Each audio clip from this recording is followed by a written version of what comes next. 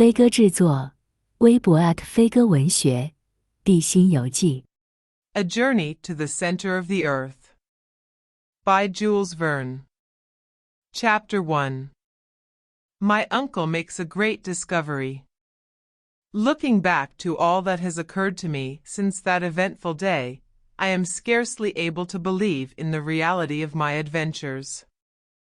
They were truly so wonderful that even now I am bewildered when I think of them. My uncle was a German, having married my mother's sister, an Englishwoman. Being very much attached to his fatherless nephew, he invited me to study under him in his home in the fatherland. This home was in a large town, and my uncle a professor of philosophy, chemistry, geology, mineralogy, and many other ologies. One day, after passing some hours in the laboratory, my uncle being absent at the time, I suddenly felt the necessity of renovating the tissues, i.e., I was hungry, and was about to rouse up our old French cook, when my uncle, Professor von Hardwigg, suddenly opened the street door, and came rushing upstairs. Now Professor Hardwigg, my worthy uncle, is by no means a bad sort of man. He is, however, choleric and original. To bear with him means to obey, and scarcely had his heavy feet resounded within our joint domicile than he shouted for me to attend upon him. Harry, Harry, Harry, I hastened to obey, but before I could reach his room, jumping 3 steps at a time, he was stamping his right foot upon the landing. "Harry," he cried, in a frantic tone, "are you coming up?" Now to tell the truth, at that moment I was far more interested in the question as to what was to constitute our dinner than in any problem of science. To me soup was more interesting than soda, an omelette more tempting than arithmetic, and an artichoke of 10 times more value than any amount of asbestos. But my uncle was not a man to be kept waiting. So adjourning therefore all minor questions, I presented myself before him. He was a very learned man. Now most persons in this category supply themselves with information, as peddlers do with goods, for the benefit of others, and lay up stores in order to diffuse them abroad for the benefit of society in general. Not so my excellent uncle, Professor Hardwigg. He studied, he consumed the midnight oil, he pored over heavy tomes, and digested huge quartos and folios in order to keep the knowledge acquired to himself. There was a reason, and it may be regarded as a good one, why my uncle objected to display his learning more than was absolutely necessary. He stammered, and when intent upon explaining the phenomena of the heavens, was apt to find himself at fault, and allude in such a vague way to sun, moon, and stars that few were able to comprehend his meaning. To tell the honest truth, when the right word would not come, it was generally replaced by a very powerful adjective. In connection with the sciences there are many almost unpronounceable names, names very much resembling those of Welsh villages, and my uncle being very fond of using them, his habit of stammering was not thereby improved. In fact, there were periods in his discourse when he would finally give up and swallow his discomfiture in a glass of water.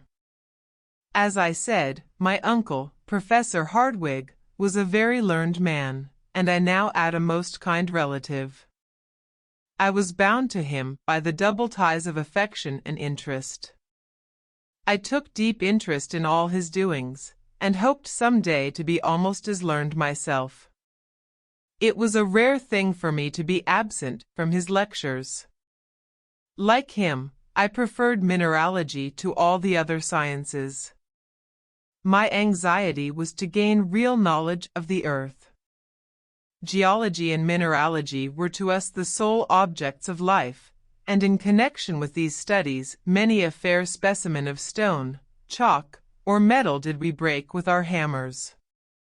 Steel rods, lodestones, glass pipes, and bottles of various acids were oftener before us than our meals. My uncle Hardwig was once known to classify 600 different geological specimens by their weight, hardness, fusibility, sound, taste, and smell. He corresponded with all the great, learned, and scientific men of the age. I was, therefore, in constant communication with, at all events, the letters of Sir Humphrey Davy, Captain Franklin, and other great men. But before I state the subject on which my uncle wished to confer with me, I must say a word about his personal appearance. Alas!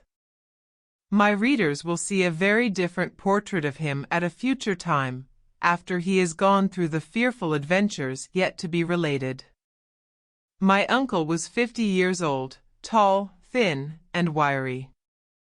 Large spectacles hid, to a certain extent, his vast, round, and goggle eyes, while his nose was irreverently compared to a thin file.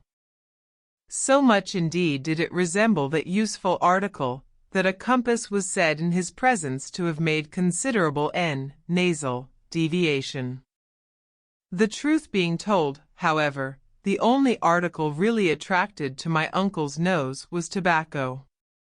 Another peculiarity of his was, that he always stepped a yard at a time, clenched his fists as if he were going to hit you, and was, when in one of his peculiar humors, very far from a pleasant companion. It is further necessary to observe that he lived in a very nice house, in that very nice street, the Königstrasse at Hamburg. Though lying in the center of a town, it was perfectly rural in its aspect, half wood, half bricks, with old-fashioned gables, one of the few old houses spared by the Great Fire of 1842. When I say a nice house, I mean a handsome house, old, tottering, and not exactly comfortable to English notions, a house a little off the perpendicular and inclined to fall into the neighboring canal, exactly the house for a wandering artist to depict, all the more that you could scarcely see it for ivy and a magnificent old tree which grew over the door. My uncle was rich, his house was his own property, while he had a considerable private income. To my notion the best part of his possessions was his goddaughter, Gretchen. And the old cook, the young lady, the professor, and I were the sole inhabitants. I loved mineralogy, I loved geology. To me there was nothing like pebbles, and if my uncle had been in a little less of a fury, we should have been the happiest of families. To prove the excellent Hardwig's impatience, I solemnly declare that when the flowers in the drawing-room pots began to grow, he rose every morning at 4 o'clock to make them grow quicker by pulling the leaves. Having described my uncle, I will now give an account of our interview. He received me in his study, a perfect museum, containing every natural curiosity that can well be imagined, minerals, however, predominating. Every one was familiar to me, having been catalogued by my own hand. My uncle, apparently oblivious of the fact that he had summoned me to his presence, was absorbed in a book. He was particularly fond of early editions, tall copies, and unique works. "Wonderful!" he cried, tapping his forehead. "Wonderful, wonderful!"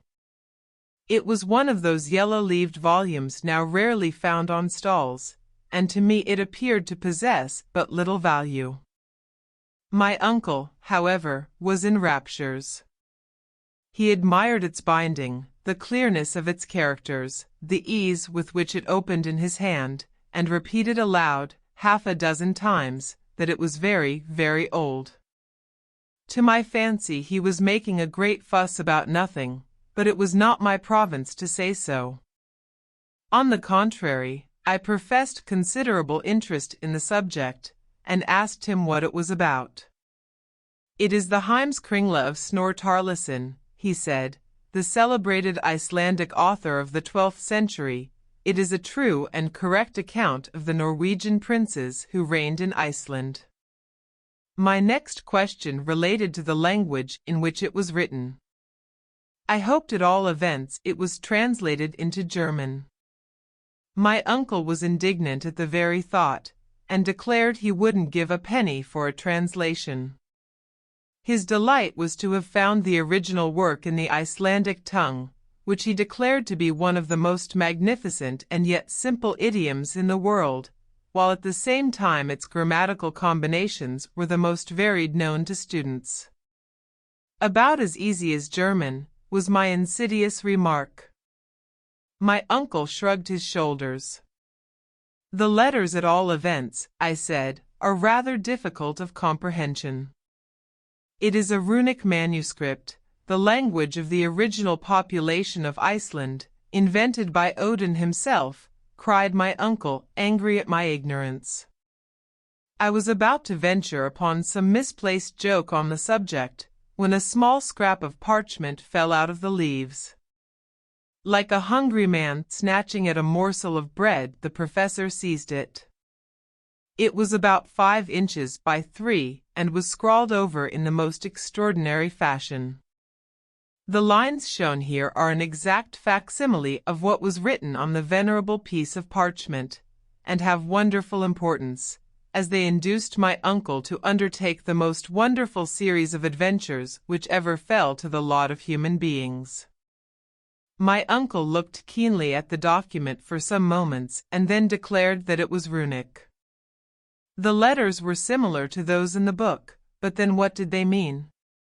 This was exactly what I wanted to know. Now, as I had a strong conviction that the runic alphabet and dialect were simply an invention to mystify poor human nature, I was delighted to find that my uncle knew as much about the matter as I did, which was nothing. At all events, the tremulous motion of his fingers made me think so. And yet, he muttered to himself, "It is old Icelandic, I am sure of it." And my uncle ought to have known, for he was a perfect polyglot dictionary in himself. He did not pretend, like a certain learned pundit, to speak the 2,000 languages and 4,000 idioms made use of in different parts of the globe, but he did know all the more important ones. It is a matter of great doubt to me now, to what violent measures my uncle's impetuosity might have led him, had not the clock struck 2, and our old French cook called out to let us know that dinner was on the table. "Bother the dinner," cried my uncle. But as I was hungry, I sallied forth to the dining room, where I took up my usual quarters. Out of politeness I waited 3 minutes, but no sign of my uncle, the professor. I was surprised. He was not usually so blind to the pleasure of a good dinner. It was the acme of German luxury: parsley soup, a ham omelette with sorrel trimmings, an oyster of veal stewed with prunes, delicious fruit, and sparkling Moselle. For the sake of poring over this musty old piece of parchment, my uncle forbore to share our meal. To satisfy my conscience, I ate for both. The old cook and housekeeper was nearly out of her mind.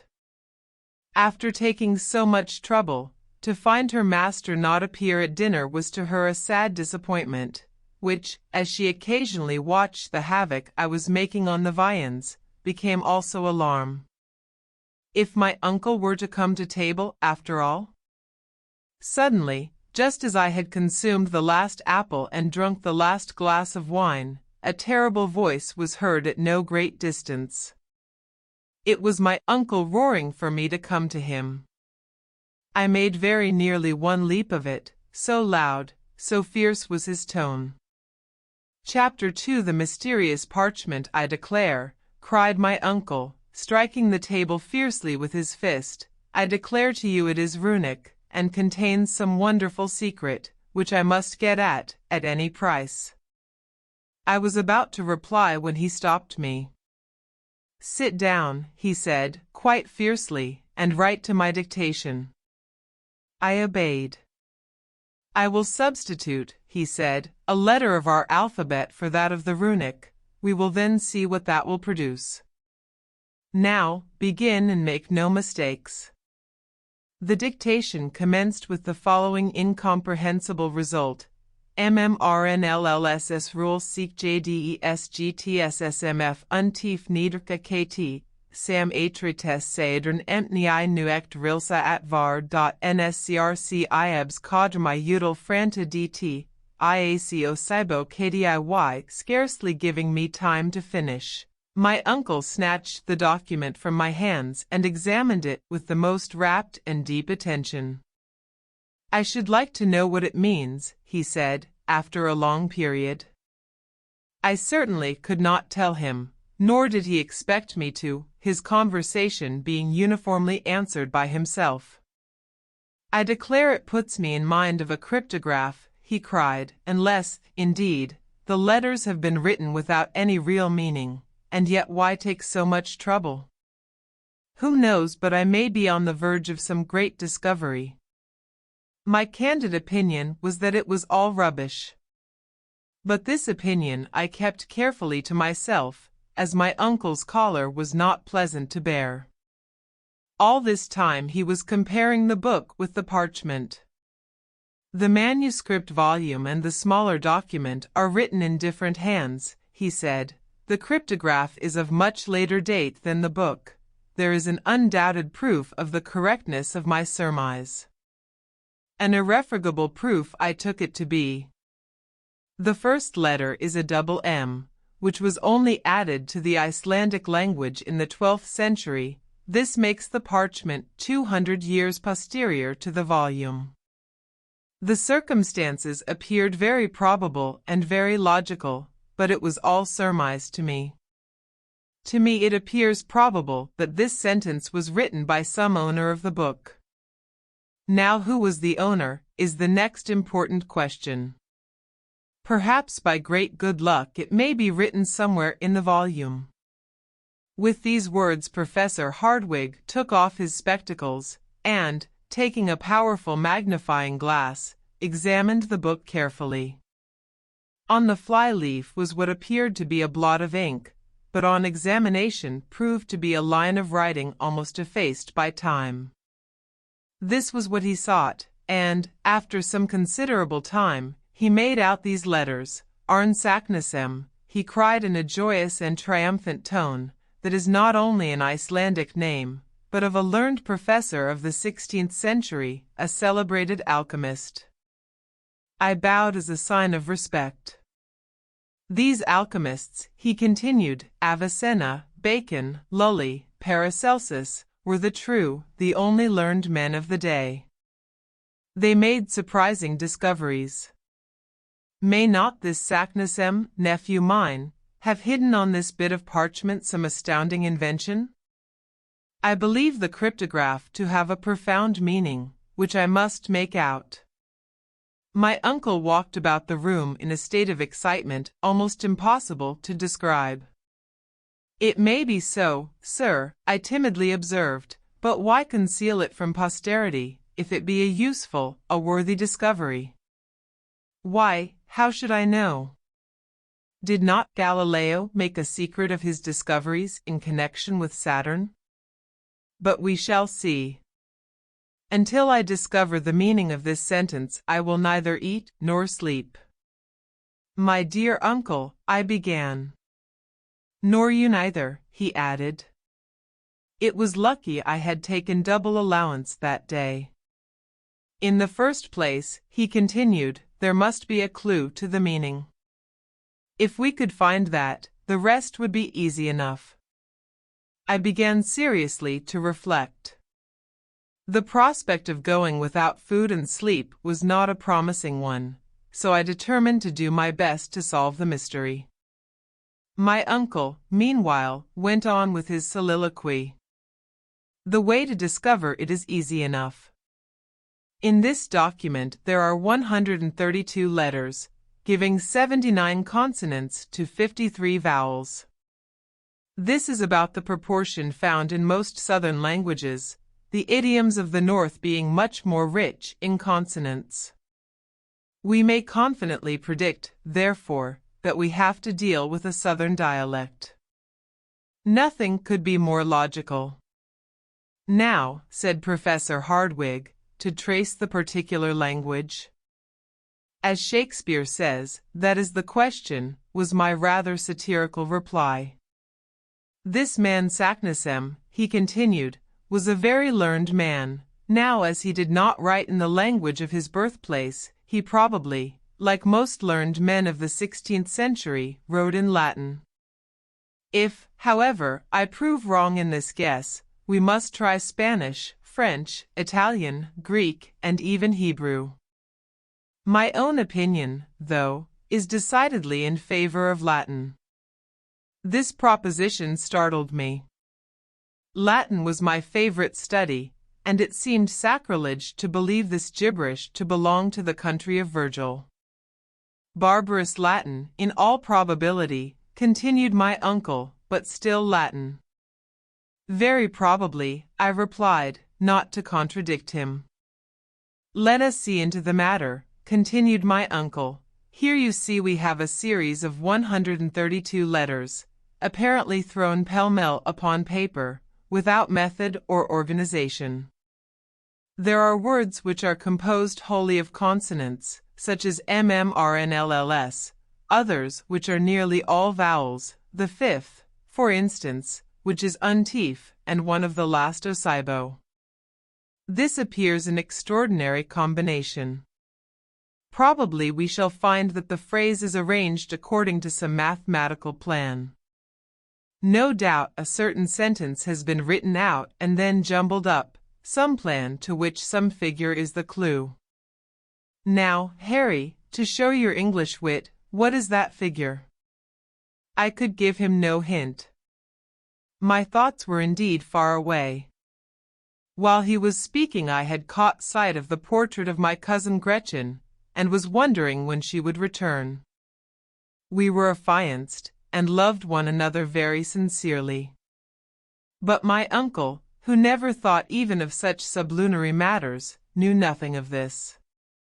Without noticing my abstraction, the professor began reading the puzzling cryptograph all sorts of ways, according to some theory of his own. Presently, rousing my wandering attention, he dictated one precious attempt to me. I mildly handed it over to him. It read as follows: Missunkasenre.iseftoke.signitimer nesertseret, rotave sajua, ednexidsan la cartnior sirotraxarb mutabald mec meritarx alucoas lefinisinai. I could scarcely keep from laughing, while my uncle, on the contrary, got in a towering passion, struck the table with his fist, darted out of the room, out of the house, and then taking to his heels was presently lost to sight. Chapter 3 And astounding discovery. What is the matter? Cried the cook, entering the room. When will master have his dinner? Never. And his supper? I don't know. He says he will eat no more, neither shall I. My uncle has determined to fast and make me fast until he makes out this abominable inscription, I replied. You will be starved to death, she said. I was very much of the same opinion, but not liking to say so, sent her away, and began some of my usual work of classification. But try as I might, nothing could keep me from thinking alternately of the stupid manuscript and of the pretty Gretchen. Several times I thought of going out, but my uncle would have been angry at my absence. At the end of an hour, my allotted task was done. How to pass the time? I began by lighting my pipe. Like all other students, I delighted in tobacco, and, seating myself in the great armchair, I began to think. Where was my uncle? I could easily imagine him tearing along some solitary road, gesticulating, talking to himself, cutting the air with his cane, and still thinking of the absurd bit of hieroglyphics. Would he hit upon some clue? Would he come home in better humor? While these thoughts were passing through my brain, I mechanically took up the execrable puzzle and tried every imaginable way of grouping the letters. I put them together by twos, by 3s, 4s, and 5s, in vain. Nothing intelligible came out, except that the 14th, 15th, and 16th made ice in English, the 84th, 85th, and 86th, the word sir. Then at last I seemed to find the Latin words rota, mutabile, ira, nec, etra. Ha! There seems to be some truth in my uncle's notion, thought I. Then again I seemed to find the word luco, which means sacred wood.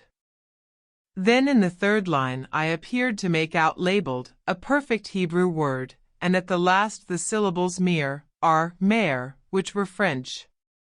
It was enough to drive one mad. 4 different idioms in this absurd phrase.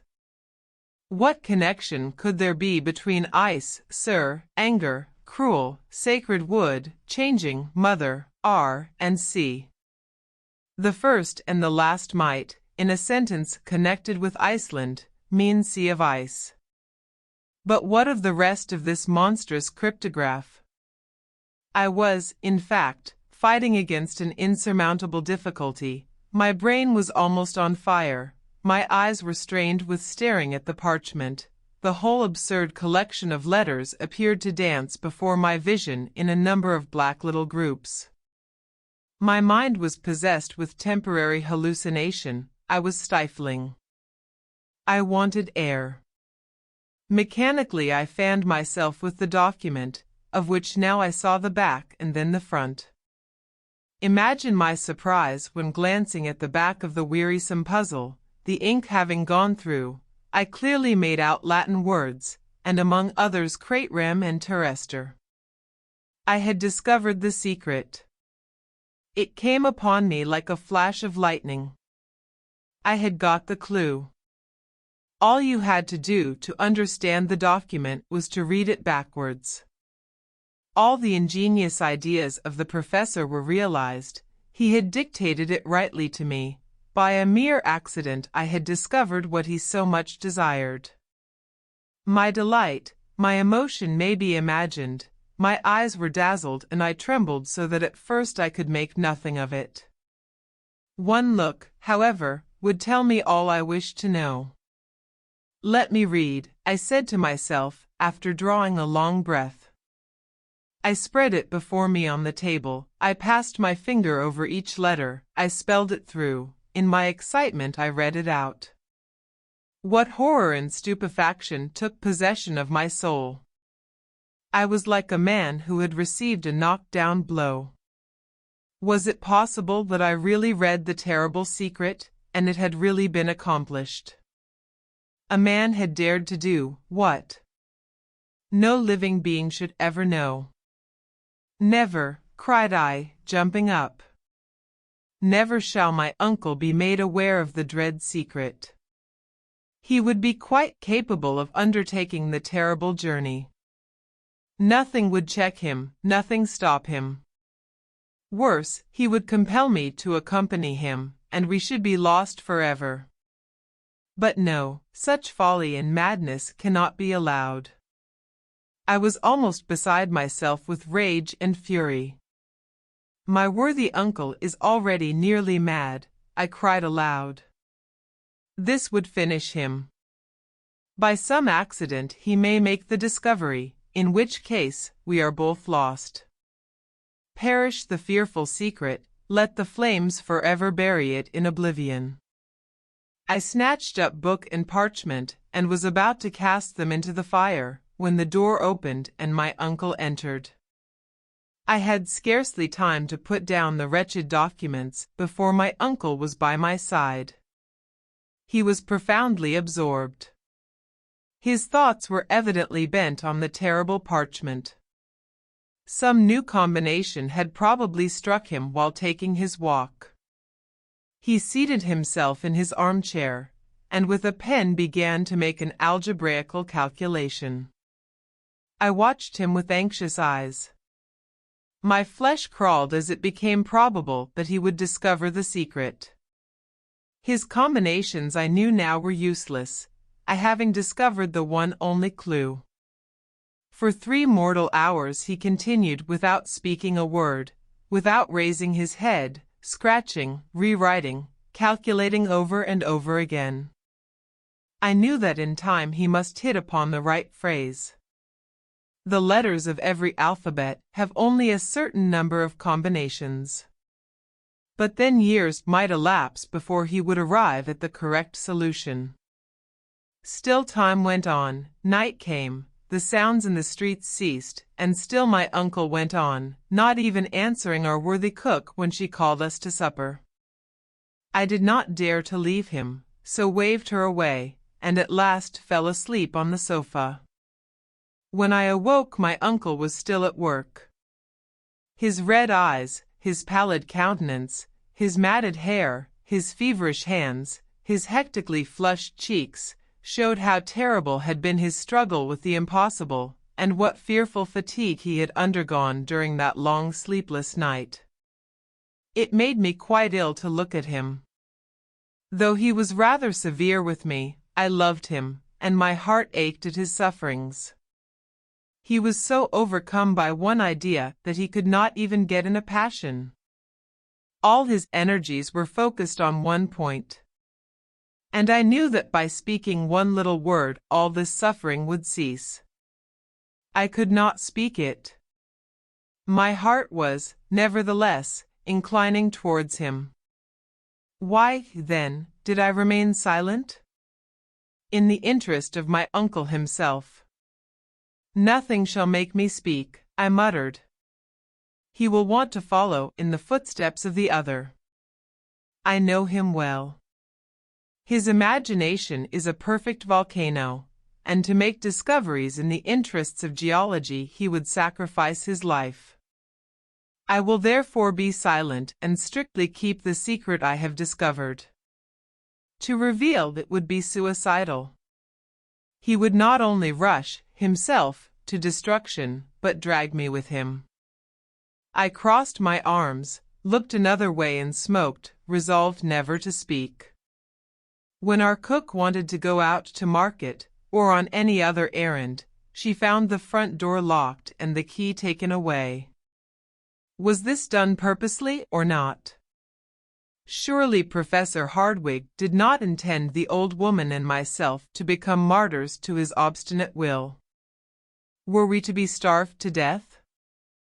A frightful recollection came to my mind. Once we had fed on bits and scraps for a week while he sorted some curiosities. It gave me the cramp even to think of it. I wanted my breakfast, and I saw no way of getting it. Still my resolution held good. I would starve rather than yield.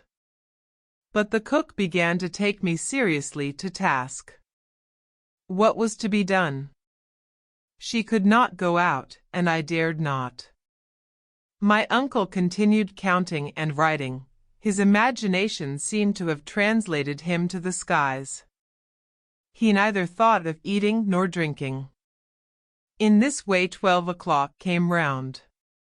I was hungry, and there was nothing in the house.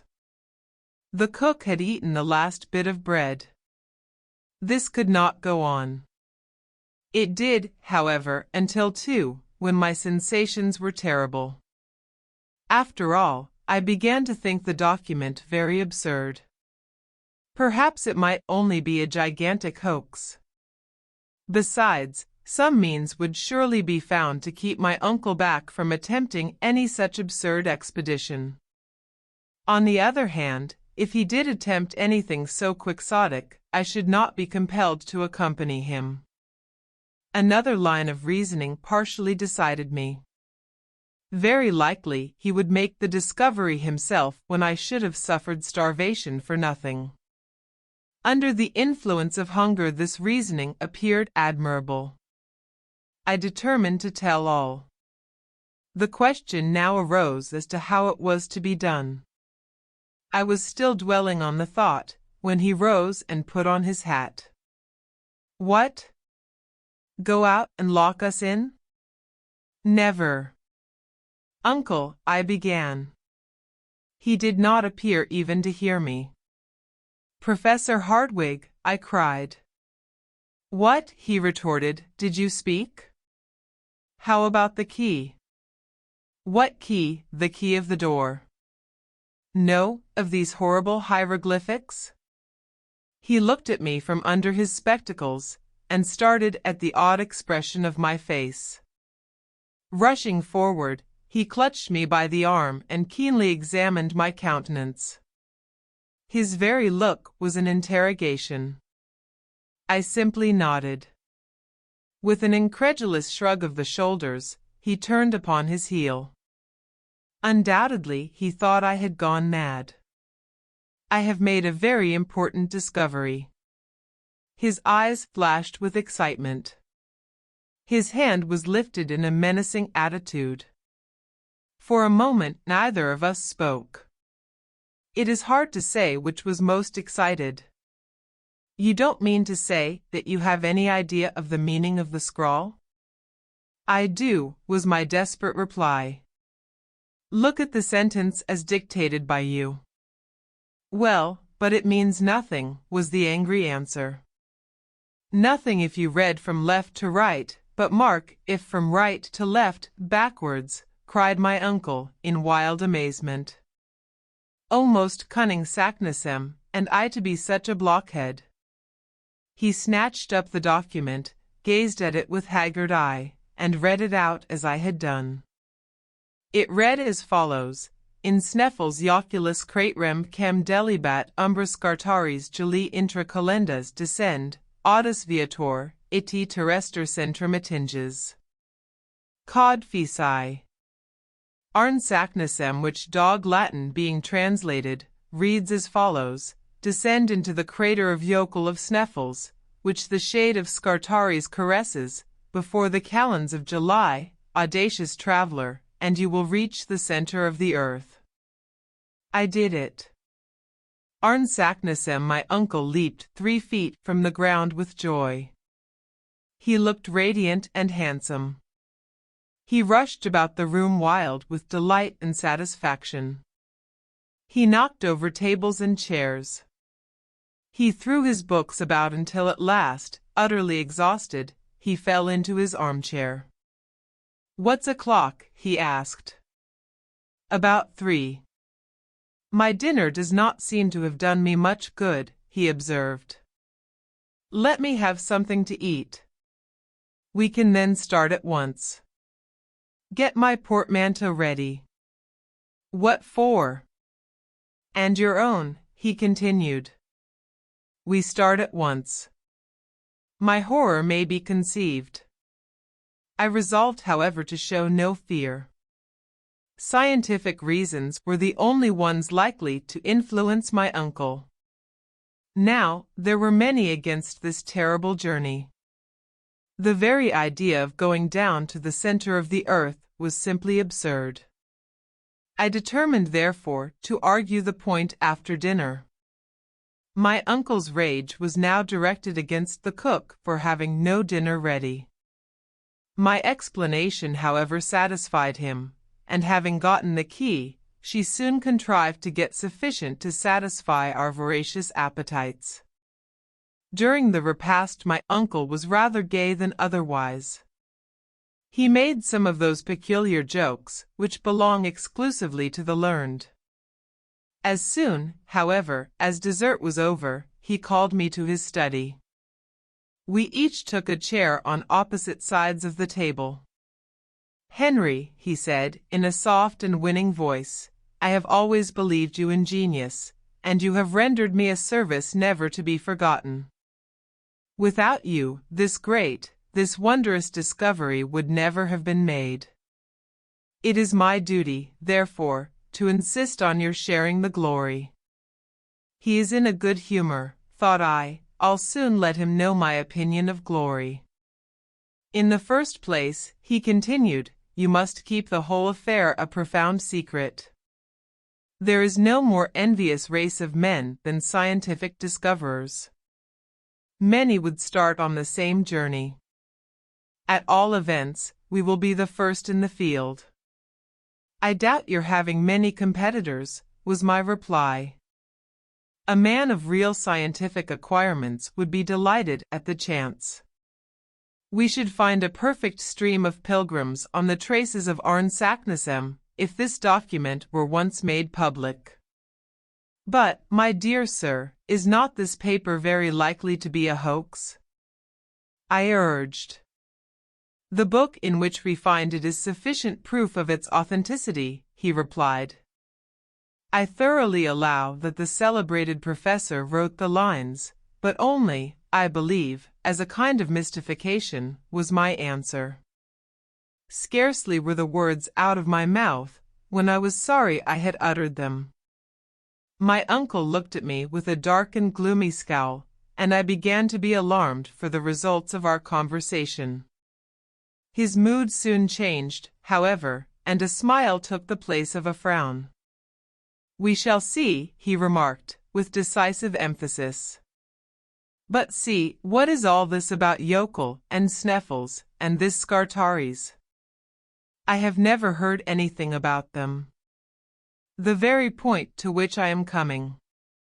I lately received from my friend Augustus Petermann, of Leipzig, a map. Take down the third atlas from the second shelf, Series Z, Plate 4. I rose, went to the shelf, and presently returned with the volume indicated. This, said my uncle, is one of the best maps of Iceland. I believe it will settle all your doubts, difficulties, and objections. With a grim hope to the contrary, I stooped over the map. Chapter 4. We start on the journey. You see, the whole island is composed of volcanoes, said the professor, and remarked carefully that they all bear the name of Yokel. The word is Icelandic, and means a glacier. In most of the lofty mountains of that region the volcanic eruptions come forth from icebound caverns. Hence the name applied to every volcano on this extraordinary island. But what does this word Sneffels mean? To this question I expected no rational answer. I was mistaken. Follow my finger to the western coast of Iceland, there you see Reykjavik, its capital. Follow the direction of one of its innumerable fjords or arms of the sea, and what do you see below the 65th degree of latitude? A peninsula, very like a thigh bone in shape. And in the center of it? A mountain. Well, that's Sneffels. I had nothing to say. That is Sneffels, a mountain about 5,000 feet in height, one of the most remarkable in the whole island, and certainly doomed to be the most celebrated in the world, for through its crater we shall reach the center of the earth. Impossible, cried I, startled and shocked at the thought. Why impossible? Said Professor Hardwigg in his severest tones. Because its crater is choked with lava, by burning rocks, by infinite dangers. But if it be extinct? That would make a difference. Of course it would. There are about 300 volcanoes on the whole surface of the globe, but the greater number are extinct. Of these Sneffels is one. No eruption has occurred since 1219, in fact it has ceased to be a volcano at all. After this what more could I say? Yes, I thought of another objection. But what is all this about Scartaris and the calends of July? My uncle reflected deeply. Presently he gave forth the result of his reflections in a sententious tone. What appears obscure to you, to me is light. This very phrase shows how particular Saknussemm is in his directions. The Sneffels mountain has many craters. He is careful, therefore, to point the exact one which is the highway into the interior of the earth. He lets us know, for this purpose, that about the end of the month of June, the shadow of Mount Scartaris falls upon the one crater. There can be no doubt about the matter. My uncle had an answer for everything. I accept all your explanations, I said, and Saknussemm is right. He found out the entrance to the bowels of the earth, he has indicated correctly, but that he or anyone else ever followed up the discovery is madness to suppose. Why so, young man? All scientific teaching, theoretical and practical, shows it to be impossible. I care nothing for theories, retorted my uncle. But is it not well known that heat increases 1 degree for every 70 feet you descend into the earth? Which gives a fine idea of the central heat. All the matters which compose the globe are in a state of incandescence, even gold, platinum, and the hardest rocks are in a state of fusion. What would become of us? Don't be alarmed at the heat, my boy. How so? Neither you nor anybody else know anything about the real state of the Earth's interior. All modern experiments tend to explode the older theories. Were any such heat to exist, the upper crust of the Earth would be shattered to atoms, and the world would be at an end. A long, learned and not uninteresting discussion followed, which ended in this wise: I do not believe in the dangers and difficulties which you, Henry, seem to multiply, and the only way to learn is, like Arne Saknussemm, to go and see. Well, cried I, overcome at last, let us go and see. Though how we can do that in the dark is another mystery. Fear nothing. We shall overcome these, and many other difficulties. Besides, as we approach the center, I expect to find it luminous. Nothing is impossible. And now that we have come to a thorough understanding, not a word to any living soul. Our success depends on secrecy and dispatch. Thus ended our memorable conference, which roused a perfect fever in me. Leaving my uncle, I went forth like one possessed. Reaching the banks of the Elbe, I began to think. Was all I had heard really and truly possible? Was my uncle in his sober senses, and could the interior of the earth be reached? Was I the victim of a madman, or was he a discoverer of rare courage and grandeur of conception? To a certain extent I was anxious to be off. I was afraid my enthusiasm would cool. I determined to pack up at once. At the end of an hour, however, on my way home, I found that my feelings had very much changed. I'm all abroad, I cried. 'Tis a nightmare, I must have dreamed it. At this moment I came face to face with Gretchen, whom I warmly embraced. So you have come to meet me, she said, how good of you. But what is the matter? Well, it was no use mincing the matter, I told her all. She listened with awe, and for some minutes she could not speak. Well? I at last said, rather anxiously. What a magnificent journey! If I were only a man! A journey worthy of the nephew of Professor Hardwigg. I should look upon it as an honor to accompany him. My dear Gretchen, I thought you would be the first to cry out against this mad enterprise. No, on the contrary, I glory in it. It is magnificent, splendid, an idea worthy of my father. Henry Lawson, I envy you. This was, as it were, conclusive. The final blow of all. When we entered the house we found my uncle surrounded by workmen and porters, who were packing up. He was pulling and hauling at a bell. Where have you been wasting your time? Your portmanteau is not packed, my papers are not in order, the precious tailor has not brought my clothes, nor my gaiters, the key of my carpet bag is gone. I looked at him stupefied. And still he tugged away at the bell. We are really off, then? I said. Yes, of course, and yet you go out for a stroll, unfortunate boy. And when do we go? The day after tomorrow, at daybreak. I heard no more, but darted off to my little bedchamber and locked myself in. There was no doubt about it now. My uncle had been hard at work all the afternoon. The garden was full of ropes, rope ladders, torches, cords, iron clamps, crowbars, alpenstocks, and pickaxes, enough to load 10 men. I passed a terrible night. I was called early the next day to learn that the resolution of my uncle was unchanged and irrevocable. I also found my cousin and affianced wife as warm on the subject as was her father. Next day, at 5 o'clock in the morning, the post-chaise was at the door.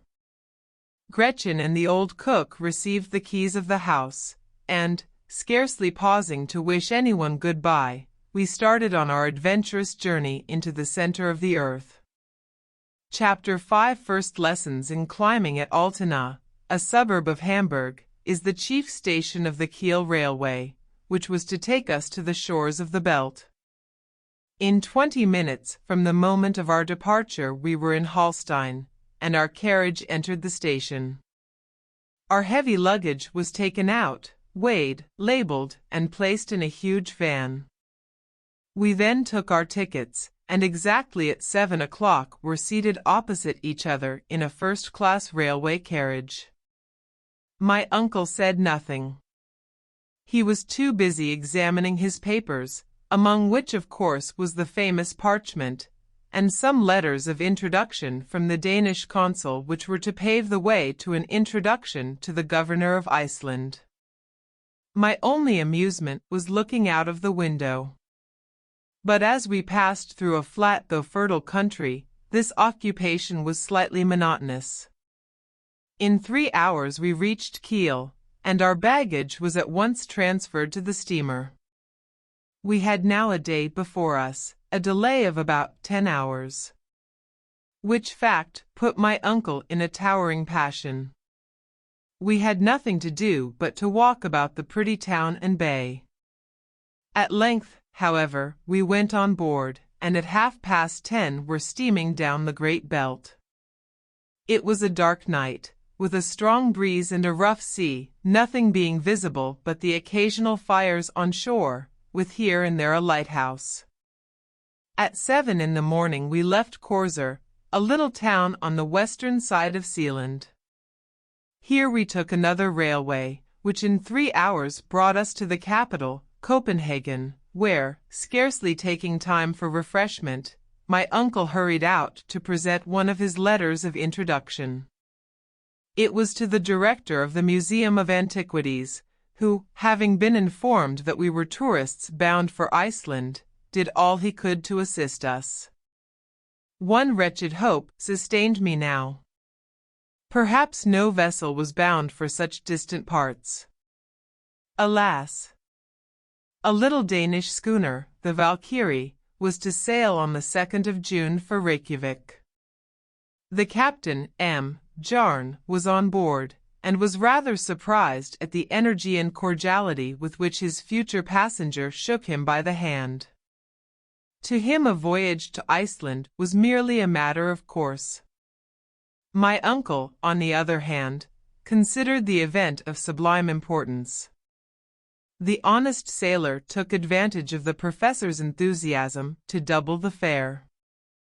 On Tuesday morning at 7 o'clock be on board, said M. Jarn, handing us our receipts.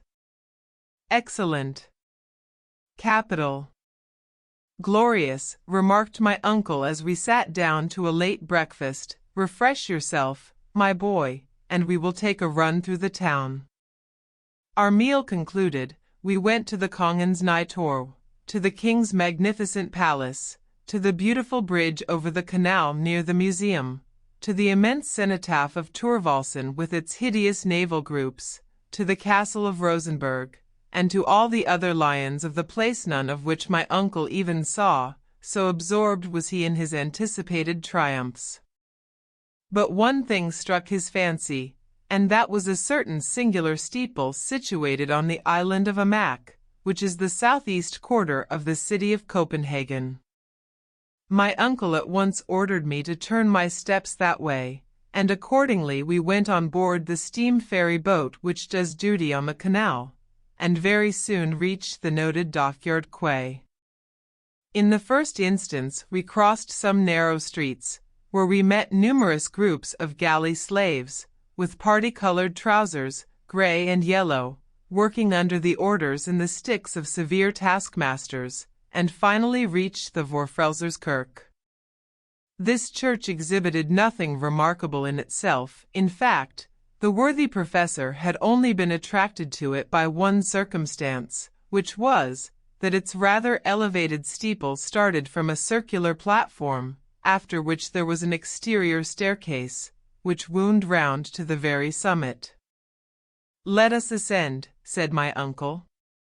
"But I never could climb church towers," I cried. "I am subject to dizziness in my head." "The very reason why you should go up. I want to cure you of a bad habit." "But, my good sir, I tell you to come. What is the use of wasting so much valuable time?" It was impossible to dispute the dictatorial commands of my uncle. I yielded with a groan. On payment of a fee, a verger gave us the key. He, for one, was not partial to the ascent. My uncle at once showed me the way, running up the steps like a schoolboy. I followed as well as I could, though no sooner was I outside the tower than my head began to swim. There was nothing of the eagle about me. The earth was enough for me, and no ambitious desire to soar ever entered my mind. Still things did not go badly until I had ascended 150 steps, and was near the platform, when I began to feel the rush of cold air. I could scarcely stand, when clutching the railings, I looked upwards. The railing was frail enough, but nothing to those which skirted the terrible winding staircase, that appeared, from where I stood, to ascend to the skies. "Now then, Henry, I can't do it," I cried, in accents of despair. "Are you, after all, a coward, sir?" said my uncle in a pitiless tone. "Go up, I say." To this there was no reply possible. And yet the keen air acted violently on my nervous system. Sky, earth, all seemed to swim round, while the steeple rocked like a ship. My legs gave way like those of a drunken man. I crawled upon my hands and knees. I hauled myself up slowly, crawling like a snake. Presently I closed my eyes, and allowed myself to be dragged upwards. "Look around you," said my uncle in a stern voice. "Heaven knows what profound abysses you may have to look down. This is excellent practice." Slowly, and shivering all the while with cold, I opened my eyes. What then did I see?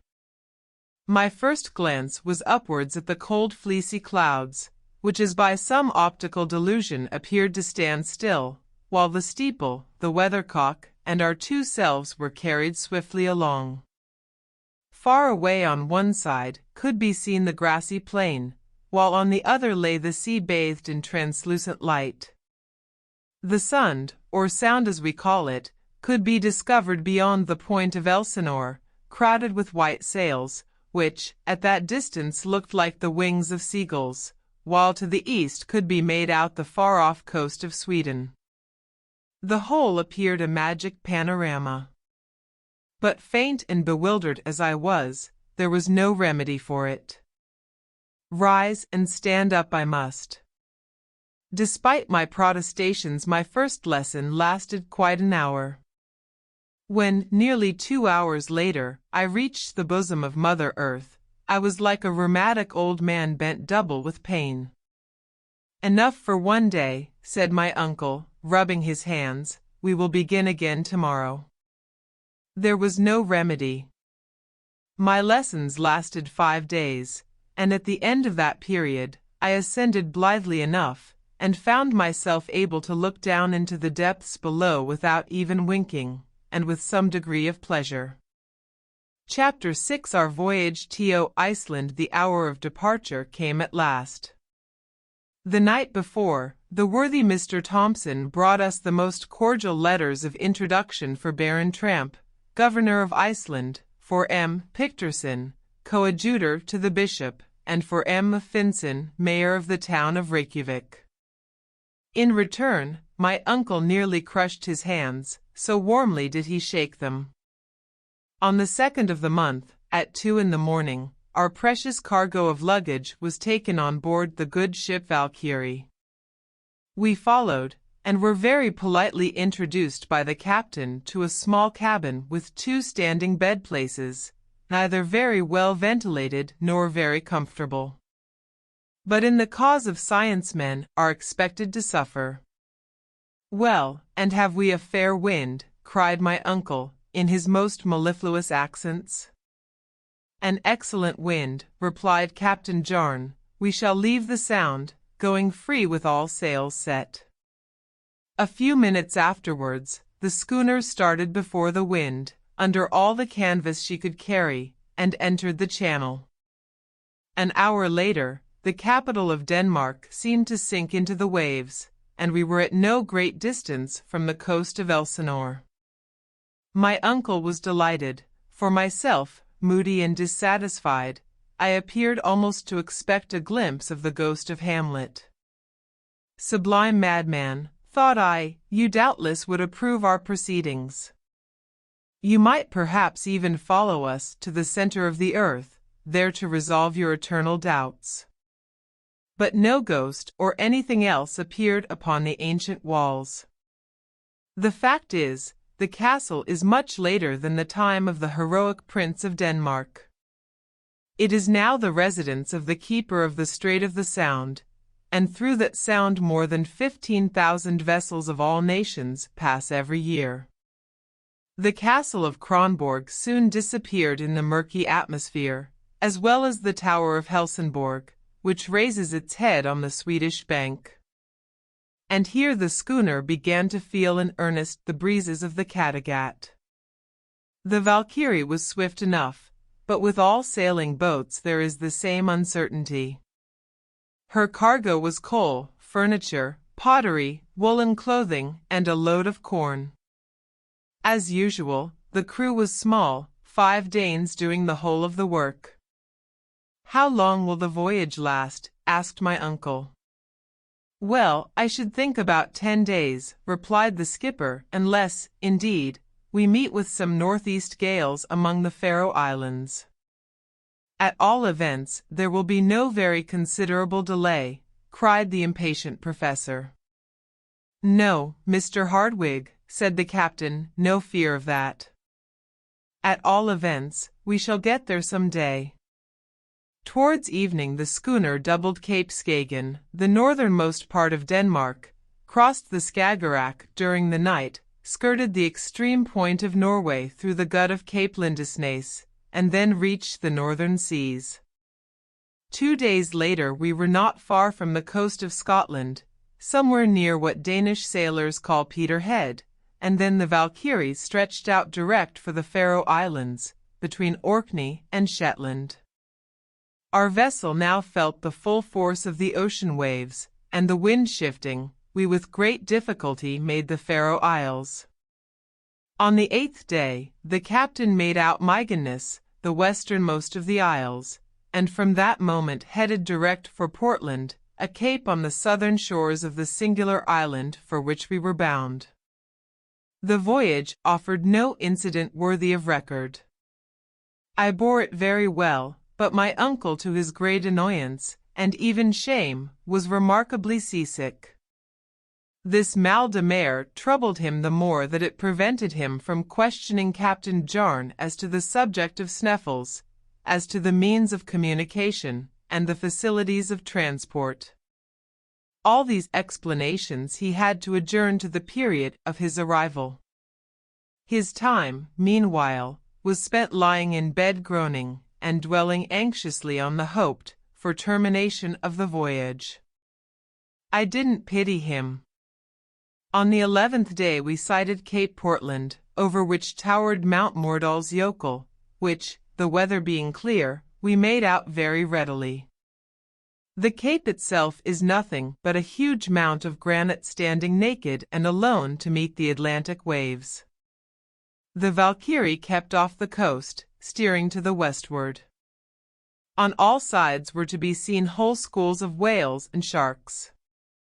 After some hours we came in sight of a solitary rock in the ocean, forming a mighty vault, through which the foaming waves poured with intense fury. The islets of Westman appeared to leap from the ocean, being so low in the water as scarcely to be seen until you were right upon them. From that moment the schooner was steered to the westward in order to round Cape Reykjanes, the western point of Iceland. My uncle, to his great disgust, was unable even to crawl on deck, so heavy a sea was on, and thus lost the first view of the land of promise. 48 hours later, after a storm which drove us far to sea under bare poles, we came once more in sight of land, and were boarded by a pilot, who, after 3 hours of dangerous navigation, brought the schooner safely to an anchor in the Bay of Faxa before Reykjavik. My uncle came out of his cabin pale, haggard, thin, but full of enthusiasm, his eyes dilated with pleasure and satisfaction. Nearly the whole population of the town was on foot to see us land.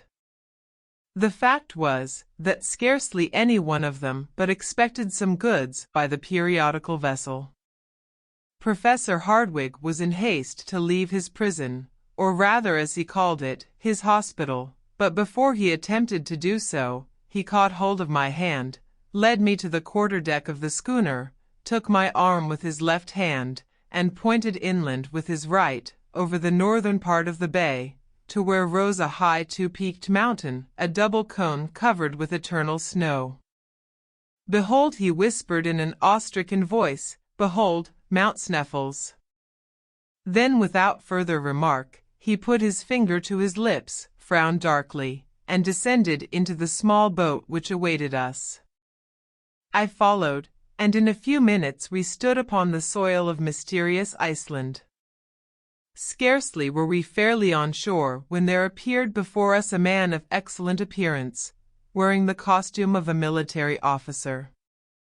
He was, however, but a civil servant, a magistrate, the governor of the island, Baron Tramp. The professor knew whom he had to deal with. He therefore handed him the letters from Copenhagen, and a brief conversation in Danish followed, to which I of course was a stranger, and for a very good reason, for I did not know the language in which they conversed. I afterwards heard, however, that Baron Tramp placed himself entirely at the beck and call of Professor Hardwigg. My uncle was most graciously received by M. Finson, the mayor, who, as far as costume went, was quite as military as the governor, but also from character and occupation quite as pacific. As for his coadjutor, M. Picterson, he was absent on an episcopal visit to the northern portion of the diocese. We were therefore compelled to defer the pleasure of being presented to him. His absence was, however, more than compensated by the presence of M. Fredriksson, professor of natural science in the College of Reykjavik, a man of invaluable ability. This modest scholar spoke no languages save Icelandic and Latin. When, therefore, he addressed himself to me in the language of Horace, we at once came to understand one another. He was, in fact, the only person that I did thoroughly understand during the whole period of my residence in this benighted island. Out of 3 rooms of which his house was composed, 2 were placed at our service, and in a few hours we were installed with all our baggage, the amount of which rather astonished the simple inhabitants of Reykjavik. "Now, Harry," said my uncle, rubbing his hands, "and goes well, the worst difficulty is now over." "How the worst difficulty over?" I cried in fresh amazement. "Doubtless. Here we are in Iceland. Nothing more remains but to descend into the bowels of the earth. Well, sir, to a certain extent you are right. We have only to go down, but, as far as I am concerned, that is not the question. I want to know how we are to get up again. That is the least part of the business, and does not in any way trouble me. In the meantime, there is not an hour to lose. I am about to visit the public library. Very likely I may find there some manuscripts from the hand of Saknussemm. I shall be glad to consult them. In the meanwhile, I replied, I will take a walk through the town. Will you not likewise do so? I feel no interest in the subject, said my uncle. What for me is curious in this island is not what is above the surface, but what is below. I bowed by way of reply, put on my hat and furred cloak, and went out. It was not an easy matter to lose oneself in the two streets of Reykjavik. I had therefore no need to ask my way. The town lies on a flat and marshy plain, between two hills. A vast field of lava skirts it on one side, falling away in terraces towards the sea. On the other hand is the large bay of Faxa, bordered on the north by the enormous glacier of Sneffels, and in which bay the Valkyrie was then the only vessel at anchor. Generally there were 1 or 2 English or French gunboats, to watch and protect the fisheries in the offing. They were now, however, absent on duty. The longest of the streets of Reykjavik runs parallel to the shore. In this street the merchants and traders live in wooden huts made with beams of wood, painted red, mere log huts, such as you find in the wilds of America. The other street, situated more to the west, runs toward a little lake between the residences of the bishop and the other personages not engaged in commerce. I had soon seen all I wanted of these weary and dismal thoroughfares.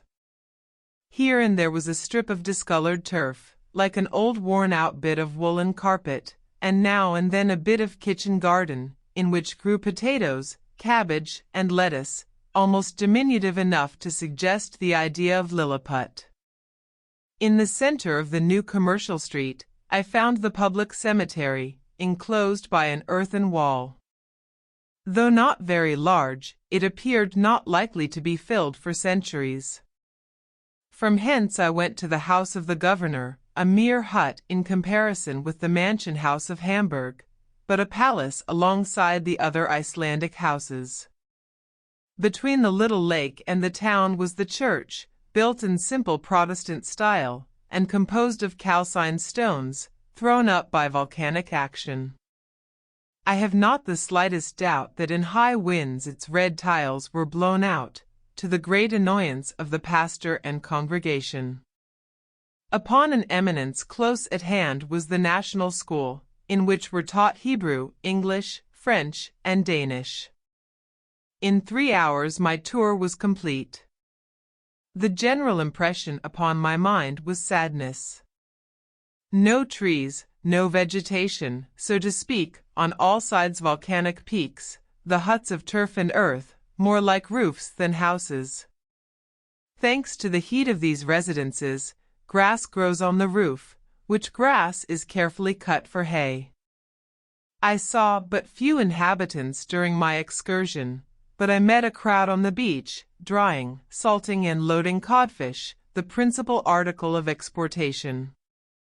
The men appeared robust but heavy, fair-haired like Germans, but of pensive mien, exiles of a higher scale in the ladder of humanity than the Eskimos, but, I thought, much more unhappy, since with superior perceptions they are compelled to live within the limits of the polar circle. Sometimes they gave vent to a convulsive laugh, but by no chance did they smile. Their costume consists of a coarse capote of black wool, known in Scandinavian countries as the vadmal, a broad-brimmed hat, trousers of red serge, and a piece of leather tied with strings for a shoe, a coarse kind of moccasin. The women, though sad-looking and mournful, had rather agreeable features, without much expression. They wear a bodice and petticoat of sombre vadmel. When unmarried they wear a little brown knitted cap over a crown of plaited hair, but when married, they cover their heads with a colored handkerchief, over which they tie a white scarf. Chapter 7 Conversation and Discovery. When I returned, dinner was ready. This meal was devoured by my worthy relative with avidity and voracity. His shipboard diet had turned his interior into a perfect gulf. The repast, which was more Danish than Icelandic, was in itself nothing, but the excessive hospitality of our host made us enjoy it doubly. The conversation turned upon scientific matters, and M. Fridriksson asked my uncle what he thought of the public library. "Library, sir," cried my uncle. "It appears to me a collection of useless odd volumes, and a beggarly amount of empty shelves." "What?" cried M. Fridriksson. "Why, we have 8,000 volumes of most rare and valuable works, some in the Scandinavian language, besides all the new publications from Copenhagen." 8,000 volumes, my dear sir, why, where are they?" cried my uncle. "Scattered over the country, Professor Hardwigg." "We are very studious, my dear sir, though we do live in Iceland. Every farmer, every laborer, every fisherman can both read and write, and we think that books, instead of being locked up in cupboards, far from the sight of students, should be distributed as widely as possible. The books of our library are therefore passed from hand to hand without returning to the library shelves, perhaps for years. Then when foreigners visit you, there is nothing for them to see?" "Well, sir, foreigners have their own libraries, and our first consideration is that our humbler classes should be highly educated. Fortunately, the love of study is innate in the Icelandic people. In 1816 we founded a literary society and mechanics institute. Many foreign scholars of eminence are honorary members. We publish books destined to educate our people, and these books have rendered valuable services to our country. Allow me to have the honor, Professor Hardwigg, to enroll you as an honorary member." My uncle, who already belonged to nearly every literary and scientific institution in Europe, immediately yielded to the amiable wishes of good M. Fridriksson. "And now," he said, after many expressions of gratitude and goodwill, "if you will tell me what books you expected to find, perhaps I may be of some assistance to you." I watched my uncle keenly. For a minute or two he hesitated, as if unwilling to speak. To speak openly was, perhaps, to unveil his projects. Nevertheless, after some reflection, he made up his mind. "Well, M. Fridriksson," he said in an easy, unconcerned kind of way, "I was desirous of ascertaining, if among other valuable works, you had any of the learned Arnsaknessem." "Arnsaknessem," cried the professor of Reykjavik. "You speak of one of the most distinguished scholars of the 16th century, of the great naturalist, the great alchemist, the great traveler." "Exactly so. One of the most distinguished men connected with Icelandic science and literature. As you say, sir, a man illustrious above all." "Yes, sir, all this is true, but his works? We have none of them." "Not in Iceland?" "There are none in Iceland or elsewhere," answered the other, sadly. "Why so?" "Because Arnsaknessem was persecuted for heresy, and in 1573 his works were publicly burnt at Copenhagen, by the hands of the common hangman." "Very good." "Capital," murmured my uncle, to the great astonishment of the worthy islander. "You said, sir, yes, yes, all is clear, I see the link in the chain, everything is explained, and I now understand why Arnsaknessem, put out of court, forced to hide his magnificent discoveries, was compelled to conceal beneath the veil of an incomprehensible cryptograph the secret. What secret? A secret, which, stammered my uncle. Have you discovered some wonderful manuscript? Cried M. Fridriksson. No. No, I was carried away by my enthusiasm. A mere supposition. Very good, sir. But, really, to turn to another subject, I hope you will not leave our island without examining into its mineralogical riches. Well, the fact is, I am rather late. So many learned men have been here before me. Yes, yes, but there is still much to be done, cried M. Fridriksson. You think so, said my uncle, his eyes twinkling with hidden satisfaction. Yes, you have no idea how many unknown mountains, glaciers, volcanoes there are which remain to be studied. Without moving from where we sit, I can show you one. Yonder on the edge of the horizon, you see Sneffels. Oh yes, Sneffels, said my uncle. One of the most curious volcanoes in existence, the crater of which has been rarely visited. Extinct? Extinct any time these 500 years, was the ready reply. Well, said my uncle, who dug his nails into his flesh, and pressed his knees tightly together to prevent himself leaping up with joy. I have a great mind to begin my studies with an examination of the geological mysteries of this Mount Cephal, the Feisal, what do you call it? Sneffels, my dear sir. This portion of the conversation took place in Latin, and I therefore understood all that had been said. I could scarcely keep my countenance when I found my uncle so cunningly concealing his delight and satisfaction. I must confess that his artful grimaces, put on to conceal his happiness, made him look like a new Mephistopheles. Yes, yes, he continued, your proposition delights me.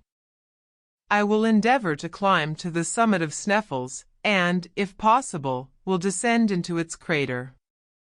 I very much regret, continued M. Fridriksson, that my occupation will entirely preclude the possibility of my accompanying you. It would have been both pleasurable and profitable if I could have spared the time. No, no, 1,000 times no, cried my uncle.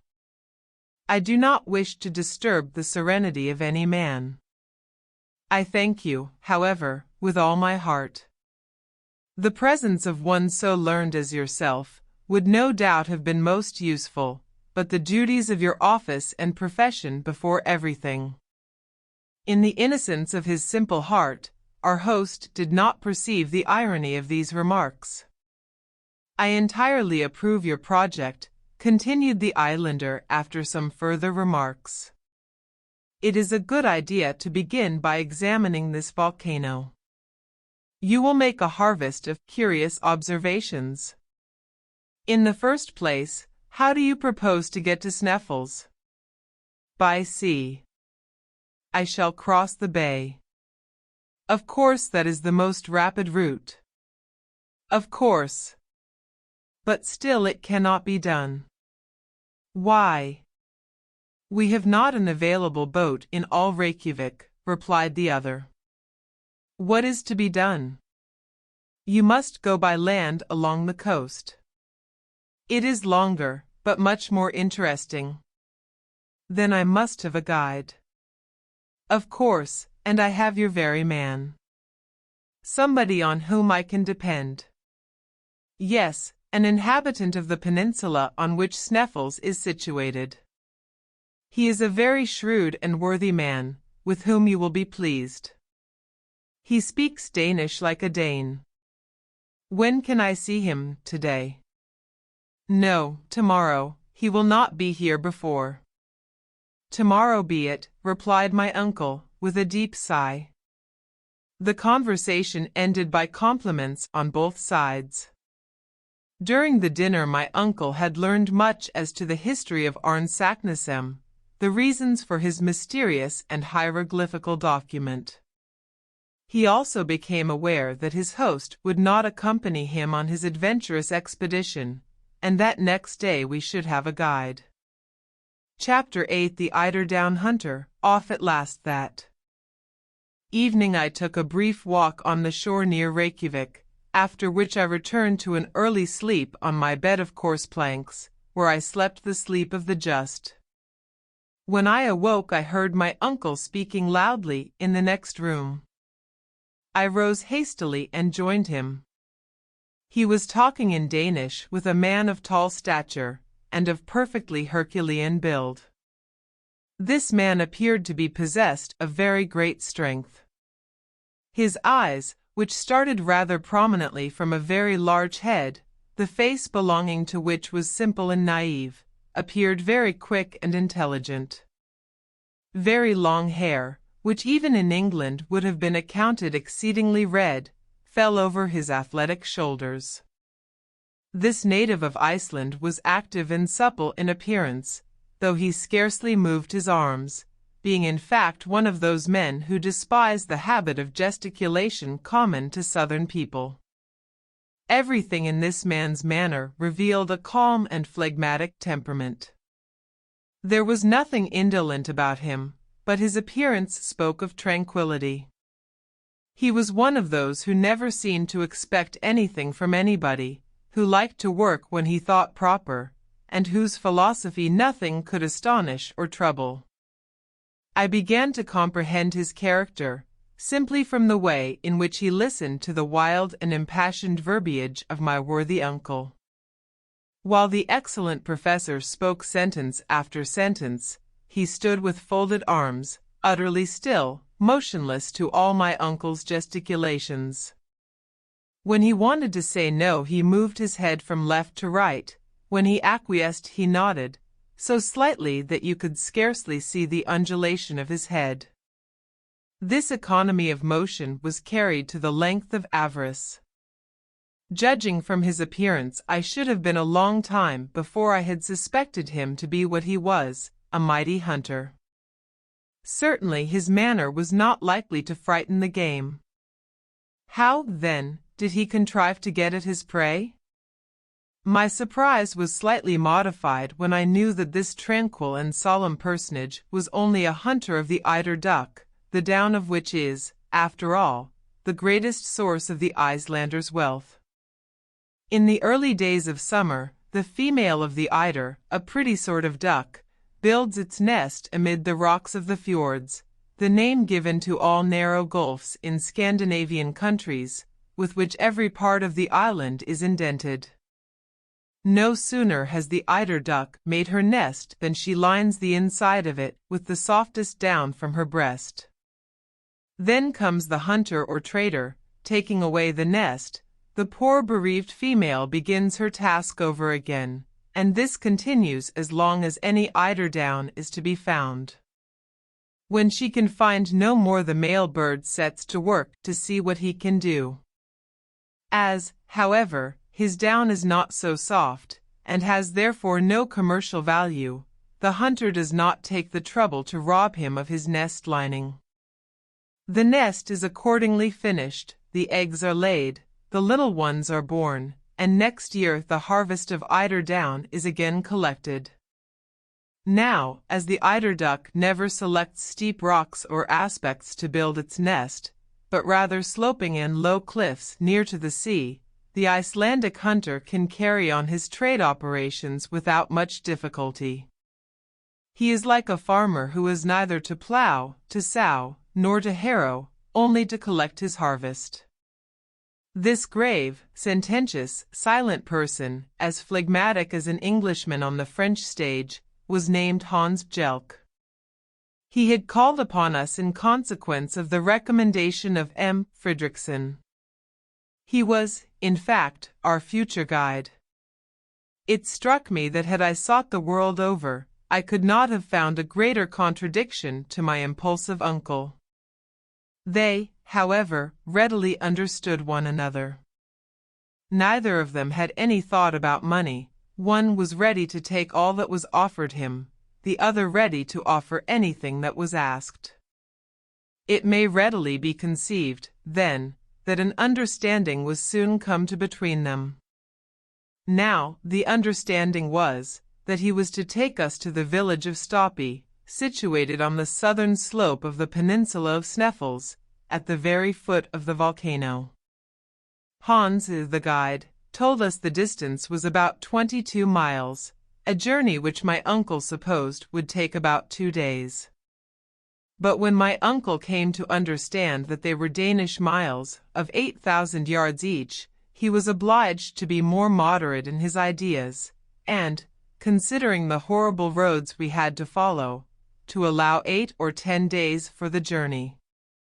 4 horses were prepared for us, 2 to carry the baggage, and 2 to bear the important weight of myself and uncle. Hans declared that nothing ever would make him climb on the back of any animal. He knew every inch of that part of the coast, and promised to take us the very shortest way. His engagement with my uncle was by no means to cease with our arrival at Stoppy. He was further to remain in his service during the whole time required for the completion of his scientific investigations, at the fixed salary of 3 Riksdaler a week, being exactly 14 shillings and twopence, minus 1 farthing English currency. One stipulation, however, was made by the guide. The money was to be paid to him every Saturday night, failing which, his engagement was at an end. The day of our departure was fixed. My uncle wished to hand the eiderdown hunter in advance, but he refused in one emphatic word after, which being translated from Icelandic into plain English means after. The treaty concluded, our worthy guide retired without another word. A splendid fellow, said my uncle, only he little suspects the marvelous part he is about to play in the history of the world. You mean, then, I cried in amazement, that he should accompany us? To the interior of the earth, yes, replied my uncle. Why not? There were yet 48 hours to elapse before we made our final start. To my great regret, our whole time was taken up in making preparations for our journey. All our industry and ability were devoted to packing every object in the most advantageous manner, the instruments on one side, the arms on the other, the tools here and the provisions there. There were, in fact, 4 distinct groups. The instruments were of course of the best manufacture. 1. A centigrade thermometer of Eigel, counting up to 150 degrees, which to me did not appear half enough, or too much.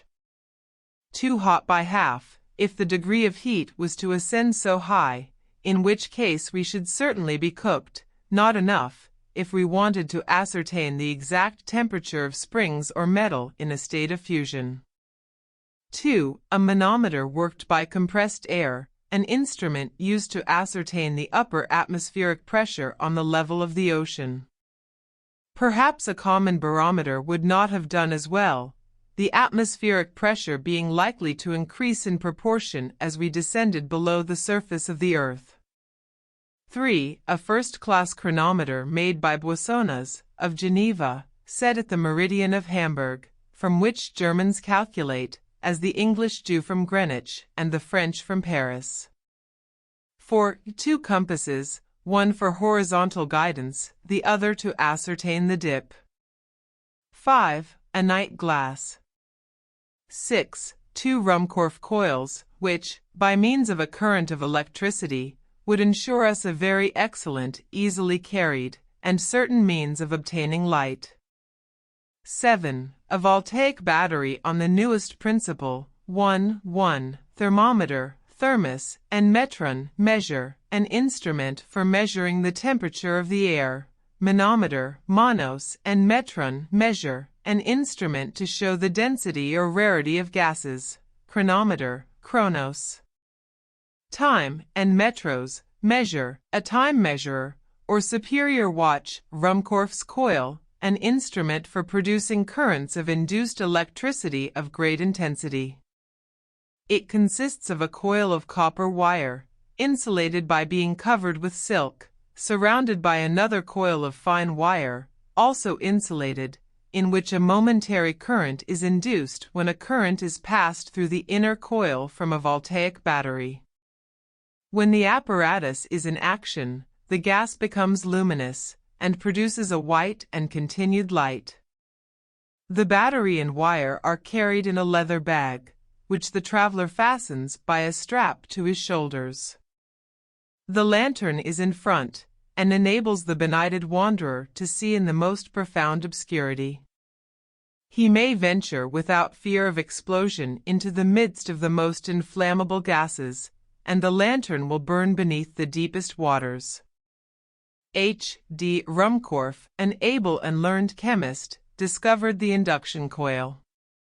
In 1864 he won the quinquennial French prize of £2,000 for this ingenious application of electricity. A voltaic battery, so called from volta, its designer, is an apparatus consisting of a series of metal plates arranged in pairs and subjected to the action of saline solutions for producing currents of electricity.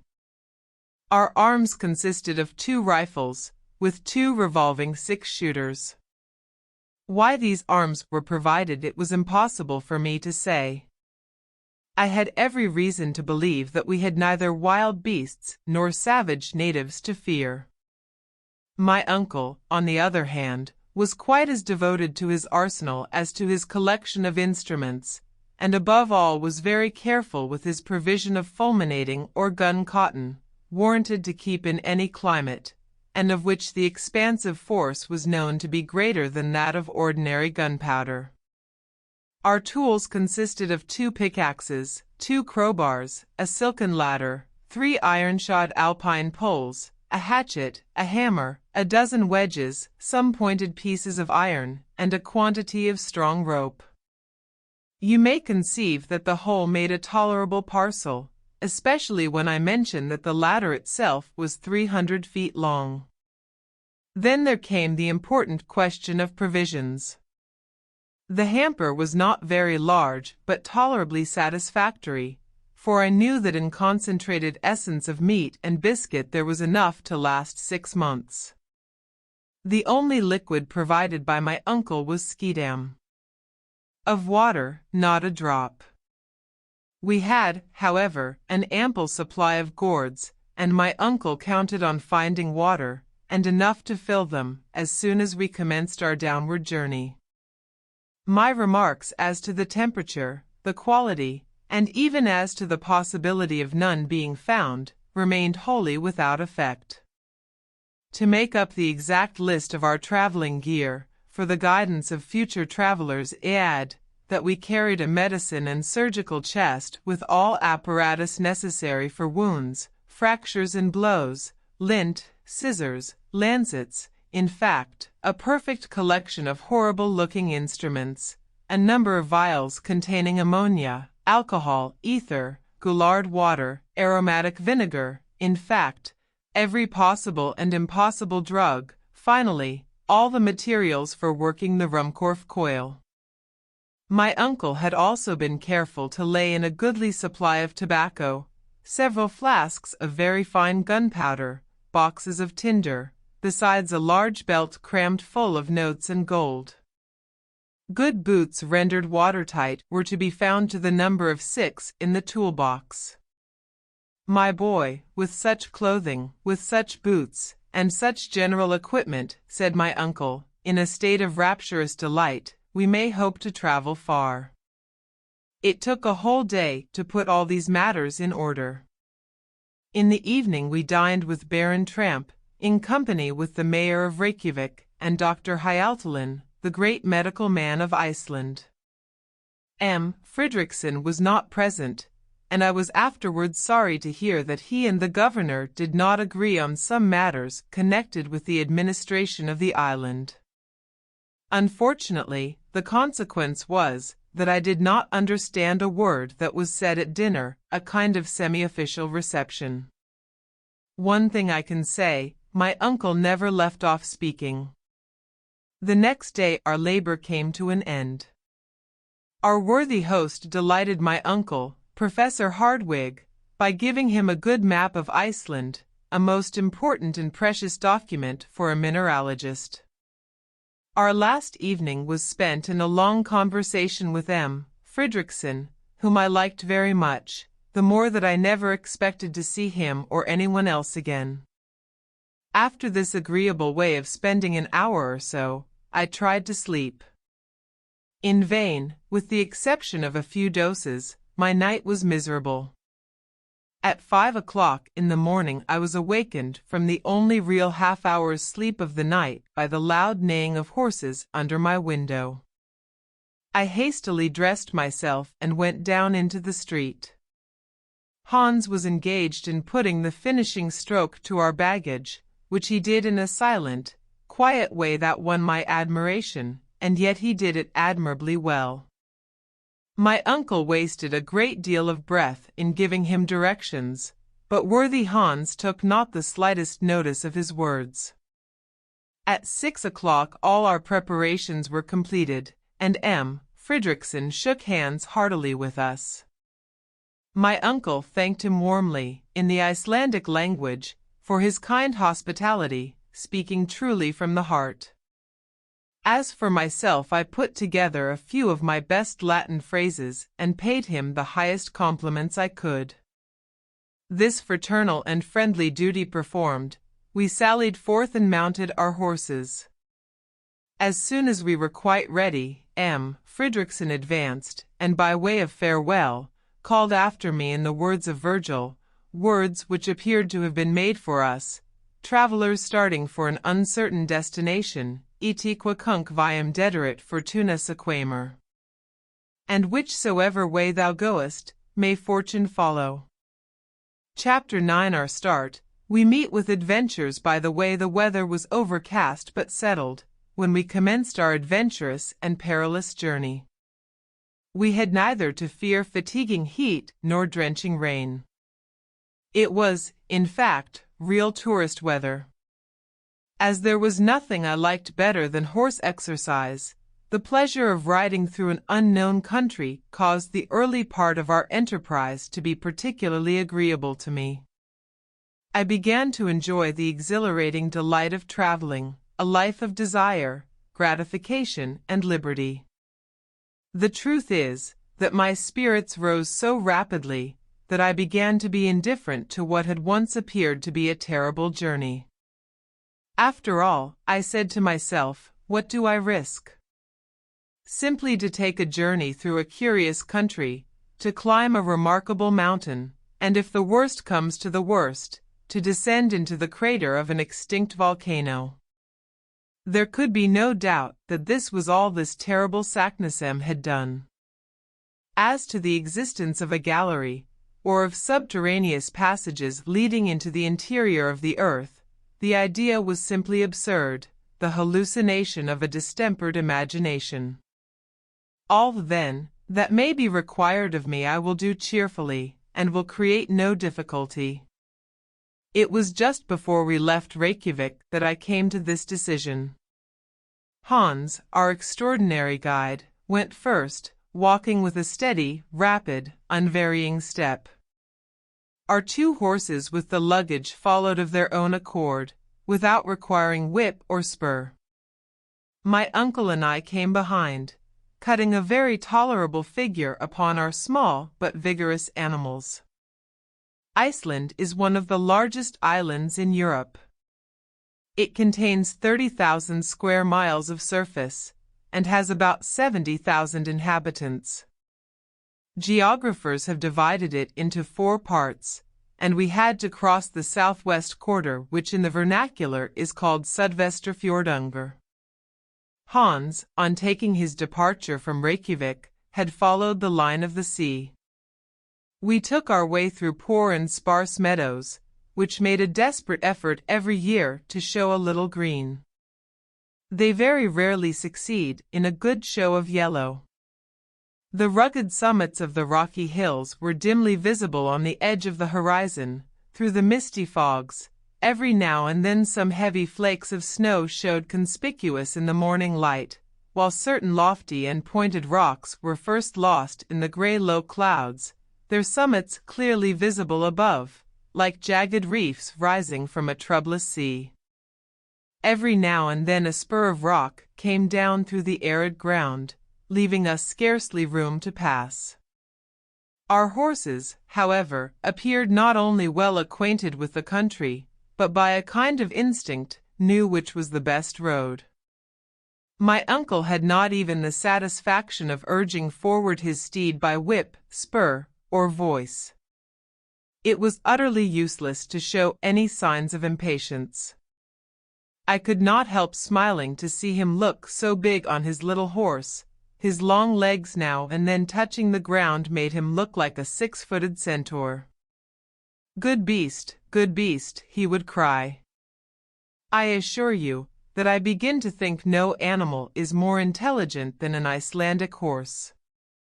Snow, tempest, impracticable roads, rocks, icebergs, nothing stops him.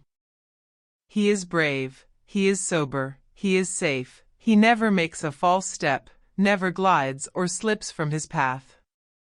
I dare to say that if any river, any fjord has to be crossed, and I have no doubt there will be many, you will see him enter the water without hesitation like an amphibious animal, and reach the opposite side in safety.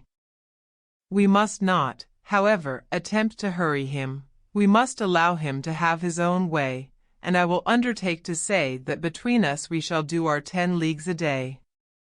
We may do so, was my reply, but what about our worthy guide? I have not the slightest anxiety about him. That sort of people go ahead without knowing even what they are about. Look at Hans. He moves so little that it is impossible for him to become fatigued. Besides, if he were to complain of weariness, he could have the loan of my horse. I should have a violent attack of the cramp if I were not to have some sort of exercise. My arms are right, but my legs are getting a little stiff. All this while we were advancing at a rapid pace. The country we had reached was already nearly a desert. Here and there could be seen an isolated farm, some solitary burgh, or Icelandic house, built of wood, earth, fragments of lava, looking like beggars on the highway of life. These wretched and miserable huts excited in us such pity that we felt half disposed to leave alms at every door. In this country there are no roads, paths are nearly unknown, and vegetation, poor as it was, slowly as it reached perfection, soon obliterated all traces of the few travelers who passed from place to place. Nevertheless, this division of the province, situated only a few miles from the capital, is considered one of the best cultivated and most thickly peopled in all Iceland. What, then, must be the state of the less known and more distant parts of the island? After traveling fully half a Danish mile, we had met neither a farmer at the door of his hut, nor even a wandering shepherd with his wild and savage flock. A few stray cows and sheep were only seen occasionally. What, then, must we expect when we come to the upheaved regions, to the districts broken and roughened from volcanic eruptions and subterraneous commotions? We were to learn this all in good time. I saw, however, on consulting the map, that we avoided a good deal of this rough country by following the winding and desolate shores of the sea. In reality, the great volcanic movement of the island and all its attendant phenomena are concentrated in the interior of the island. There, horizontal layers or strata of rocks, piled one upon the other, eruptions of basaltic origin, and streams of lava, have given this country a kind of supernatural reputation.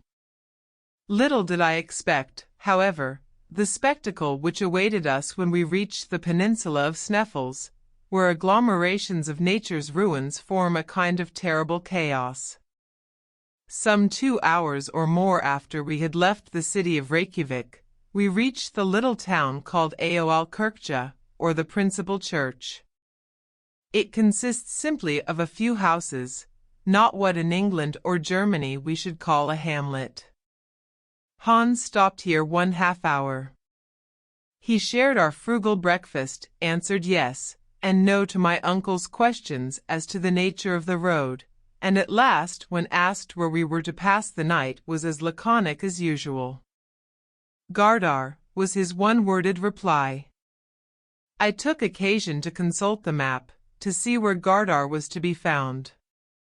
After looking keenly, I found a small town of that name on the borders of the Hvalfjord, about 4 miles from Reykjavik. I pointed this out to my uncle, who made a very energetic grimace. Only 4 miles out of 22? Why, it is only a little walk. He was about to make some energetic observation to the guide, but Hans, without taking the slightest notice of him, went in front of the horses, and walked ahead with the same imperturbable phlegm he had always exhibited. 3 hours later, still traveling over those apparently interminable and sandy prairies, we were compelled to go round the Hvalfjord, an easier and shorter cut than crossing the gulfs. Shortly after we entered a place of communal jurisdiction called the Julberg, and the clock of which would then have struck 12, if any Icelandic church had been rich enough to possess so valuable and useful an article. These sacred edifices are, however, very much like these people, who do without watches, and never miss them. Here the horses were allowed to take some rest and refreshment, then following a narrow strip of shore between high rocks and the sea, they took us without further halt to the Aoalkirkja of Brantar, and after another mile to Sorboranexia, a chapel of ease, situated on the southern bank of the Hvalfjord. It was 4 o'clock in the evening, and we had traveled 4 Danish miles, about equal to 20 English. The fjord was in this place about half a mile in width. The sweeping and broken waves came rolling in upon the pointed rocks.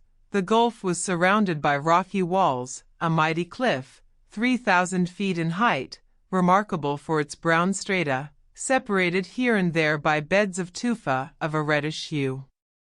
Now, whatever may have been the intelligence of our horses, I had not the slightest reliance upon them, as a means of crossing a stormy arm of the sea. To ride over salt water upon the back of a little horse seemed to me absurd. If they are really intelligent, I said to myself, they will certainly not make the attempt. In any case, I shall trust rather to my own intelligence than theirs. But my uncle was in no humor to wait. He dug his heels into the sides of his steed, and made for the shore. His horse went to the very edge of the water, sniffed at the approaching wave and retreated. My uncle, who was, sooth to say, quite as obstinate as the beast he best rode, insisted on his making the desired advance. This attempt was followed by a new refusal on the part of the horse, which quietly shook his head. This demonstration of rebellion was followed by a volley of words and a stout application of whipcord, also followed by kicks on the part of the horse, which threw its head and heels upwards and tried to throw his rider. At length the sturdy little pony, spreading out his legs, in a stiff and ludicrous attitude, got from under the professor's legs, and left him standing, with both feet on a separate stone, like the Colossus of Rhodes. Wretched animal, cried my uncle, suddenly transformed into a foot passenger, and as angry and ashamed as a dismounted cavalry officer on the field of battle. Farja, said the guide, tapping him familiarly on the shoulder. What, a ferry boat? Der, answered Hans, pointing to where lay the boat in question there. Well, I cried, quite delighted with the information, so it is. Why did you not say so before? Cried my uncle, why not start at once? Tidvatten, said the guide. What does he say? I asked, considerably puzzled by the delay and the dialogue. He says tide, replied my uncle, translating the Danish word for my information. Of course I understand, we must wait till the tide serves. For Beta? Asked my uncle. Ja, replied Hans. My uncle frowned, stamped his feet and then followed the horses to where the boat lay. I thoroughly understood and appreciated the necessity for waiting, before crossing the fjord, for that moment when the sea at its highest point is in a state of slack water. As neither the ebb nor flow can then be felt, the ferry boat was in no danger of being carried out to sea, or dashed upon the rocky coast. The favorable moment did not come until 6 o'clock in the evening. Then my uncle, myself, and guide, 2 boatmen and the 4 horses got into a very awkward flat-bottom boat. Accustomed as I had been to the steam ferry boats of the Elbe, I found the long oars of the boatmen but sorry means of locomotion. We were more than an hour in crossing the fjord, but at length the passage was concluded without accident. Half an hour later we reached Gardar. Chapter 10. Traveling in Iceland. It ought, one would have thought, to have been night, even in the 65th parallel of latitude, but still the nocturnal illumination did not surprise me. For in Iceland, during the months of June and July, the sun never sets. The temperature, however, was very much lower than I expected. I was cold, but even that did not affect me so much as ravenous hunger. Welcome indeed, therefore, was the hut which hospitably opened its doors to us. It was merely the house of a peasant, but in the matter of hospitality, it was worthy of being the palace of a king. As we alighted at the door, the master of the house came forward, held out his hand, and without any further ceremony, signaled to us to follow him. We followed him, for to accompany him was impossible. A long, narrow, gloomy passage led into the interior of this habitation, made from beams roughly squared by the axe. This passage gave ingress to every room. The chambers were 4 in number: the kitchen, the workshop, where the weaving was carried on, the general sleeping chamber of the family, and the best room, to which strangers were especially invited. My uncle, whose lofty stature had not been taken into consideration when the house was built, contrived to knock his head against the beams of the roof. We were introduced into our chamber, a kind of large room with a hard earthen floor, and lighted by a window, the panes of which were made of a sort of parchment from the intestines of sheep, very far from transparent. The bedding was composed of dry hay thrown into 2 long red wooden boxes, ornamented with sentences painted in Icelandic. I really had no idea that we should be made so comfortable. There was one objection to the house, and that was the very powerful odor of dried fish, of macerated meat, and of sour milk, which 3 fragrances combined did not at all suit my olfactory nerves. As soon as we had freed ourselves from our heavy traveling costume, the voice of our host was heard calling to us to come into the kitchen, the only room in which the Icelanders ever make any fire, no matter how cold it may be. My uncle, nothing loath, hastened to obey this hospitable and friendly invitation. I followed. The kitchen chimney was made on an antique model. A large stone standing in the middle of the room was the fireplace. Above, in the roof, was a hole for the smoke to pass through. This apartment was kitchen, parlor, and dining room all in one. On our entrance, our worthy host, as if he had not seen us before, advanced ceremoniously, uttered a word which means "be happy," and then kissed both of us on the cheek. His wife followed, pronounced the same word, with the same ceremonial, then the husband and wife, placing their right hands upon their hearts, bowed profoundly. This excellent Icelandic woman was the mother of 19 children, who, little and big, rolled, crawled, and walked about in the midst of volumes of smoke arising from the angular fireplace in the middle of the room. Every now and then I could see a fresh white head, and a slightly melancholy expression of countenance, peering at me through the vapor. Both my uncle and myself, however, were very friendly with the whole party, and before we were aware of it, there were 3 or 4 of these little ones on our shoulders, as many on our boxes, and the rest hanging about our legs. Those who could speak kept crying out Sailvertu in every possible and impossible key. Those who did not speak only made all the more noise. This concert was interrupted by the announcement of supper. At this moment our worthy guide, the eiderduck hunter, came in after seeing to the feeding and stabling of the horses, which consisted in letting them loose to browse on the stunted green of the Icelandic prairies. There was little for them to eat, but moss and some very dry and innutritious grass. Next day they were ready before the door, some time before we were. "Welcome," said Hans. Then tranquilly, with the air of an automaton, without any more expression in one kiss than another, he embraced the host and hostess and their 19 children. This ceremony concluded to the satisfaction of all parties. We all sat down to table, that is 24 of us, somewhat crowded. Those who were best off had only 2 juveniles on their knees. As soon, however, as the inevitable soup was placed on the table, the natural taciturnity, common even to Icelandic babies, prevailed over all else. Our host filled our plates with a portion of lichened soup of Iceland moss, of by no means disagreeable flavor, an enormous lump of fish floating in sour butter. After that there came some skyr, a kind of curds and whey, served with biscuits and juniper berry juice. To drink, we had blanda, skimmed milk with water.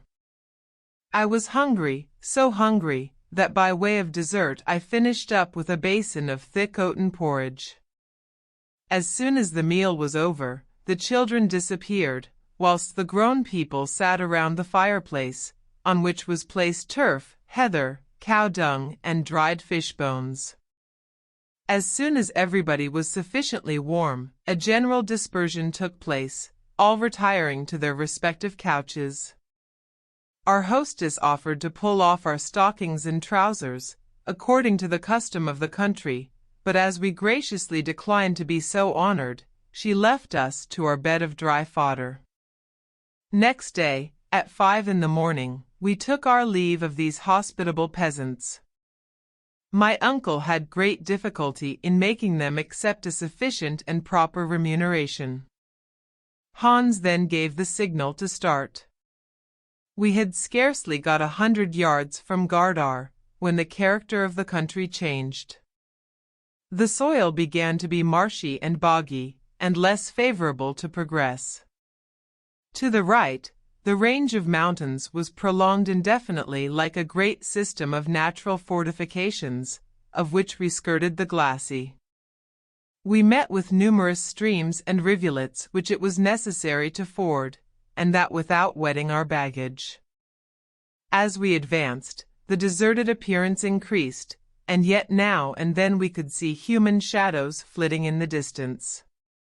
When a sudden turn of the track brought us within easy reach of one of these spectres, I felt a sudden impulse of disgust at the sight of a swollen head, with shining skin, utterly without hair, and whose repulsive and revolting wounds could be seen through his rags. The unhappy wretches never came forward to beg, on the contrary, they ran away, not so quick, however, but that Hans was able to salute them with the universal Sailvertu. "Spedalsk," said he. "A leper," explained my uncle. The very sound of such a word caused a feeling of repulsion. The horrible affliction known as leprosy, which has almost vanished before the effects of modern science, is common in Iceland. It is not contagious but hereditary, so that marriage is strictly prohibited to these unfortunate creatures. These poor lepers did not tend to enliven our journey, the scene of which was inexpressibly sad and lonely.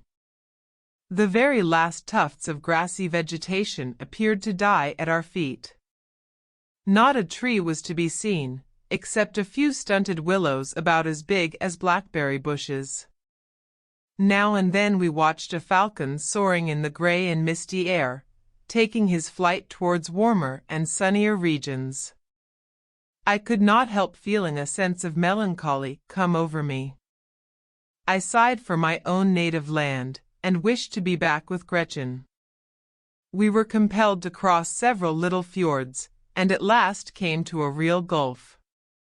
The tide was at its height, and we were able to go over at once, and reach the hamlet of Alftanes, about a mile farther. That evening, after fording the Alpha and the Haida, two rivers rich in trout and pike, we were compelled to pass the night in a deserted house, worthy of being haunted by all the fays of Scandinavian mythology.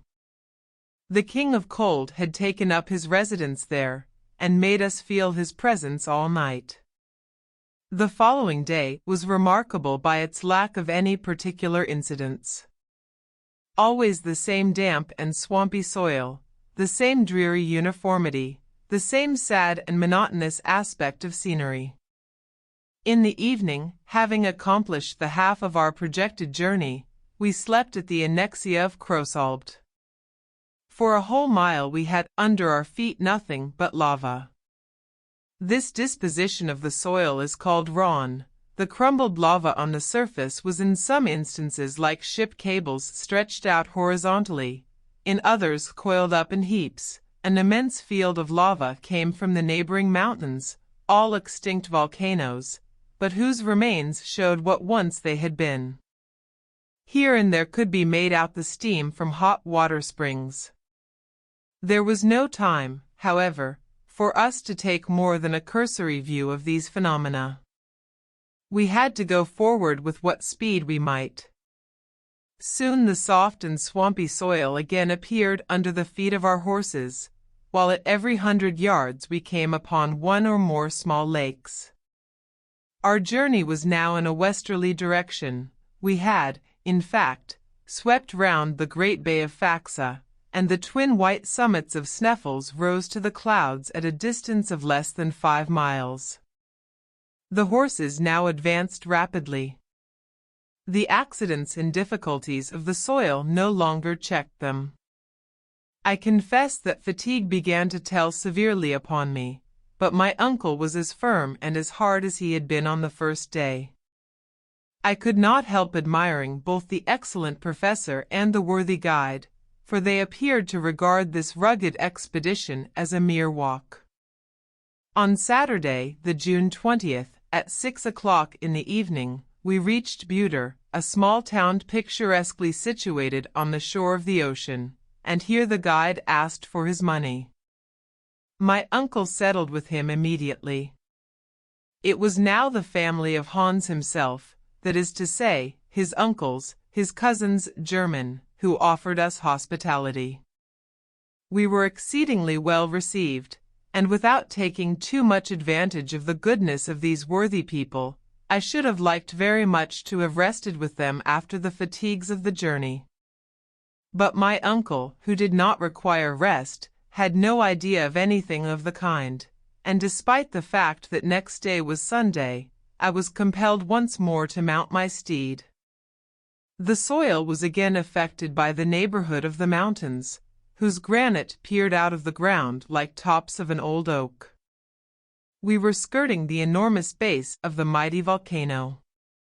My uncle never took his eyes from off it. He could not keep from gesticulating, and looking at it with a kind of sullen defiance, as much as to say that is the giant I have made up my mind to conquer. After 4 hours of steady traveling, the horses stopped of themselves before the door of the presbytery of Stoppy.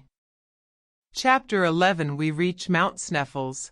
The Raker Stoppy is a town consisting of 30 huts, built on a large plain of lava, exposed to the rays of the sun, reflected from the volcano. It stretches its humble tenements along the end of a little fjord, surrounded by a basaltic wall of the most singular character. Basalt is a brown rock of igneous origin. It assumes regular forms, which astonish by their singular appearance. Here we found nature proceeding geometrically, and working quite after a human fashion, as if she had employed the plummet line, the compass, and the rule. If elsewhere she produces grand artistic effects by piling up huge masses without order or connection, if elsewhere we see truncated cones, imperfect pyramids, with an odd succession of lines, here, as if wishing to give a lesson in regularity, and preceding the architects of the early ages, she has erected a severe order of architecture, which neither the splendors of Babylon nor the marvels of Greece ever surpassed. I had often heard of the Giant's Causeway in Ireland, and of Fingal's Cave in one of the Hebrides, but the grand spectacle of a real basaltic formation had never yet come before my eyes. This at Stoppy gave us an idea of one in all its wonderful beauty and grace. The wall of the fjord, like nearly the whole of the peninsula, consisted of a series of vertical columns, in height about 30 feet. These upright pillars of stone, of the finest proportions, supported an archivolt of horizontal columns which formed a kind of half-vaulted roof above the sea. At certain intervals, and below this natural basin, the eye was pleased and surprised by the sight of oval openings through which the outward waves came thundering in volleys of foam. Some banks of basalt, torn from their fastenings by the fury of the waves, lay scattered on the ground like the ruins of an ancient temple, ruins eternally young, over which the storms of ages swept without producing any perceptible effect. This was the last stage of our journey. Hans had brought us along with fidelity and intelligence, and I began to feel somewhat more comfortable when I reflected that he was to accompany us still farther on our way. When we halted before the house of the rector, a small and incommodious cabin, neither handsome nor more comfortable than those of his neighbors, I saw a man in the act of shoeing a horse, a hammer in his hand, and a leathern apron tied round his waist. "Be happy," said the eider-down hunter, using his national salutation in his own language. "God dag, good day," replied the former, in excellent Danish. "Kirkoherde," cried Hans, turning round and introducing him to my uncle. "The rector," repeated the worthy professor. "It appears, my dear Harry, that this worthy man is the rector, and is not above doing his own work." During the speaking of these words, the guide intimated to the Kirkoherde what was the true state of the case. The good man, ceasing from his occupation, gave a kind of halloo, upon which a tall woman, almost a giantess, came out of the hut. She was at least 6 feet high, which in that region is something considerable. My first impression was one of horror. I thought she had come to give us the Icelandic kiss. I had, however, nothing to fear, for she did not even show much inclination to receive us into her house. The room devoted to strangers appeared to me to be by far the worst in the presbytery. It was narrow, dirty, and offensive. There was, however, no choice about the matter. The rector had no notion of practicing the usual cordial and antique hospitality. Far from it. Before the day was over, I found we had to deal with a blacksmith, a fisherman, a hunter, a carpenter, anything but a clergyman. It must be said in his favor that we had caught him on a weekday. Probably he appeared to greater advantage on the Sunday. These poor priests receive from the Danish government a most ridiculously inadequate salary, and collect 1/4 of the tithe of their parish, not more than 60 marks current, or about L3 sterling. Hence the necessity of working to live. In truth, we soon found that our host did not count civility among the cardinal virtues. My uncle soon became aware of the kind of man he had to deal with. Instead of a worthy and learned scholar, he found a dull, ill-mannered peasant. He therefore resolved to start on his great expedition as soon as possible. He did not care about fatigue, and resolved to spend a few days in the mountains. The preparations for our departure were made the very next day after our arrival at Stoppy. Hans now hired 3 Icelanders to take the place of the horses, which could no longer carry our luggage. When, however, these worthy islanders had reached the bottom of the crater, they were to go back and leave us to ourselves. This point was settled before they would agree to start. On this occasion, my uncle partly confided in Hans, the eiderduck hunter, and gave him to understand that it was his intention to continue his exploration of the volcano to the last possible limits. Hans listened calmly, and then nodded his head. To go there, or elsewhere, to bury himself in the bowels of the earth, or to travel over its summits, was all the same to him. As for me, amused and occupied by the incidents of travel, I had begun to forget the inevitable future, but now I was once more destined to realize the actual state of affairs. What was to be done? Run away? But if I really had intended to leave Professor Hardwigg to his fate, it should have been at Hamburg and not at the foot of Sneffels. One idea, above all others, began to trouble me, a very terrible idea, and one calculated to shake the nerves of a man even less sensitive than myself. Let us consider the matter, I said to myself. We are going to ascend the Sneffels mountain. Well and good.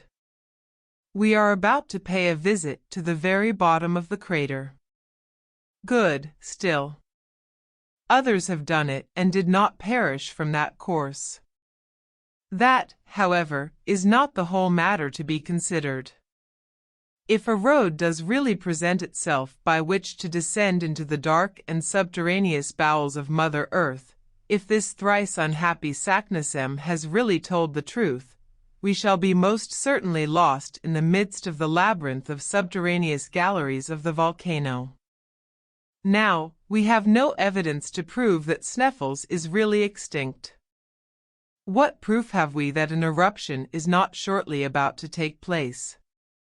Because the monster has slept soundly since 1219, does it follow that he is never to wake? If he does wake, what is to become of us? These were questions worth thinking about, and upon them I reflected long and deeply. I could not lie down in search of sleep without dreaming of eruptions. The more I thought, the more I objected to be reduced to the state of dross and ashes. I could stand it no longer, so I determined at last to submit the whole case to my uncle, in the most adroit manner possible, and under the form of some totally irreconcilable hypothesis. I sought him. I laid before him my fears, and then drew back in order to let him get his passion over at his ease. I have been thinking about the matter, he said, in the quietest tone in the world. What did he mean? Was he at last about to listen to the voice of reason? Did he think of suspending his projects? It was almost too much happiness to be true. I, however, made no remark. In fact, I was only too anxious not to interrupt him, and allowed him to reflect at his leisure. After some moments he spoke out. I have been thinking about the matter, he resumed. Ever since we have been at Stoppy, my mind has been almost solely occupied with the grave question which has been submitted to me by yourself, for nothing would be unwiser and more inconsistent than to act with imprudence. I heartily agree with you, my dear uncle, was my somewhat hopeful rejoinder. It is now 600 years since Sneffels has spoken, but though now reduced to a state of utter silence, he may speak again. New volcanic eruptions are always preceded by perfectly well-known phenomena. I have closely examined the inhabitants of this region. I have carefully studied the soil, and I beg to tell you emphatically, my dear Harry, there will be no eruption at present." As I listened to his positive affirmations, I was stupefied and could say nothing. "I see you doubt my word," said my uncle. "Follow me." I obeyed mechanically. Leaving the presbytery, the professor took a road through an opening in the basaltic rock, which led far away from the sea. We were soon in open country, if we could give such a name to a place all covered with volcanic deposits. The whole land seemed crushed under the weight of enormous stones, of trap, of basalt, of granite, of lava, and of all other volcanic substances. I could see many spouts of steam rising in the air. These white vapors, called in the Icelandic language raker, come from hot water fountains, and indicate by their violence the volcanic activity of the soil. Now the sight of these appeared to justify my apprehension. I was, therefore, all the more surprised and mortified when my uncle thus addressed me. "You see all this smoke, Harry, my boy?" "Yes, sir." "Well, as long as you see them thus, you have nothing to fear from the volcano." "How can that be?" "Be careful to remember this," continued the professor. "At the approach of an eruption these spouts of vapor redouble their activity, to disappear altogether during the period of volcanic eruption, for the elastic fluids, no longer having the necessary tension, seek refuge in the interior of the crater, instead of escaping through the fissures of the earth.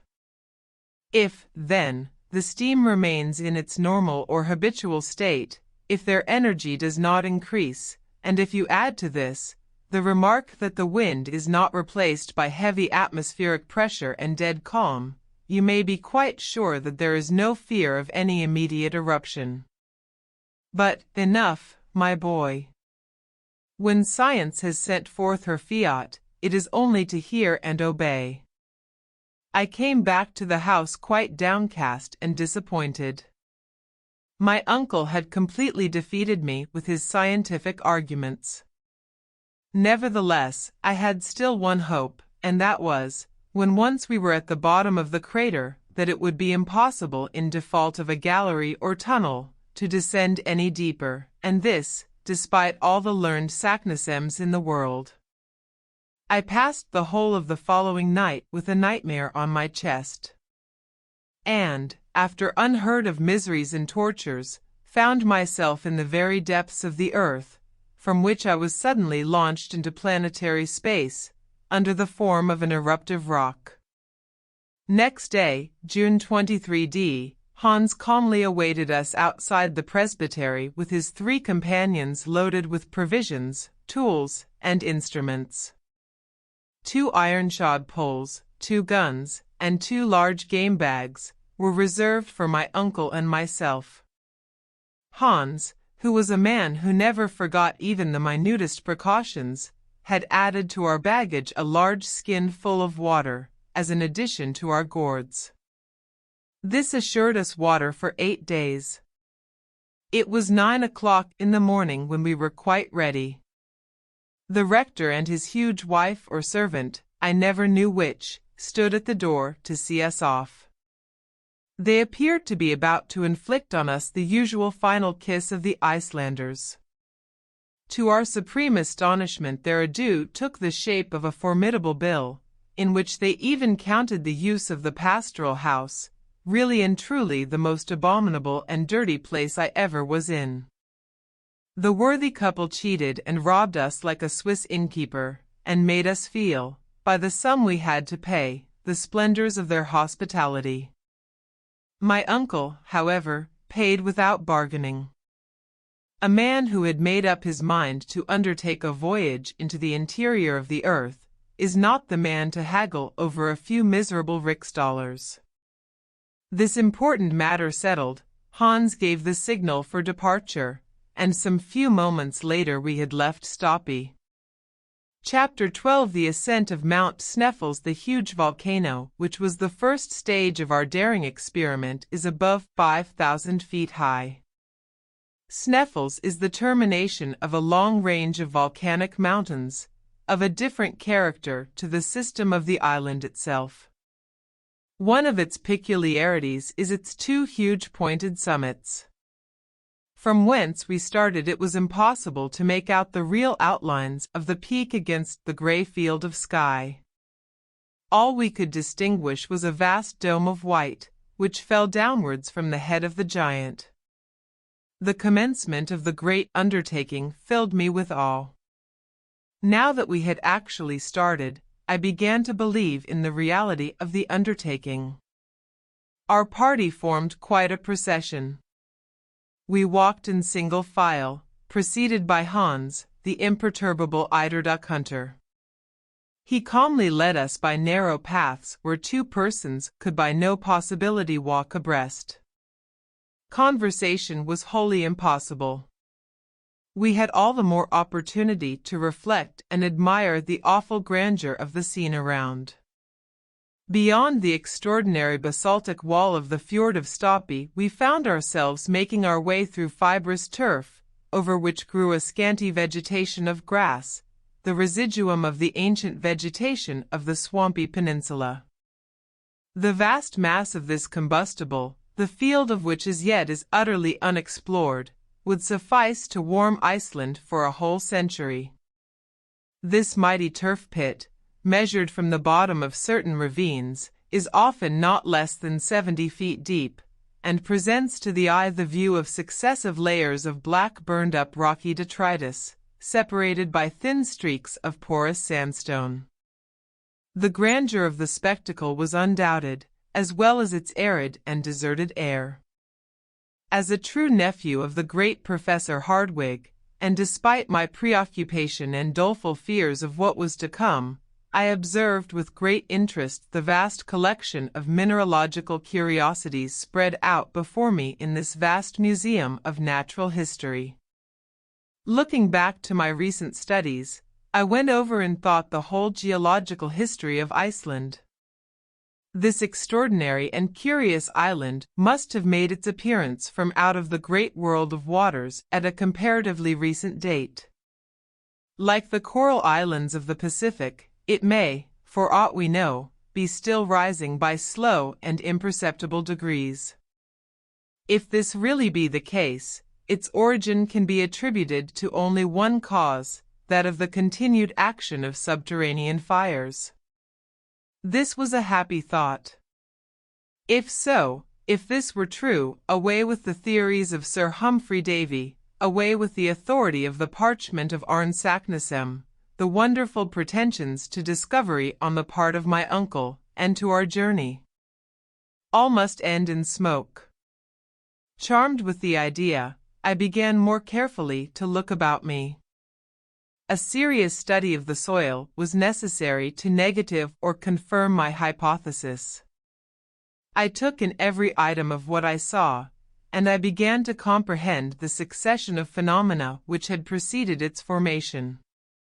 Iceland, being absolutely without sedimentary soil, is composed exclusively of volcanic tufa, that is to say, of an agglomeration of stones and of rocks of a porous texture.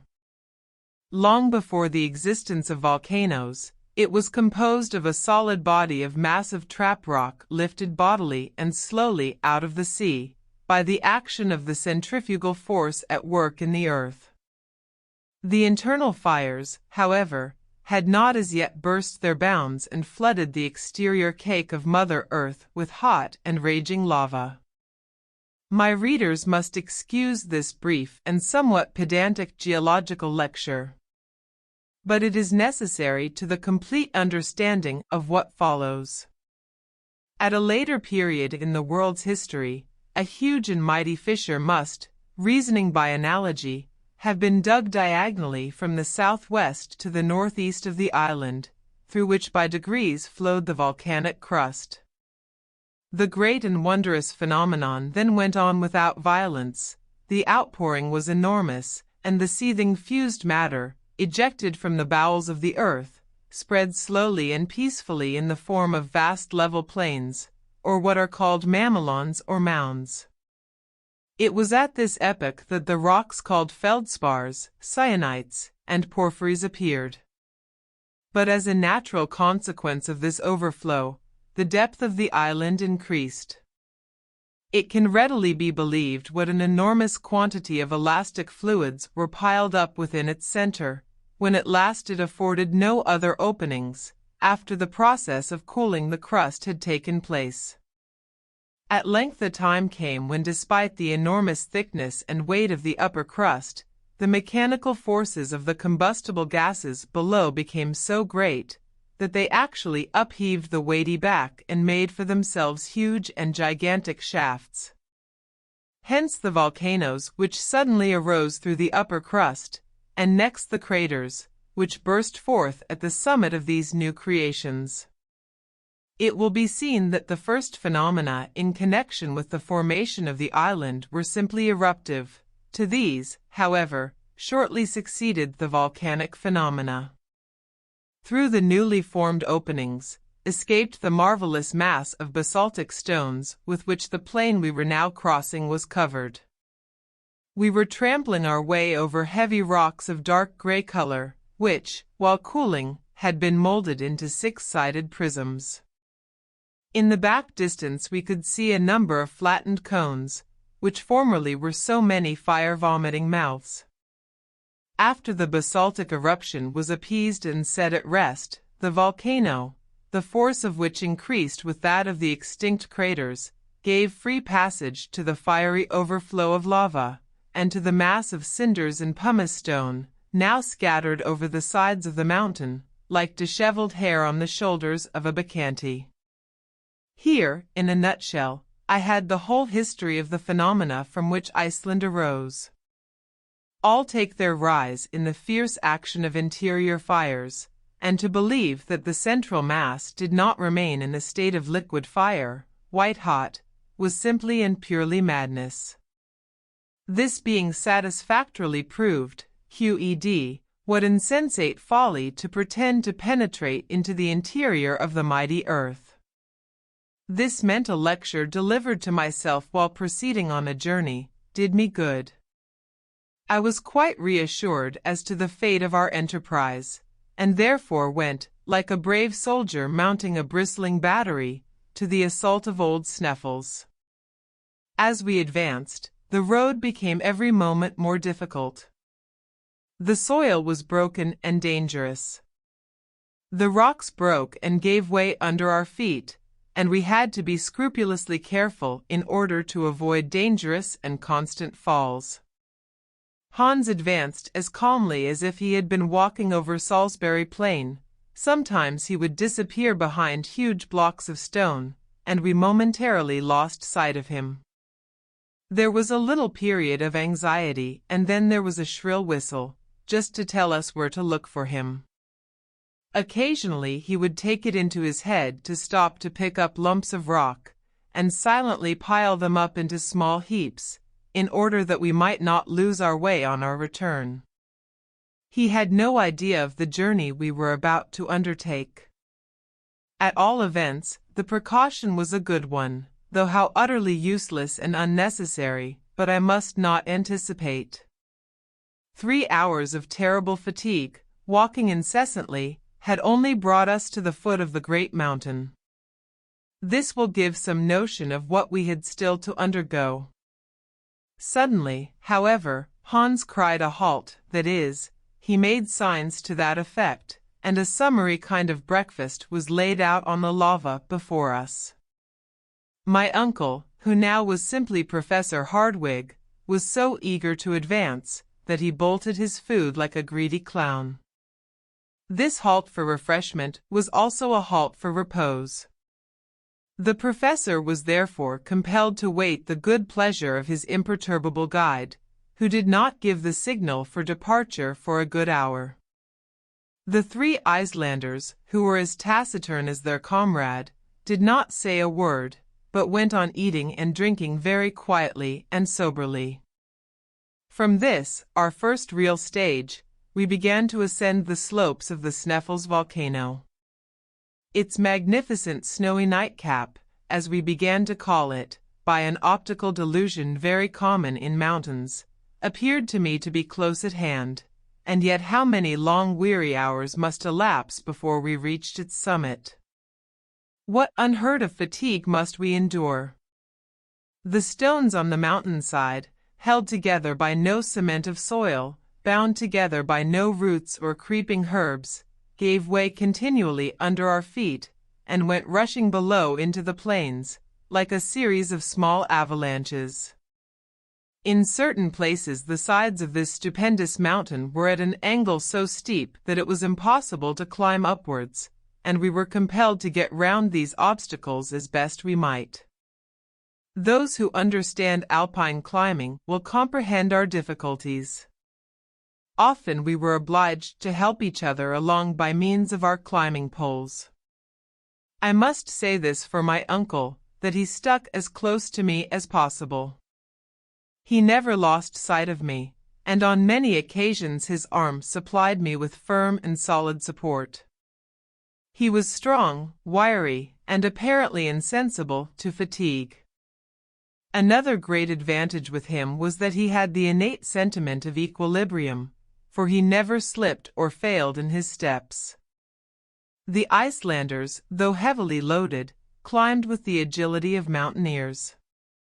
Looking up, every now and then, at the height of the great volcano of Sneffels, it appeared to me wholly impossible to reach to the summit on that side, at all events, if the angle of inclination did not speedily change. Fortunately, after an hour of unheard of fatigues, and of gymnastic exercises that would have been trying to an acrobat, we came to a vast field of ice, which wholly surrounded the bottom of the cone of the volcano. The natives called it the tablecloth, probably from some such reason as the dwellers in the Cape of Good Hope call their mountain Table Mountain, and their roads Table Bay. Here, to our mutual surprise, we found an actual flight of stone steps, which wonderfully assisted our ascent. This singular flight of stairs was, like everything else, volcanic. It had been formed by one of those torrents of stones cast up by the eruptions, and of which the Icelandic name is Stina. If this singular torrent had not been checked in its descent by the peculiar shape of the flanks of the mountain, it would have swept into the sea, and would have formed new islands. Such as it was, it served us admirably. The abrupt character of the slopes momentarily increased, but these remarkable stone steps, a little less difficult than those of the Egyptian pyramids, were the one simple natural means by which we were enabled to proceed. About 7 in the evening of that day, after having clambered up 2,000 of these rough steps, we found ourselves overlooking a kind of spur or projection of the mountain, a sort of buttress upon which the cone-like crater, properly so called, leaned for support. The ocean lay beneath us at a depth of more than 3,200 feet, a grand and mighty spectacle. We had reached the region of eternal snows. The cold was keen, searching and intense. The wind blew with extraordinary violence. I was utterly exhausted. My worthy uncle, the professor, saw clearly that my legs refused further service, and that, in fact, I was utterly exhausted. Despite his hot and feverish impatience, he decided, with a sigh, upon a halt. He called the eiderduck hunter to his side. That worthy, however, shook his head. A fanfare was his sole spoken reply. It appears, says my uncle with a woebegone look, that we must go higher. He then turned to Hans, and asked him to give some reason for this decisive response. Mistar, replied the guide. Ja, Mistar, yes, the Mistar, cried one of the Icelandic guides in a terrified tone. It was the first time he had spoken. What does this mysterious word signify? I anxiously inquired. "Look," said my uncle. I looked down upon the plain below, and I saw a prodigious volume of pulverized pumice stone, of sand, of dust, rising to the heavens in the form of a mighty waterspout. It resembled the fearful phenomenon of a similar character known to the travelers in the desert of the Great Sahara. The wind was driving it directly towards that side of Sneffels on which we were perched. This opaque veil standing up between us and the sun projected a deep shadow on the flanks of the mountain. If this sand spout broke over us, we must all be infallibly destroyed, crushed in its fearful embraces. This extraordinary phenomenon, very common when the wind shakes the glaciers and sweeps over the arid plains, is in the Icelandic tongue called mistar. "Hastite, hastite," cried our guide. Now I certainly knew nothing of Danish, but I thoroughly understood that his gestures were meant to quicken us. The guide turned rapidly in a direction which would take us to the back of the crater, all the while ascending slightly. We followed rapidly, despite our excessive fatigue. A quarter of an hour later Hans paused to enable us to look back. The mighty whirlwind of sand was spreading up the slope of the mountain to the very spot where we had proposed to halt. Huge stones were caught up, cast into the air, and thrown about as during an eruption. We were happily a little out of the direction of the wind, and therefore out of reach of danger. But for the precaution and knowledge of our guide, our dislocated bodies, our crushed and broken limbs, would have been cast to the wind, like dust from some unknown meteor. Hans, however, did not think it prudent to pass the night on the bare side of the cone. We therefore continued our journey in a zigzag direction. The 1,500 feet which remained to be accomplished took us at least 5 hours. The turnings and windings, the no thoroughfares, the marches and marches, turned that insignificant distance into at least 3 leagues. I never felt such misery, fatigue, and exhaustion in my life. I was ready to faint from hunger and cold. The rarefied air at the same time painfully acted upon my lungs. At last, when I thought myself at my last gasp, about 11 at night, it being in that region quite dark, we reached the summit of Mount Sneffels. It was in an awful mood of mind that, despite my fatigue, before I descended into the crater which was to shelter us for the night, I paused to behold the sun rise at midnight on the very day of its lowest declension, and enjoyed the spectacle of its ghastly pale rays cast upon the isle which lay sleeping at our feet. I no longer wondered at people traveling all the way from England to Norway to behold this magical and wondrous spectacle. Chapter 13. The shadow of Scartaris. Our supper was eaten with ease and rapidity, after which everybody did the best he could for himself within the hollow of the crater. The bed was hard, the shelter unsatisfactory, the situation painful, lying in the open air, 5,000 feet above the level of the sea. Nevertheless, it has seldom happened to me to sleep so well as I did on that particular night. I did not even dream. So much for the effects of what my uncle called wholesome fatigue. Next day, when we awoke under the rays of a bright and glorious sun, we were nearly frozen by the keen air. I left my granite couch and made one of the party to enjoy a view of the magnificent spectacle which developed itself, panorama-like, at our feet. I stood upon the lofty summit of Mount Sneffels' southern peak. Thence I was able to obtain a view of the greater part of the island.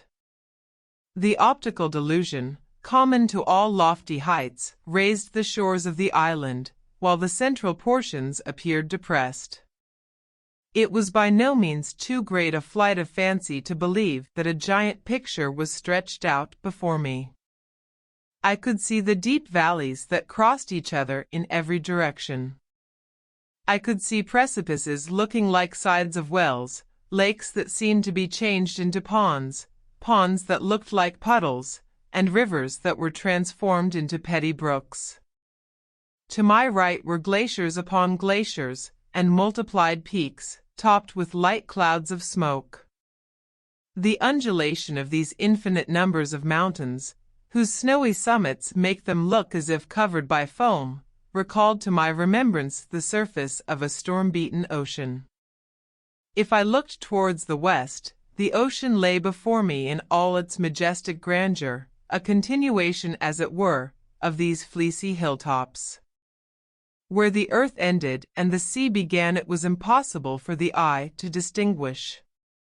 I soon felt that strange and mysterious sensation which is awakened in the mind when looking down from lofty hilltops, and now I was able to do so without any feeling of nervousness, having fortunately hardened myself to that kind of sublime contemplation. I wholly forgot who I was and where I was. I became intoxicated with a sense of lofty sublimity, without thought of the abysses into which my daring was soon about to plunge me. I was presently, however, brought back to the realities of life by the arrival of the professor and Hans, who joined me upon the lofty summit of the peak.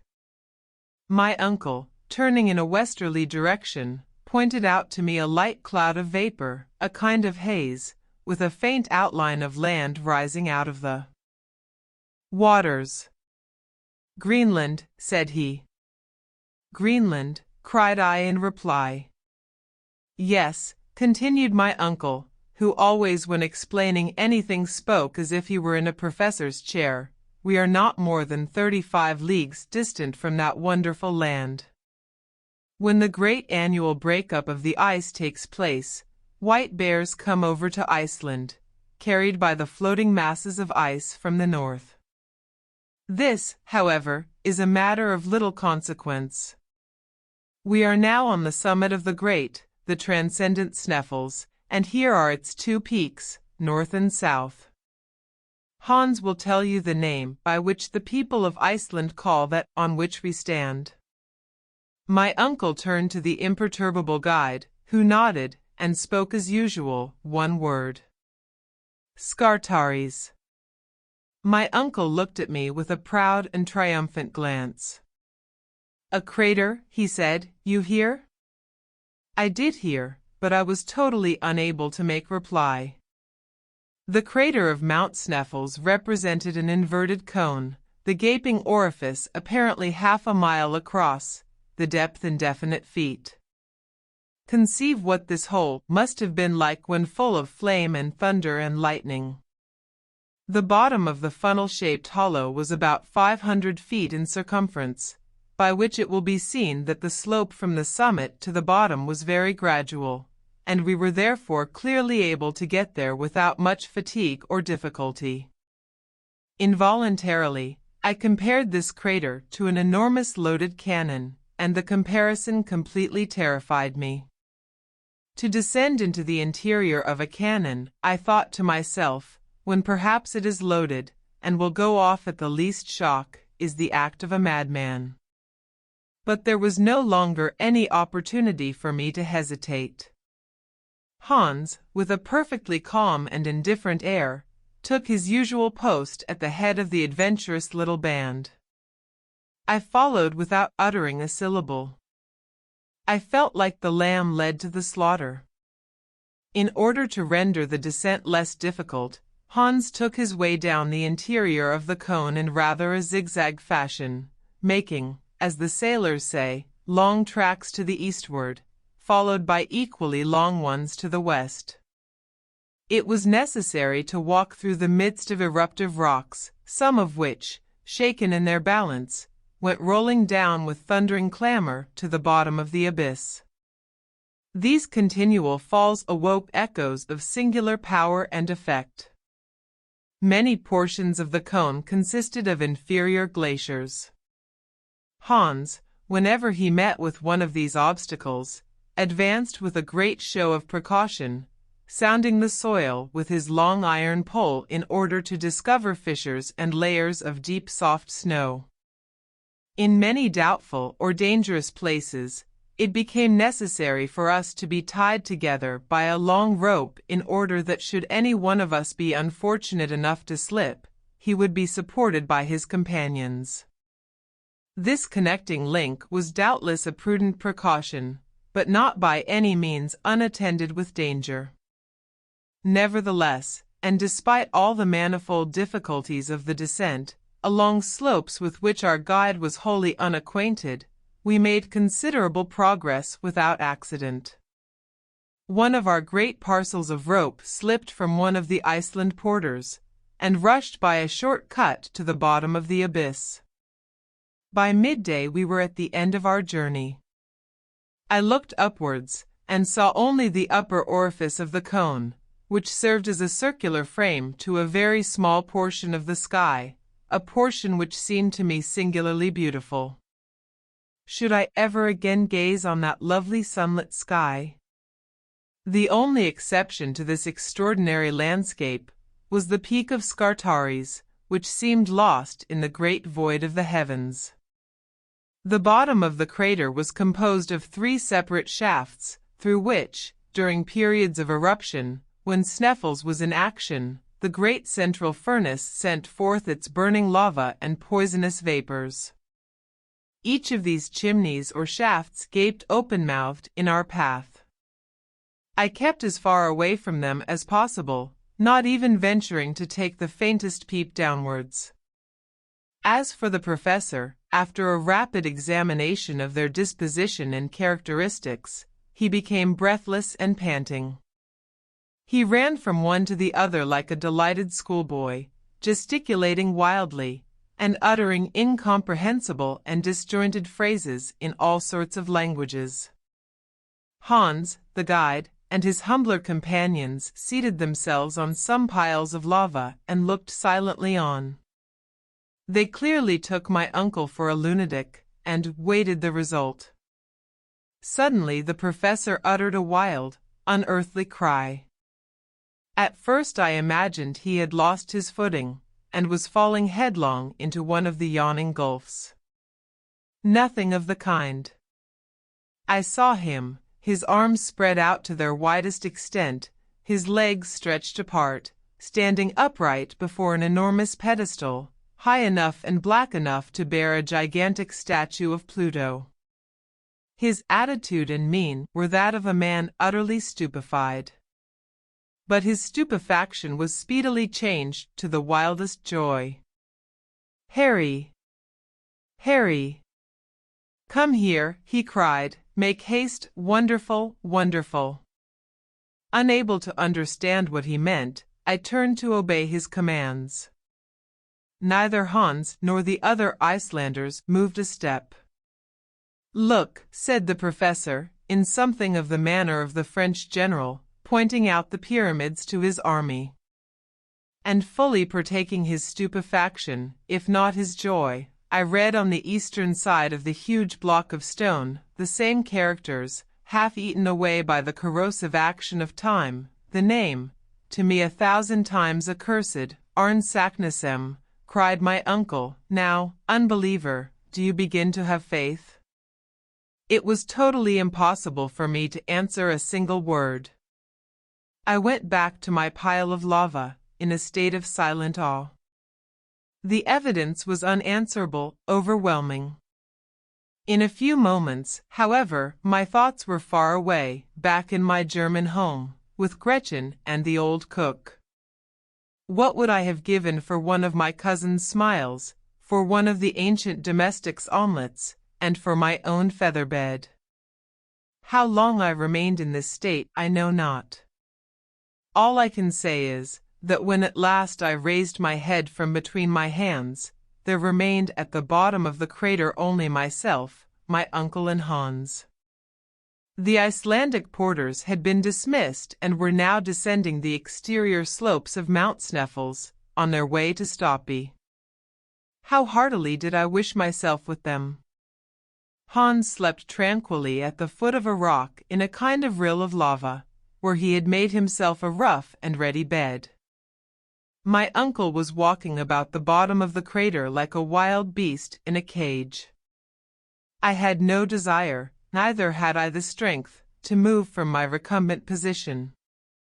Taking example by the guide, I gave way to a kind of painful somnolency, during which I seemed both to hear and feel continued heavings and shudderings in the mountain. In this way we passed our first night in the interior of a crater. Next morning, a gray, cloudy, heavy sky hung like a funereal pall over the summit of the volcanic cone. I did not notice it so much from the obscurity that reigned around us, as from the rage with which my uncle was devoured. I fully understood the reason, and again a glimpse of hope made my heart leap with joy. I will briefly explain the cause. Of the 3 openings which yawned beneath our steps, only one could have been followed by the adventurous Saknussemm. According to the words of the learned islander, it was only to be known by that one particular mentioned in the cryptograph, that the shadow of Scartaris fell upon it, just touching its mouth in the last days of the month of June. We were, in fact, to consider the pointed peak as the stylus of an immense sundial, the shadow of which pointed on one given day, like the inexorable finger of fate, to the yawning chasm which led into the interior of the earth. Now, as often happens in these regions, should the sun fail to burst through the clouds, no shadow. Consequently, no chance of discovering the right aperture. We had already reached the June 25th. If the kindly heavens would only remain densely clouded for 6 more days, we should have to put off our voyage of discovery for another year, when certainly there would be 1 person fewer in the party. I already had sufficient of the mad and monstrous enterprise. It would be utterly impossible to depict the impotent rage of Professor Hardwigg. The day passed away, and not the faintest outline of a shadow could be seen at the bottom of the crater. Hans the guide never moved from his place. He must have been curious to know what we were about, if indeed he could believe we were about anything. As for my uncle, he never addressed a word to me. He was nursing his wrath to keep it warm. His eyes fixed on the black and foggy atmosphere, his complexion hideous with suppressed passion. Never had his eyes appeared so fierce, his nose so aquiline, his mouth so hard and firm. On the 26th no change for the better. A mixture of rain and snow fell during the whole day. Hans very quietly built himself a hut of lava into which he retired like Diogenes into his tub. I took a malicious delight in watching the 1,000 little cascades that flowed down the side of the cone, carrying with them at times a stream of stones into the vasty deep below. My uncle was almost frantic. To be sure, it was enough to make even a patient man angry. He had reached to a certain extent the goal of his desires, and yet he was likely to be wrecked in port. But if the heavens and the elements are capable of causing us much pain and sorrow, there are 2 sides to a medal. And there was reserved for Professor Hardwigg a brilliant and sudden surprise which was to compensate him for all his sufferings. Next day the sky was still overcast, but on Sunday, the 28th, the last day but 2 of the month, with a sudden change of wind and a new moon there came a change of weather. The sun poured its beaming rays to the very bottom of the crater. Each hillock, every rock, every stone, every asperity of the soil had its share of the luminous effulgence, and its shadow fell heavily on the soil. Among others, to his insane delight, the shadow of Scartaris was marked and clear, and moved slowly with the radiant start of day. My uncle moved with it in a state of mental ecstasy. At 12 o'clock exactly, when the sun had attained its highest altitude for the day, the shadow fell upon the edge of the central pit. "Here it is," gasped the professor in an agony of joy. "Here it is, we have found it. Forward, my friends, into the interior of the earth." I looked curiously at Hans to see what reply he would make to this terrific announcement. "For it," said the guide tranquilly. "Forward it is," answered my uncle, who was now in the seventh heaven of delight. When we were quite ready, our watches indicated 13 minutes past 1. Chapter 14 The real journey commences. Our real journey had now commenced. Hitherto our courage and determination had overcome all difficulties. We were fatigued at times, and that was all. Now we were about to encounter unknown and fearful dangers. I had not as yet ventured to take a glimpse down the horrible abyss into which in a few minutes more I was about to plunge. The fatal moment had, however, at last arrived. I had still the option of refusing or accepting a share in this foolish and audacious enterprise. But I was ashamed to show more fear than the eider duck hunter. Hans seemed to accept the difficulties of the journey so tranquilly, with such calm indifference, with such perfect recklessness of all danger, that I actually blushed to appear less of a man than he. Had I been alone with my uncle, I should certainly have sat down and argued the point fully, but in the presence of the guide I held my tongue. I gave one moment to the thought of my charming cousin, and then I advanced to the mouth of the central shaft. It measured about 100 feet in diameter, which made about 300 in circumference. I leaned over a rock which stood on its edge and looked down. My hair stood on end, my teeth chattered, my limbs trembled. I seemed utterly to lose my center of gravity, while my head was in a sort of whirl, like that of a drunken man. There is nothing more powerful than this attraction towards an abyss. I was about to fall headlong into the gaping well, when I was drawn back by a firm and powerful hand. It was that of Hans. I had not taken lessons enough at the Frelseskirk of Copenhagen in the art of looking down from lofty eminences without blinking.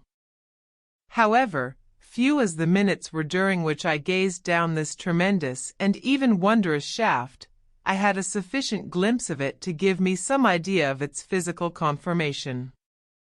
Its sides, which were almost as perpendicular as those of a well, presented numerous projections which doubtless would assist our descent. It was a sort of wild and savage staircase, without banister or fence. A rope fastened above, near the surface, would certainly support our weight and enable us to reach the bottom, but how, when we had arrived at its utmost depth, were we to loosen it above? This was, I thought, a question of some importance. My uncle, however, was one of those men who are nearly always prepared with expedients. He hit upon a very simple method of obviating this difficulty.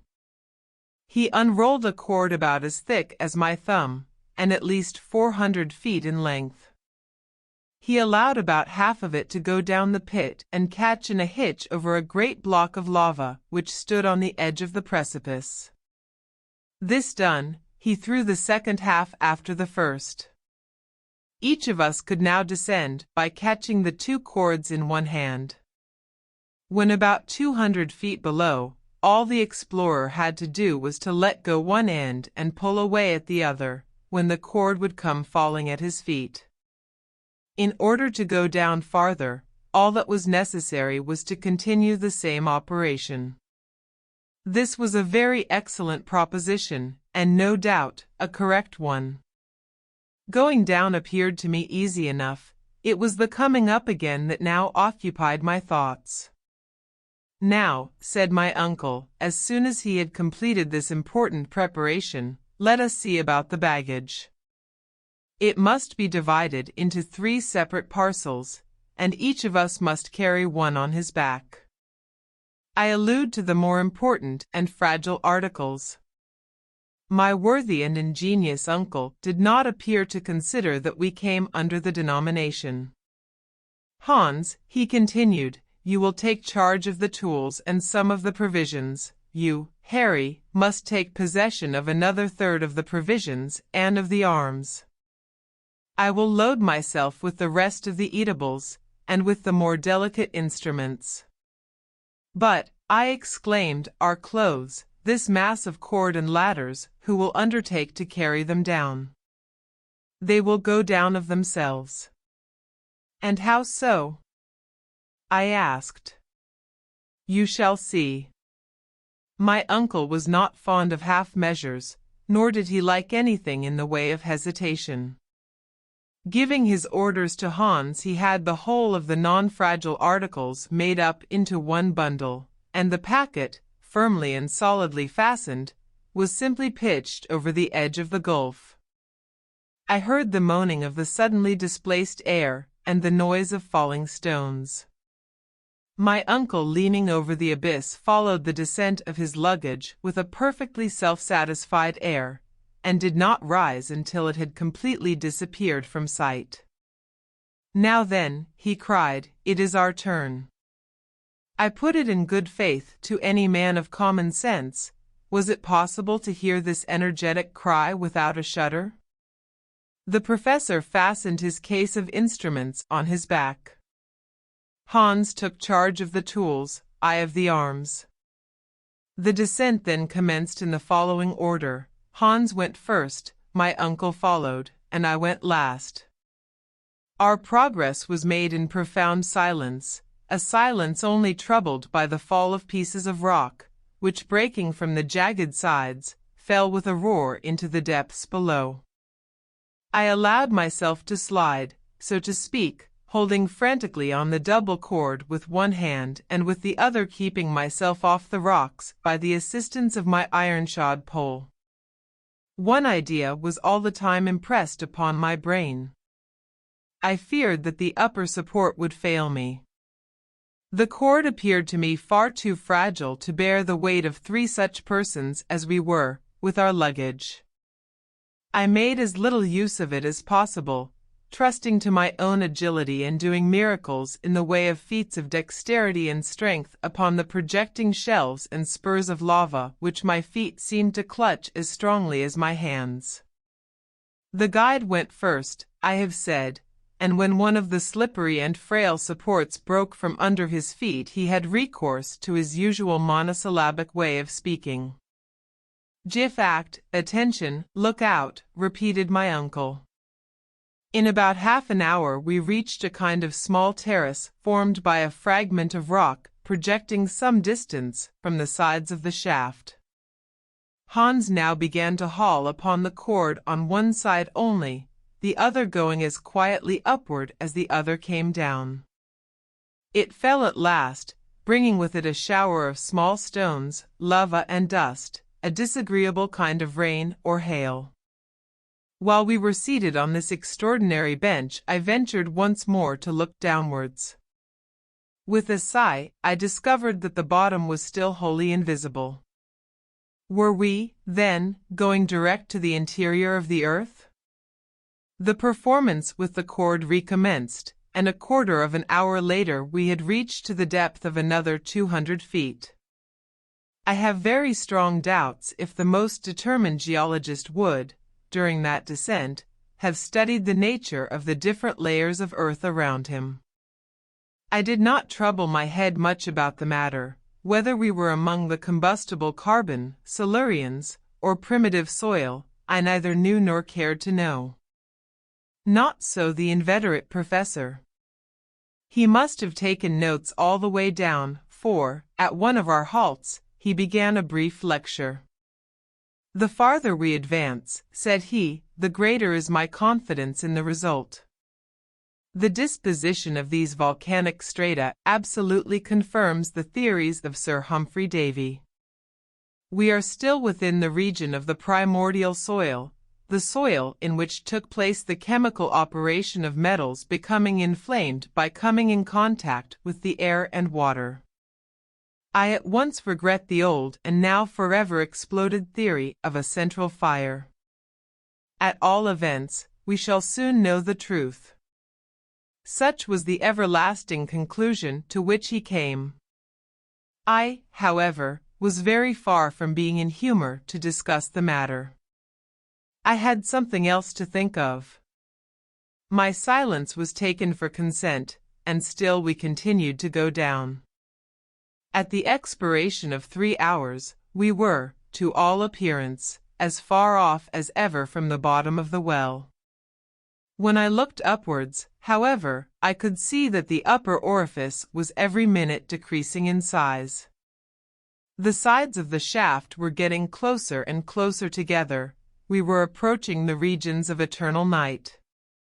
And still we continued to descend. At length, I noticed that when pieces of stone were detached from the sides of this stupendous precipice, they were swallowed up with less noise than before. The final sound was sooner heard. We were approaching the bottom of the abyss. As I had been very careful to keep account of all the changes of chord which took place, I was able to tell exactly what was the depth we had reached, as well as the time it had taken. We had shifted the rope 28 times, each operation taking a quarter of an hour, which in all made 7 hours. To this had to be added 28 pauses, in all 10 hours and a half. We started at 1. It was now, therefore, about 11 o'clock at night.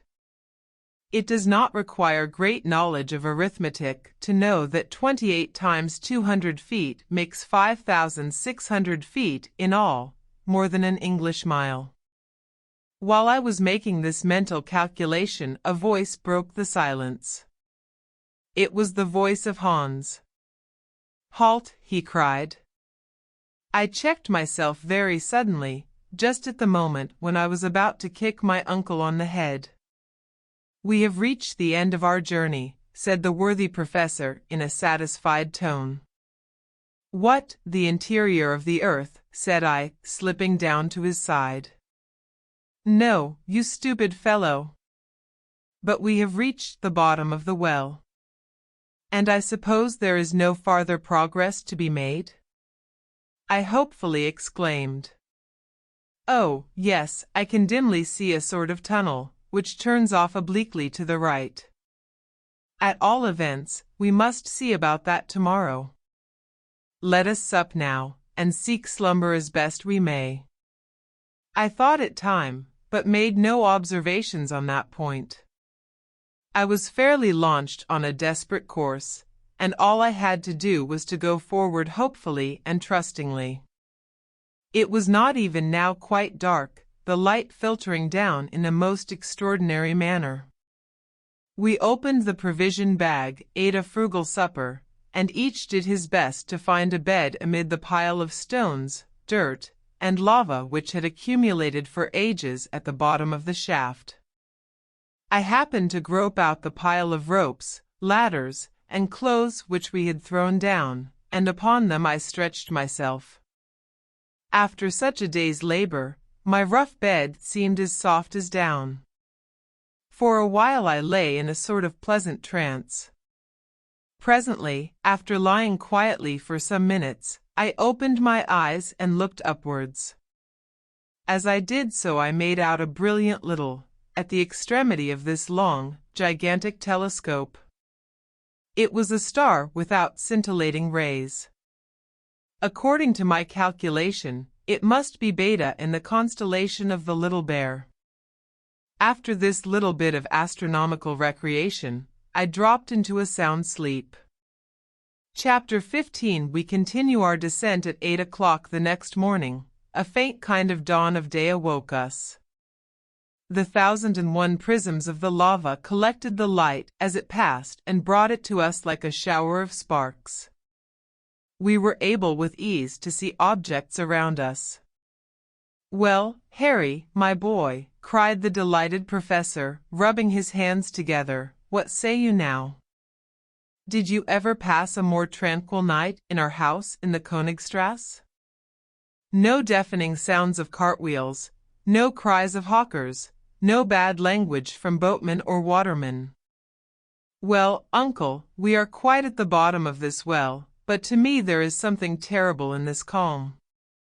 "Why," said the professor hotly, one would say you were already beginning to be afraid. How will you get on presently? Do you know that as yet we have not penetrated 1 inch into the bowels of the earth?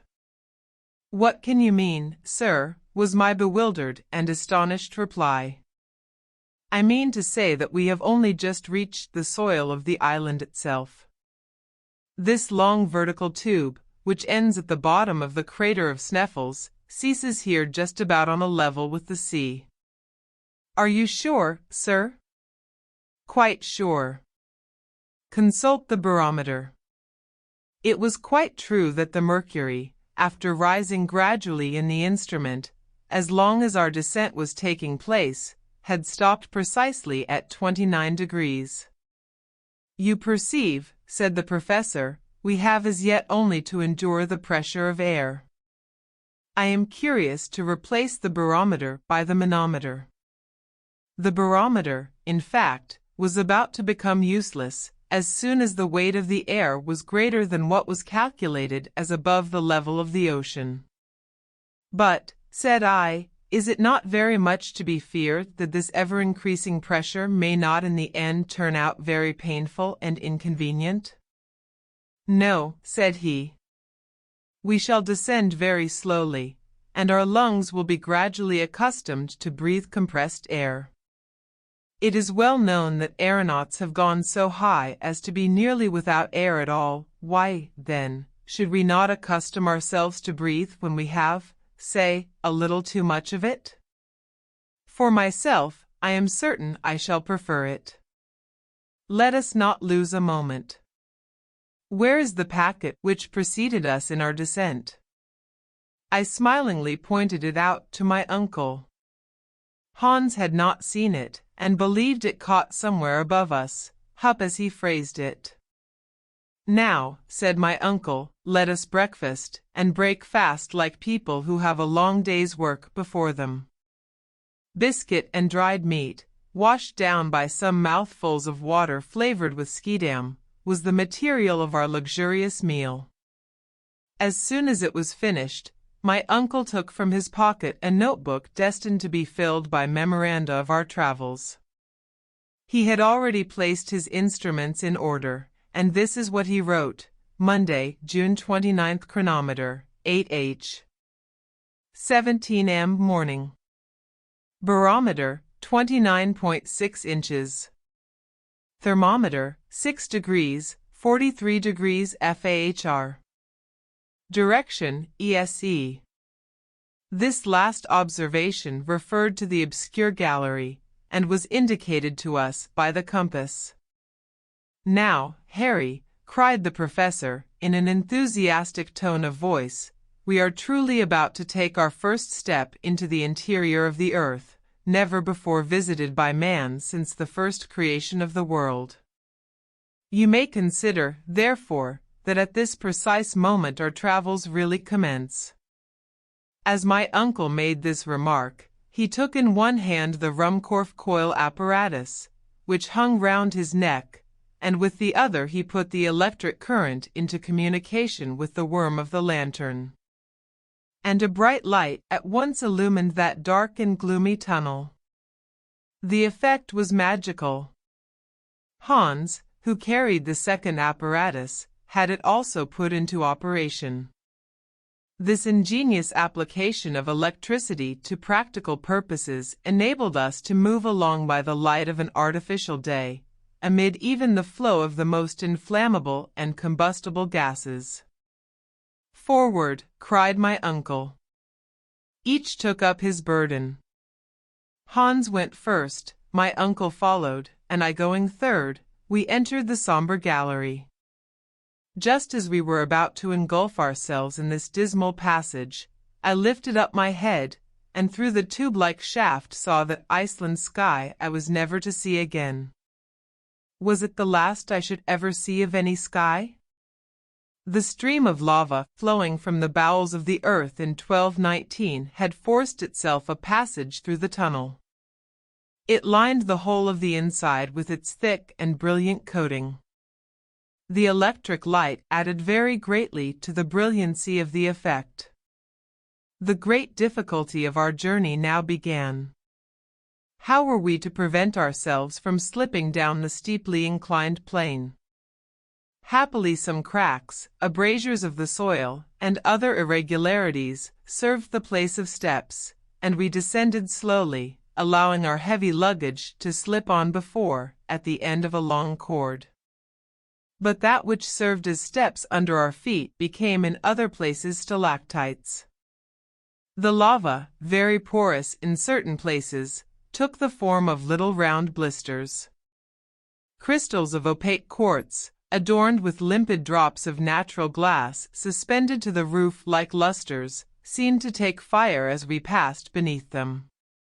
One would have fancied that the genii of romance were illuminating their underground palaces to receive the sons of men. Magnificent, glorious! I cried in a moment of involuntary enthusiasm, "What a spectacle, uncle! Do you not admire these variegated shades of lava, which run through a whole series of colors, from reddish-brown to pale yellow, by the most insensible degrees? And these crystals, they appear like luminous globes. You are beginning to see the charms of travel, Master Harry," cried my uncle. "Wait a bit, until we advance farther. What we have as yet discovered is nothing. Onwards, my boy, onwards." It would have been a far more correct and appropriate expression had he said, "Let us slide," for we were going down an inclined plane with perfect ease. The compass indicated that we were moving in a southeasterly direction. The flow of lava had never turned to the right or the left. It had the inflexibility of a straight line. Nevertheless, to my surprise, we found no perceptible increase in heat. This proved the theories of Humphrey Davy to be founded on truth, and more than once I found myself examining the thermometer in silent astonishment. 2 hours after our departure it only marked 54 degrees Fahrenheit. I had every reason to believe from this that our descent was far more horizontal than vertical. As for discovering the exact depth to which we had attained, nothing could be easier. The professor, as he advanced, measured the angles of deviation and inclination, but he kept the result of his observations to himself. About 8 o'clock in the evening, my uncle gave the signal for halting. Hans seated himself on the ground. The lamps were hung to fissures in the lava rock. We were now in a large cavern where air was not wanting. On the contrary, it abounded. What could be the cause of this? To what atmospheric agitation could be ascribed this draught? But this was a question which I did not care to discuss just then. Fatigue and hunger made me incapable of reasoning. An unceasing march of 7 hours had not been kept up without great exhaustion. I was really and truly worn out, and delighted enough I was to hear the word halt. Hans laid out some provisions on a lump of lava, and we each supped with keen relish. One thing, however, caused us great uneasiness. Our water reserve was already half exhausted. My uncle had full confidence in finding subterranean resources, but hitherto we had completely failed in so doing. I could not help calling my uncle's attention to the circumstance. "And you are surprised at this total absence of springs," he said. "Doubtless, I am very uneasy on the point. We have certainly not enough water to last us 5 days. Be quite easy on that matter," continued my uncle. "I answer for it we shall find plenty of water, in fact, far more than we shall want. But when? When we once get through this crust of lava. How can you expect springs to force their way through these solid stone walls? But what is there to prove that this concrete mass of lava does not extend to the center of the earth? I don't think we have as yet done much in a vertical way." "What puts that into your head?" my boy?" asked my uncle mildly. "Well, it appears to me that if we had descended very far below the level of the sea, we should find it rather hotter than we have." "According to your system," said my uncle, "but what does the thermometer say?" "Scarcely 15 degrees by Romer, which is only an increase of 9 since our departure." "Well, and what conclusion does that bring you to?" inquired the professor. "The deduction I draw from this is very simple. According to the most exact observations, the augmentation of the temperature of the interior of the Earth is 1 degree for every 100 feet. But certain local causes may considerably modify this figure. Thus at Yakutsk in Siberia, it has been remarked that the heat increases a degree every 36 feet. The difference evidently depends on the conductibility of certain rocks. In the neighborhood of an extinct volcano, it has been remarked that the elevation of temperature was only 1 degree in every 25 feet. Let us, then, go upon this calculation, which is the most favorable, and calculate." "Calculate away, my boy." "Nothing easier," said I, pulling out my notebook and pencil. 9 times 125 feet make a depth of 1125 feet. Archimedes could not have spoken more geometrically. Well, according to my observations, we are at least 10,000 feet below the level of the sea. Can it be possible? Either my calculation is correct, or there is no truth in figures. The calculations of the professor were perfectly correct. We were already 6,000 feet deeper down in the bowels of the earth than anyone had ever been before. The lowest known depth to which man had hitherto penetrated was in the mines of Kitzbühel, in the Tyrol, and those of Württemberg. The temperature, which should have been 81, was in this place only 15. This was a matter for serious consideration. Chapter 16. The Eastern Tunnel. The next day was Tuesday, the 30th of June, and at 6 o'clock in the morning we resumed our journey. We still continued to follow the gallery of lava, a perfect natural pathway, as easy of descent as some of those inclined planes which, in very old German houses, serve the purpose of staircases. This went on until 17 minutes past 12, the precise instant at which we rejoined Hans, who, having been somewhat in advance, had suddenly stopped. "At last," cried my uncle, "we have reached the end of the shaft." I looked wonderingly about me. We were in the center of 4 cross paths, somber and narrow tunnels. The question now arose as to which it was wise to take, and this of itself was no small difficulty. My uncle, who did not wish to appear to have any hesitation about the matter before myself or the guide, at once made up his mind. He pointed quietly to the eastern tunnel, and, without delay, we entered within its gloomy recesses. Besides, had he entertained any feeling of hesitation, it might have been prolonged indefinitely, for there was no indication by which to determine on a choice. It was absolutely necessary to trust to chance and good fortune. The descent of this obscure and narrow gallery was very gradual and winding. Sometimes we gazed through a succession of arches, its course very like the aisles of a Gothic cathedral.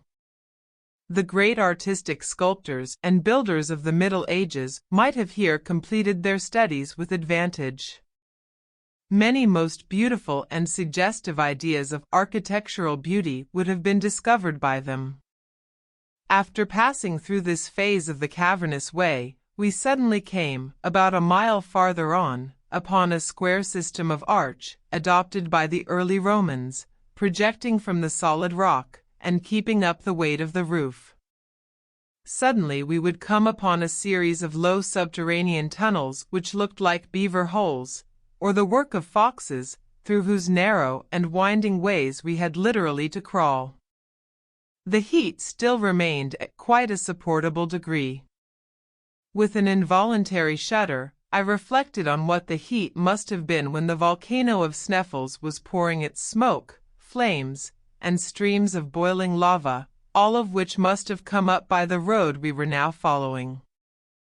I could imagine the torrents of hot seething stone darting on, bubbling up with accompaniments of smoke, steam, and sulphurous stench. Only to think of the consequences, I mused, if the old volcano were once more to set to work. I did not communicate these rather unpleasant reflections to my uncle. He not only would not have understood them, but would have been intensely disgusted. His only idea was to go ahead. He walked, he slid, he clambered over piles of fragments, he rolled down heaps of broken lava, with an earnestness and conviction it was impossible not to admire. At 6 o'clock in the evening, after a very wearisome journey, but one not so fatiguing as before, we had made 6 miles towards the southward, but had not gone more than a mile downwards. My uncle, as usual, gave the signal to halt. We ate our meal in thoughtful silence, and then retired to sleep. Our arrangements for the night were very primitive and simple. A traveling rug, in which each rolled himself, was all our bedding. We had no necessity to fear cold or any unpleasant visit. Travelers who bury themselves in the wilds and depths of the African desert, who seek profit and pleasure in the forests of the New World, are compelled to take it in turn to watch during the hours of sleep. But in this region of the earth absolute solitude and complete security reigned supreme. We had nothing to fear either from savages or from wild beasts. After a night's sweet repose, we awoke fresh and ready for action. There being nothing to detain us, we started on our journey. We continued to burrow through the lava tunnel as before. It was impossible to make out through what soil we were making way. The tunnel, moreover, instead of going down into the bowels of the earth, became absolutely horizontal. I even thought, after some examination, that we were actually tending upwards. About 10 o'clock in the day this state of things became so clear that, finding the change very fatiguing, I was obliged to slacken my pace and finally come to a halt. "Well," said the professor quickly, "what is the matter?" "The fact is, I am dreadfully tired," was my earnest reply. "What?" cried my uncle, "tired after a 3 hours' walk, and by so easy a road?" "Easy enough, I dare say, but very fatiguing." "But how can that be, when all we have to do is to go downwards?" "I beg your pardon, sir. For some time I have noticed that we are going upwards." "Upwards," cried my uncle, shrugging his shoulders, "how can that be?" "There can be no doubt about it. For the last half hour the slopes have been upward, and if we go on in this way much longer we shall find ourselves back in Iceland." My uncle shook his head with the air of a man who does not want to be convinced. I tried to continue the conversation. He would not answer me, but once more gave the signal for departure. His silence, I thought, was only caused by concentrated ill temper. However this might be, I once more took up my load, and boldly and resolutely followed Hans, who was now in advance of my uncle. I did not like to be beaten or even distanced. I was naturally anxious not to lose sight of my companions. The very idea of being left behind, lost in that terrible labyrinth, made me shiver as with the ague. Besides, if the ascending path was more arduous and painful to clamber, I had one source of secret consolation and delight. It was to all appearance taking us back to the surface of the earth. That of itself was hopeful. Every step I took confirmed me in my belief, and I began already to build castles in the air in relation to my marriage with my pretty little cousin.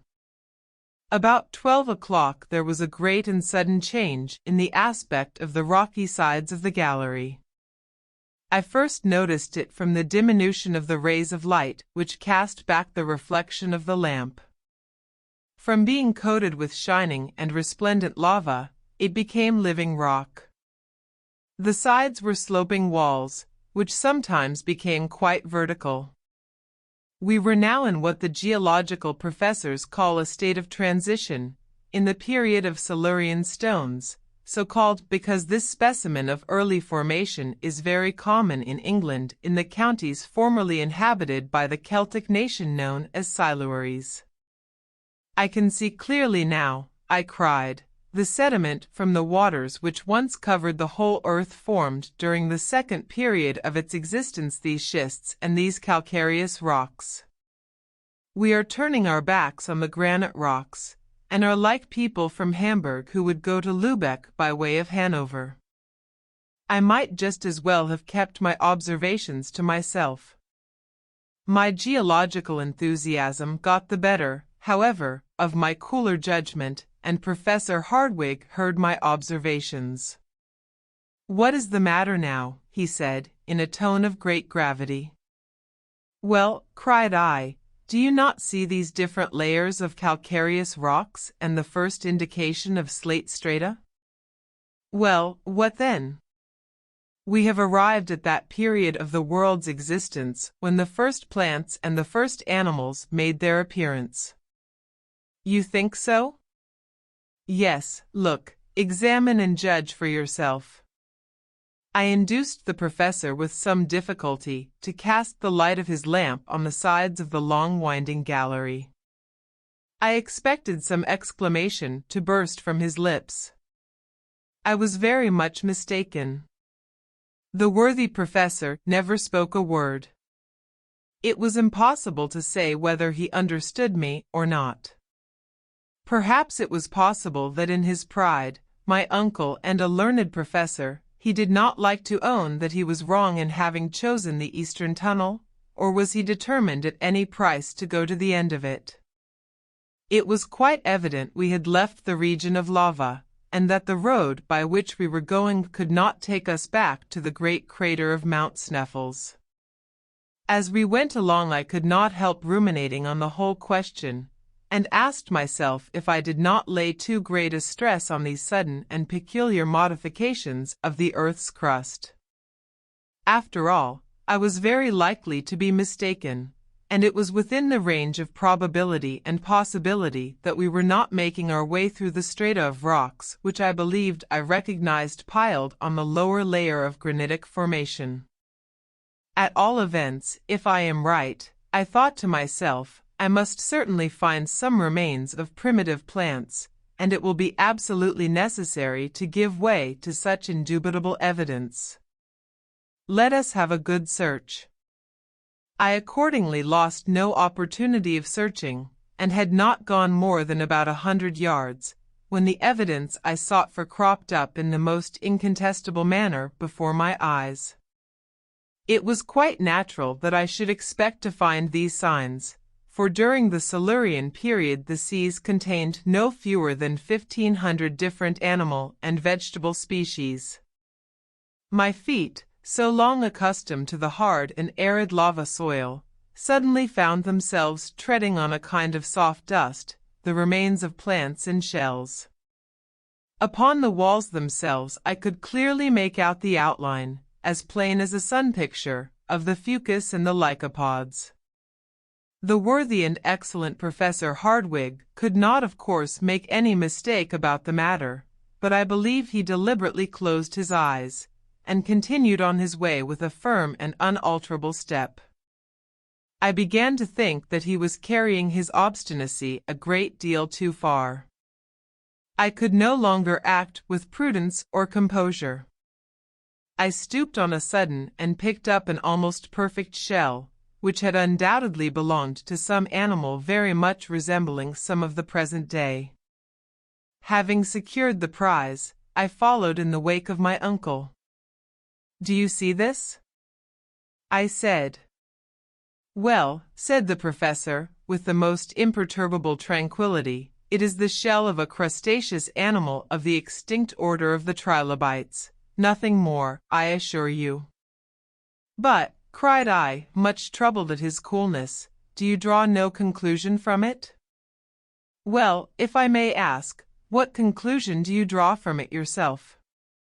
Well, I thought, I know, my boy, what you would say, and you are right, perfectly and incontestably right. We have finally abandoned the crust of lava and the road by which the lava ascended. It is quite possible that I may have been mistaken, but I shall be unable to discover my error until I get to the end of this gallery. You are quite right as far as that is concerned, I replied, and I should highly approve of your decision, if we had not to fear the greatest of all dangers. And what is that? Want of water. Well, my dear Henry, it can't be helped. We must put ourselves on rations. And on he went. Chapter 17. Deeper and deeper, the coal mine. In truth, we were compelled to put ourselves upon rations. Our supply would certainly last not more than 3 days. I found this out about supper time. The worst part of the matter was that, in what is called the transition rocks, it was hardly to be expected we should meet with water. I had read of the horrors of thirst, and I knew that where we were, a brief trial of its sufferings would put an end to our adventures and our lives. But it was utterly useless to discuss the matter with my uncle. He would have answered by some axiom from Plato. During the whole of next day we proceeded on our journey through this interminable gallery, arch after arch, tunnel after tunnel. We journeyed without exchanging a word. We had become as mute and reticent as Hans, our guide. The road had no longer an upward tendency. At all events, if it had, it was not to be made out very clearly. Sometimes there could be no doubt that we were going downwards. But this inclination was scarcely to be distinguished, and was by no means reassuring to the professor, because the character of the strata was in no wise modified, and the transition character of the rocks became more and more marked. It was a glorious sight to see how the electric light brought out the sparkles in the walls of the calcareous rocks and the old red sandstone. One might have fancied oneself in one of those deep cuttings in Devonshire, which have given their name to this kind of soil. Some magnificent specimens of marble projected from the sides of the gallery, some of an agate grey with white veins of variegated character, others of a yellow spotted color, with red veins. Farther off might be seen samples of color in which cherry-tinted seams were to be found in all their brightest shades. The greater number of these marbles were stamped with the marks of primitive animals. Since the previous evening, nature and creation had made considerable progress. Instead of the rudimentary trilobites, I perceived the remains of a more perfect order. Among others, the fish in which the eye of a geologist has been able to discover the first form of the reptile. The Devonian seas were inhabited by a vast number of animals of this species, which were deposited in tens of thousands in the rocks of new formation. It was quite evident to me that we were ascending the scale of animal life of which man forms the summit. My excellent uncle, the professor, appeared not to take notice of these warnings. He was determined at any risk to proceed. He must have been in expectation of one of two things, either that a vertical well was about to open under his feet, and thus allow him to continue his descent, or that some insurmountable obstacle would compel us to stop and go back by the road we had so long traveled. But evening came again, and, to my horror, neither hope was doomed to be realized. On Friday, after a night when I began to feel the gnawing agony of thirst, and when in consequence appetite decreased, our little band rose and once more followed the turnings and windings, the ascents and descents, of this interminable gallery. All were silent and gloomy. I could see that even my uncle had ventured too far. After about 10 hours of further progress, a progress dull and monotonous to the last degree, I remarked that the reverberation and reflection of our lamps upon the sides of the tunnel had singularly diminished. The marble, the schist, the calcareous rocks, the red sandstone, had disappeared, leaving in their places a dark and gloomy wall, somber and without brightness. When we reached a remarkably narrow part of the tunnel, I leaned my left hand against the rock. When I took my hand away, and happened to glance at it, it was quite black. We had reached the coal strata of the central earth. "A coal mine!" I cried. "A coal mine without miners," responded my uncle, a little severely. "How can we tell?" "I can tell," replied my uncle, in a sharp and doctorial tone. "I am perfectly certain that this gallery through successive layers of coal was not cut by the hand of man. But whether it is the work of nature or not is of little concern to us. The hour for our evening meal has come, let us sup." Hans, the guide, occupied himself in preparing food. I had come to that point when I could no longer eat. All I cared about were the few drops of water which fell to my share. What I suffered it is useless to record. The guide's gourd, not quite half full, was all that was left for us three. Having finished their repast, my two companions laid themselves down upon their rugs, and found in sleep a remedy for their fatigue and sufferings. As for me, I could not sleep. I lay counting the hours until morning. The next morning, Saturday, at 6 o'clock, we started again. 20 minutes later we suddenly came upon a vast excavation. From its mighty extent I saw at once that the hand of man could have had nothing to do with this coal mine. The vault above would have fallen in. As it was only held together by some miracle of nature. This mighty natural cavern was about 100 feet wide, by about 150 high. The earth had evidently been cast apart by some violent subterranean commotion. The mass, giving way to some prodigious upheaving of nature, had split in two, leaving the vast gap into which we inhabitants of the earth had penetrated for the first time. The whole singular history of the coal period was written on those dark and gloomy walls. A geologist would have been able easily to follow the different phases of its formation. The seams of coal were separated by strata of sandstone, a compact clay, which appeared to be crushed down by the weight from above. At that period of the world which preceded the secondary epoch, the earth was covered by a coating of enormous and rich vegetation, due to the double action of tropical heat and perpetual humidity. A vast atmospheric cloud of vapor surrounded the earth on all sides, preventing the rays of the sun from ever reaching it. Hence the conclusion that these intense heats did not arise from this new source of caloric.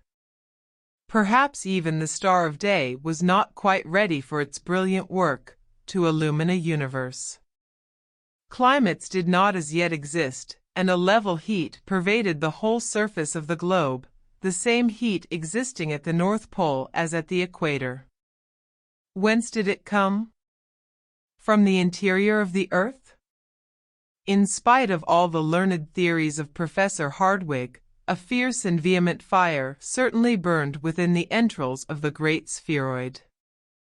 Its action was felt even to the very topmost crust of the earth. The plants then in existence, being deprived of the vivifying rays of the sun, had neither buds, nor flowers, nor odor, but their roots drew a strong and vigorous life from the burning earth of early days. There were but few of what may be called trees, only herbaceous plants, immense turfs, briars, mosses, rare families, which, however, in those days were counted by tens and tens of thousands.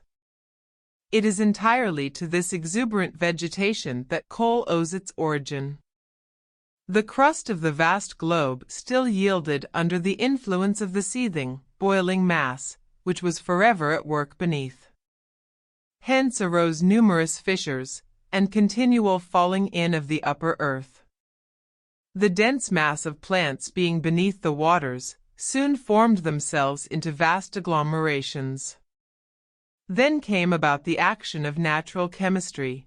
In the depths of the ocean the vegetable mass at first became turf, then, thanks to the influence of gases and subterranean fermentation, they underwent the complete process of mineralization.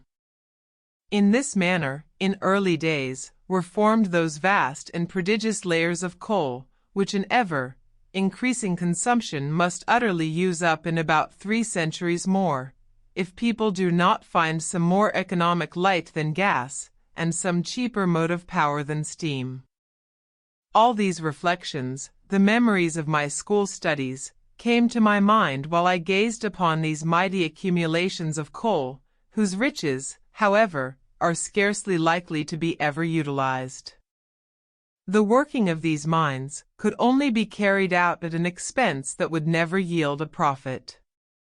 The matter, however, is scarcely worthy consideration, when coal is scattered over the whole surface of the globe, within a few yards of the upper crust.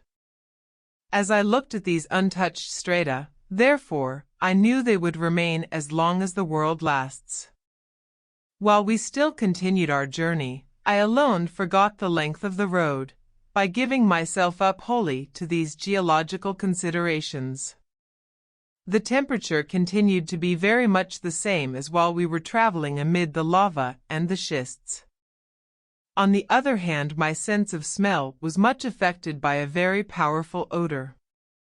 I immediately knew that the gallery was filled to overflowing with that dangerous gas the miners call fire damp, the explosion of which has caused such fearful and terrible accidents, making 100 widows and hundreds of orphans in a single hour. Happily, we were able to illumine our progress by means of the Ruhmkorff apparatus. If we had been so rash and imprudent as to explore this gallery, torch in hand, a terrible explosion would have put an end to our travels, simply because no travelers would be left. Our excursion through this wondrous coal mine in the very bowels of the earth lasted until evening. My uncle was scarcely able to conceal his impatience and dissatisfaction at the road continuing still to advance in a horizontal direction. The darkness, dense and opaque a few yards in advance and in the rear, rendered it impossible to make out what was the length of the gallery. For myself, I began to believe that it was simply interminable, and would go on in the same manner for months. Suddenly, at 6 o'clock, we stood in front of a wall. To the right, to the left, above, below, nowhere was there any passage. We had reached a spot where the rocks said, in unmistakable accents, "No thoroughfare." I stood stupefied. The guide simply folded his arms. My uncle was silent. "Well, well, so much the better," cried my uncle. "At last, I now know what we are about. We are decidedly not upon the road followed by Saknussemm. All we have to do is to go back. Let us take one night's good rest, and before 3 days are over, I promise you we shall have regained the point where the galleries divided." "Yes, we may, if our strength lasts as long," I cried, in a lamentable voice. "And why not? Tomorrow, among us 3, there will not be a drop of water. It is just gone." "And your courage with it," said my uncle, speaking in a severe tone. What could I say? I turned round on my side, and from sheer exhaustion fell into a heavy sleep disturbed by dreams of water. And I awoke unrefreshed. I would have bartered a diamond mine for a glass of pure spring water. Chapter 18: The Wrong Road. Next day, our departure took place at a very early hour. There was no time for the least delay. According to my account, we had 5 days' hard work to get back to the place where the galleries divided. I can never tell all the sufferings we endured upon our return. My uncle bore them like a man who has been in the wrong, that is, with concentrated and suppressed anger, Hans, with all the resignation of his pacific character, and I confess that I did nothing but complain and despair. I had no heart for this bad fortune. But there was one consolation. Defeat at the outset would probably upset the whole journey. As I had expected from the first, our supply of water gave completely out on our first day's march. Our provision of liquids was reduced to our supply of Schiedam, but this horrible, nay, I will say it, this infernal liquor burnt the throat, and I could not even bear the sight of it. I found the temperature to be stifling. I was paralyzed with fatigue. More than once I was about to fall insensible to the ground. The whole party then halted, and the worthy islander and my excellent uncle did their best to console and comfort me. I could, however, plainly see that my uncle was contending painfully against the extreme fatigues of our journey, and the awful torture generated by the absence of water. At length a time came when I ceased to recollect anything, when all was one awful, hideous, fantastic dream. At last, on Tuesday, the 7th of the month of July, after crawling on our hands and knees for many hours, more dead than alive, we reached the point of junction between the galleries. I lay like a log, an inert mass of human flesh on the arid lava soil. It was then 10 in the morning. Hans and my uncle, leaning against the wall, tried to nibble away at some pieces of biscuit, while deep groans and sighs escaped from my scorched and swollen lips. Then I fell off into a kind of deep lethargy. Presently I felt my uncle approach, and lift me up tenderly in his arms. "Poor boy," I heard him say in a tone of deep commiseration. I was profoundly touched by these words, being by no means accustomed to signs of womanly weakness in the professor. I caught his trembling hands in mine and gave them a gentle pressure. He allowed me to do so without resistance, looking at me kindly all the time. His eyes were wet with tears. I then saw him take the gourd which he wore at his side. To my surprise, or rather to my stupefaction, he placed it to my lips. "Drink, my boy," he said. Was it possible my ears had not deceived me? Was my uncle mad? I looked at him, with, I am sure, quite an idiotic expression.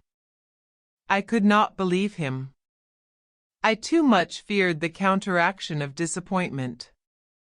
"Drink," he said again. Had I heard aright? Before, however, I could ask myself the question a second time, a mouthful of water cooled my parched lips and throat, one mouthful, but I do believe it brought me back to life. I thanked my uncle by clasping my hands. My heart was too full to speak. "Yes," said he, "one mouthful of water, the very last, do you hear, my boy, the very last. I have taken care of it at the bottom of my bottle as the apple of my eye. 20 times, 100 times, I have resisted the fearful desire to drink it. But, no, Harry, I saved it for you." "My dear uncle," I exclaimed, and the big tears rolled down my hot and feverish cheeks. "Yes, my poor boy, I knew that when you reached this place, this crossroad in the earth, you would fall down half dead, and I saved my last drop of water in order to restore you." "Thanks," I cried, "thanks from my heart." As little as my thirst was really quenched, I had nevertheless partially recovered my strength. The contracted muscles of my throat relaxed, and the inflammation of my lips in some measure subsided. At all events, I was able to speak.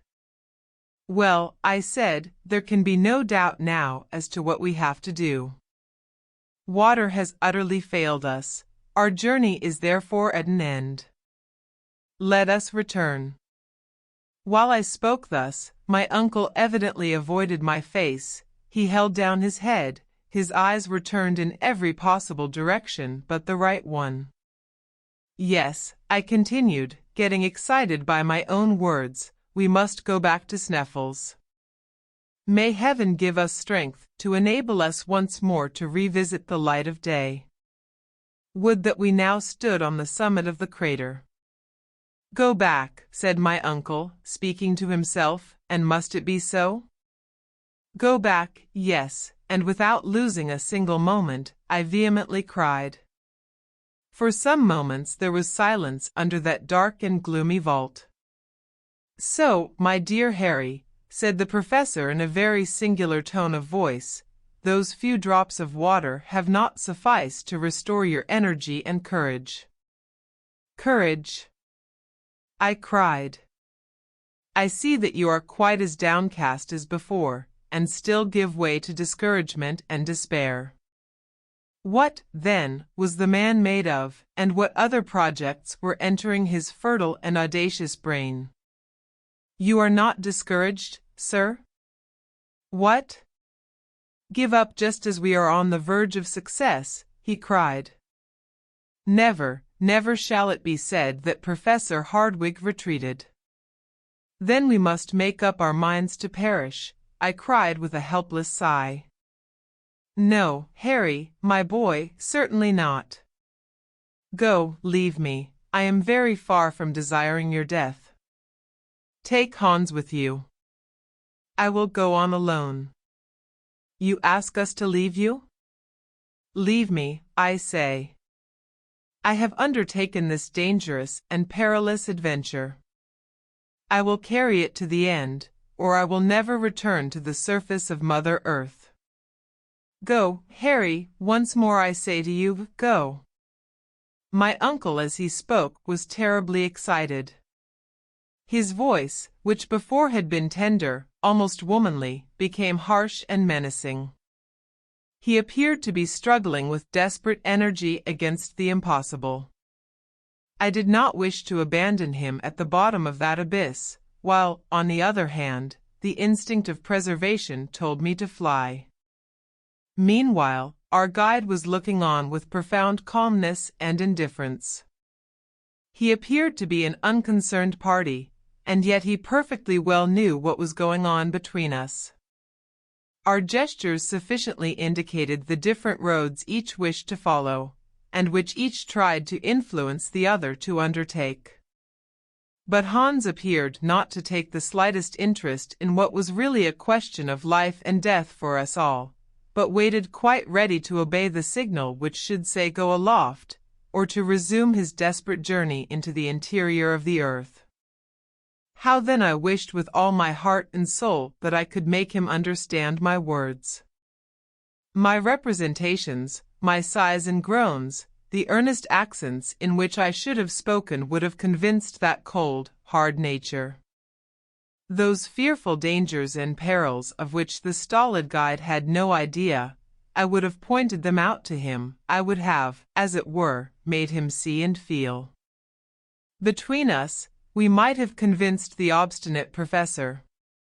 If the worst had come to the worst, we could have compelled him to return to the summit of Sneffels. I quietly approached Hans. I caught his hand in mine. He never moved a muscle. I indicated to him the road to the top of the crater.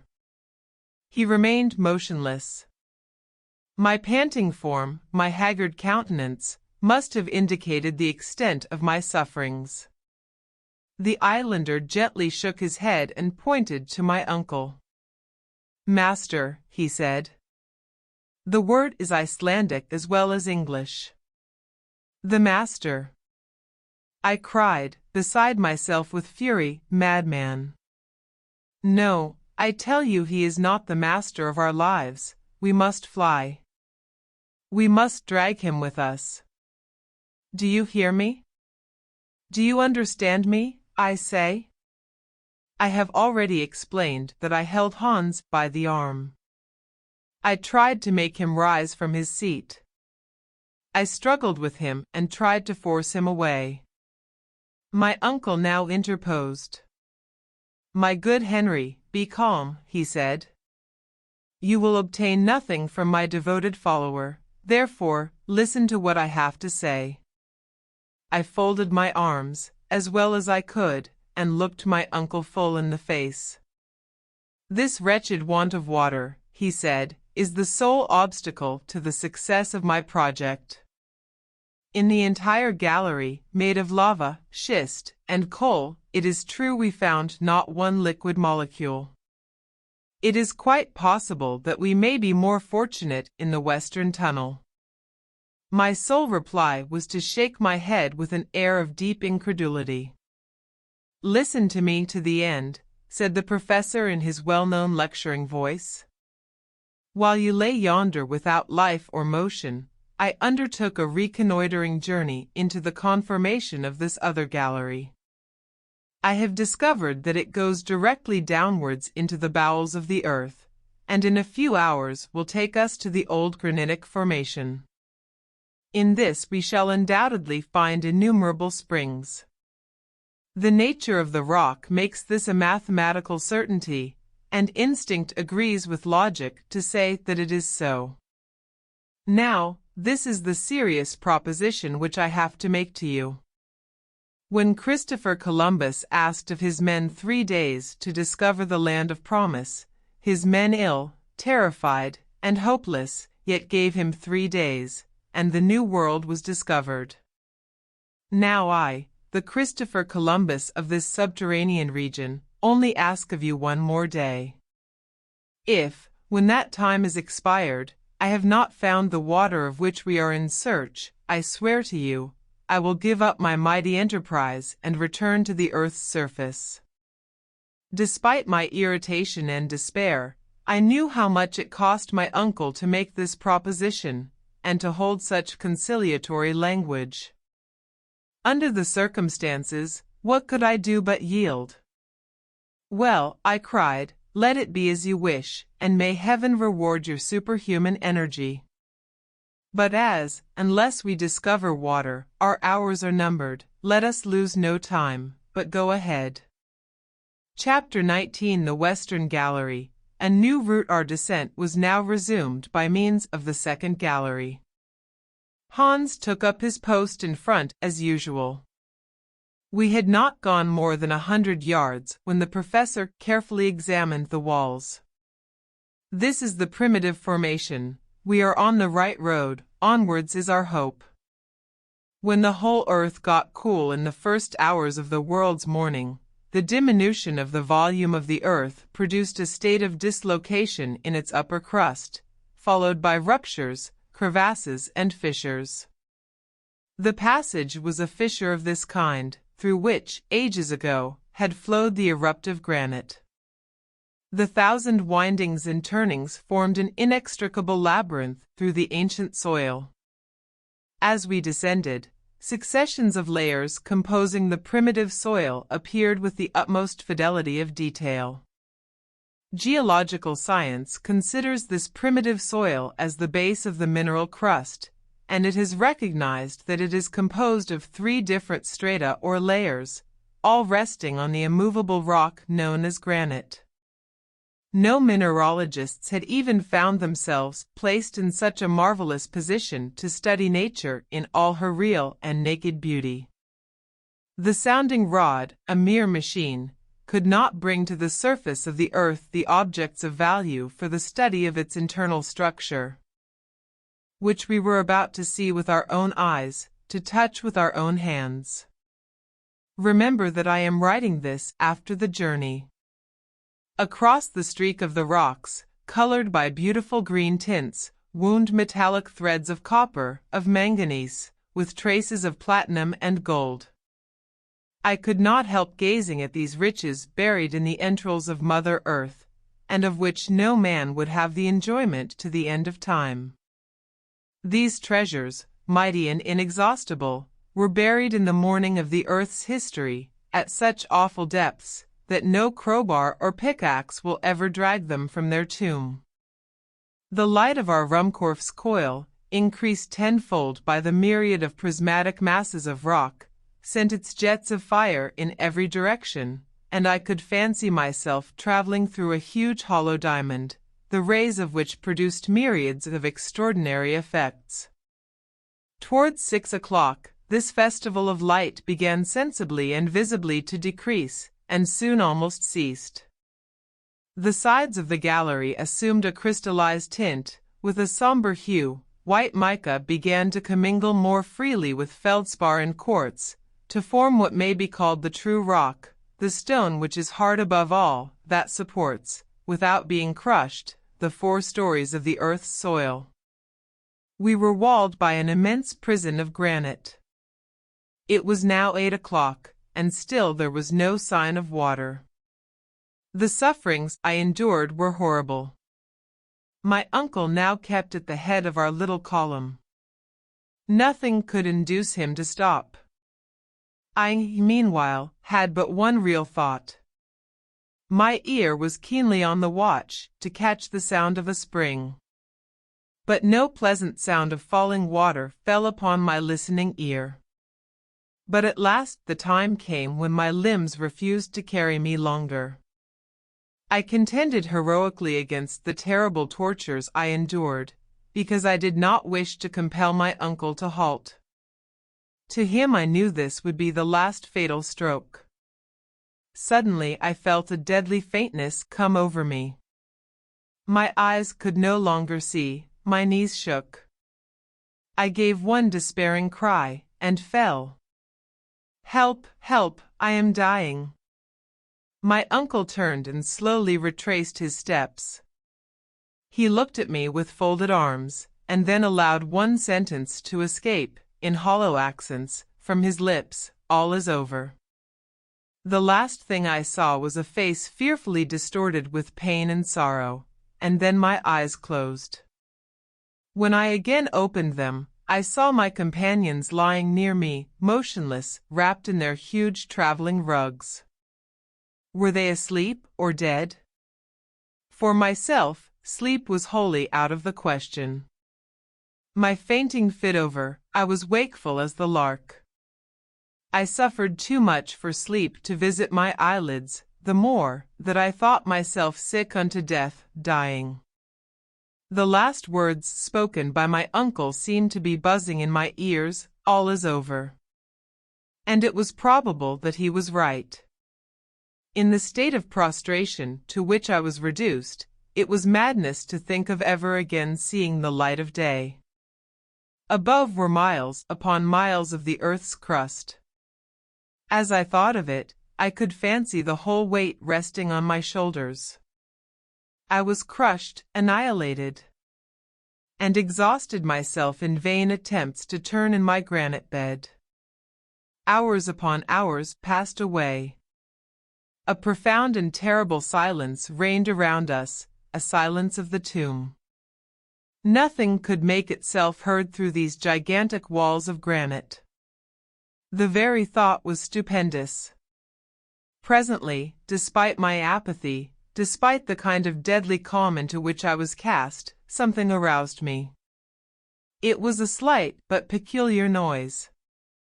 While I was watching intently, I observed that the tunnel was becoming dark. Then, gazing through the dim light that remained, I thought I saw the islander taking his departure, lamp in hand. Why had he acted thus? Did Hans the guide mean to abandon us? My uncle lay fast asleep, or dead. I tried to cry out and arouse him. My voice, feebly issuing from my parched and fevered lips, found no echo in that fearful place. My throat was dry, my tongue stuck to the roof of my mouth. The obscurity had by this time become intense, and at last even the faint sound of the guide's footsteps was lost in the blank distance. My soul seemed filled with anguish, and death appeared welcome, only let it come quickly. "Hans is leaving us," I cried. "Hans, Hans, if you are a man, come back." These words were spoken to myself. They could not be heard aloud. Nevertheless, after the first few moments of terror were over, I was ashamed of my suspicions against a man who hitherto had behaved so admirably. Nothing in his conduct or character justified suspicion. Moreover, a moment's reflection reassured me. His departure could not be a flight. Instead of ascending the gallery, he was going deeper down into the gulf. Had he had any bad design, his way would have been upwards. This reasoning calmed me a little, and I began to hope. The good, and peaceful, and imperturbable Hans would certainly not have arisen from his sleep without some serious and grave motive. Was he bent on a voyage of discovery? During the deep, still silence of the night had he at last heard that sweet murmur about which we were all so anxious? Chapter 20 Water, where is it? A bitter disappointment during a long, weary hour. There crossed my wildly delirious brain all sorts of reasons as to what could have aroused our quiet and faithful guide. The most absurd and ridiculous ideas passed through my head, each more impossible than the other. I believe I was either half or wholly mad. Suddenly, however, there arose, as it were from the depths of the earth, a voice of comfort. It was the sound of footsteps. Hans was returning. Presently the uncertain light began to shine upon the walls of the passage, and then it came in view far down the sloping tunnel. At length Hans himself appeared. He approached my uncle, placed his hand upon his shoulder, and gently awakened him. My uncle, as soon as he saw who it was, instantly arose. "Well," exclaimed the professor. "That 10," said the hunter. I did not know a single word of the Danish language, and yet by a sort of mysterious instinct I understood what the guide had said. "Water, water," I cried, in a wild and frantic tone, clapping my hands, and gesticulating like a madman. "Water," murmured my uncle, in a voice of deep emotion and gratitude. "Var? Where? Nedat? Below. Where? Below." I understood every word. I had caught the hunter by the hands, and I shook them heartily, while he looked on with perfect calmness.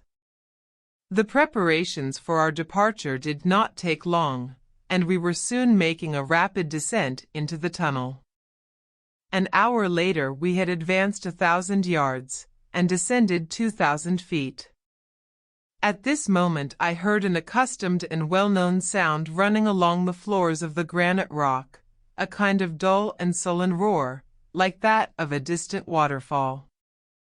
During the first half-hour of our advance, not finding the discovered spring, my feelings of intense suffering appeared to return. Once more I began to lose all hope. My uncle, however, observing how downhearted I was again becoming, took up the conversation. "Hans was right," he exclaimed enthusiastically, "that is the dull roaring of a torrent." "A torrent," I cried, delighted at even hearing the welcome words. "There's not the slightest doubt about it," he replied, "a subterranean river is flowing beside us." I made no reply, but hastened on, once more animated by hope. I began not even to feel the deep fatigue which hitherto had overpowered me. The very sound of this glorious murmuring water already refreshed me. We could hear it increasing in volume every moment. The torrent, which for a long time could be heard flowing over our heads, now ran distinctly along the left wall, roaring, rushing, spluttering, and still falling. Several times I passed my hand across the rock hoping to find some trace of humidity, of the slightest percolation. Alas! In vain. Again a half-hour passed in the same weary toil. Again we advanced. It now became evident that the hunter, during his absence, had not been able to carry his researches any farther. Guided by an instinct peculiar to the dwellers in mountain regions and water-finders, he smelt the living spring through the rock. Still he had not seen the precious liquid. He had neither quenched his own thirst, nor brought us one drop in his gourd. Moreover, we soon made the disastrous discovery that, if our progress continued, we should soon be moving away from the torrent, the sound of which gradually diminished. We turned back. Hans halted at the precise spot where the sound of the torrent appeared nearest. I could bear the suspense and suffering no longer, and seated myself against the wall, behind which I could hear the water seething and effervescing not 2 feet away. But a solid wall of granite still separated us from it. Hans looked keenly at me, and, strange enough, for once I thought I saw a smile on his imperturbable face. He rose from a stone on which he had been seated, and took up the lamp. I could not help rising and following. He moved slowly along the firm and solid granite wall. I watched him with mingled curiosity and eagerness. Presently he halted and placed his ear against the dry stone, moving slowly along and listening with the most extreme care and attention. I understood at once that he was searching for the exact spot where the torrent's roar was most plainly heard. This point he soon found in the lateral wall on the left side, about 3 feet above the level of the tunnel floor. I was in a state of intense excitement. I scarcely dared believe what the eiderduck hunter was about to do. It was, however, impossible in a moment more not to both understand and applaud, and even to smother him in my embraces, when I saw him raise the heavy crowbar and commence an attack upon the rock itself. Saved! I cried. Yes, cried my uncle, even more excited and delighted than myself. Hans is quite right. Oh, the worthy, excellent man! We should never have thought of such an idea. And nobody else, I think, would have done so. Such a process, simple as it seemed, would most certainly not have entered our heads. Nothing could be more dangerous than to begin to work with pickaxes in that particular part of the globe. Supposing while he was at work a break-up were to take place, and supposing the torrent once having gained an inch were to take an ell, and come pouring bodily through the broken rock. Not one of these dangers was chimerical. They were only too real. But at that moment no fear of falling in of the roof, or even of inundation, was capable of stopping us. Our thirst was so intense that to quench it we would have dug below the bed of old ocean itself. Hans went quietly to work, a work which neither my uncle nor I would have undertaken at any price. Our impatience was so great that if we had once begun with pickaxe and crowbar, the rock would soon have split into 100 fragments. The guide, on the contrary, calm, ready, moderate, wore away the hard rock by little steady blows of his instrument, making no attempt at a larger hole than about 6 inches. As I stood, I heard, or I thought I heard, the roar of the torrent momentarily increasing in loudness, and at times I almost felt the pleasant sensation of water upon my parched lips. At the end of what appeared an age, Hans had made a hole which enabled his crowbar to enter 2 feet into the solid rock. He had been at work exactly an hour. It appeared a dozen. I was getting wild with impatience. my uncle began to think of using more violent measures. I had the greatest difficulty in checking him. He had indeed just got hold of his crowbar when a loud and welcome hiss was heard. Then a stream, or rather jet, of water burst through the wall and came out with such force as to hit the opposite side. Hans, the guide, who was half upset by the shock, was scarcely able to keep down a cry of pain and grief. I understood his meaning when, plunging my hands into the sparkling jet, I myself gave a wild and frantic cry.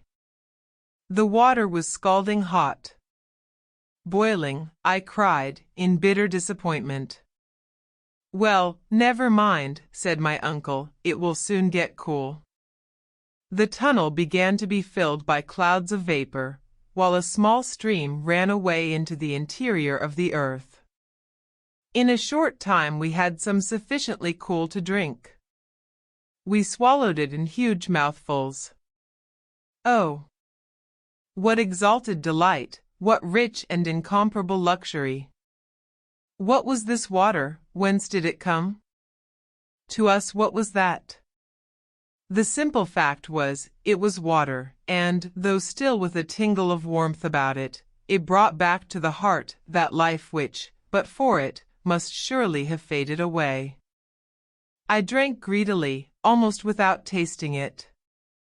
When, however, I had almost quenched my ravenous thirst, I made a discovery. "Why, it is chalybeate water." "A most excellent stomachic," replied my uncle, "and highly mineralized. Here is a journey worth 20 to Spa." "It's very good," I replied. "I should think so." Water found 6 miles underground. There is a peculiarly inky flavor about it, which is by no means disagreeable. Hans may congratulate himself on having made a rare discovery. What do you say, nephew, according to the usual custom of travelers, to name the stream after him? "Good," said I. And the name of Hansbach, Hansbrook, was at once agreed upon. Hans was not a bit more proud after hearing our determination than he was before. After having taken a very small modicum of the welcome refreshment, he had seated himself in a corner with his usual imperturbable gravity. "Now," said I, "it is not worth while letting this water run to waste." "What is the use?" replied my uncle. "The source from which this river rises is inexhaustible." "Never mind," I continued, "let us fill our goatskin and gourds, and then try to stop the opening up." My advice, after some hesitation, was followed or attempted to be followed. Hans picked up all the broken pieces of granite he had knocked out, and using some tow he happened to have about him, tried to shut up the fissure he had made in the wall. All he did was to scald his hands. The pressure was too great, and all our attempts were utter failures. "It is evident," I remarked, "that the upper surface of these springs is situated at a very great height above, as we may fairly infer from the great pressure of the jet." "That is by no means doubtful," replied my uncle. "If this column of water is about 32,000 feet high, the atmospheric pressure must be something enormous. But a new idea has just struck me." "And what is that?" "Why be at so much trouble to close this aperture?" "Because," I hesitated and stammered, having no real reason. "When our water bottles are empty, we are not at all sure that we shall be able to fill them," observed my uncle. "I think that is very probable." "Well, then, let this water run. It will, of course, naturally follow in our track, and will serve to guide and refresh us." "I think the idea a good one," I cried in reply, "and with this rivulet as a companion, there is no further reason why we should not succeed in our marvelous project." "Ah, my boy," said the professor, laughing, "after all, you are coming round." "More than that, I am now confident of ultimate success. One moment, nephew mine. Let us begin by taking some hours of repose. I had utterly forgotten that it was night. The chronometer, however, informed me of the fact. Soon we were sufficiently restored and refreshed, and had all fallen into a profound sleep. Chapter 21. Under the Ocean. By the next day we had nearly forgotten our past sufferings. The first sensation I experienced was surprise at not being thirsty, and I actually asked myself the reason.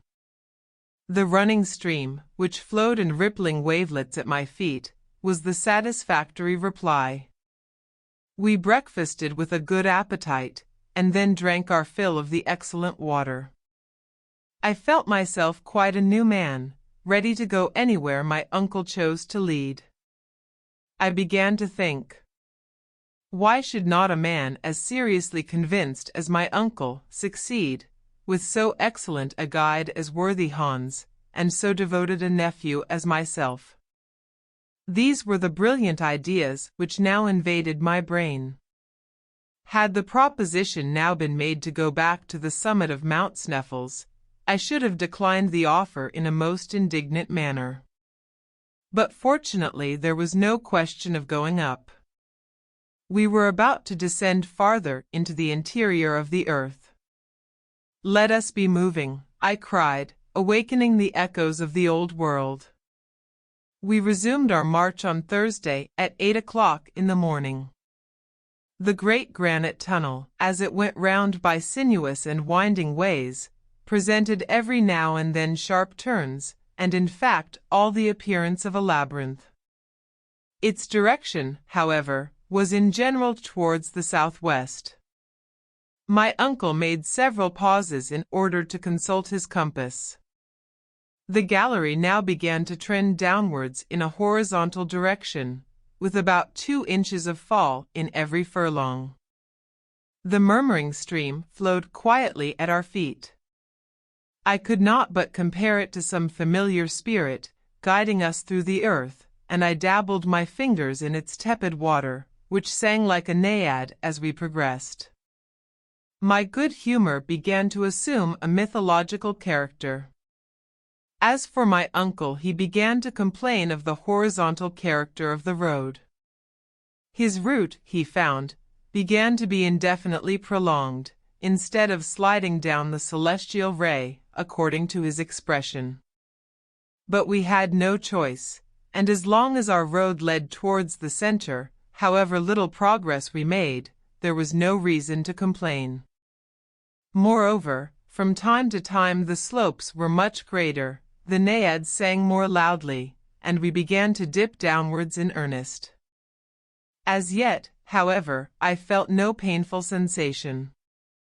I had not got over the excitement of the discovery of water.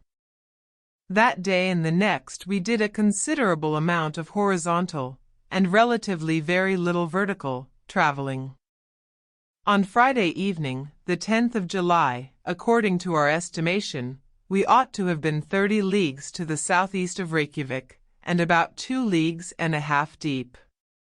We now received a rather startling surprise. Under our feet there opened a horrible well.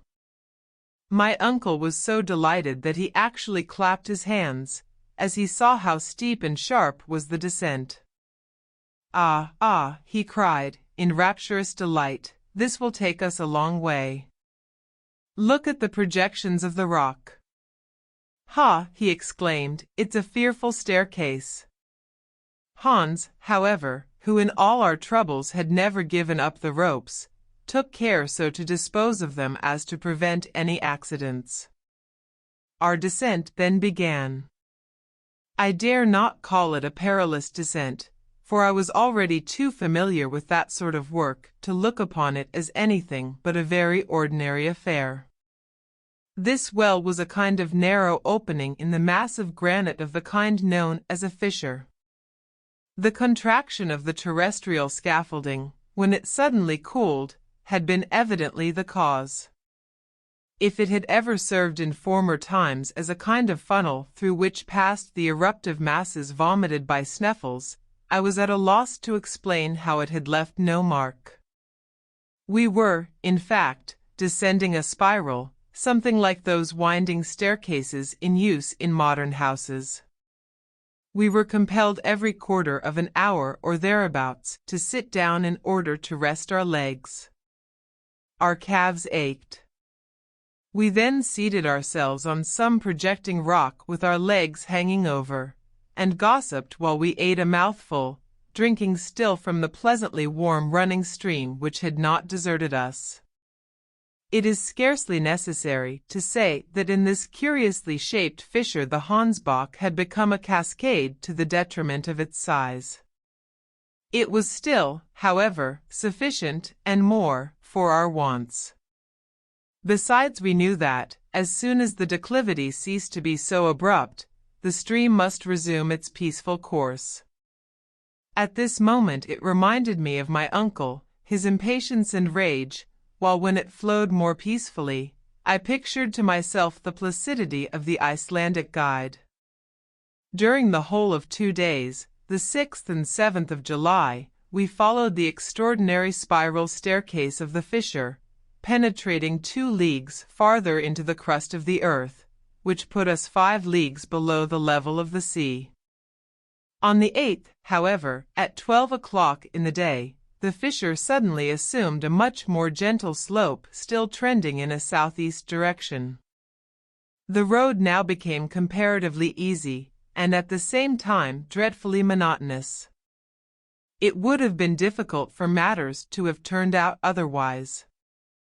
Our peculiar journey had no chance of being diversified by landscape and scenery. At all events, such was my idea. At length, on Wednesday the 15th, we were actually 7 leagues, 21 miles, below the surface of the earth, and 50 leagues distant from the mountain of Sneffels. Though, if the truth be told, we were very tired, our health had resisted all suffering, and was in a most satisfactory state. Our traveler's box of medicaments had not even been opened. My uncle was careful to note every hour the indications of the compass, of the manometer, and of the thermometer, all which he afterwards published in his elaborate philosophical and scientific account of our remarkable voyage. He was therefore able to give an exact relation of the situation. When, therefore, he informed me that we were 50 leagues in a horizontal direction distant from our starting point, I could not suppress a loud exclamation. "What is the matter now?" cried my uncle. "Nothing very important, only an idea has entered my head," was my reply. "Well, out with it, my boy." "It is my opinion that if your calculations are correct we are no longer under Iceland." "Do you think so?" "We can very easily find out," I replied, pulling out a map and compasses. "You see," I said, after careful measurement, "that I am not mistaken. We are far beyond Cape Portland, and those 50 leagues to the southeast will take us into the open sea." "Under the open sea," cried my uncle, rubbing his hands with a delighted air. "Yes," I cried, "no doubt old ocean flows over our heads." "Well, my dear boy, what can be more natural? Do you not know that in the neighborhood of Newcastle there are coal mines which have been worked far out under the sea?" Now my worthy uncle, the professor, no doubt regarded this discovery as a very simple fact, but to me the idea was by no means a pleasant one. And yet when one came to think the matter over seriously, what mattered it whether the plains and mountains of Iceland were suspended over our devoted heads, or the mighty billows of the Atlantic Ocean? The whole question rested on the solidity of the granite roof above us. However, I soon got used to the ideal for the passage, now level, now running down, and still always to the southeast, kept going deeper and deeper into the profound abysses of Mother Earth. 3 days later, on the 18th day of July, on a Saturday, we reached a kind of vast grotto. My uncle here paid Hans his usual Riksdollars, and it was decided that the next day should be a day of rest. Chapter 22 Sunday below ground. I awoke on Sunday morning without any sense of hurry and bustle attendant on an immediate departure. Though the day to be devoted to repose and reflection was spent under such strange circumstances, and in so wonderful a place, the idea was a pleasant one. Besides, we all began to get used to this kind of existence. I had almost ceased to think of the sun, of the moon, of the stars, of the trees, houses, and towns, in fact, about any terrestrial necessities. In our peculiar position we were far above such reflections. The grotto was a vast and magnificent hall. Along its granitic soil the stream flowed placidly and pleasantly. So great a distance was it now from its fiery source that its water was scarcely lukewarm, and could be drunk without delay or difficulty. After a frugal breakfast, the professor made up his mind to devote some hours to putting his notes and calculations in order. In the first place, he said, I have a good many to verify and prove, in order that we may know our exact position. I wish to be able on our return to the upper regions to make a map of our journey, a kind of vertical section of the globe, which will be, as it were, the profile of the expedition. That would indeed be a curious work, uncle, but can you make your observations with anything like certainty and precision? I can.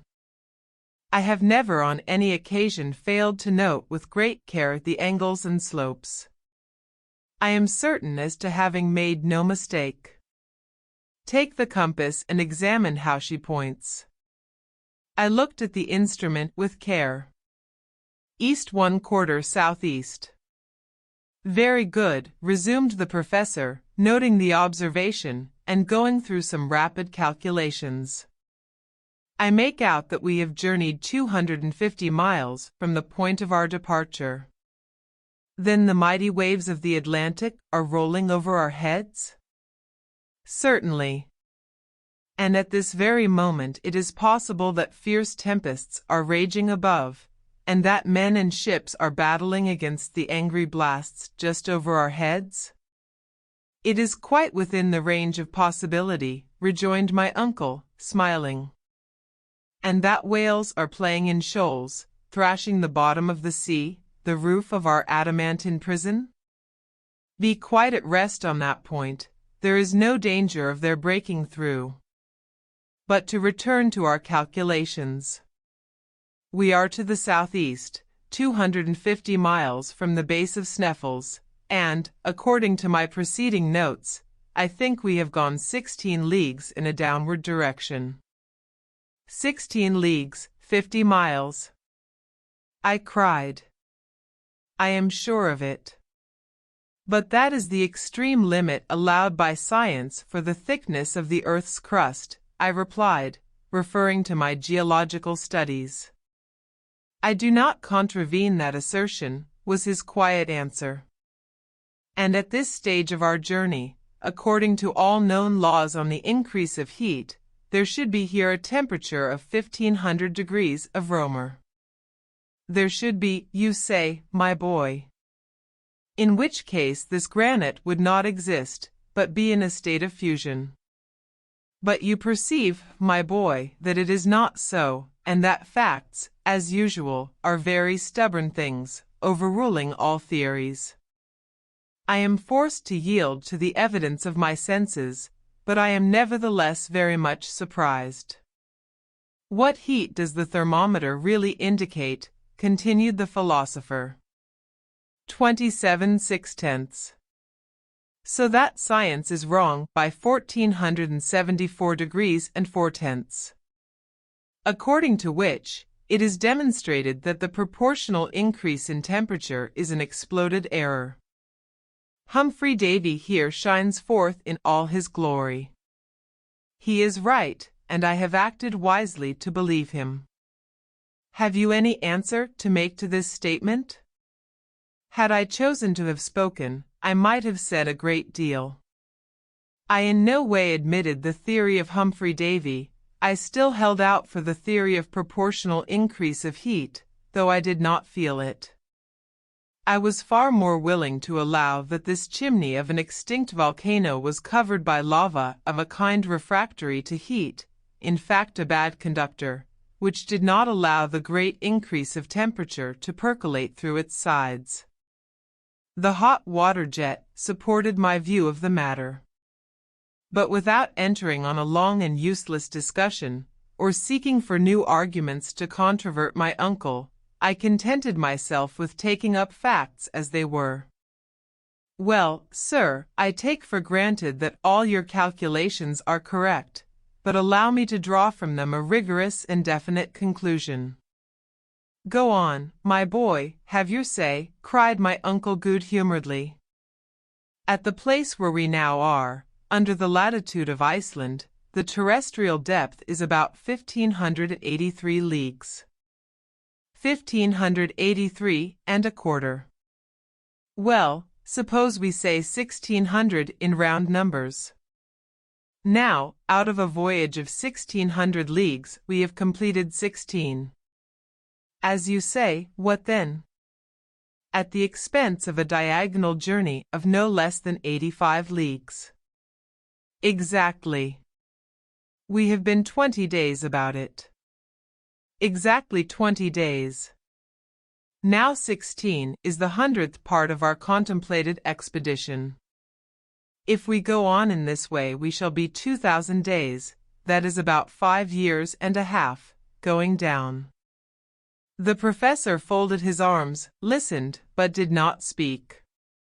Without counting that if a vertical descent of 16 leagues costs us a horizontal of 85, we shall have to go about 8,000 leagues to the southeast, and we must therefore come out somewhere in the circumference long before we can hope to reach the center.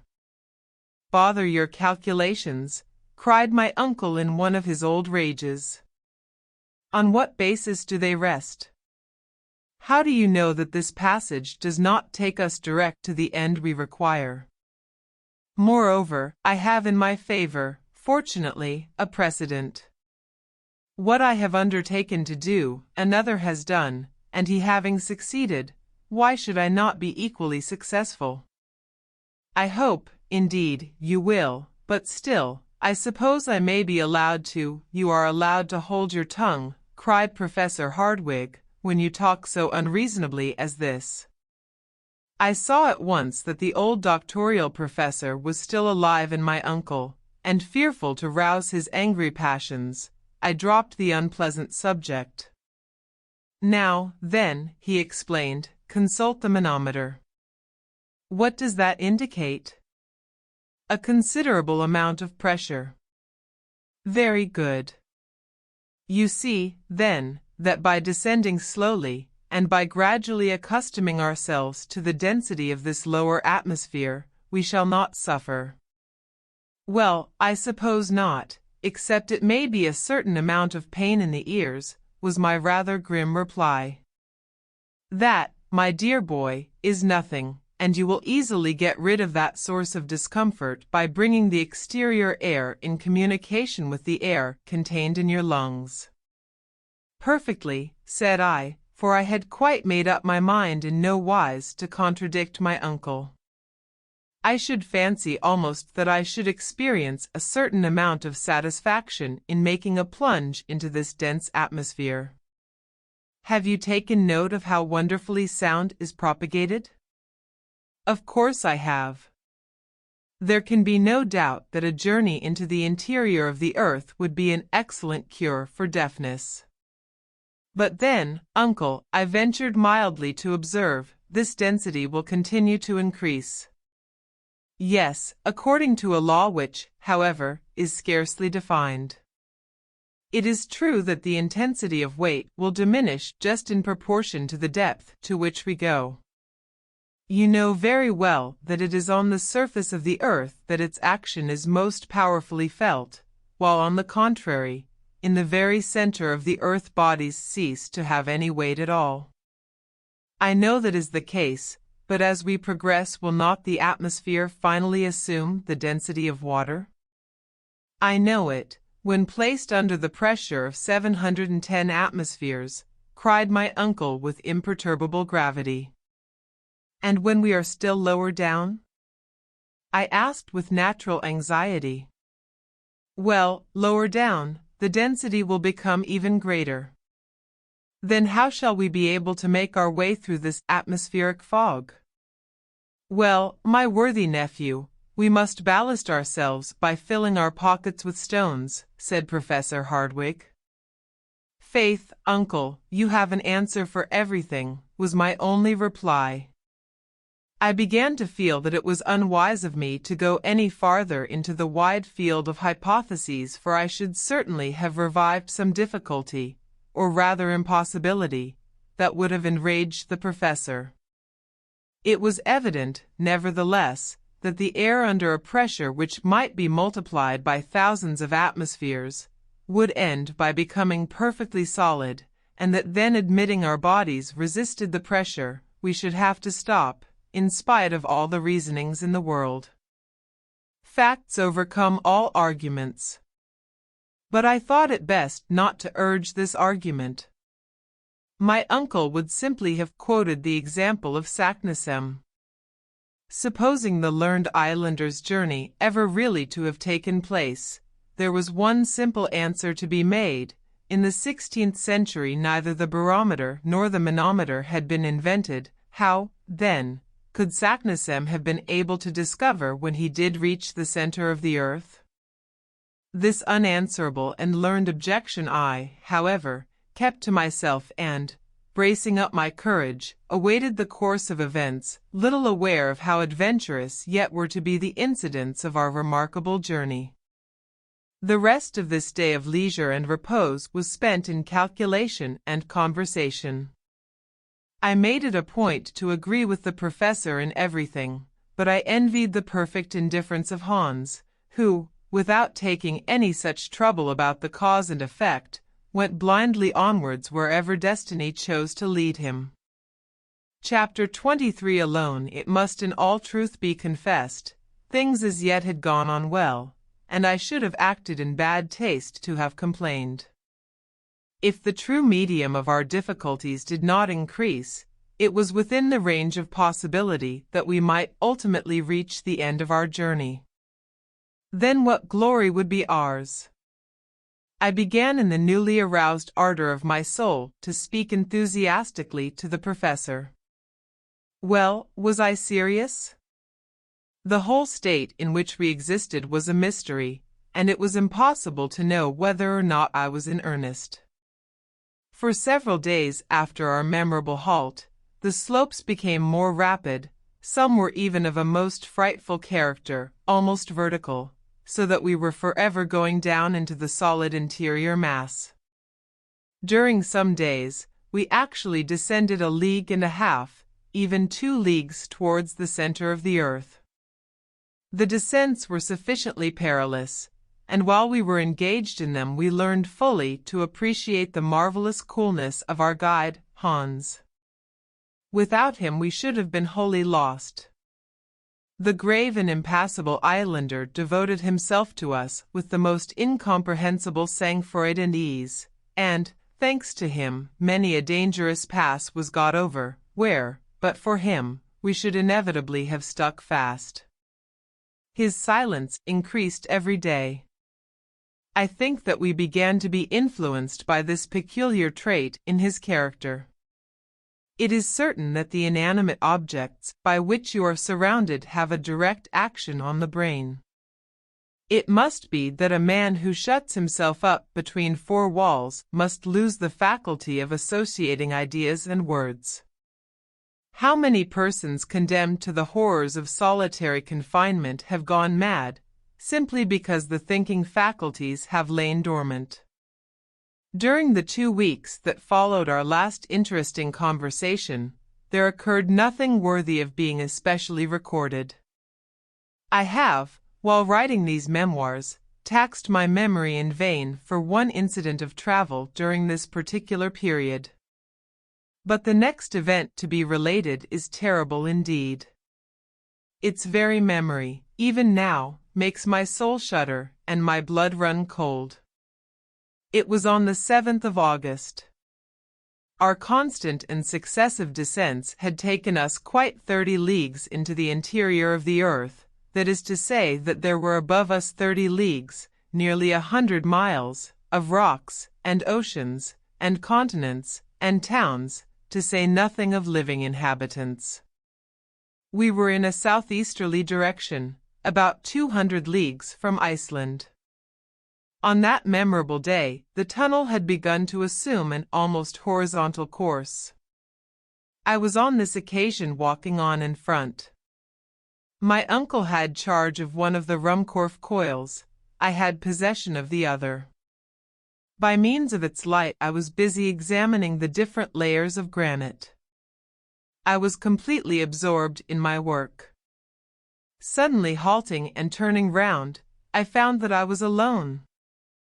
Well, thought I to myself, I have certainly been walking too fast, or else Hans and my uncle have stopped to rest. The best thing I can do is to go back and find them. Luckily, there is very little ascent to tire me. I accordingly retraced my steps and, while doing so, walked for at least a quarter of an hour. Rather uneasy, I paused and looked eagerly around. Not a living soul. I called aloud.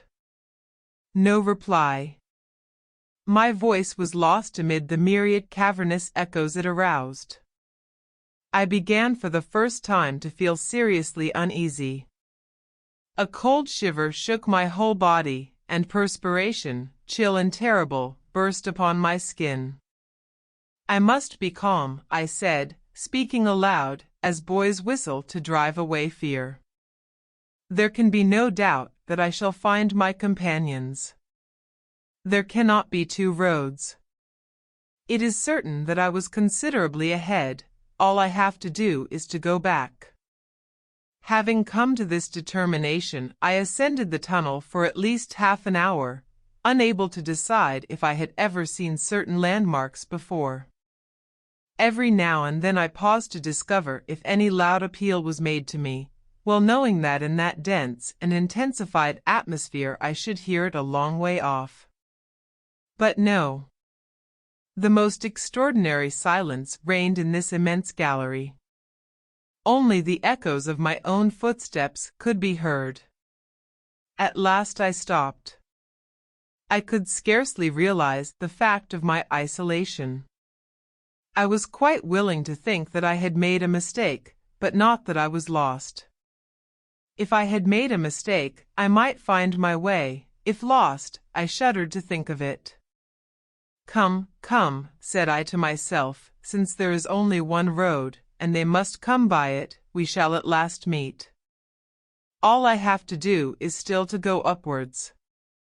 Perhaps, however, not seeing me, and forgetting I was ahead, they may have gone back in search of me. Still, even in this case, if I make haste, I shall get up to them. There can be no doubt about the matter. But as I spoke these last words aloud, it would have been quite clear to any listener, had there been one, that I was by no means convinced of the fact. Moreover, in order to associate together these simple ideas and to reunite them under the form of reasoning, required some time. I could not all at once bring my brain to think. Then another dread doubt fell upon my soul. After all, was I ahead? Of course I was. Hans was no doubt following behind, preceded by my uncle. I perfectly recollected his having stopped for a moment to strap his baggage on his shoulder. I now remembered this trifling detail.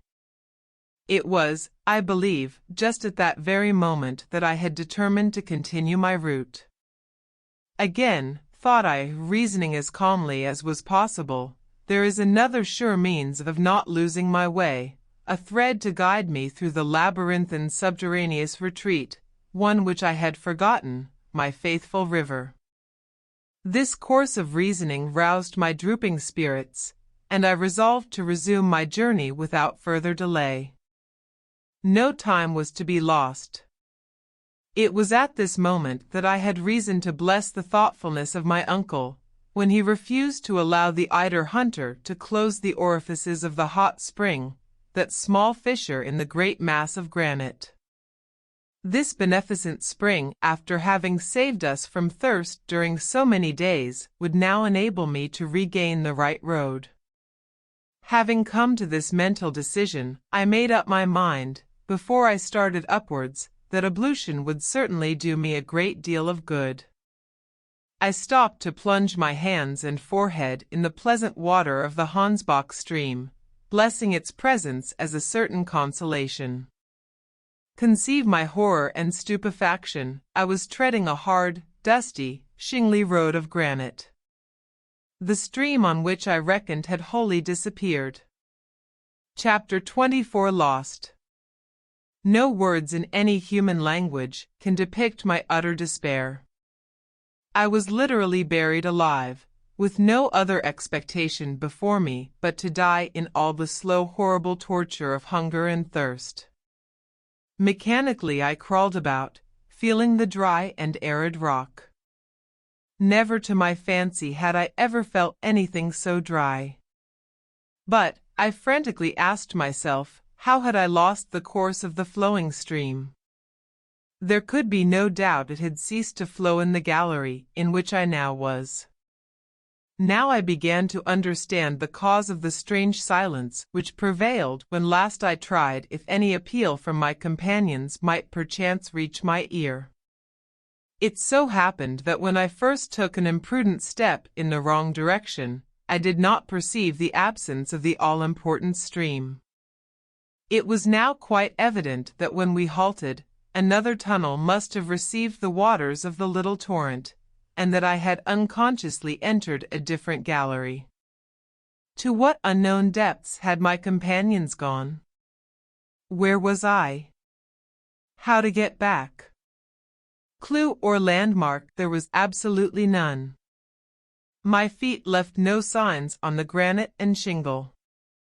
My brain throbbed with agony as I tried to discover the solution of this terrible problem. My situation, after all sophistry and reflection, had finally to be summed up in 3 awful words: lost. Lost. Lost. Lost at a depth which, to my finite understanding, appeared to be immeasurable. These 30 leagues of the crust of the earth weighed upon my shoulders like the globe on the shoulders of Atlas.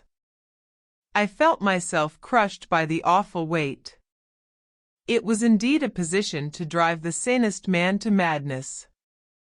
I tried to bring my thoughts back to the things of the world so long forgotten.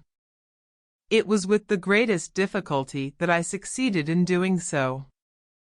Hamburg, the house on the Königstrasse, my dear cousin Gretchen, all that world which had before vanished like a shadow floated before my now vivid imagination. There they were before me, but how unreal! Under the influence of a terrible hallucination, I saw all the incidents of our journey pass before me like the scenes of a panorama. The ship and its inmates, Iceland, Fridriksson, and the great summit of Mount Sneffels. I said to myself that, if in my position I retained the most faint and shadowy outline of a hope, it would be a sure sign of approaching delirium. It were better to give way wholly to despair. In fact, did I but reason with calmness and philosophy, what human power was there in existence able to take me back to the surface of the earth, and ready, too, to split asunder, to rend in twain those huge and mighty vaults which stand above my head? Who could enable me to find my road, and regain my companions? Insensate folly and madness to entertain even a shadow of hope. "Oh, uncle," was my despairing cry. This was the only word of reproach which came to my lips, for I thoroughly understood how deeply and sorrowfully the worthy professor would regret my loss, and how in his turn he would patiently seek for me.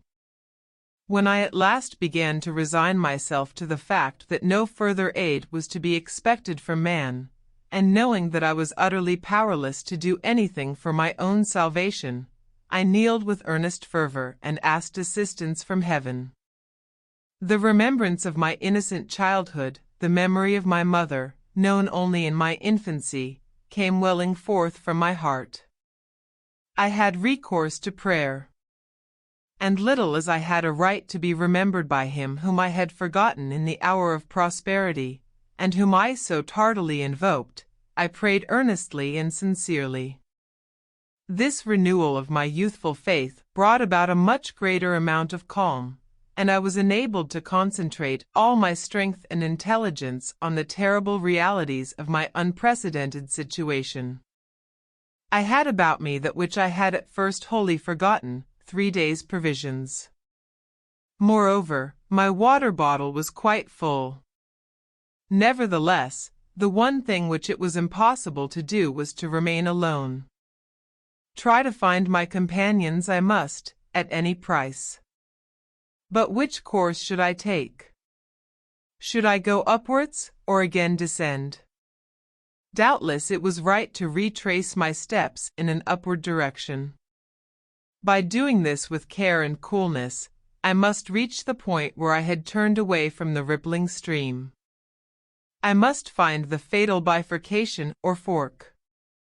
Once at this spot, once the river at my feet, I could, at all events, regain the awful crater of Mount Sneffels. Why had I not thought of this before? This, at last, was a reasonable hope of safety. The most important thing, then, to be done was to discover the bed of the Hansbach. After a slight meal and a draught of water, I rose like a giant refreshed. Leaning heavily on my pole, I began the ascent of the gallery. The slope was very rapid and rather difficult. But I advanced hopefully and carefully, like a man who at last is making his way out of a forest, and knows there is only one road to follow. During 1 whole hour nothing happened to check my progress. As I advanced, I tried to recollect the shape of the tunnel, to recall to my memory certain projections of rocks, to persuade myself that I had followed certain winding routes before. But no one particular sign could I bring to mind, and I was soon forced to allow that this gallery would never take me back to the point at which I had separated myself from my companions. It was absolutely without issue, a mere blind alley in the earth. The moment at length came when, facing the solid rock, I knew my fate, and fell inanimate on the arid floor. To describe the horrible state of despair and fear into which I then fell would now be vain and impossible. My last hope, the courage which had sustained me, drooped before the sight of this pitiless granite rock. Lost in a vast labyrinth, the sinuosities of which spread in every direction, without guide, clue or compass, I knew it was a vain and useless task to attempt flight. All that remained to me was to lie down and die. To lie down and die the most cruel and horrible of deaths. In my state of mind, the idea came into my head that one day perhaps, when my fossil bones were found, their discovery so far below the level of the earth might give rise to solemn and interesting scientific discussions. I tried to cry aloud, but hoarse, hollow, and inarticulate sounds alone could make themselves heard through my parched lips. I literally panted for breath. In the midst of all these horrible sources of anguish and despair, a new horror took possession of my soul. My lamp, by falling down, had got out of order. I had no means of repairing it. Its light was already becoming paler and paler, and soon would expire. With a strange sense of resignation and despair, I watched the luminous current in the coil getting less and less. A procession of shadows moved flashing along the granite wall. I scarcely dared to lower my eyelids, fearing to lose the last spark of this fugitive light. Every instant it seemed to me that it was about to vanish and to leave me forever in utter darkness. At last, one final trembling flame remained in the lamp. I followed it with all my power of vision. I gasped for breath. I concentrated upon it all the power of my soul, as upon the last scintillation of light I was ever destined to see, and then I was to be lost forever in Cimmerian and tenebrous shades. A wild and plaintive cry escaped my lips. On earth, during the most profound and comparatively complete darkness, light never allows a complete destruction and extinction of its power. Light is so diffuse, so subtle, that it permeates everywhere, and whatever little may remain, the retina of the eye will succeed in finding it. In this place nothing, the absolute obscurity made me blind in every sense. My head was now wholly lost.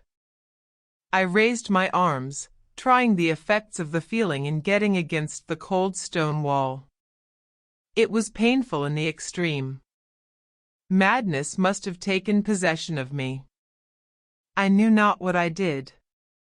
I began to run, to fly, rushing at haphazard in this inextricable labyrinth, always going downwards, running wildly underneath the terrestrial crust, like an inhabitant of the subterranean furnaces, screaming, roaring, howling, until bruised by the pointed rocks, falling and picking myself up all covered with blood, seeking madly to drink the blood which dripped from my torn features, mad because this blood only trickled over my face, and watching always for this horrid wall which ever presented to me the fearful obstacle against which I could not dash my head.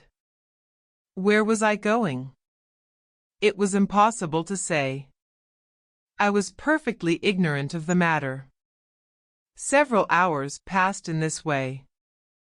After a long time, having utterly exhausted my strength, I fell a heavy inert mass along the side of the tunnel and lost consciousness. Chapter 25 The Whispering Gallery. When at last I came back to a sense of life and being, my face was wet, but wet, as I soon knew, with tears. How long this state of insensibility lasted, it is quite impossible for me now to say. I had no means left to me of taking any account of time. Never since the creation of the world had such a solitude as mine existed. I was completely abandoned. After my fall I lost much blood. I felt myself flooded with the life-giving liquid. My first sensation was perhaps a natural one. Why was I not dead? Because I was alive, there was something left to do. I tried to make up my mind to think no longer. As far as I was able, I drove away all ideas, and utterly overcome by pain and grief, I crouched against the granite wall. I just commenced to feel the fainting coming on again, and the sensation that this was the last struggle before complete annihilation, when, on a sudden, a violent uproar reached my ears. It had some resemblance to the prolonged rumbling voice of thunder, and I clearly distinguished sonorous voices, lost one after the other, in the distant depths of the gulf. Whence came this noise? Naturally, it was to be supposed from new phenomena which were taking place in the bosom of the solid mass of Mother Earth. The explosion of some gaseous vapors, or the fall of some solid, of the granitic or other rock. Again I listened with deep attention. I was extremely anxious to hear if this strange and inexplicable sound was likely to be renewed. A whole quarter of an hour elapsed in painful expectation. Deep and solemn silence reigned in the tunnel. So still that I could hear the beatings of my own heart. I waited with a strange kind of hopefulness. Suddenly my ear, which leaned accidentally against the wall, appeared to catch, as it were, the faintest echo of a sound. I thought that I heard vague, incoherent, and distant voices. I quivered all over with excitement and hope. "It must be hallucination," I cried. "It cannot be. It is not true." But no. By listening more attentively, I really did convince myself that what I heard was truly the sound of human voices. To make any meaning out of the sound, however, was beyond my power. I was too weak even to hear distinctly. Still, it was a positive fact that someone was speaking. Of that I was quite certain. There was a moment of fear. A dread fell upon my soul that it might be my own words brought back to me by a distant echo. Perhaps without knowing it, I might have been crying aloud. I resolutely closed my lips, and once more placed my ear to the huge granite wall. Yes, for certain. It was in truth the sound of human voices. I now, by the exercise of great determination, dragged myself along the sides of the cavern, until I reached a point where I could hear more distinctly. But though I could detect the sound, I could only make out uncertain, strange, and incomprehensible words. They reached my ear as if they had been spoken in a low tone, murmured, as it were, afar off. At last, I made out the word for Lorad repeated several times in a tone betokening great mental anguish and sorrow. What could this word mean, and who was speaking it? It must be either my uncle or the guide Hans. If, therefore, I could hear them, they must surely be able to hear me. "Help!" I cried at the top of my voice. "Help! I am dying." I then listened with scarcely a breath. I panted for the slightest sound in the darkness, a cry, a sigh, a question. But silence reigned supreme. No answer came. In this way some minutes passed. A whole flood of ideas flashed through my mind. I began to fear that my voice, weakened by sickness and suffering, could not reach my companions who were in search of me. It must be they, I cried. Who else could by any possibility be buried 100 miles below the level of the earth? The mere supposition was preposterous. I began, therefore, to listen again with the most breathless attention. As I moved my ears along the side of the place I was in, I found a mathematical point, as it were, where the voices appeared to attain their maximum of intensity. The word for Lorad again distinctly reached my ear. Then came again that rolling noise like thunder which had awakened me out of torpor. "I begin to understand," I said to myself after some little time devoted to reflection. "It is not through the solid mass that the sound reaches my ears. The walls of my cavernous retreat are of solid granite, and the most fearful explosion would not make uproar enough to penetrate them. The sound must come along the gallery itself. The place I was in must possess some peculiar acoustic properties of its own." Again I listened, and this time, yes, this time, I heard my name distinctly pronounced, cast as it were into space. It was my uncle, the professor, who was speaking. He was in conversation with the guide, and the word which had so often reached my ears, for Lorad, was a Danish expression. Then I understood it all. In order to make myself heard, I too must speak as it were along the side of the gallery, which would carry the sound of my voice just as the wire carries the electric fluid from point to point. But there was no time to lose. If my companions were only to remove a few feet from where they stood, the acoustic effect would be over, my whispering gallery would be destroyed. I again therefore crawled towards the wall, and said as clearly and distinctly as I could, "Uncle Hardwigg." I then awaited a reply. Sound does not possess the property of traveling with such extreme rapidity. Besides, the density of the air at that depth from light and motion was very far from adding to the rapidity of circulation. Several seconds elapsed, which to my excited imagination appeared ages, and these words reached my eager ears and moved my wildly beating heart. "Harry, my boy, is that you?" A short delay between question and answer. "Yes, yes." "Where are you?" "Lost." "And your lamp?" "Out." "But the guiding stream?" "Is lost." "Keep your courage, Harry. We will do our best." "One moment, my uncle," I cried. "I have no longer strength to answer your questions. But, for heaven's sake, do you continue to speak to me." Absolute silence, I felt, would be annihilation. "Keep up your courage," said my uncle. "As you are so weak, do not speak. We have been searching for you in all directions, both by going upwards and downwards in the gallery." My dear boy, I had begun to give over all hope, and you can never know what bitter tears of sorrow and regret I have shed. At last, supposing you to be still on the road beside the Hansbach, we again descended, firing off guns as signals. Now, however, that we have found you, and that our voices reach each other, it may be a long time before we actually meet. We are conversing by means of some extraordinary acoustic arrangement of the labyrinth. But do not despair, my dear boy.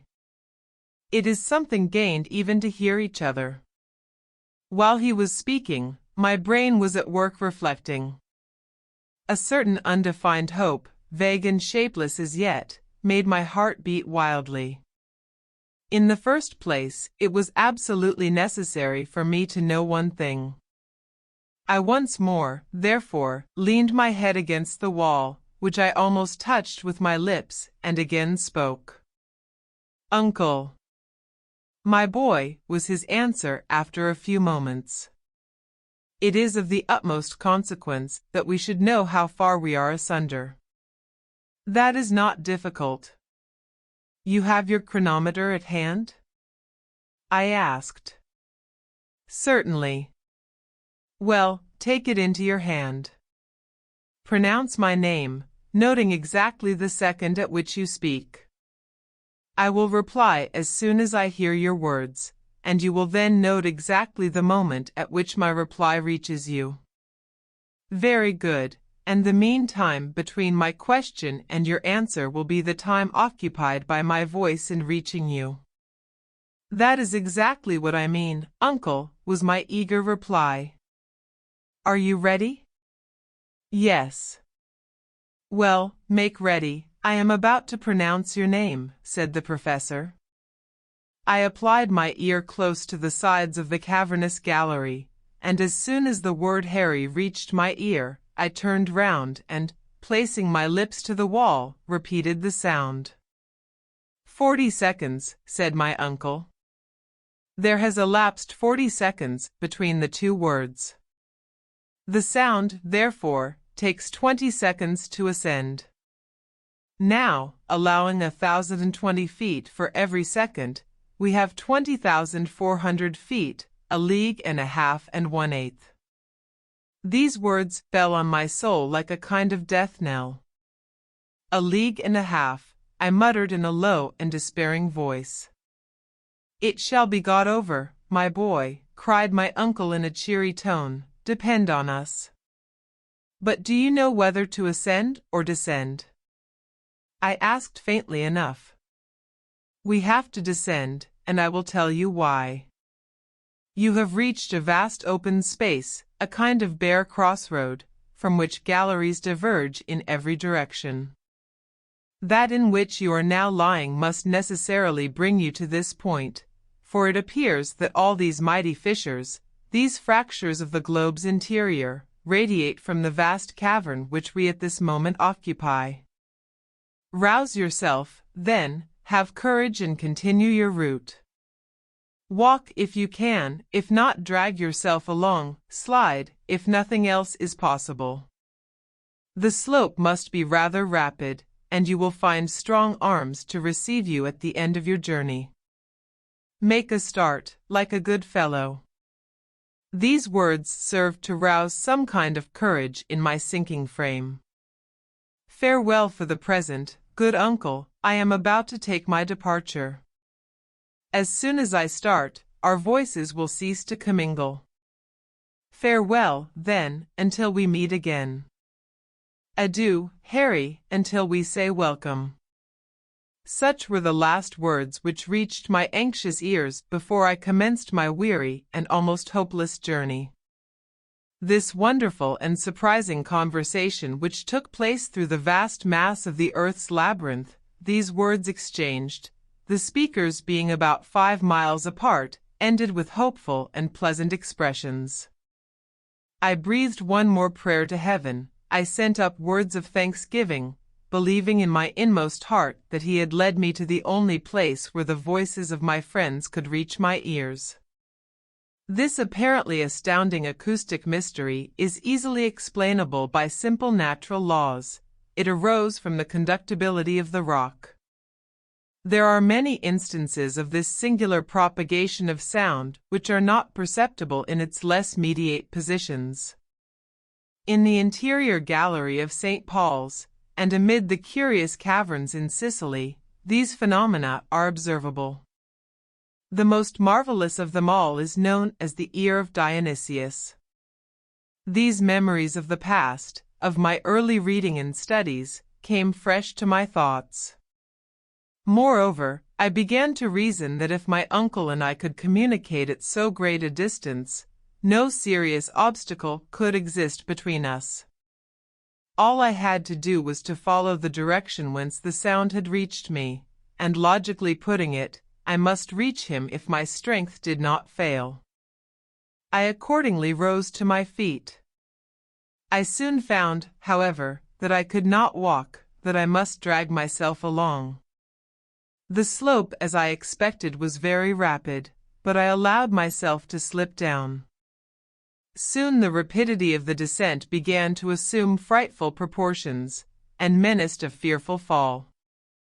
I clutched at the sides, I grasped at projections of rocks, I threw myself backwards. All in vain. My weakness was so great I could do nothing to save myself. Suddenly earth failed me. I was first launched into a dark and gloomy void. I then struck against the projecting asperities of a vertical gallery, a perfect well. My head bounded against a pointed rock, and I lost all knowledge of existence. As far as I was concerned, death had claimed me for his own. Chapter 26. A rapid recovery. When I returned to the consciousness of existence, I found myself surrounded by a kind of semi-obscurity, lying on some thick and soft coverlets. My uncle was watching, his eyes fixed intently on my countenance, a grave expression on his face, a tear in his eye. At the first sigh which struggled from my bosom, he took hold of my hand. When he saw my eyes open and fix themselves upon his, he uttered a loud cry of joy. "He lives! He lives!" "Yes, my good uncle," I whispered. "My dear boy," continued the grim professor, clasping me to his heart, "you are saved." I was deeply and unaffectedly touched by the tone in which these words were uttered, and even more by the kindly care which accompanied them. The professor, however, was one of those men who must be severely tried in order to induce any display of affection or gentle emotion. At this moment our friend Hans, the guide, joined us. He saw my hand in that of my uncle, and I venture to say that, taciturn as he was, his eyes beamed with lively satisfaction. "God dag," he said. "Good day, Hans, good day," I replied, in as hearty a tone as I could assume. "And now, uncle, that we are together, tell me where we are." I have lost all idea of our position, as of everything else. Tomorrow, Harry, tomorrow, he replied. Today you are far too weak. Your head is surrounded with bandages and poultices that must not be touched. Sleep, my boy, sleep, and tomorrow you will know all that you require. But, I cried, let me know what o'clock it is, what day it is. It is now 11 o'clock at night, and this is once more Sunday. It is now the 9th of the month of August. And I distinctly prohibit you from asking any more questions until the 10th of the same. I was, if the truth were told, very weak indeed, and my eyes soon closed involuntarily. I did require a good night's rest, and I went off reflecting at the last moment that my perilous adventure in the interior of the earth, in total darkness, had lasted 4 days. On the morning of the next day, at my awakening, I began to look around me. My sleeping place, made of all our traveling bedding, was in a charming grotto, adorned with magnificent stalagmites, glittering in all the colors of the rainbow, the floor of soft and silvery sand. A dim obscurity prevailed. No torch, no lamp was lighted, and yet certain unexplained beams of light penetrated from without, and made their way through the opening of the beautiful grotto. I, moreover, heard a vague and indefinite murmur, like the ebb and flow of waves upon a strand, and sometimes I verily believed I could hear the sighing of the wind. I began to believe that, instead of being awake, I must be dreaming. Surely my brain had not been affected by my fall, and all that occurred during the last 24 hours was not the frenzied visions of madness? And yet after some reflection, a trial of my faculties, I came to the conclusion that I could not be mistaken. Eyes and ears could not surely both deceive me. It is a ray of the blessed daylight, I said to myself, which has penetrated through some mighty fissure in the rocks. But what is the meaning of this murmur of waves, this unmistakable moaning of the salt sea billows? I can hear, too, plainly enough, the whistling of the wind. But can I be altogether mistaken? If my uncle, during my illness, has but carried me back to the surface of the earth, has he, on my account, given up his wondrous expedition, or in some strange manner has it come to an end? I was puzzling my brain over these and other questions, when the professor joined me. "Good day, Harry," he cried in a joyous tone. "I fancy you are quite well." "I am very much better," I replied, actually sitting up in my bed. "I knew that would be the end of it, as you slept both soundly and tranquilly. Hans and I have each taken turn to watch, and every hour we have seen visible signs of amelioration." "You must be right, uncle," was my reply, "for I feel as if I could do justice to any meal you could put before me." "You shall eat, my boy, you shall eat. The fever has left you. Our excellent friend Hans has rubbed your wounds and bruises with I know not what ointment, of which the Icelanders alone possess the secret. And they have healed your bruises in the most marvelous manner. Ah, he's a wise fellow, is Master Hans." While he was speaking, my uncle was placing before me several articles of food, which, despite his earnest injunctions, I readily devoured. As soon as the first rage of hunger was appeased, I overwhelmed him with questions, to which he now no longer hesitated to give answers. I then learned, for the first time, that my providential fall had brought me to the bottom of an almost perpendicular gallery. As I came down, amidst a perfect shower of stones, the least of which falling on me would have crushed me to death, they came to the conclusion that I had carried with me an entire dislocated rock. Riding as it were on this terrible chariot, I was cast headlong into my uncle's arms. and into them I fell, insensible and covered with blood. It is indeed a miracle, was the professor's final remark, that you were not killed 1,000 times over. But let us take care never to separate, for surely we should risk never meeting again. Let us take care never again to separate. These words fell with a sort of chill upon my heart. The journey, then, was not over. I looked at my uncle with surprise and astonishment. My uncle, after an instant's examination of my countenance, said, "What is the matter, Harry? I want to ask you a very serious question. You say that I am all right in health? Certainly you are. And all my limbs are sound and capable of new exertion?" I asked. "Most undoubtedly." "But what about my head?" was my next anxious question. "Well, your head, except that you have 1 or 2 contusions, is exactly where it ought to be, on your shoulders," said my uncle, laughing. "Well, my own opinion is that my head is not exactly right. In fact, I believe myself slightly delirious." "What makes you think so?" "I will explain why I fancy I have lost my senses," I cried. "Have we not returned to the surface of Mother Earth?" "Certainly not." "Then truly I must be mad, for do I not see the light of day? Do I not hear the whistling of the wind? And can I not distinguish the wash of a great sea? And that is all that makes you uneasy," said my uncle, with a smile. "Can you explain?" "I will not make any attempt to explain, for the whole matter is utterly inexplicable. But you shall see and judge for yourself.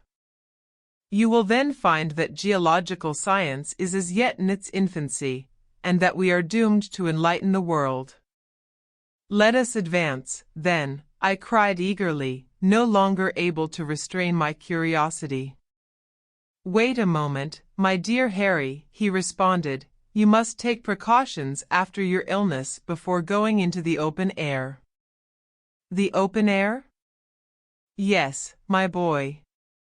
I have to warn you that the wind is rather violent, and I have no wish for you to expose yourself without necessary precautions. But I beg to assure you that I am perfectly recovered from my illness. Have just a little patience, my boy. A relapse would be inconvenient to all parties. We have no time to lose, as our approaching sea voyage may be of long duration." "Sea voyage?" I cried, more bewildered than ever. "Yes. You must take another day's rest, and we shall be ready to go on board by tomorrow," replied my uncle, with a peculiar smile.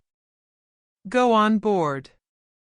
The words utterly astonished me. Go on board, what and how? Had we come upon a river, a lake? Had we discovered some inland sea? Was a vessel lying at anchor in some part of the interior of the earth? My curiosity was worked up to the very highest pitch. My uncle made vain attempts to restrain me. When at last, however, he discovered that my feverish impatience would do more harm than good, and that the satisfaction of my wishes could alone restore me to a calm state of mind, he gave way.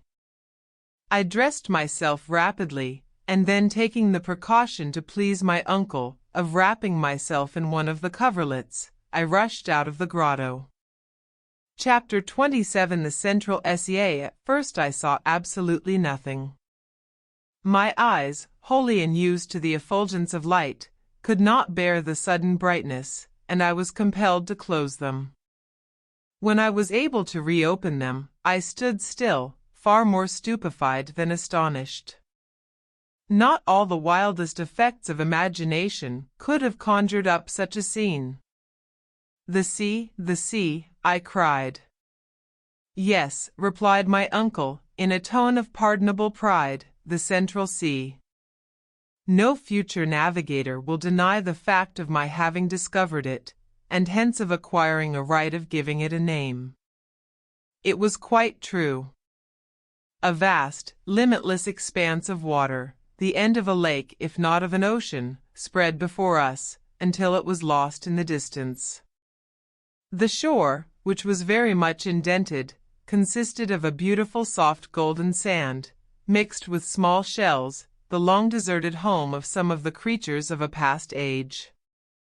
The waves broke incessantly, and with a peculiarly sonorous murmur, to be found in underground localities. A slight frothy flake arose as the wind blew along the pellucid waters, and many a dash of spray was blown into my face. The mighty superstructure of rock which rose above to an inconceivable height left only a narrow opening, but where we stood, there was a large margin of strand. On all sides were capes and promontories and enormous cliffs, partially worn by the eternal breaking of the waves through countless ages. And as I gazed from side to side, the mighty rocks faded away like a fleecy film of cloud. It was in reality an ocean, with all the usual characteristics of an inland sea, only horribly wild, so rigid, cold, and savage. One thing startled and puzzled me greatly. How was it that I was able to look upon that vast sheet of water instead of being plunged in utter darkness? The vast landscape before me was lit up like day. But there was wanting the dazzling brilliancy, the splendid irradiation of the sun, the pale cold illumination of the moon, the brightness of the stars. The illuminating power in this subterranean region, from its trembling and recurring character, its clear dry whiteness, the very slight elevation of its temperature, its great superiority to that of the moon, was evidently electric, something in the nature of the aurora borealis, only that its phenomena were constant, and able to light up the whole of the ocean cavern. The tremendous vault above our heads, the sky, so to speak, appeared to be composed of a conglomeration of nebulous vapors, in constant motion. I should originally have supposed that, under such an atmospheric pressure as must exist in that place, the evaporation of water could not really take place, and yet from the action of some physical law, which escaped my memory, there were heavy and dense clouds rolling along that mighty vault, partially concealing the roof. Electric currents produced astonishing play of light and shade in the distance, especially around the heavier clouds. Deep shadows were cast beneath, and then suddenly, between two clouds, there would come a ray of unusual beauty and remarkable intensity. And yet it was not like the sun, for it gave no heat. The effect was sad and excruciatingly melancholy. Instead of a noble firmament of blue, studded with stars, there was above me a heavy roof of granite, which seemed to crush me. Gazing around, I began to think of the theory of the English captain who compared the earth to a vast hollow sphere in the interior of which the air is retained in a luminous state by means of atmospheric pressure, while two stars, Pluto and Proserpine, circled there in their mysterious orbits. After all, suppose the old fellow was right. In truth, we were imprisoned, bound as it were, in a vast excavation. Its width it was impossible to make out, the shore, on either hand, widening rapidly until lost to sight, while its length was equally uncertain. A haze on the distant horizon bounded our view. As to its height, we could see that it must be many miles to the roof. Looking upward, it was impossible to discover where the stupendous roof began. The lowest of the clouds must have been floating at an elevation of 2,000 yards, a height greater than that of terrestrial vapors, which circumstance was doubtless owing to the extreme density of the air. I use the word cavern in order to give an idea of the place. I cannot describe its awful grandeur.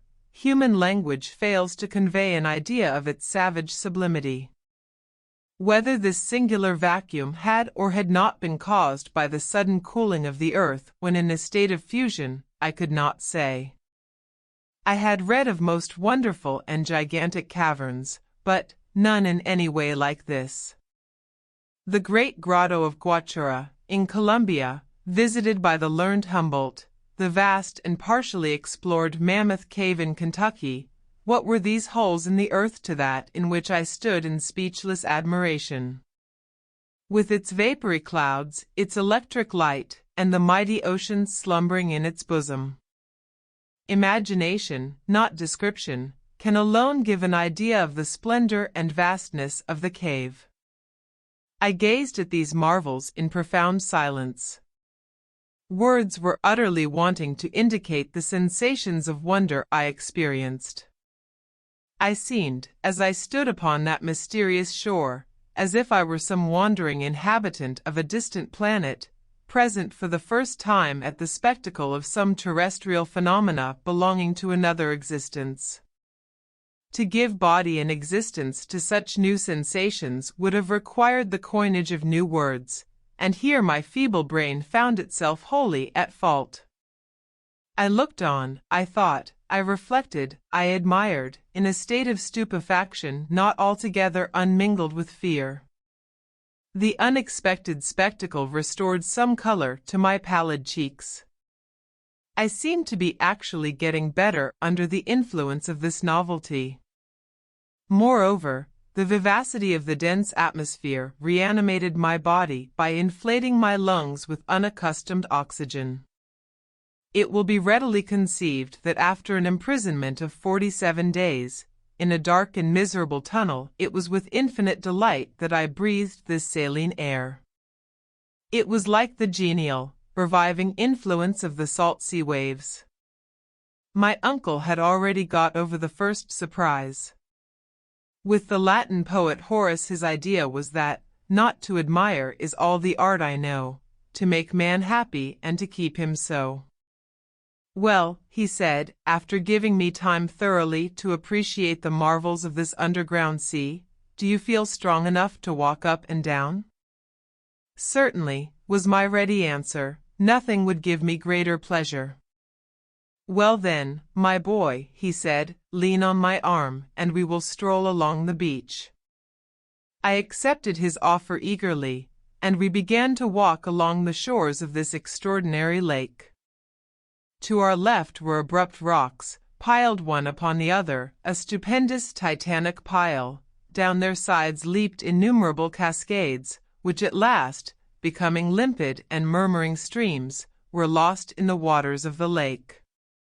Light vapors, which rose here and there, and floated in fleecy clouds from rock to rock, indicated hot springs, which also poured their superfluity into the vast reservoir at our feet. Among them I recognized our old and faithful stream, the Hansbach, which, lost in that wild basin, seemed as if it had been flowing since the creation of the world. We shall miss our excellent friend, I remarked, with a deep sigh. Bah, said my uncle testily, what matters it? That or another, it is all the same. I thought the remark ungrateful, and felt almost inclined to say so, but I forbore. At this moment my attention was attracted by an unexpected spectacle. After we had gone about 500 yards, we suddenly turned a steep promontory, and found ourselves close to a lofty forest. It consisted of straight trunks with tufted tops, in shape like parasols. The air seemed to have no effect upon these trees, which in spite of a tolerable breeze remained as still and motionless as if they had been petrified. I hastened forward. I could find no name for these singular formations. Did they not belong to the 2,000 and more known trees, or were we to make the discovery of a new growth? By no means.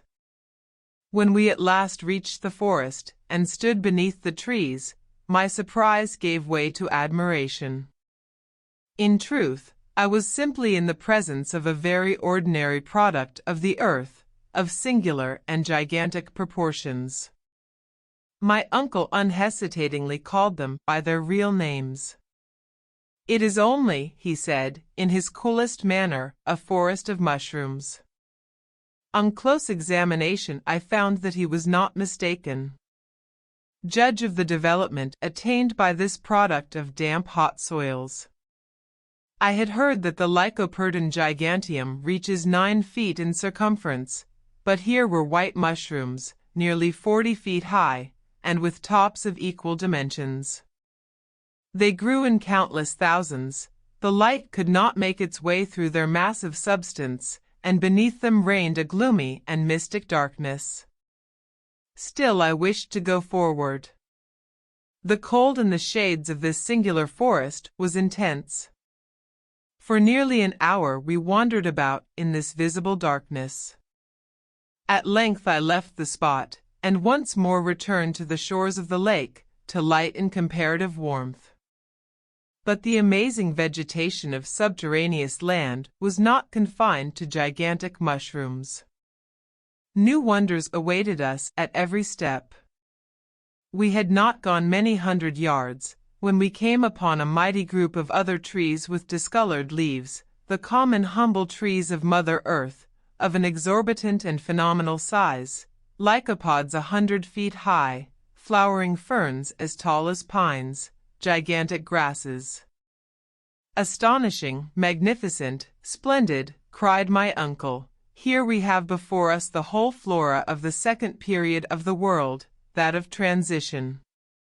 Behold the humble plants of our gardens, which in the first ages of the world were mighty trees. Look around you, my dear Harry. No botanist ever before gazed on such a sight. My uncle's enthusiasm, always a little more than was required, was now excusable. You are right, uncle, I remarked.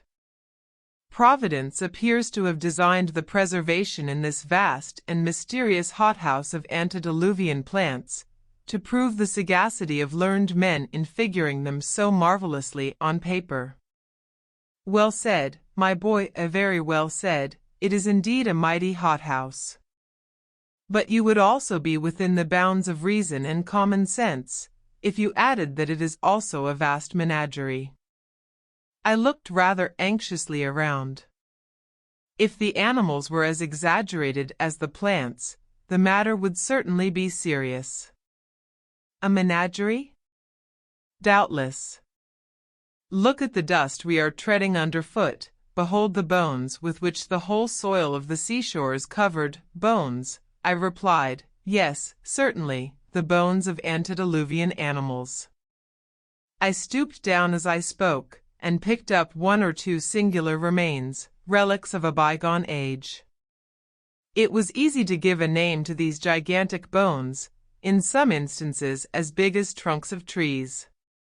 Here is, clearly, the lower jawbone of a mastodon, I cried, almost as warmly and enthusiastically as my uncle. Here are the molars of the Dinotherium. Here is a leg bone which belonged to the Megatherium.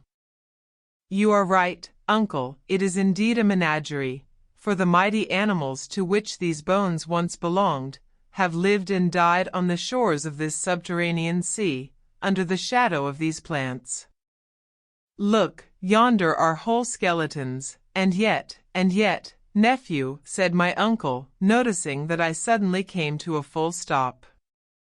I do not understand the presence of such beasts in granite caverns, however vast and prodigious, was my reply. Why not, said my uncle, with very much of his old professional impatience. Because it is well known that animal life only existed on Earth during the secondary period, when the sedimentary soil was formed by the alluviums, and thus replaced the hot and burning rocks of the primitive age. I have listened to you earnestly and with patience, Harry, and I have a simple and clear answer to your objections, and that is, that this itself is a sedimentary soil. How can that be at such enormous depth from the surface of the earth? The fact can be explained both simply and geologically. At a certain period, the earth consisted only of an elastic crust, liable to alternative upward and downward movements in virtue of the law of attraction. It is very probable that many a landslip took place in those days, and that large portions of sedimentary soil were cast into huge and mighty chasms. Quite possible, I dryly remarked. But, uncle, if these antediluvian animals formerly lived in these subterranean regions, what more likely than that one of these monsters may at this moment be concealed behind one of yonder mighty rocks? As I spoke, I looked keenly around, examining with care every point of the horizon, but nothing alive appeared to exist on these deserted shores. I now felt rather fatigued, and told my uncle so. The walk and excitement were too much for me in my weak state. I therefore seated myself at the end of a promontory, at the foot of which the waves broke in incessant rolls. I looked round a bay formed by projections of vast granitic rocks. At the extreme end was a little port protected by huge pyramids of stones.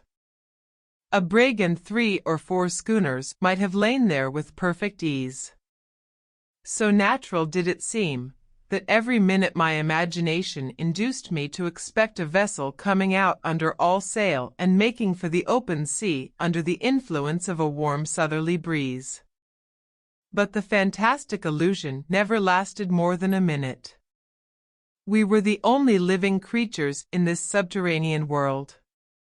During certain periods there was an utter cessation of wind, when a silence deeper, more terrible than the silence of the desert fell upon these solitary and arid rocks, and seemed to hang like a leaden weight upon the waters of this singular ocean.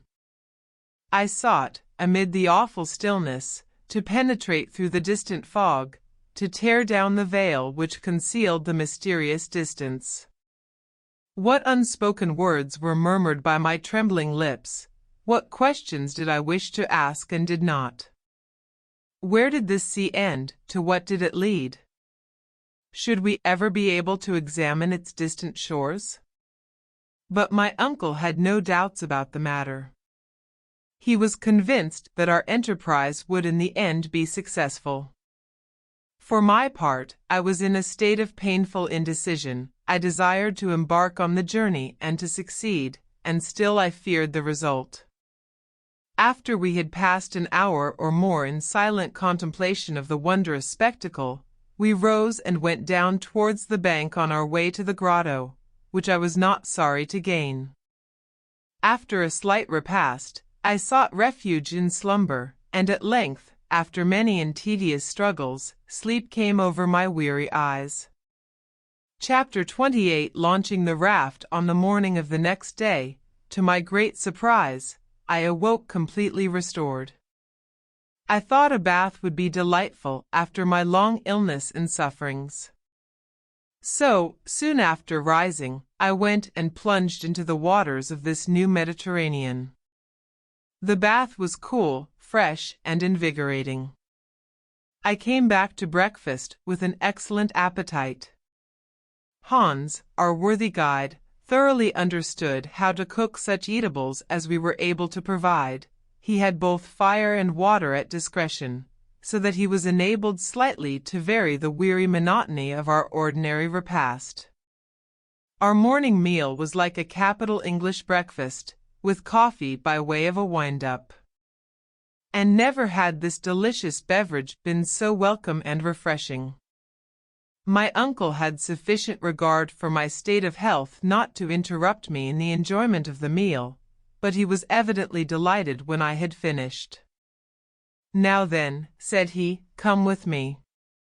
It is the height of the tide, and I am anxious to study its curious phenomena." "What?" I cried, rising in astonishment. "Did you say the tide, uncle?" "Certainly I did." "You do not mean to say," I replied, in a tone of respectful doubt, "that the influence of the sun and moon is felt here below?" "And pray why not? Are not all bodies influenced by the law of universal attraction? Why should this vast underground sea be exempt from the general law, the rule of the universe. Besides, there is nothing like that which is proved and demonstrated. Despite the great atmospheric pressure down here, you will notice that this inland sea rises and falls with as much regularity as the Atlantic itself. As my uncle spoke, we reached the sandy shore, and saw and heard the waves breaking monotonously on the beach. They were evidently rising. "This is truly the flood," I cried, looking at the water at my feet. "Yes, my excellent nephew," replied my uncle, rubbing his hands with the gusto of a philosopher, "and you see by these several streaks of foam that the tide rises at least 10 or 12 feet. It is indeed marvelous." "By no means," he responded. "On the contrary, it is quite natural." "It may appear so in your eyes, my dear uncle," was my reply, "but all the phenomena of the place appear to me to partake of the marvelous. It is almost impossible to believe that which I see. Who in his wildest dreams could have imagined that, beneath the crust of our earth, there could exist a real ocean, with ebbing and flowing tides, with its changes of winds, and even its storms? I for one should have laughed the suggestion to scorn." "But, Harry, my boy, why not?" inquired my uncle, with a pitying smile. "Is there any physical reason in opposition to it?" "Well, if we give up the great theory of the central heat of the earth, I certainly can offer no reasons why anything should be looked upon as impossible." "Then you will own," he added, "that the system of Sir Humphry Davy is wholly justified by what we have seen?" "I allow that it is, and that point once granted, I certainly can see no reason for doubting the existence of seas and other wonders, even countries, in the interior of the globe." "That is so, but of course these varied countries are uninhabited?" "Well, I grant that it is more likely than not. Still, I do not see why this sea should not have given shelter to some species of unknown fish. Hitherto we have not discovered any, and the probabilities are rather against our ever doing so," observed the professor. I was losing my skepticism in the presence of these wonders. "Well, I am determined to solve the question. It is my intention to try my luck with my fishing line and hook." "Certainly, make the experiment," said my uncle, pleased with my enthusiasm. "While we are about it, it will certainly be only proper to discover all the secrets of this extraordinary region. But, after all, where are we now?" I asked. "All this time I have quite forgotten to ask you a question, which, doubtless, your philosophical instruments have long since answered." "Well," replied the professor, examining the situation from only one point of view, "we are now distant 350 leagues from Iceland." "So much," was my exclamation. "I have gone over the matter several times, and am sure not to have made a mistake of 500 yards, replied my uncle positively. "And as to the direction, are we still going to the southeast?" "Yes, with a western declination, too, of 19 degrees, 42 minutes, just as it is above. As for the inclination, 3, I have discovered a very curious fact. 2. The declination is the variation of the needle from the true meridian of a place. 3. Inclination is the dip of the magnetic needle with a tendency to incline towards the earth." "What may that be, uncle?" "Your information interests me." "Why, that the needle, instead of dipping towards the pole as it does on Earth, in the northern hemisphere, has an upward tendency." "This proves," I cried, "that the great point of magnetic attraction lies somewhere between the surface of the Earth and the spot we have succeeded in reaching." "Exactly, my observant nephew," exclaimed my uncle, elated and delighted, "and it is quite probable that if we succeed in getting toward the polar regions, somewhere near the 73rd degree of latitude, where Sir James Ross discovered the magnetic pole, we shall behold the needle point directly upward. We have therefore discovered by analogy that this great center of attraction is not situated at a very great depth.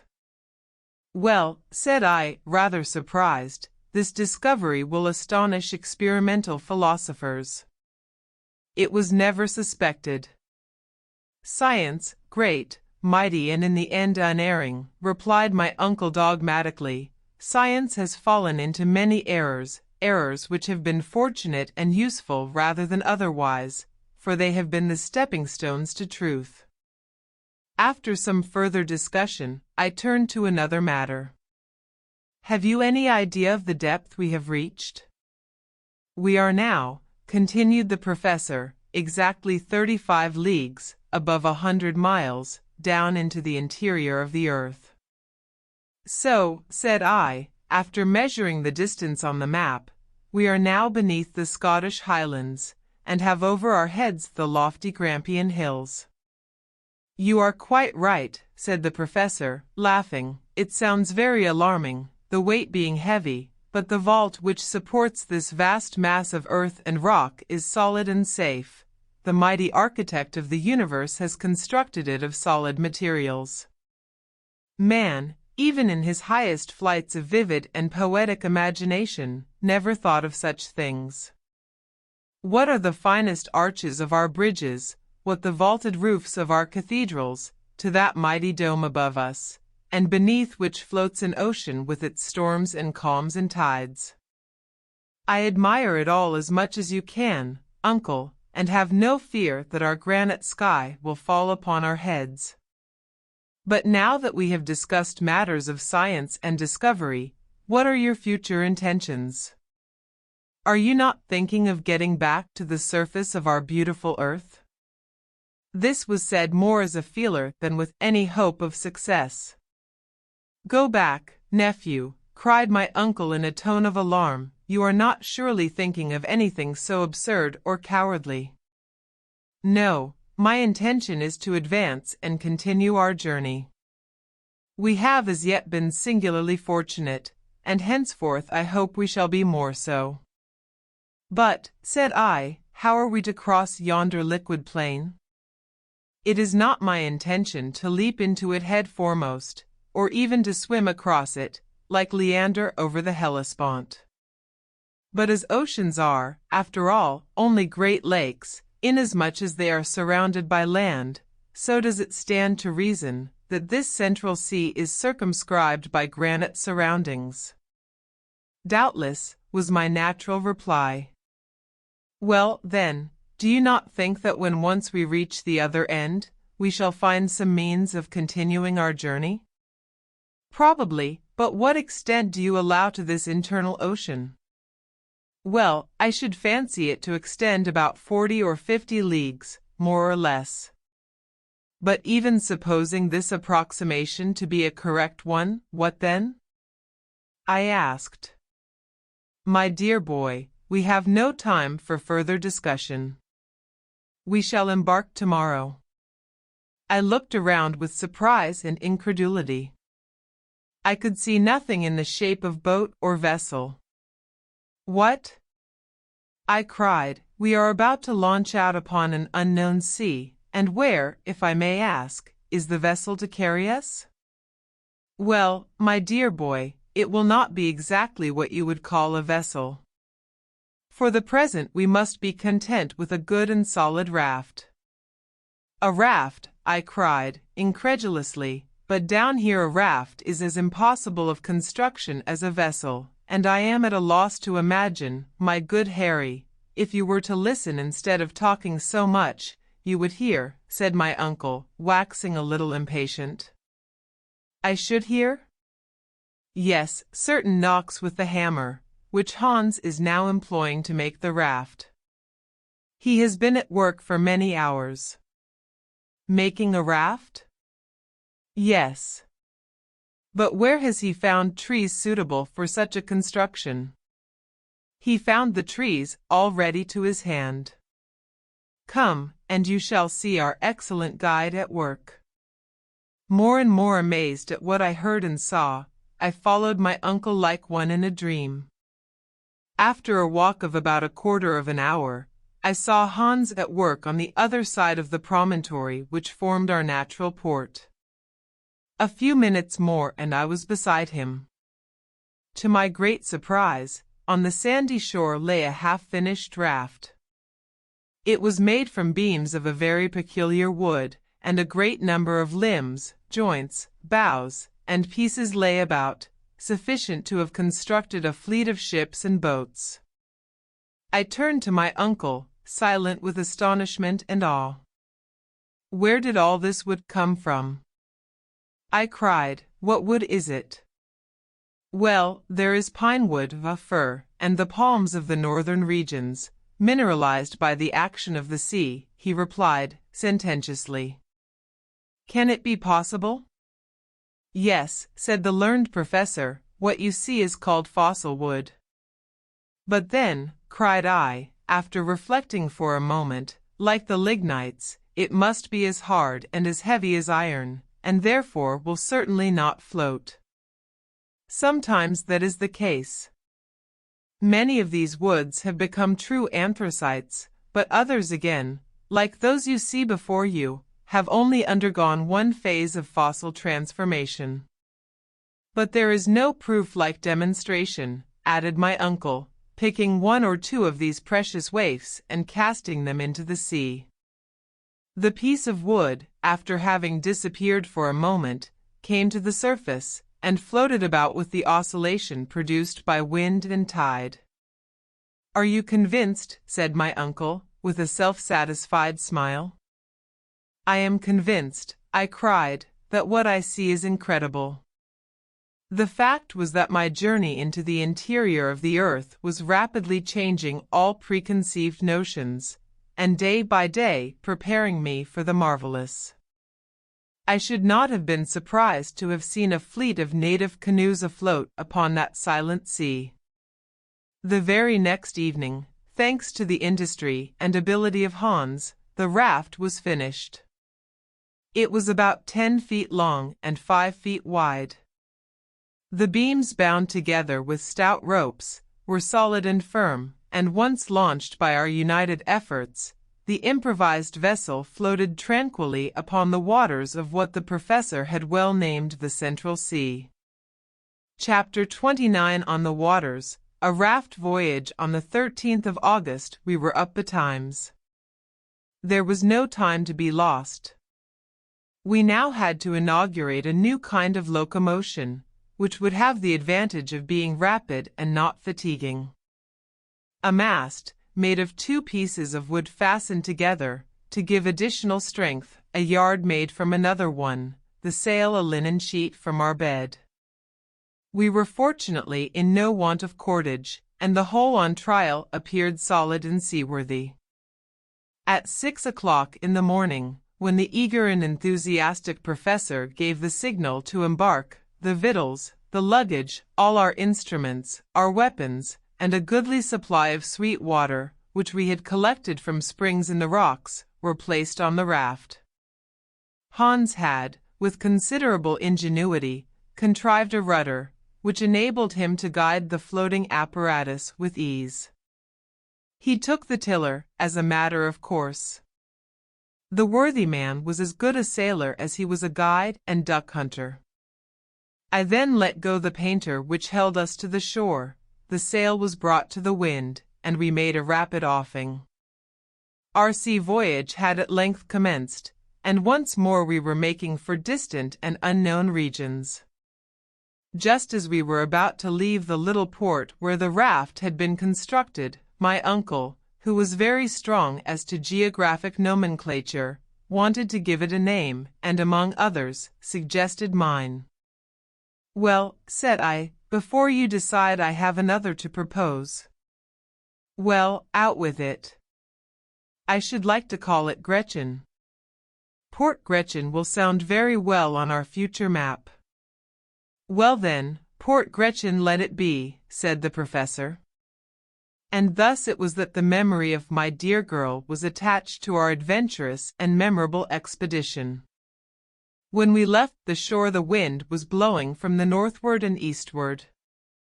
We went directly before the wind at a much greater speed than might have been expected from a raft. The dense layers of atmosphere at that depth had great propelling power and acted upon the sail with considerable force. At the end of an hour, my uncle, who had been taking careful observations, was enabled to judge of the rapidity with which we moved. It was far beyond anything seen in the upper world.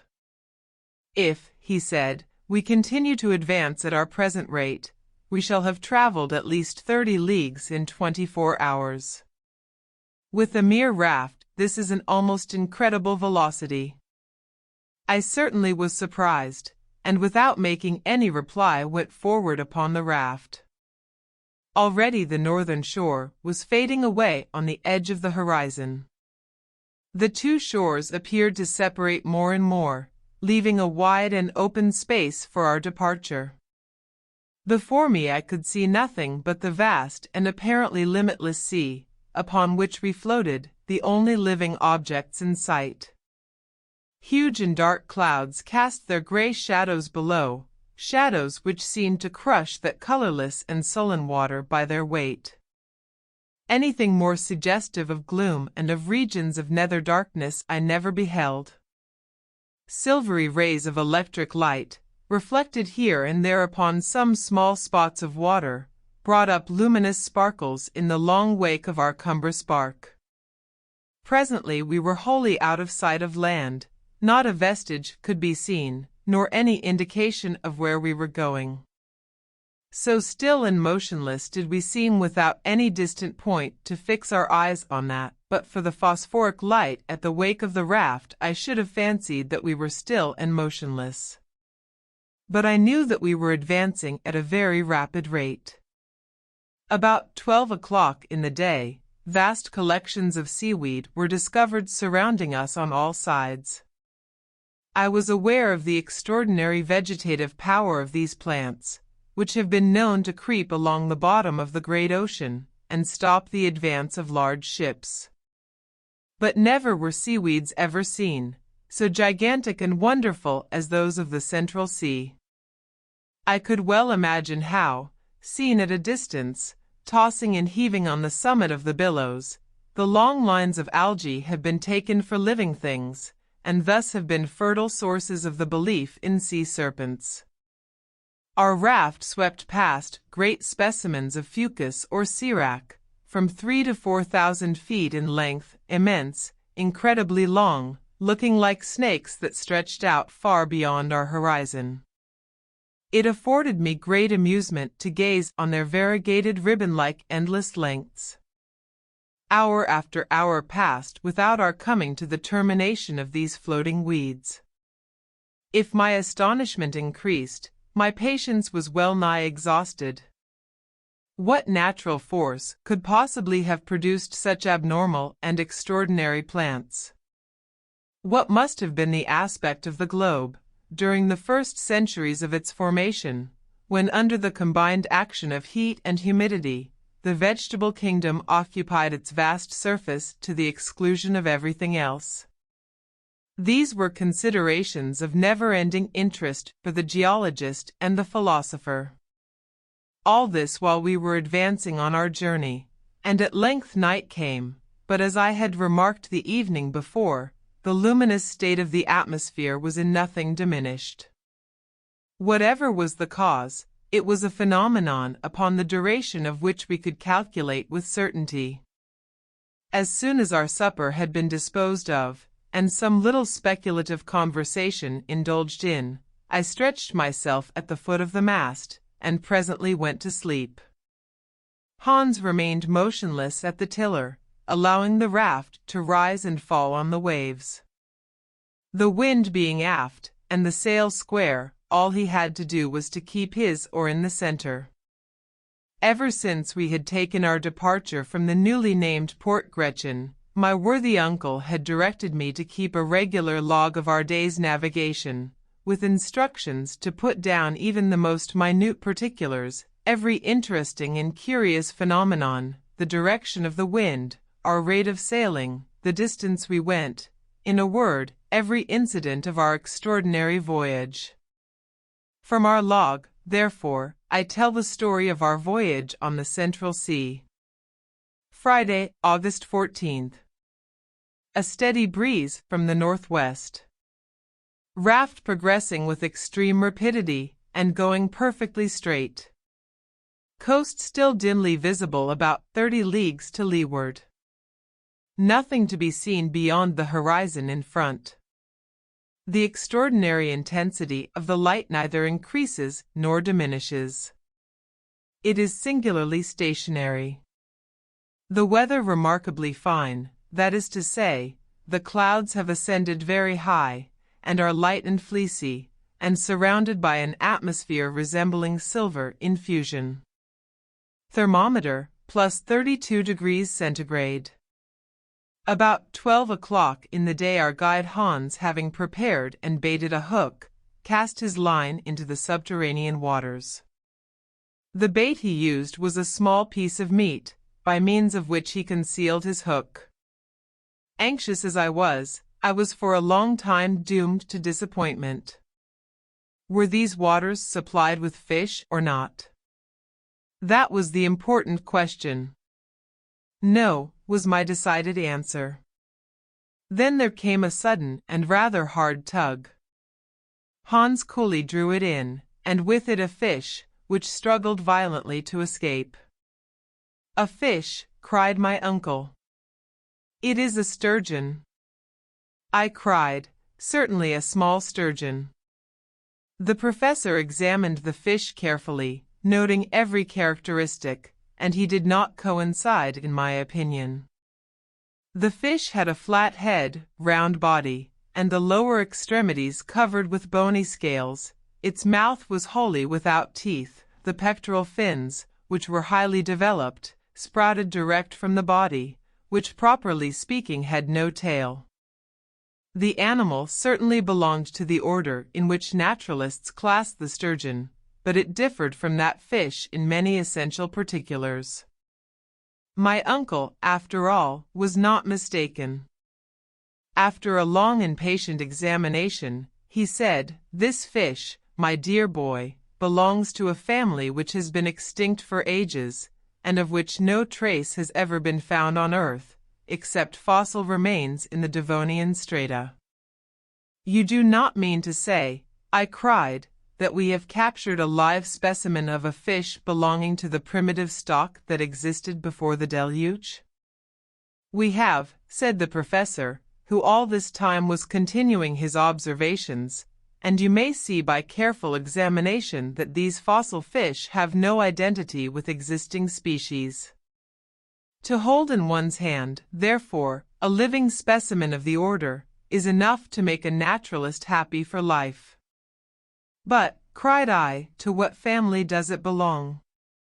"To the order of ganoids, an order of fish having angular scales, covered with bright enamel, forming one of the family of the cephalaspides, of the genus—" "Well, sir," I remarked, as I noticed my uncle hesitated to conclude. "To the genus Pterictis, yes, I am certain of it." Still, though I am confident of the correctness of my surmise, this fish offers to our notice a remarkable peculiarity, never known to exist in any other fish but those which are the natives of subterranean waters, wells, lakes, in caverns, and such like hidden pools. "And what may that be?" "It is blind." "Blind!" I cried, much surprised. "Not only blind," continued the professor, "but absolutely without organs of sight." I now examined our discovery for myself. It was singular, to be sure, but it was really a fact. This, however, might be a solitary instance, I suggested. The hook was baited again and once more thrown into the water. This subterranean ocean must have been tolerably well supplied with fish, for in 2 hours we took a large number of Pterictis, as well as other fish belonging to another supposed extinct family, the dipterides, a genus of fish, furnished with 2 fins only, whence the name, though my uncle could not class it exactly. All, without exception, however, were blind.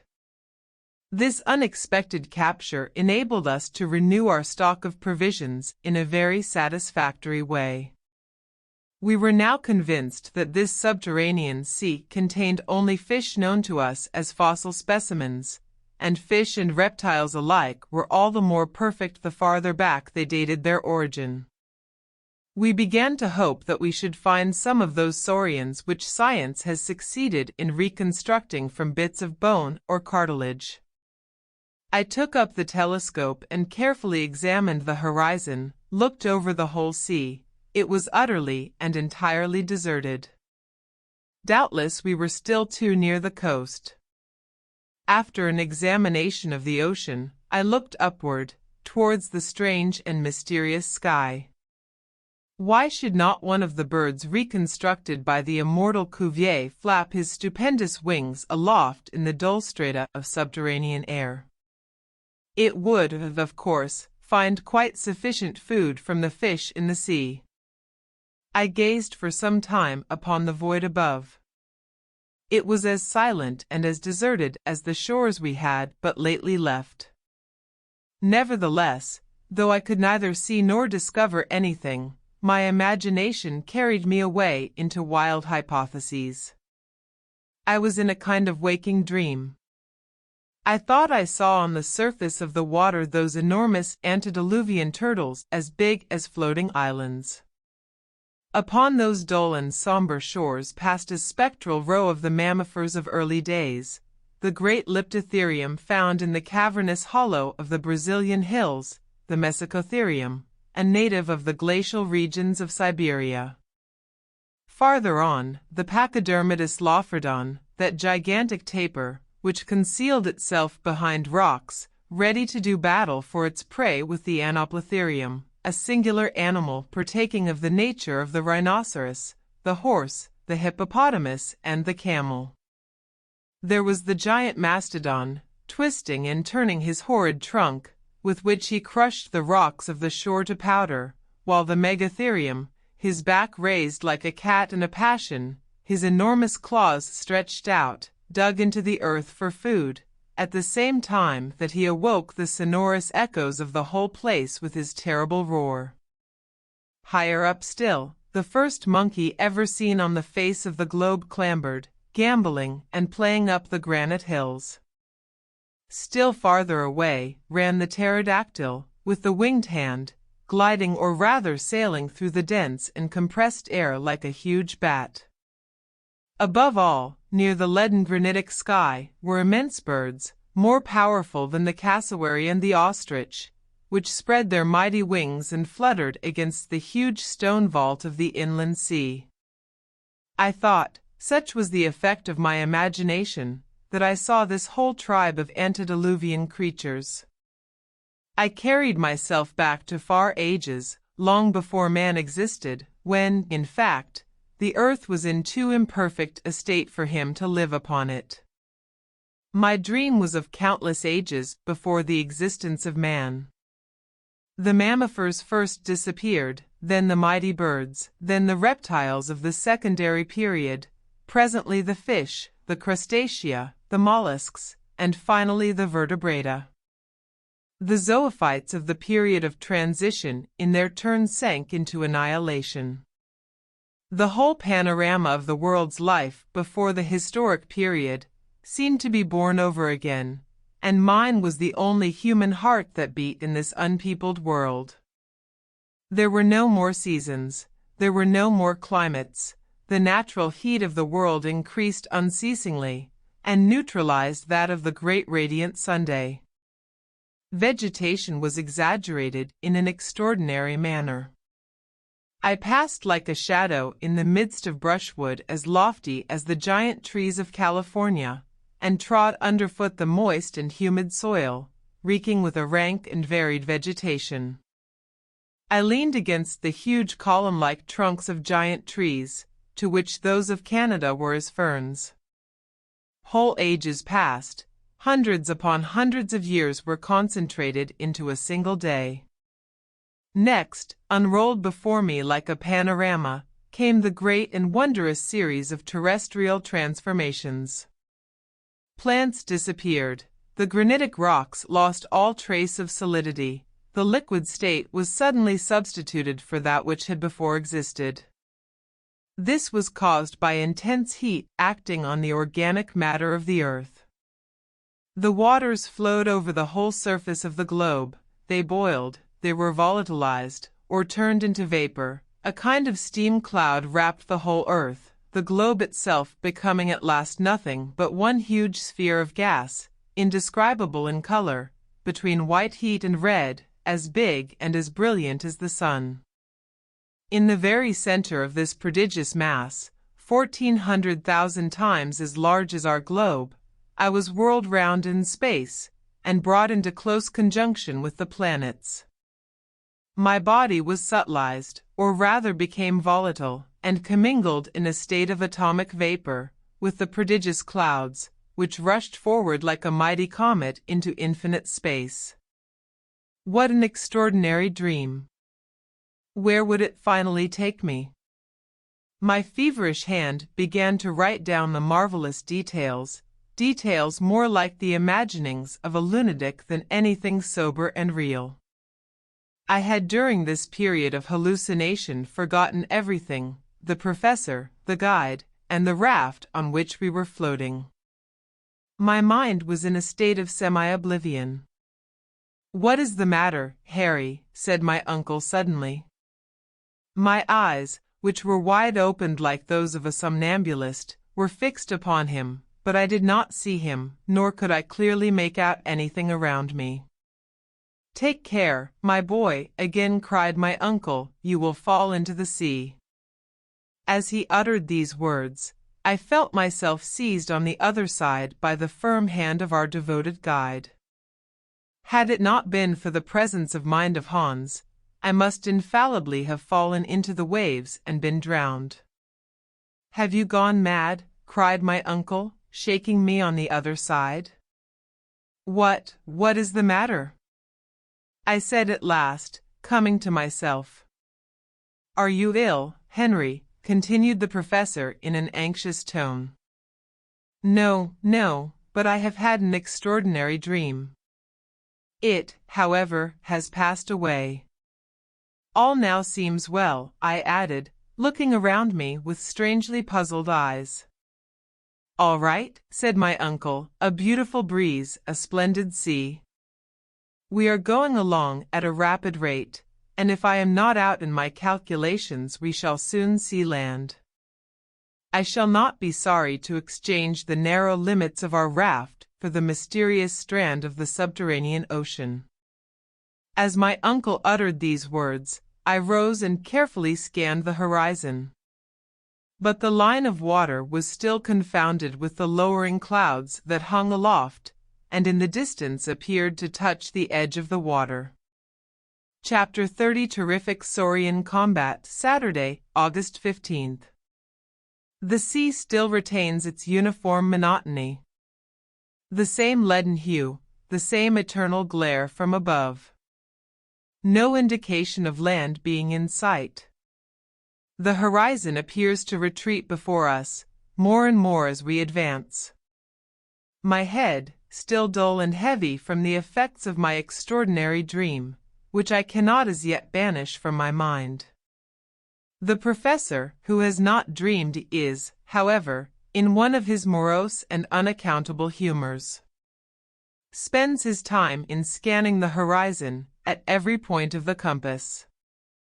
His telescope is raised every moment to his eyes, and when he finds nothing to give any clue to our whereabouts, he assumes a Napoleonic attitude and walks anxiously.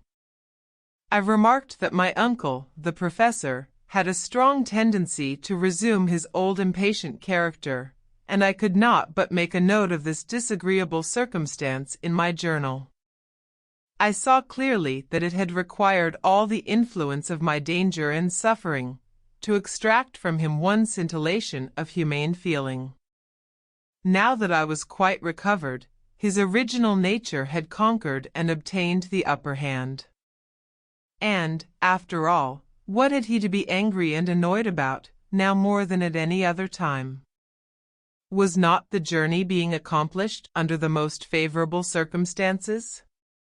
Was not the raft progressing with the most marvelous rapidity? What, then, could be the matter? After one or two preliminary hems, I determined to inquire.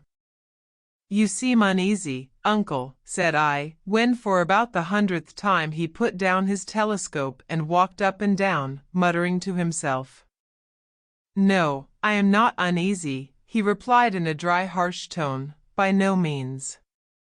"Perhaps I should have said impatient," I replied, softening the force of my remark. "Enough to make me so, I think." "And yet we are advancing at a rate seldom attained by a raft," I remarked. "What matters that?" cried my uncle. "I am not vexed at the rate we go at, but I am annoyed to find the sea so much vaster than I expected." I then recollected that the professor, before our departure, had estimated the length of this subterranean ocean as at most about 30 leagues. Now we had traveled at least over thrice that distance without discovering any trace of the distant shore. I began to understand my uncle's anger. "We are not going down," suddenly exclaimed the professor. "We are not progressing with our great discoveries. All this is utter loss of time. After all, I did not come from home to undertake a party of pleasure.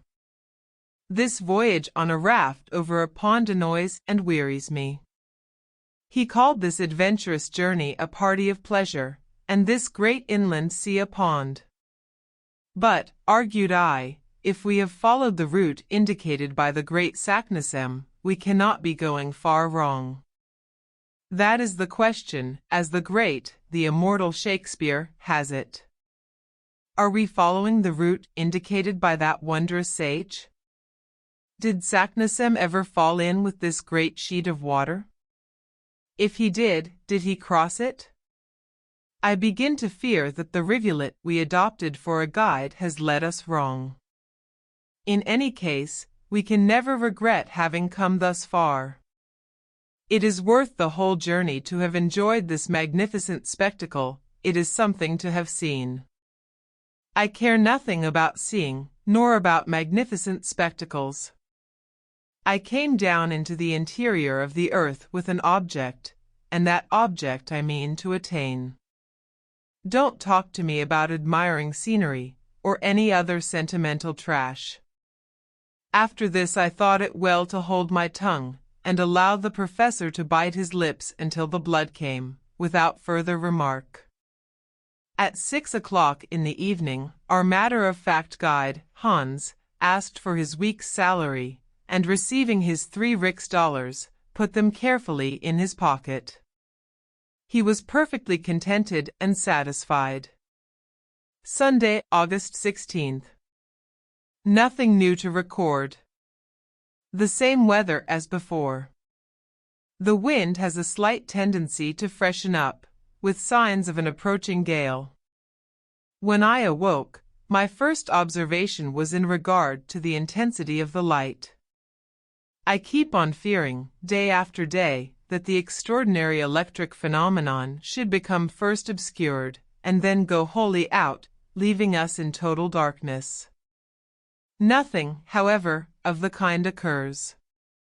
The shadow of the raft, its mast and sails, is clearly distinguished on the surface of the water. This wondrous sea is, after all, infinite in its extent. It must be quite as wide as the Mediterranean, or perhaps even as the great Atlantic Ocean. Why, after all, should it not be so?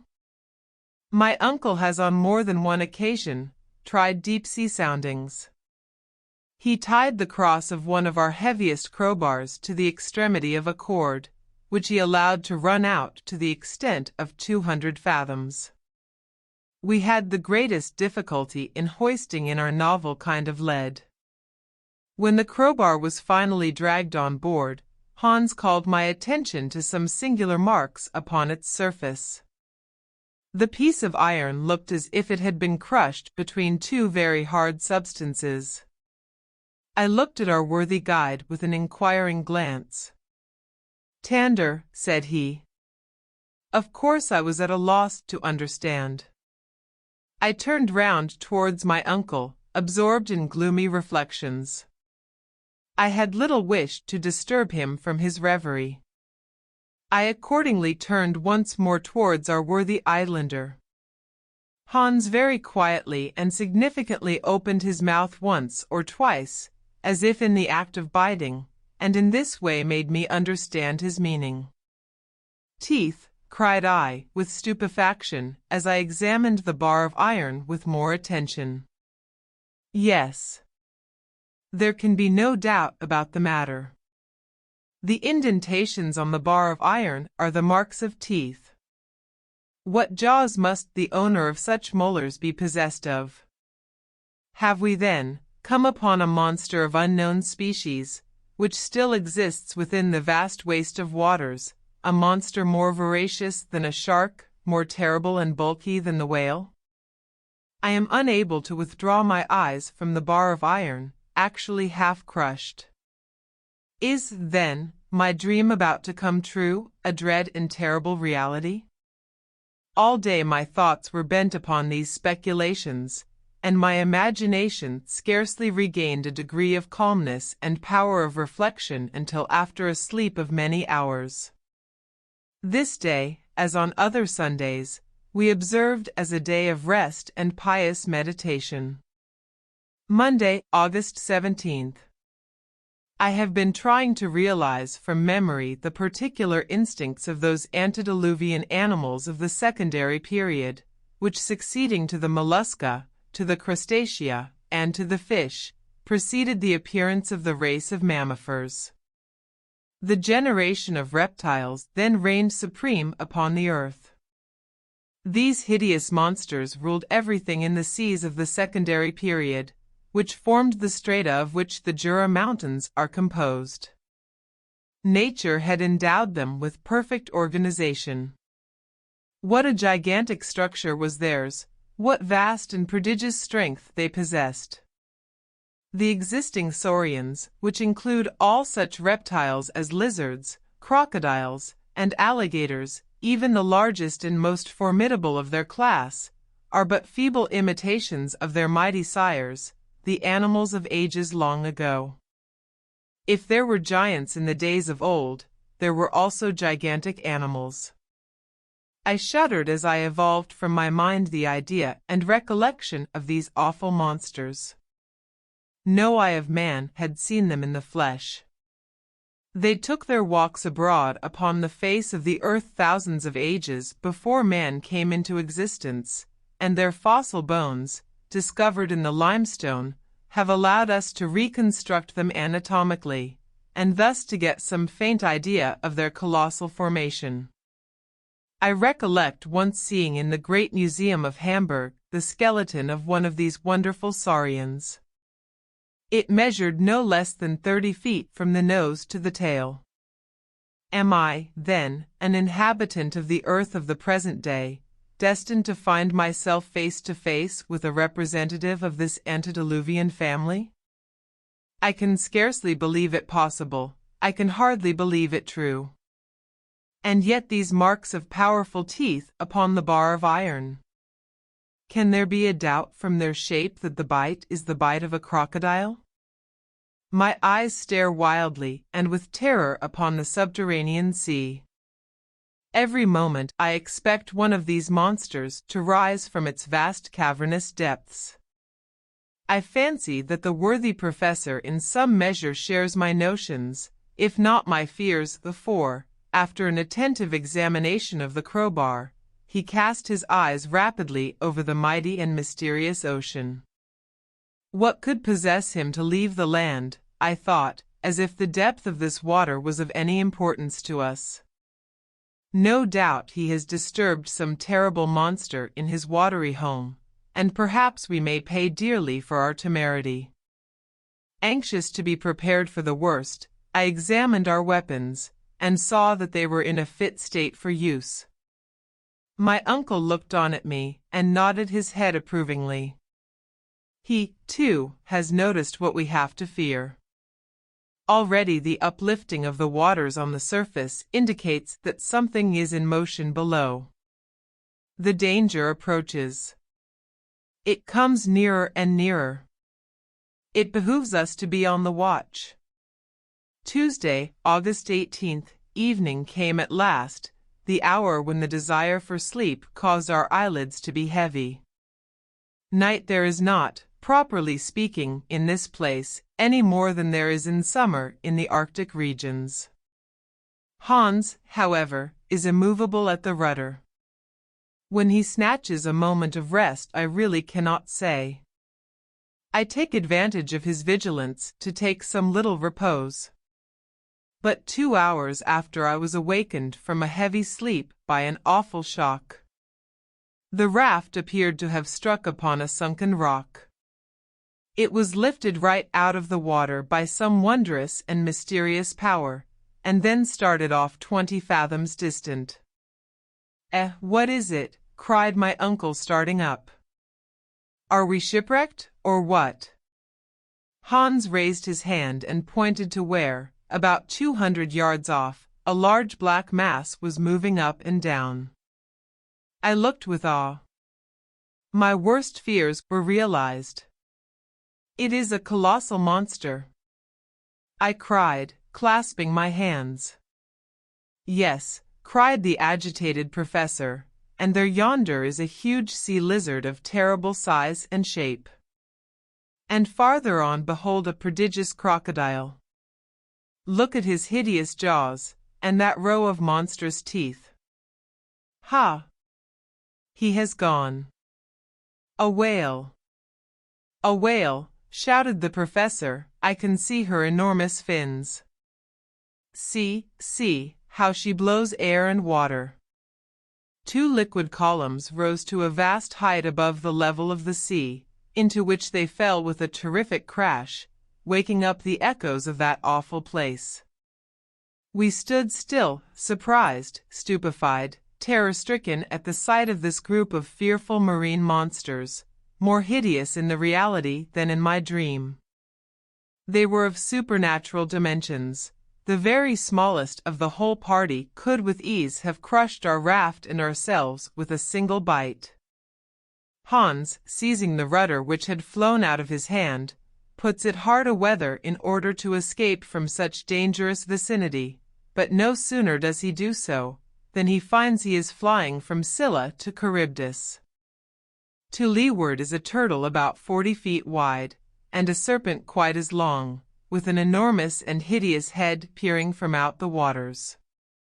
Look which way we will, it is impossible for us to fly. The fearful reptiles advanced upon us. They turned and twisted about the raft with awful rapidity. They formed around our devoted vessel a series of concentric circles. I took up my rifle in desperation. But what effect can a rifle ball produce upon the armor scales with which the bodies of these horrid monsters are covered?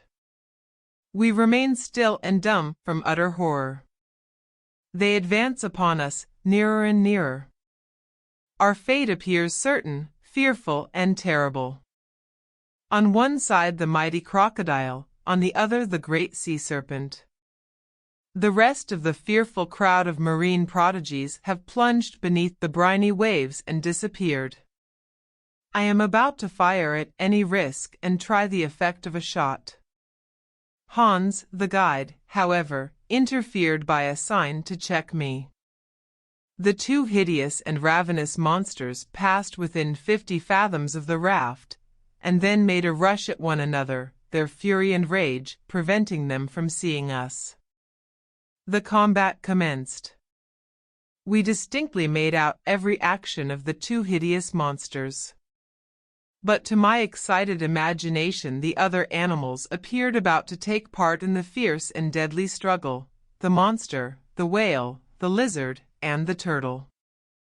I distinctly saw them every moment. I pointed them out to the islander. But he only shook his head. TVA, he said. What, two only does he say? Surely he is mistaken, I cried in a tone of wonder. He is quite right, replied my uncle coolly and philosophically, examining the terrible duel with his telescope and speaking as if he were in a lecture room. How can that be? Yes, it is so. The first of these hideous monsters has the snout of a porpoise, the head of a lizard, the teeth of a crocodile, and it is this that has deceived us. It is the most fearful of all antediluvian reptiles, the world-renowned ichthyosaurus or great fish lizard. And the other? The other is a monstrous serpent, concealed under the hard vaulted shell of the turtle, the terrible enemy of its fearful rival, the plesiosaurus, or sea crocodile. Hans was quite right. The two monsters only disturbed the surface of the sea. At last have mortal eyes gazed upon two reptiles of the great primitive ocean. I see the flaming red eyes of the ichthyosaurus, each as big, or bigger than a man's head. Nature in its infinite wisdom had gifted this wondrous marine animal with an optical apparatus of extreme power, capable of resisting the pressure of the heavy layers of water which rolled over him in the depths of the ocean where he usually fed. It has by some authors truly been called the whale of the saurian race, for it is as big and quick in its motions as our king of the seas. This one measures not less than 100 feet in length, and I can form some idea of his girth when I see him lift his prodigious tail out of the waters. His jaw is of awful size and strength, and according to the best informed naturalists, it does not contain less than 182 teeth. The other was the mighty plesiosaurus, a serpent with a cylindrical trunk, with a short stumpy tail, with fins like a bank of oars in a Roman galley. Its whole body covered by a carapace or shell, and its neck, as flexible as that of a swan, rose more than 30 feet above the waves, a tower of animated flesh. These animals attacked one another with inconceivable fury. Such a combat was never seen before by mortal eyes, and to us who did see it, it appeared more like the phantasmagoric creation of a dream than anything else. They raised mountains of water, which dashed in spray over the raft, already tossed to and fro by the waves. 20 times we seemed on the point of being upset and hurled headlong into the waves. Hideous hisses appeared to shake the gloomy granite roof of that mighty cavern, hisses which carried terror to our hearts. The awful combatants held each other in a tight embrace. I could not make out one from the other. Still the combat could not last forever, and woe unto us, whichsoever became the victor. 1 hour, 2 hours, 3 hours passed away, without any decisive result. The struggle continued with the same deadly tenacity, but without apparent result. The deadly opponents now approached, now drew away from the raft. Once or twice we fancied they were about to leave us altogether, but instead of that, they came nearer and nearer. We crouched on the raft ready to fire at them at a moment's notice, poor as the prospect of hurting or terrifying them was. Still we were determined not to perish without a struggle. Suddenly the ichthyosaurus and the plesiosaurus disappeared beneath the waves, leaving behind them a maelstrom in the midst of the sea. We were nearly drawn down by the indraft of the water. Several minutes elapsed before anything was again seen. Was this wonderful combat to end in the depths of the ocean? Was the last act of this terrible drama to take place without spectators? It was impossible for us to say. Suddenly, at no great distance from us, an enormous mass rises out of the waters, the head of the great plesiosaurus. The terrible monster is now wounded unto death. I can see nothing now of his enormous body. all that could be distinguished was his serpent-like neck, which he twisted and curled in all the agonies of death. Now he struck the waters with it as if it had been a gigantic whip, and then again wriggled like a worm cut in two. The water was spurted up to a great distance in all directions. A great portion of it swept over our raft and nearly blinded us. But soon the end of the beast approached nearer and nearer, his movements slackened visibly, his contortions almost ceased, and at last the body of the mighty snake lay an inert, dead mass on the surface of the now calm and placid waters. As for the ichthyosaurus, has he gone down to his mighty cavern under the sea to rest, or will he reappear to destroy us? This question remained unanswered. And we had breathing time. Chapter 31 The SEA Monster Wednesday, August 19th. Fortunately the wind, which for the present blows with some violence, has allowed us to escape from the scene of the unparalleled and extraordinary struggle. Hans, with his usual imperturbable calm, remained at the helm. My uncle, who for a short time had been withdrawn from his absorbing reveries by the novel incidents of this sea fight, fell back again apparently into a brown study. His eyes were fixed impatiently on the widespread ocean. Our voyage now became monotonous and uniform. Dull as it has become, I have no desire to have it broken by any repetition of the perils and adventures of yesterday. Thursday, August 20th. The wind is now NNE and blows very irregularly. It has changed to fitful gusts. The temperature is exceedingly high. We are now progressing at the average rate of about 10 miles and a half per hour. About 12 o'clock a distant sound as of thunder fell upon our ears. I make a note of the fact without even venturing a suggestion as to its cause. It was one continued roar as of a sea falling over mighty rocks. Far off in the distance, said the professor. Dogmatically, there is some rock or some island against which the sea, lashed to fury by the wind, is breaking violently. Hans, without saying a word, clambered to the top of the mast, but could make out nothing. The ocean was level in every direction as far as the eye could reach. 3 hours passed away without any sign to indicate what might be before us. The sound began to assume that of a mighty cataract. I expressed my opinion on this point strongly to my uncle. He merely shook his head. I, however, am strongly impressed by a conviction that I am not wrong. Are we advancing towards some mighty waterfall which shall cast us into the abyss? Probably this mode of descending into the abyss may be agreeable to the professor, because it would be something like the vertical descent he is so eager to make. I entertain a very different opinion. Whatever be the truth, it is certain that not many leagues distant there must be some very extraordinary phenomenon, for as we advance the roar becomes something mighty and stupendous. Is it in the water or in the air? I cast hasty glances aloft at the suspended vapors, and I seek to penetrate their mighty depths. But the vault above is tranquil. The clouds, which are now elevated to the very summit, appear utterly still and motionless, and completely lost in the irradiation of electric light.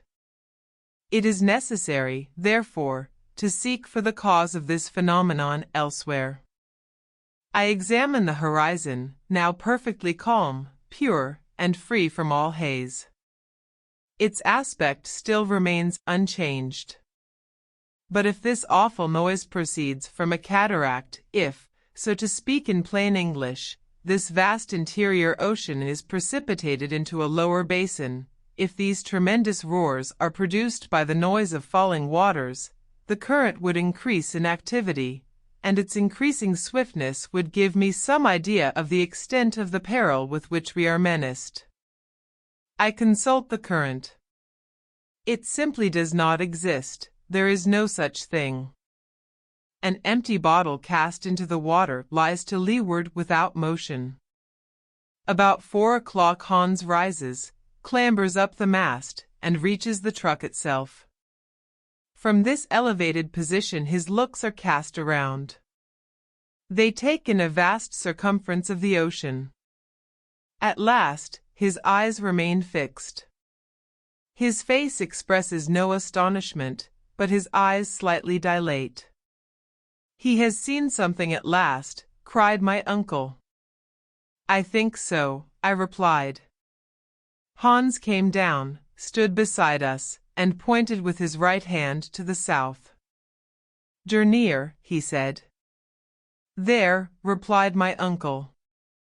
And seizing his telescope, he looked at it with great attention for about a minute, which to me appeared an age. I knew not what to think or expect. "Yes, yes," he cried in a tone of considerable surprise, "there it is." "What?" I asked. "A tremendous spurt of water rising out of the waves." "Some other marine monster," I cried, already alarmed. "Perhaps. Then let us steer more to the westward, for we know what we have to expect from antediluvian animals," was my eager reply. "Go ahead," said my uncle. I turned towards Hans. Hans was at the tiller steering with his usual imperturbable calm.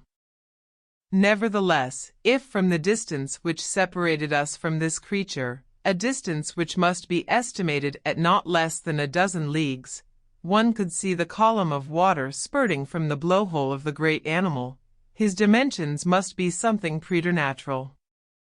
To fly is, therefore, the course to be suggested by ordinary prudence.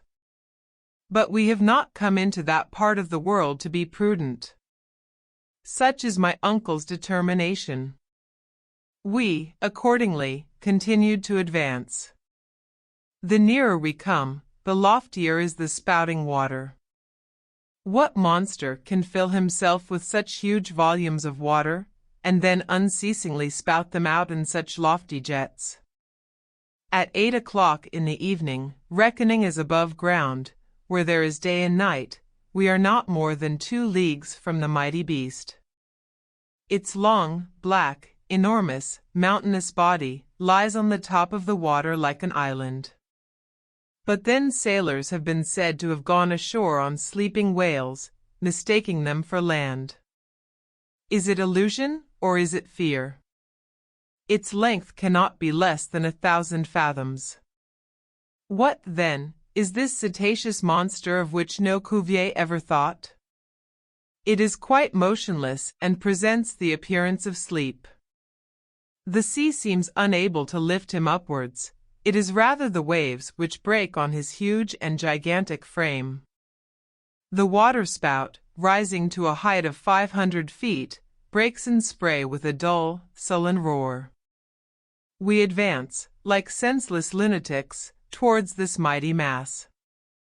I honestly confess that I was abjectly afraid. I declared that I would go no farther. I threatened in my terror to cut the sheet of the sail. I attacked the professor with considerable acrimony, calling him foolhardy, mad, I know not what. He made no answer. Suddenly the imperturbable Hans once more pointed his finger to the menacing object. "Home!" "An island," cried my uncle. "An island?" I replied, shrugging my shoulders at this poor attempt at deception. "Of course it is," cried my uncle, bursting into a loud and joyous laugh. "But the waterspout?" "Geyser," said Hans. "Yes, of course, a geyser," replied my uncle, still laughing, "a geyser like those common in Iceland. Jets like this are the great wonders of the country." At first I would not allow that I had been so grossly deceived. What could be more ridiculous than to have taken an island for a marine monster? But kick as one may, one must yield to evidence, and I was finally convinced of my error. It was nothing, after all, but a natural phenomenon. As we approached nearer and nearer, the dimensions of the liquid sheaf of waters became truly grand and stupendous. The island had, at a distance, presented the appearance of an enormous whale, whose head rose high above the waters. The geyser, a word the Icelanders pronounce geyser, and which signifies fury, rose majestically from its summit. Dull detonations are heard every now and then, and the enormous jet, taken as it were with sudden fury, shakes its plume of vapor, and bounds into the first layer of the clouds. It is alone. Neither spurts of vapor nor hot springs surround it, and the whole volcanic power of that region is concentrated in one sublime column. The rays of electric light mix with this dazzling sheaf, every drop as it falls assuming the prismatic colors of the rainbow. "Let us go on shore," said the professor, after some minutes of silence. "It is necessary, however, to take great precaution, in order to avoid the weight of falling waters, which would cause the raft to founder in an instant." Hans, however, steers admirably, and brings us to the other extremity of the island. I was the first to leap on the rock. My uncle followed, while the eiderduck hunter remained still, like a man above any childish sources of astonishment. We were now walking on granite mixed with silicious sandstone. The soil shivered under our feet like the sides of boilers in which overheated steam is forcibly confined. It is burning. We soon came in sight of the little central basin from which rose the geyser.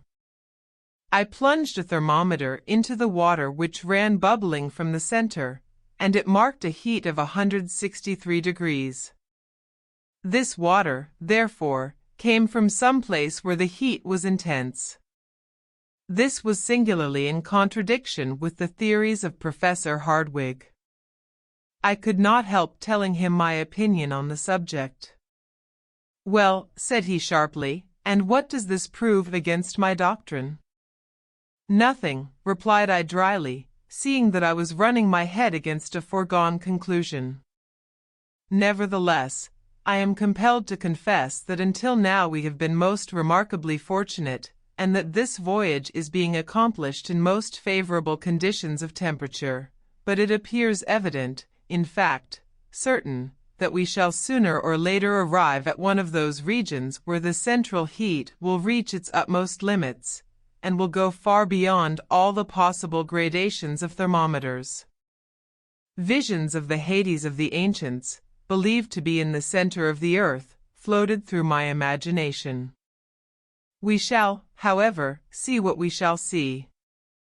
That is the professor's favorite phrase now. Having christened the volcanic island by the name of his nephew, the leader of the expedition turned away and gave the signal for embarkation. I stood still, however, for some minutes, gazing upon the magnificent geyser. I soon was able to perceive that the upward tendency of the water was irregular. Now it diminished in intensity, and then, suddenly, it regained new vigor, which I attributed to the variation of the pressure of the accumulated vapors in its reservoir. At last we took our departure, going carefully round the projecting, and rather dangerous, rocks of the southern side. Hans had taken advantage of this brief halt to repair the raft. Before we took our final departure from the island, however, I made some observations to calculate the distance we had gone over, and I put them down in my journal. Since we left Port Gretchen, we had traveled 270 leagues, more than 800 miles, on this great inland sea. We were, therefore, 620 leagues from Iceland, and exactly under England. Chapter 32 The Battle of the Elements Friday, August 21st. This morning the magnificent geyser had wholly disappeared. The wind had freshened up, and we were fast leaving the neighborhood of Henry's Island. Even the roaring sound of the mighty column was lost to the ear. The weather, if, under the circumstances, we may use such an expression, is about to change very suddenly. The atmosphere is being gradually loaded with vapors, which carry with them the electricity formed by the constant evaporation of the saline waters. The clouds are slowly but sensibly falling towards the sea, and are assuming a dark olive texture. The electric rays can scarcely pierce through the opaque curtain which has fallen like a drop scene before this wondrous theatre, on the stage of which another and terrible drama is soon to be enacted. This time it is no fight of animals, it is the fearful battle of the elements. I feel that I am very peculiarly influenced, as all creatures are on land when a deluge is about to take place. The cumuli, a perfectly oval kind of cloud, piled upon the south, presented a most awful and sinister appearance, with the pitiless aspect often seen before a storm. The air is extremely heavy, the sea is comparatively calm. In the distance, the clouds have assumed the appearance of enormous balls of cotton, or rather pods, piled one above the other in picturesque confusion. By degrees, they appear to swell out, break, and gain in number what they lose in grandeur. Their heaviness is so great that they are unable to lift themselves from the horizon, but under the influence of the upper currents of air, they are gradually broken up, become much darker, and then present the appearance of one single layer of a formidable character. Now and then a lighter cloud, still lit up from above, rebounds upon this gray carpet, and is lost in the opaque mass. There can be no doubt that the entire atmosphere is saturated with electric fluid. I am myself wholly impregnated. My hairs literally stand on end as if under the influence of a galvanic battery. If one of my companions ventured to touch me, I think he would receive rather a violent and unpleasant shock. About 10 o'clock in the morning, the symptoms of the storm became more thorough and decisive. The wind appeared to soften down as if to take breath for a renewed attack. The vast funereal pall above us looked like a huge bag, like the cave of Aeolus, in which the storm was collecting its forces for the attack.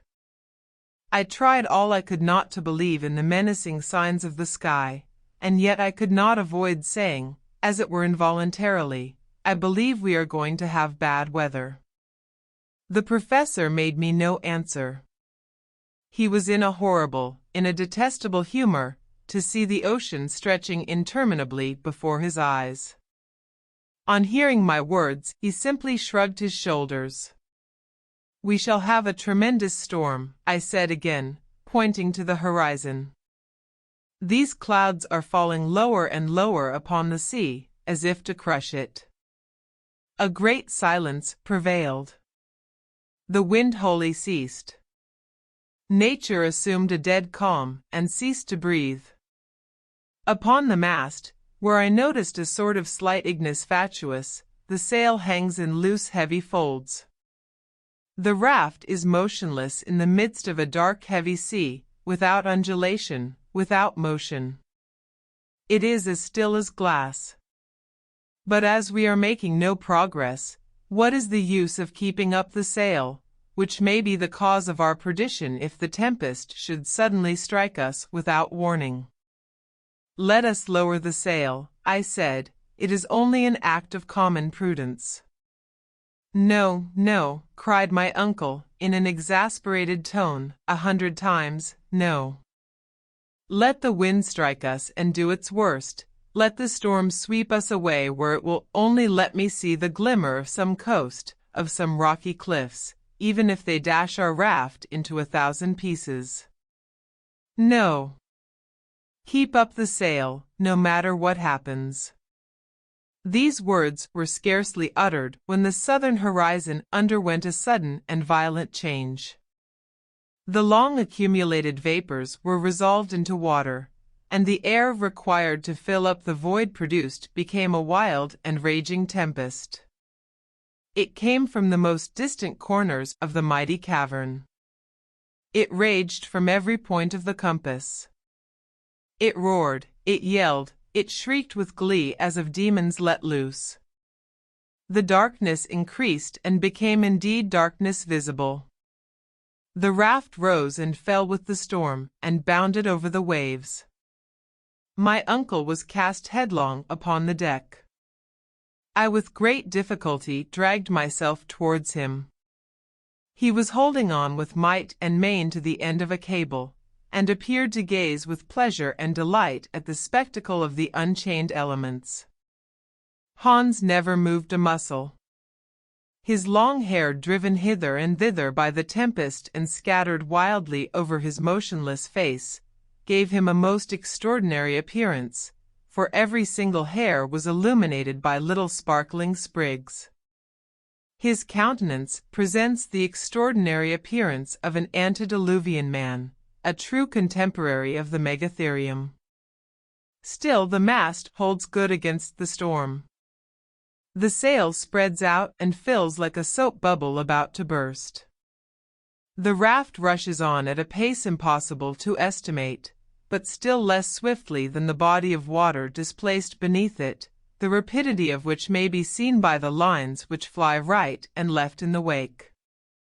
The sail, I cried, making a trumpet of my hands, and then endeavoring to lower it. Let it alone, said my uncle, more exasperated than ever. Nay, said Hans, gently shaking his head. Nevertheless, the rain formed a roaring cataract before this horizon of which we were in search, and to which we were rushing like madmen. But before this wilderness of waters reached us, the mighty veil of cloud was torn in twain, the sea began to foam wildly, and the electricity, produced by some vast and extraordinary chemical action in the upper layer of cloud, is brought into play. To the fearful claps of thunder are added dazzling flashes of lightning, such as I had never seen. The flashes crossed one another, hurled from every side, while the thunder came pealing like an echo. The mass of vapor becomes incandescent. The hailstones which strike the metal of our boots and our weapons are actually luminous. The waves as they rise appear to be fire-eating monsters, beneath which seethes an intense fire, their crests surmounted by combs of flame. My eyes are dazzled, blinded by the intensity of light. My ears are deafened by the awful roar of the elements. I am compelled to hold on to the mast, which bends like a reed beneath the violence of the storm, to which none ever before seen by mariners bore any resemblance. Here my traveling notes become very incomplete, loose, and vague. I have only been able to make out one or two fugitive observations, jotted down in a mere mechanical way. But even their brevity, even their obscurity, show the emotions which overcame me. Sunday, August 23rd. Where have we got to? In what region are we wandering? We are still carried forward with inconceivable rapidity.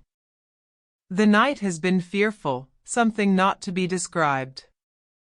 The storm shows no signs of cessation. We exist in the midst of an uproar which has no name. The detonations as of artillery are incessant. Our ears literally bleed. We are unable to exchange a word or hear each other speak. The lightning never ceases to flash for a single instant. I can see the zigzags after a rapid dart strike the arched roof of this mightiest of mighty vaults. If it were to give way and fall upon us. Other lightnings plunge their forked streaks in every direction, and take the form of globes of fire, which explode like bombshells over a beleaguered city. The general crash and roar do not apparently increase. It has already gone far beyond what human ear can appreciate. If all the powder magazines in the world were to explode together, it would be impossible for us to hear worse noise. There is a constant emission of light from the storm clouds. The electric matter is incessantly released, Evidently, the gaseous principles of the air are out of order. Innumerable columns of water rush up like waterspouts, and fall back upon the surface of the ocean in foam. Whither are we going? My uncle still lies at full length upon the raft, without speaking, without taking any note of time. The heat increases. I look at the thermometer. To my surprise, it indicates, the exact figure is here rubbed out in my manuscript. Monday, August 24th. This terrible storm will never end.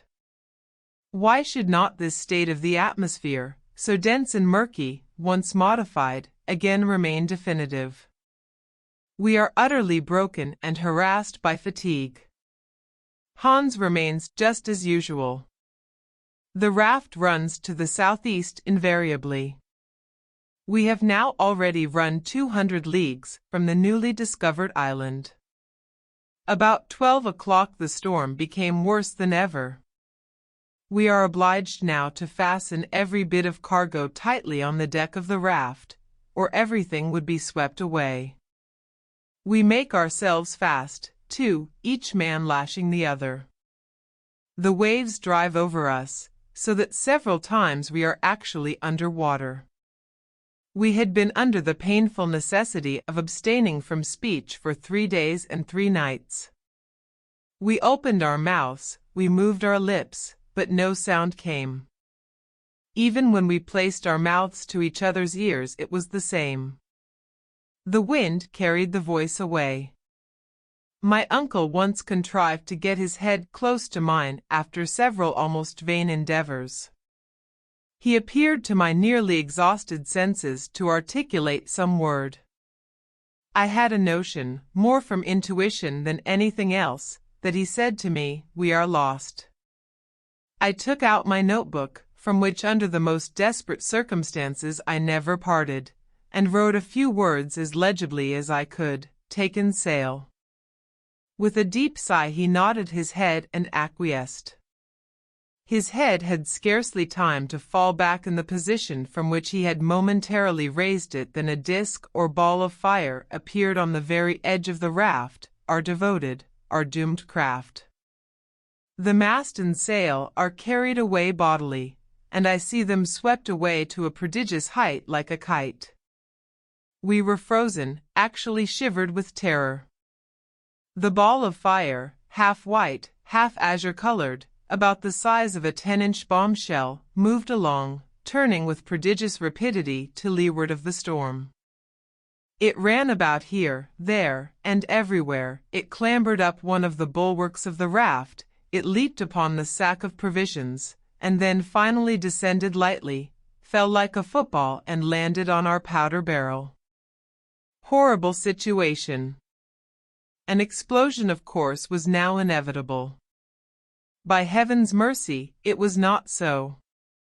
The dazzling disk moved on one side, it approached Hans, who looked at it with singular fixity, then it approached my uncle, who cast himself on his knees to avoid it. It came towards me.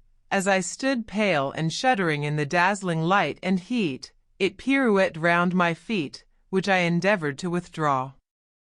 An odor of nitrous gas filled the whole air. It penetrated to the throat, to the lungs. I felt ready to choke. Why is it that I cannot withdraw my feet? Are they riveted to the flooring of the raft? No. The fall of the electric globe has turned all the iron on board into lodestones. The instruments, the tools, the arms are clanging together with awful and horrible noise. The nails of my heavy boots adhere closely to the plate of iron incrustated in the wood. I cannot withdraw my foot. It is the old story again of the mountain of adamant. At last, by a violent and almost superhuman effort, I tear it away just as the ball, which is still executing its gyratory motions, is about to run round it and drag me with it, if, oh, what intense stupendous light! The globe of fire bursts, we are enveloped in cascades of living fire, which flood the space around with luminous matter. Then all went out and darkness once more fell upon the deep. I had just time to see my uncle once more cast apparently senseless on the flooring of the raft, Hans at the helm, spitting fire under the influence of the electricity which seemed to have gone through him. "Whither are we going?" I ask. And echo answers, "Whither?" Tuesday, August 25th. I have just come out of a long fainting fit. The awful and hideous storm still continues.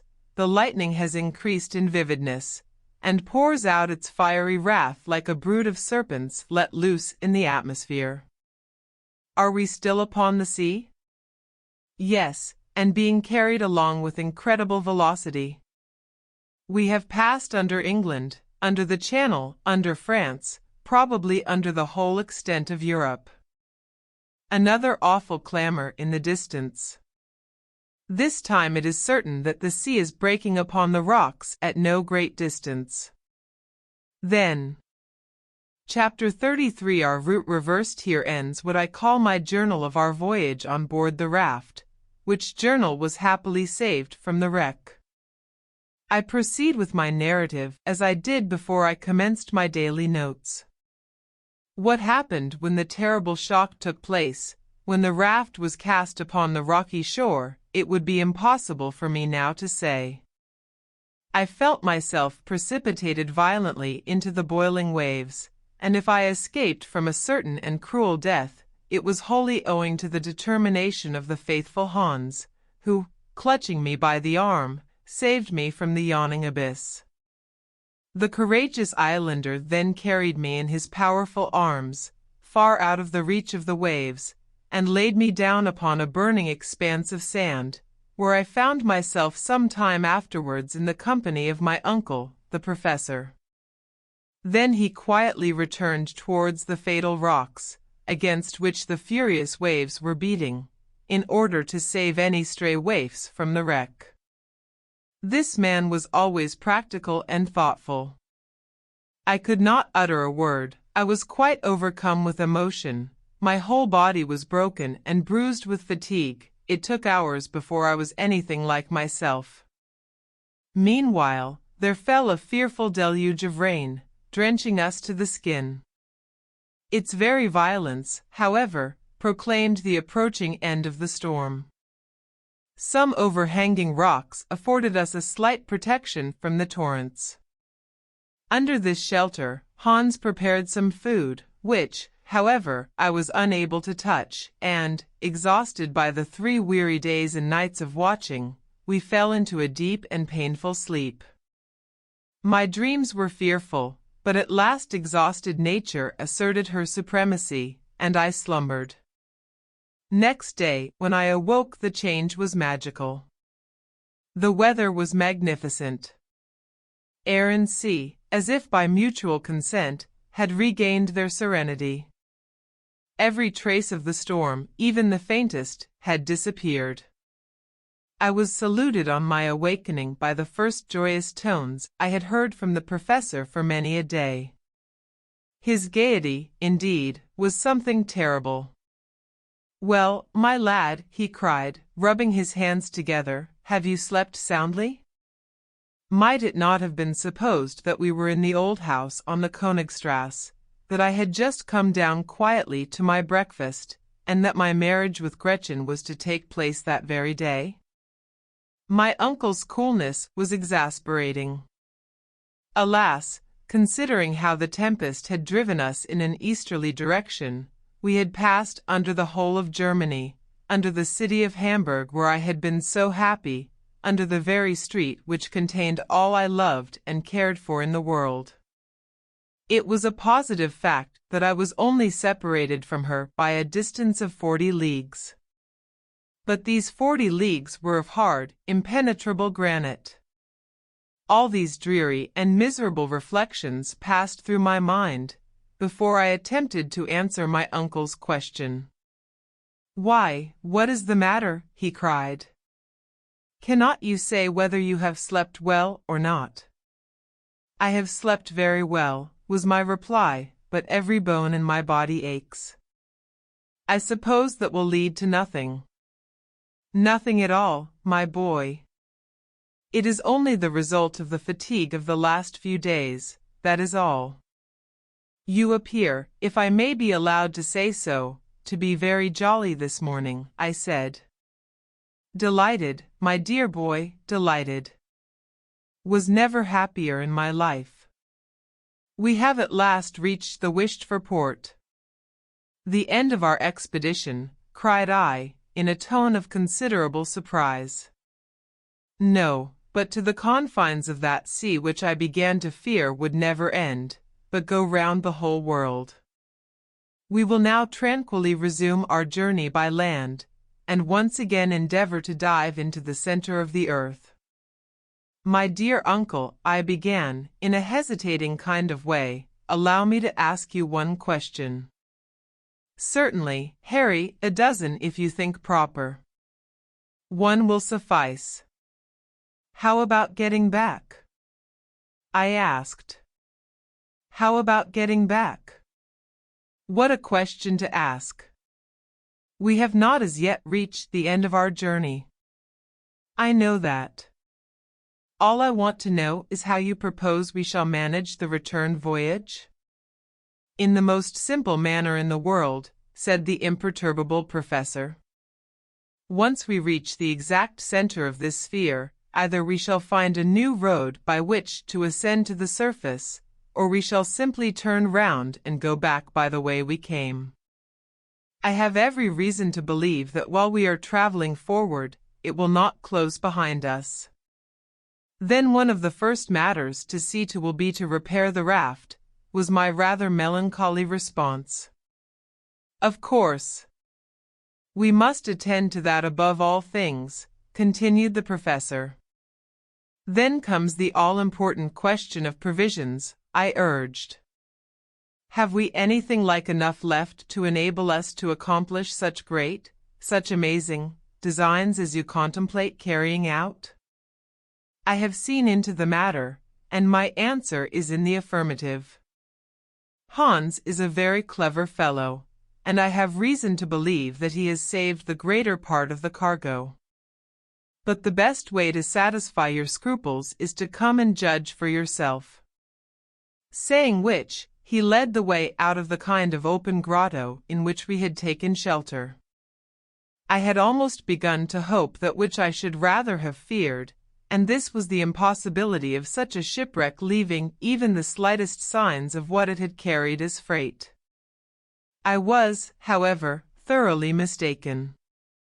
As soon as I reached the shores of this inland sea, I found Hans standing gravely in the midst of a large number of things laid out in complete order. My uncle wrung his hands with deep and silent gratitude. His heart was too full for speech. This man, whose superhuman devotion to his employers I not only never saw surpassed, nor even equaled, had been hard at work all the time we slept, and at the risk of his life had succeeded in saving the most precious articles of our cargo. Of course, under the circumstances, we necessarily experienced several severe losses. Our weapons had wholly vanished. But experience had taught us to do without them. The provision of powder had, however, remained intact, after having narrowly escaped blowing us all to atoms in the storm. Well, said the professor, who was now ready to make the best of everything, as we have no guns, all we have to do is to give up all idea of hunting. Yes, my dear sir, we can do without them, but what about all our instruments? Here is the manometer, the most useful of all, and which I gladly accept in lieu of the rest. With it alone I can calculate the depth as we proceed. By its means alone I shall be able to decide when we have reached the center of the earth. Ha, ha! But for this little instrument we might make a mistake, and run the risk of coming out at the antipodes. All this was said amid bursts of unnatural laughter. But the compass, I cried, without that what can we do? Here it is, safe and sound, he cried, with real joy, and here we have the chronometer and the thermometers. Hans the hunter is indeed an invaluable man. It was impossible to deny this fact. As far as the nautical and other instruments were concerned, nothing was wanting. Then on further examination, I found ladders, cords, pickaxes, crowbars, and shovels, all scattered about on the shore. There was, however, finally the most important question of all, and that was provisions. But what are we to do for food? I asked. Let us see to the commissariat department, replied my uncle gravely. The boxes which contained our supply of food for the voyage were placed in a row along the strand, and were in a capital state of preservation. The sea had in every case respected their contents, and to sum up in one sentence, taking into consideration biscuits, salt meat, schiedam and dried fish, we could still calculate on having about 4 months' supply, if used with prudence and caution. 4 months, cried the sanguine professor in high glee. Then we shall have plenty of time both to go and to come, and with what remains I undertake to give a grand dinner to my colleagues of the Johanneum. I sighed. I should by this time have become used to the temperament of my uncle, and yet this man astonished me more and more every day. He was the greatest human enigma I ever had known. Now, before we do anything else, we must lay in a stock of fresh water. The rain has fallen in abundance, and filled the hollows of the granite. There is a rich supply of water, and we have no fear of suffering from thirst, which in our circumstances is of the last importance. As for the raft, I shall recommend Hans to repair it to the best of his abilities, though I have every reason to believe we shall not require it again. How is that? I cried, more amazed than ever at my uncle's style of reasoning. I have an idea, my dear boy. It is none other than this simple fact: we shall not come out by the same opening as that by which we entered. I began to look at my uncle with vague suspicion. An idea had more than once taken possession of me, and this was, that he was going mad. And yet, little did I think how true and prophetic his words were doomed to be. And now, he said, having seen to all these matters of detail, to breakfast. I followed him to a sort of projecting cape, after he had given his last instructions to our guide. In this original position, with dried meat, biscuit, and a delicious cup of tea, we made a satisfactory meal, I may say one of the most welcome and pleasant I ever remember. Exhaustion, the keen atmosphere, the state of calm after so much agitation, all contributed to give me an excellent appetite. Indeed, it contributed very much to producing a pleasant and cheerful state of mind. While breakfast was in hand, and between the sips of warm tea, I asked my uncle if he had any idea of how we now stood in relation to the world above. For my part, I added, I think it will be rather difficult to determine. Well, if we were compelled to fix the exact spot, said my uncle, it might be difficult, since during the 3 days of that awful tempest I could keep no account either of the quickness of our pace, or of the direction in which the raft was going. Still, we will endeavor to approximate to the truth. We shall not, I believe, be so very far out. Well, if I recollect rightly, I replied, our last observation was made at the Geyser Island. Harry's Island, my boy. Harry's Island. Do not decline the honor of having named it, given your name to an island discovered by us, the first human beings who trod it since the creation of the world. Let it be so, then. At Harry's Island we had already gone over 270 leagues of sea, and we were, I believe, about 600 leagues, more or less, from Iceland. Good. I am glad to see that you remember so well. Let us start from that point, and let us count 4 days of storm, during which our rate of traveling must have been very great. I should say that our velocity must have been about 80 leagues to the 24 hours. I agreed that I thought this a fair calculation. There were then 300 leagues to be added to the grand total.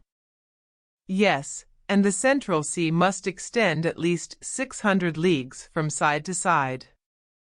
Do you know, my boy, Harry, that we have discovered an inland lake larger than the Mediterranean? Certainly, and we only know of its extent in one way. It may be hundreds of miles in length. Very likely. Then, said I, after calculating for some minutes, if your previsions are right, we are at this moment exactly under the Mediterranean itself. Do you think so? Yes, I am almost certain of it. Are we not 900 leagues distant from Reykjavik? That is perfectly true, and a famous bit of road we have traveled, my boy. But why we should be under the Mediterranean more than under Turkey or the Atlantic Ocean can only be known when we are sure of not having deviated from our course, and of this we know nothing. I do not think we were driven very far from our course. The wind appears to me to have been always about the same. My opinion is that this shore must be situated to the southeast of Port Gretchen. Good, I hope so. It will, however, be easy to decide the matter by taking the bearings from our departure by means of the compass. Come along, and we will consult that invaluable invention. The professor now walked eagerly in the direction of the rock where the indefatigable Hans had placed the instruments in safety. My uncle was gay and light-hearted. He rubbed his hands, and assumed all sorts of attitudes. He was to all appearance once more a young man. Since I had known him, never had he been so amiable and pleasant. I followed him, rather curious to know whether I had made any mistake in my estimation of our position. As soon as we had reached the rock, my uncle took the compass, placed it horizontally before him, and looked keenly at the needle. As he had at first shaken it to give it vivacity, it oscillated considerably, and then slowly assumed its right position under the influence of the magnetic power. The professor bent his eyes curiously over the wondrous instrument. A violent start immediately showed the extent of his emotion. He closed his eyes, rubbed them, and took another and a keener survey. Then he turned slowly round to me, stupefaction depicted on his countenance. "What is the matter?" said I, beginning to be alarmed. He could not speak. He was too overwhelmed for words. He simply pointed to the instrument. I examined it eagerly according to his mute directions, and a loud cry of surprise escaped my lips. The needle of the compass pointed due north, in the direction we expected was the south. It pointed to the shore instead of to the high seas. I shook the compass. I examined it with a curious and anxious eye. It was in a state of perfection. No blemish in any way explained the phenomenon. Whatever position we forced the needle into, it returned invariably to the same unexpected point. It was useless attempting to conceal from ourselves the fatal truth. There could be no doubt about it, unwelcome as was the fact that during the tempest there had been a sudden slant of wind, of which we had been unable to take any account, and thus the raft had carried us back to the shores we had left, apparently forever, so many days before. Chapter 34 A Voyage of Discovery. It would be altogether impossible for me to give any idea of the utter astonishment which overcame the professor on making this extraordinary discovery. Amazement, incredulity, and rage were blended in such a way as to alarm me. During the whole course of my life I had never seen a man at first so chapfallen, and then so furiously indignant. The terrible fatigues of our sea voyage, the fearful dangers we had passed through, had all gone for nothing.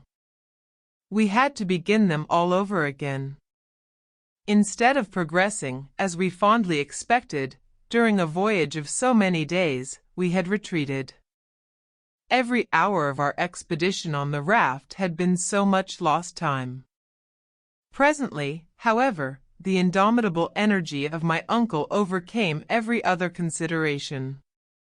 "So," he said, between his set teeth, "fatality will play me these terrible tricks. The elements themselves conspire to overwhelm me with mortification. Air, fire, and water combine their united efforts to oppose my passage. Well, they shall see what the earnest will of a determined man can do. I will not yield, I will not retreat even 1 inch, and we shall see who shall triumph in this great contest, man or nature." Standing upright on a rock, irritated and menacing, Professor Hardwigg, like the ferocious Ajax, seemed to defy the fates. I, however, took upon myself to interfere, and to impose some sort of check upon such insensate enthusiasm. "Listen to me, uncle," I said, in a firm but temperate tone of voice. "There must be some limit to ambition here below. It is utterly useless to struggle against the impossible. Pray listen to reason. We are utterly unprepared for a sea voyage. It is simply madness to think of performing a journey of 500 leagues upon a wretched pile of beams, with a counterpane for a sail, a paltry stick for a mast, and a tempest to contend with. As we are totally incapable of steering our frail craft, we shall become the mere plaything of the storm, and it is acting the part of madmen if we, a second time, run any risk upon this dangerous and treacherous central sea. These are only a few of the reasons and arguments I put together, reasons and arguments which to me appeared unanswerable. I was allowed to go on without interruption for about 10 minutes. The explanation to this I soon discovered. The professor was not even listening, and did not hear a word of all my eloquence. "To the raft," he cried in a hoarse voice, when I paused for a reply. Such was the result of my strenuous effort to resist his iron will. I tried again, I begged and implored him, I got into a passion, but I had to deal with a will more determined than my own. I seemed to feel like the waves which fought and battled against the huge mass of granite at our feet, which had smiled grimly for so many ages at their puny efforts. Hans, meanwhile, without taking part in our discussion, had been repairing the raft. One would have supposed that he instinctively guessed at the further projects of my uncle. By means of some fragments of cordage, he had again made the raft seaworthy. While I had been speaking, he had hoisted a new mast and sail, the latter already fluttering and waving in the breeze. The worthy professor spoke a few words to our imperturbable guide, who immediately began to put our baggage on board and to prepare for our departure. The atmosphere was now tolerably clear and pure, and the northeast wind blew steadily and serenely. It appeared likely to last for some time. What, then, could I do? Could I undertake to resist the iron will of 2 men? It was simply impossible, if even I could have hoped for the support of Hans. This, however, was out of the question. It appeared to me that the islander had set aside all personal will and identity. He was a picture of abnegation. I could hope for nothing from one so infatuated with and devoted to his master. All I could do, therefore, was to swim with the stream. In a mood of stolid and sullen resignation, I was about to take my accustomed place on the raft when my uncle placed his hand upon my shoulder. "There is no hurry, my boy," he said. "We shall not start until tomorrow." I looked the picture of resignation to the dire will of fate. "Under the circumstances," he said, "I ought to neglect no precautions. As fate has cast me upon these shores, I shall not leave without having completely examined them." In order to understand this remark, I must explain that though we had been driven back to the northern shore, we had landed at a very different spot from that which had been our starting point. Port Gretchen must, we calculated, be very much to the westward. Nothing, therefore, was more natural and reasonable than that we should reconnoiter this new shore upon which we had so unexpectedly landed. "Let us go on a journey of discovery," I cried. And leaving Hans to his important operation, we started on our expedition. The distance between the foreshore at high water and the foot of the rocks was considerable. It would take about half an hour's walking to get from one to the other. As we trudged along, our feet crushed innumerable shells of every shape and size, once the dwelling place of animals of every period of creation. I particularly noticed some enormous shells, carapaces, turtle and tortoise species, the diameter of which exceeded 15 feet. They had in past ages belonged to those gigantic glyptodons of the Pliocene period, of which the modern turtle is but a minute specimen. In addition, the whole soil was covered by a vast quantity of stony relics, having the appearance of flints worn by the action of the waves, and lying in successive layers one above the other. I came to the conclusion that in past ages the sea must have covered the whole district. Upon the scattered rocks, now lying far beyond its reach, the mighty waves of ages had left evident marks of their passage. On reflection, this appeared to me partially to explain the existence of this remarkable ocean, 40 leagues below the surface of the earth's crust. According to my new, and perhaps fanciful theory, this liquid mass must be gradually lost in the deep bowels of the earth. I had also no doubt that this mysterious sea was fed by infiltration of the ocean above, through imperceptible fissures. Nevertheless, it was impossible not to admit that these fissures must now be nearly choked up, for if not, the cavern, or rather the immense and stupendous reservoir, would have been completely filled in a short space of time. Perhaps even this water, having to contend against the accumulated subterraneous fires of the interior of the earth, had become partially vaporized. Hence the explanation of those heavy clouds suspended over our heads, and the superabundant display of that electricity which occasioned such terrible storms in this deep and cavernous sea. This lucid explanation of the phenomena we had witnessed appeared to me quite satisfactory. However great and mighty the marvels of nature may seem to us, they are always to be explained by physical reasons. Everything is subordinate to some great law of nature.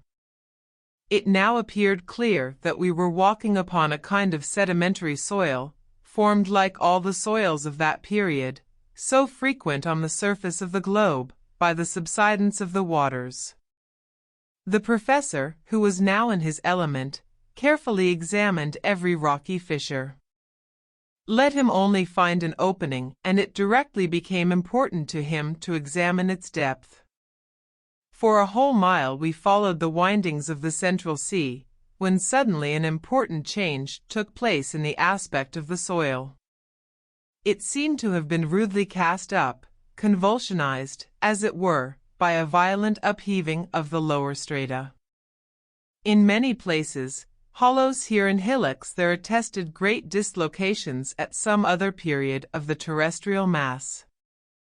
We advanced with great difficulty over the broken masses of granite mixed with flint, quartz, and alluvial deposits, when a large field, more even than a field, a plain of bones, appeared suddenly before our eyes.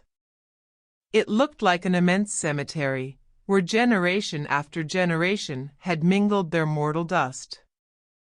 Lofty barrows of early remains rose at intervals.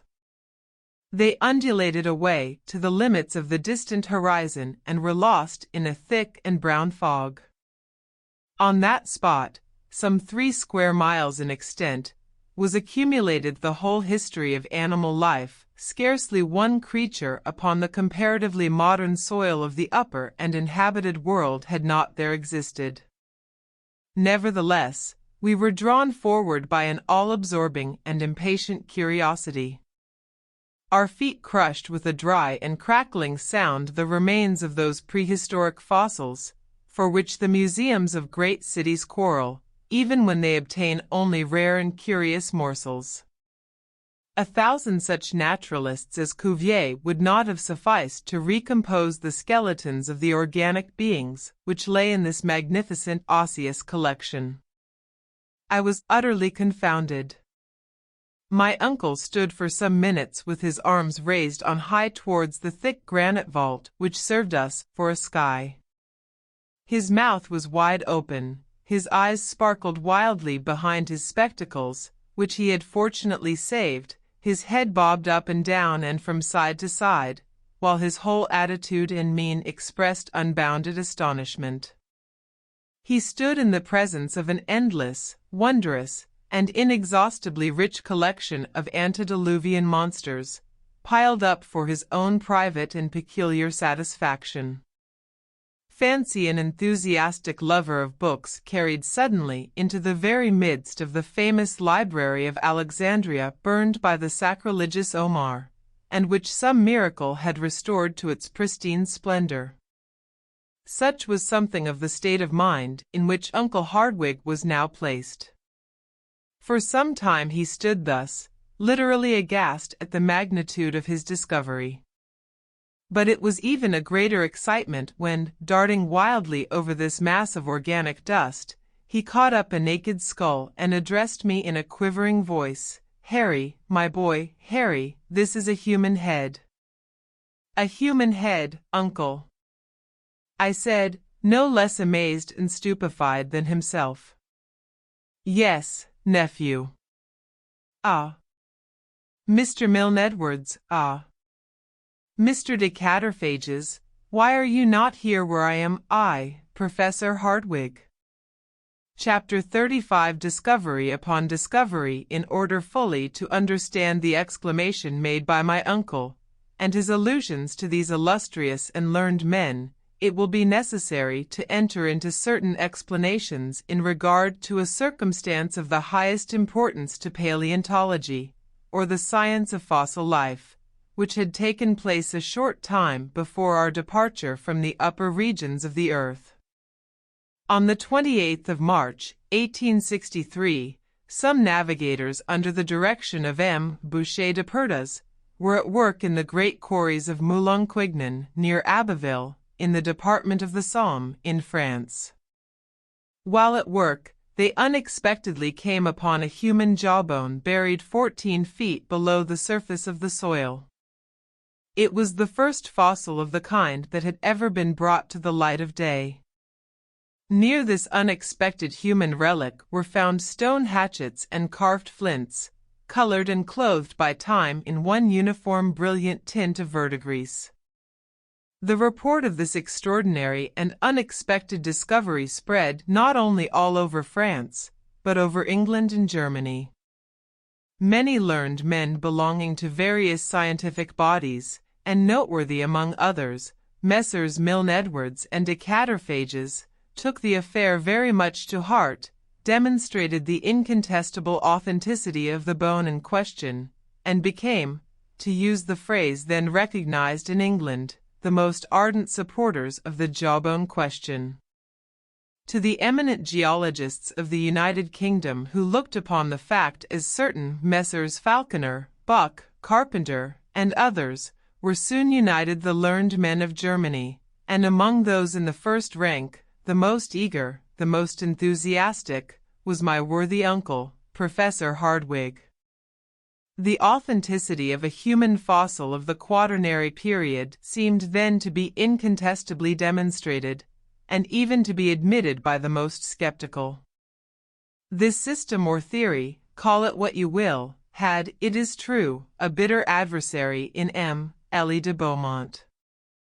This learned man, who holds such a high place in the scientific world, holds that the soil of Moulin Quignon does not belong to the diluvium but to a much less ancient stratum, and, in accordance with Cuvier in this respect, he would by no means admit that the human species was contemporary with the animals of the Quaternary epoch. My worthy uncle, Professor Hardwigg, in concert with the great majority of geologists, had held firm, had disputed, discussed, and finally, after considerable talking and writing, M. Elie de Beaumont had been pretty well left alone in his opinions. We were familiar with all the details of this discussion, but were far from being aware then that since our departure the matter had entered upon a new phase. Other similar jawbones, though belonging to individuals of varied types and very different natures, had been found in the movable grey sands of certain grottos in France, Switzerland, and Belgium, together with arms, utensils, tools, bones of children, of men in the prime of life, and of old men. The existence of men in the Quaternary period became, therefore, more positive every day. But this was far from being all. New remains, dug up from the Pliocene or Tertiary deposits, had enabled the more far-seeing or audacious among learned men to assign even a far greater degree of antiquity to the human race. These remains, it is true, were not those of men, that is, were not the bones of men, but objects decidedly having served the human race, shin bones, thigh bones of fossil animals, regularly scooped out, and in fact sculptured, bearing the unmistakable signs of human handiwork. By means of these wondrous and unexpected discoveries, man ascended endless centuries in the scale of time. He, in fact, preceded the mastodon, became the contemporary of the Elephas meridionalis, the southern elephant, acquired an antiquity of over 100,000 years, since that is the date given by the most eminent geologists to the Pliocene period of the earth. Such was then the state of paleontologic science, and what we moreover knew sufficed to explain our attitude before this great cemetery of the plains of the Hardwigg Ocean. It will now be easy to understand the professor's mingled astonishment and joy when, on advancing about 20 yards, he found himself in the presence of, I may say face to face with, a specimen of the human race actually belonging to the Quaternary period. It was indeed a human skull, perfectly recognizable. Had a soil of very peculiar nature, like that of the cemetery of Saint Michel at Bordeaux, preserved it during countless ages? This was the question I asked myself, but which I was wholly unable to answer.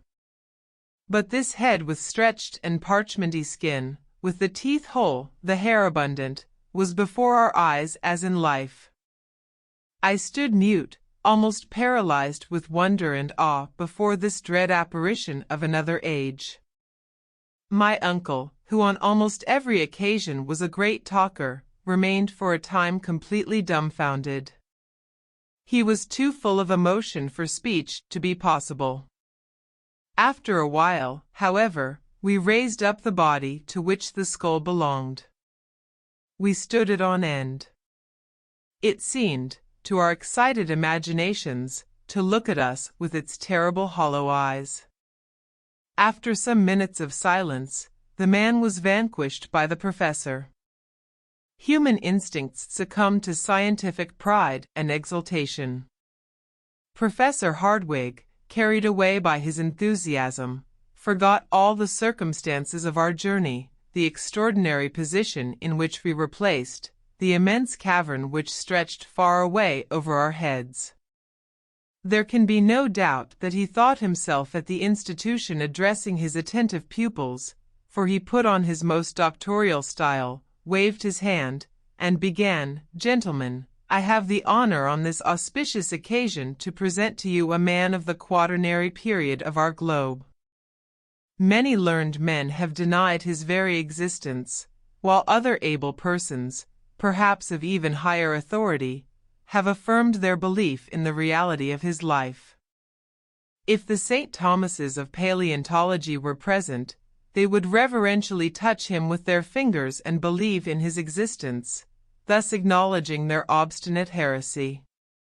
I know that science should be careful in relation to all discoveries of this nature. I am not without having heard of the many Barnums and other quacks who have made a trade of such like pretended discoveries. I have, of course, heard of the discovery of the knee bones of Ajax, of the pretended finding of the body of Orestes by the Spartiates, and of the body of Asterius, 10 spans long, 15 feet, of which we read in Pausanias. I have read everything in relation to the skeleton of Trapani, discovered in the 14th century, and which many persons chose to regard as that of Polyphemus, and the history of the giant dug up during the 16th century in the environs of Palmyra. You are well aware, as I am, gentlemen, of the existence of the celebrated analysis made near Lucerne, in 1577, of the great bones which the celebrated Dr. Felix Plater declared belonged to a giant about 19 feet high. I have devoured all the treatises of Cassanian, and all those memoirs, pamphlets, speeches, and replies published in reference to the skeleton of Teutobochus, king of the Cimbri, the invader of Gaul, dug out of a gravel pit in Dauphine, in 1613. In the 18th century I should have denied, with Peter Campet, the existence of the pre-Adamites of Stuttgart. I have had in my hands the writing called Gyganes. Here my uncle was afflicted by the natural infirmity which prevented him from pronouncing difficult words in public. It was not exactly stuttering, but a strange sort of constitutional hesitation. The writing named Gyganes, he repeated. He, however, could get no further. Gigantio, impossible. The unfortunate word would not come out. There would have been great laughter at the institution, had the mistake happened there. Gigantosteology, at last exclaimed Professor Hardwigg between two savage growls. Having got over our difficulty, and getting more and more excited, yes, gentlemen, I am well acquainted with all these matters, and know, also, that Cuvier and Blumenbach fully recognized in these bones the undeniable remains of mammoths of the Quaternary period. But after what we now see, to allow a doubt is to insult scientific inquiry. There is the body, you can see it, you can touch it. It is not a skeleton, it is a complete and uninjured body, preserved with an anthropological object. I did not attempt to controvert this singular and astounding assertion. If I could but wash this corpse in a solution of sulphuric acid, continued my uncle, I would undertake to remove all the earthy particles, and these resplendent shells, which are encrusted all over this body. But I am without this precious dissolving medium. Nevertheless, such as it is, this body will tell its own history. Here the professor held up the fossil body, and exhibited it with rare dexterity. No professional showman could have shown more activity. As on examination you will see, my uncle continued, it is only about 6 feet in length, which is a long way from the pretended giants of early days. As to the particular race to which it belonged, it is incontestably Caucasian. It is of the white race, that is, of our own.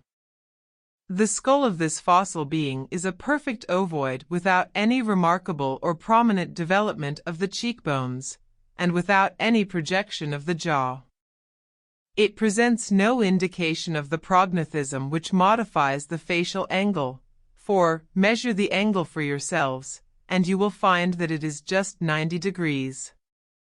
But I will advance still farther on the road of inquiry and deduction, and I dare venture to say that this human sample or specimen belongs to the Japhetic family, which spread over the world from India to the uttermost limits of Western Europe. There is no occasion, gentlemen, to smile at my remarks. 4. The facial angle is formed by two planes, one more or less vertical which is in a straight line with the forehead and the incisors, the other, horizontal, which passes through the organs of hearing and the lower nasal bone. Prognathism, in anthropological language, means that particular projection of the jaw which modifies the facial angle. Of course, nobody smiled. But the excellent professor was so accustomed to beaming countenances at his lectures that he believed he saw all his audience laughing during the delivery of his learned dissertation. Yes, he continued, with renewed animation, this is a fossil man, a contemporary of the mastodons, with the bones of which this whole amphitheater is covered. But if I am called on to explain how he came to this place, how these various strata by which he is covered have fallen into this vast cavity, I can undertake to give you no explanation. Doubtless, if we carry ourselves back to the quaternary epoch, we shall find that great and mighty convulsions took place in the crust of the earth, the continually cooling operation, through which the earth had to pass, produced fissures, landslips, and chasms, through which a large portion of the earth made its way. I come to no absolute conclusion, but there is the man, surrounded by the works of his hands, his hatchets and his carved flints, which belong to the stony period, and the only rational supposition is, that, like myself, he visited the center of the earth as a traveling tourist, a pioneer of science. At all events, there can be no doubt of his great age, and of his being one of the oldest race of human beings. The professor with these words ceased his oration, and I burst forth into loud and unanimous applause. Besides, after all, my uncle was right. Much more learned men than his nephew would have found it rather hard to refute his facts and arguments. Another circumstance soon presented itself. This fossilized body was not the only one in this vast plain of bones, the cemetery of an extinct world. Other bodies were found, as we trod the dusty plain, and my uncle was able to choose the most marvelous of these specimens in order to convince the most incredulous.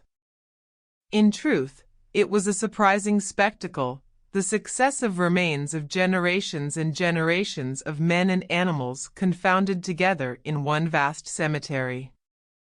But a great question now presented itself to our notice, and one we were actually afraid to contemplate in all its bearings.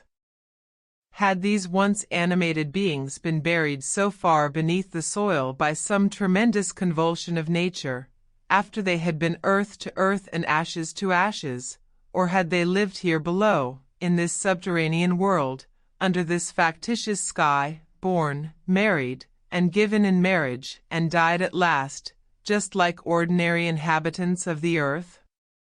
Up to the present moment, marine monsters, fish, and such-like animals had alone been seen alive. The question which rendered us rather uneasy was a pertinent one. Were any of these men of the abyss wandering about the deserted shores of this wondrous sea of the center of the earth? This was a question which rendered me very uneasy and uncomfortable. How, should they really be in existence, would they receive us men from above? Chapter 36. What is it? For a long and weary hour we tramped over this great bed of bones. We advanced regardless of everything, drawn on by ardent curiosity.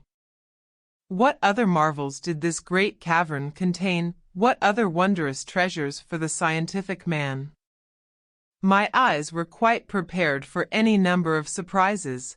My imagination lived in expectation of something new and wonderful. The borders of the great central ocean had for some time disappeared behind the hills that were scattered over the ground occupied by the plain of bones. The imprudent and enthusiastic professor, who did not care whether he lost himself or not, hurried me forward. We advanced silently, bathed in waves of electric fluid. By reason of a phenomenon which I cannot explain, and thanks to its extreme diffusion, now complete, the light illumined equally the sides of every hill and rock. Its seat appeared to be nowhere, in no determined force, and produced no shade whatever. The appearance presented was that of a tropical country at midday in summer, in the midst of the equatorial regions and under the vertical rays of the sun. All signs of vapor had disappeared. The rocks, the distant mountains, some confused masses of far-off forests, assumed a weird and mysterious aspect under this equal distribution of the luminous fluid. We resembled, to a certain extent, the mysterious personage in one of Hoffmann's fantastic tales, the man who lost his shadow. After we had walked about a mile farther, we came to the edge of a vast forest, not, however, one of the vast mushroom forests we had discovered near Port Gretchen. It was the glorious and wild vegetation of the Tertiary period, in all its superb magnificence. Huge palms, of a species now unknown, superb palmacites, a genus of fossil palms from the coal formation, pines, yews, cypress, and conifers or cone-bearing trees, the whole bound together by an inextricable and complicated mass of creeping plants. A beautiful carpet of mosses and ferns grew beneath the trees. Pleasant brooks murmured beneath umbrageous boughs, little worthy of this name, for no shade did they give. Upon their borders grew small tree-like shrubs, such as are seen in the hot countries on our own inhabited globe. The one thing wanting in these plants, these shrubs, these trees, was color. Forever deprived of the vivifying warmth of the sun, they were vapid and colorless. All shade was lost in one uniform tint of a brown and faded character. The leaves were wholly devoid of verdure, and the flowers, so numerous during the Tertiary period which gave them birth, were without color and without perfume, something like paper discolored by long exposure to the atmosphere. My uncle ventured beneath the gigantic groves. I followed him, though not without a certain amount of apprehension. Since nature had shown herself capable of producing such stupendous vegetable supplies, why might we not meet with mammals just as large, and therefore dangerous? I particularly remarked, in the clearings left by trees that had fallen and been partially consumed by time, many leguminous, bean-like shrubs, such as the maple and other eatable trees, dear to ruminating animals. Then there appeared, confounded together and intermixed, the trees of such varied lands, specimens of the vegetation of every part of the globe. There was the oak near the palm tree, the Australian eucalyptus, an interesting class of the order Myrtaceae, leaning against the tall Norwegian pine, the poplar of the north, mixing its branches with those of the New Zealand kauris. It was enough to drive the most ingenious classifier of the upper regions out of his mind, and to upset all his received ideas about botany. Suddenly I stopped short and restrained my uncle. The extreme diffuseness of the light enabled me to see the smallest objects in the distant copses. I thought I saw, no, I really did see with my own eyes, immense, gigantic animals moving about under the mighty trees.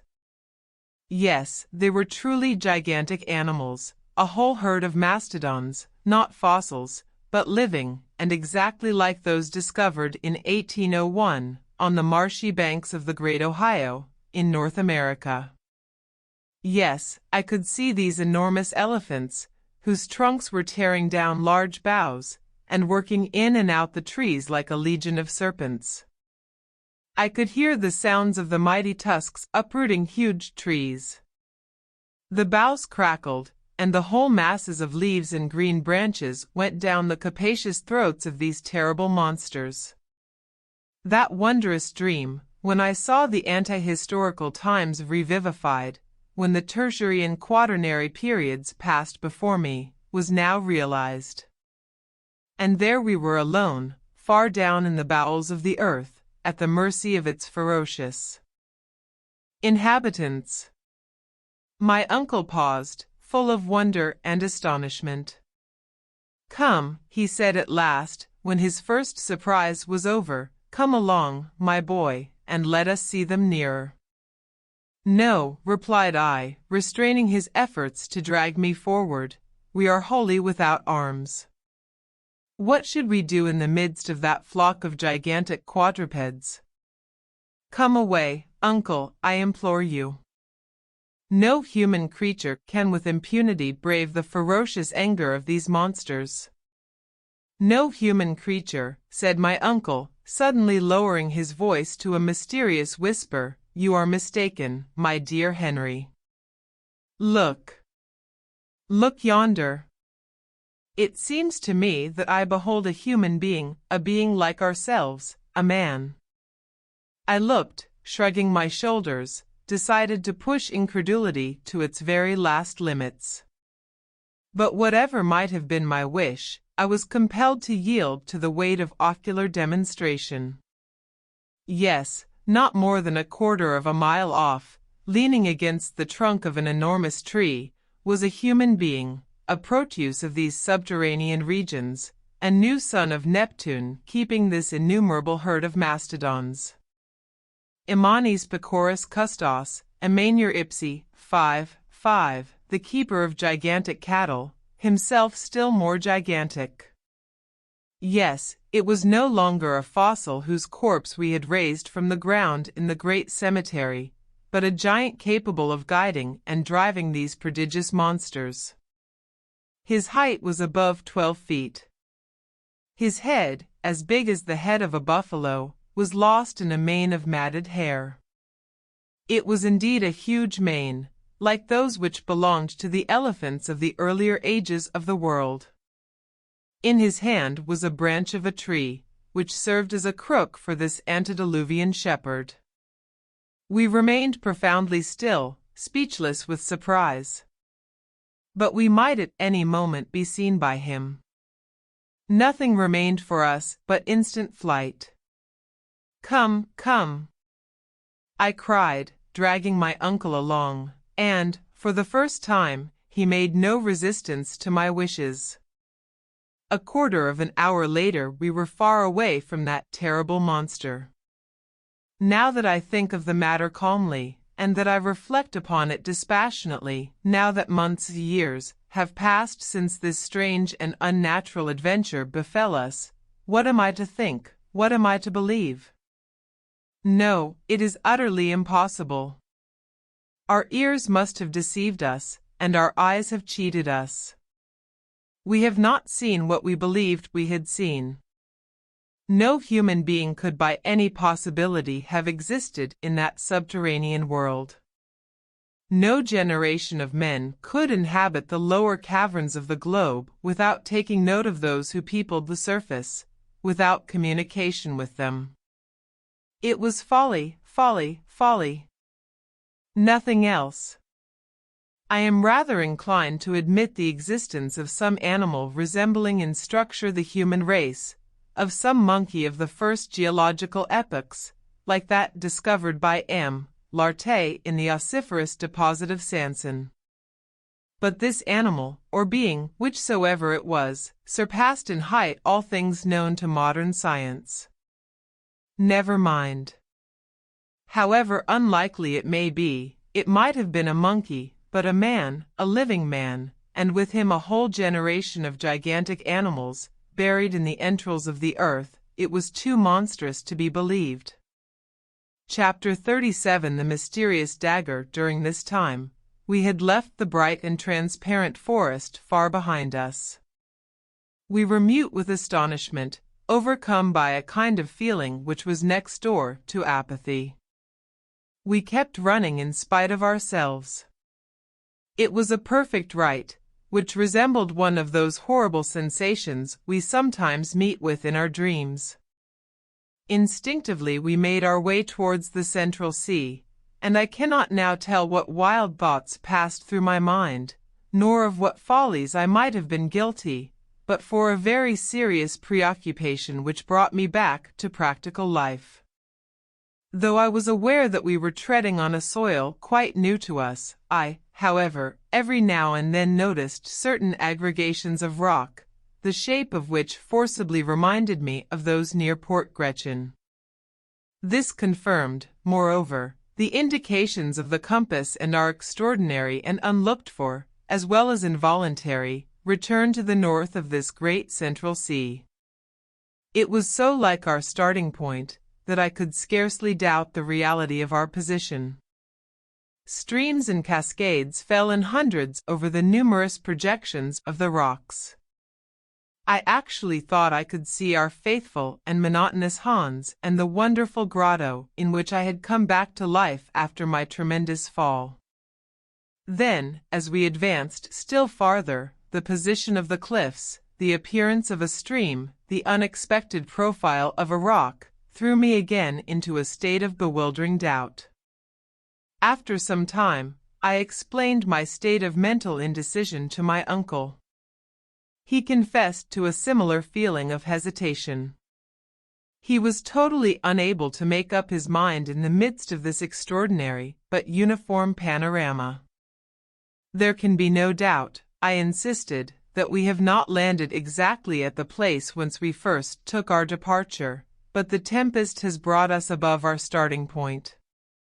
I think, therefore, that if we follow the coast we shall once more find Port Gretchen.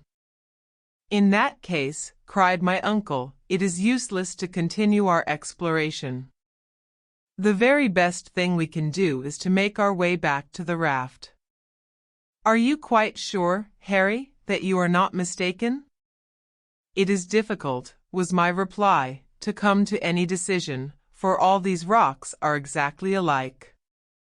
There is no marked difference between them.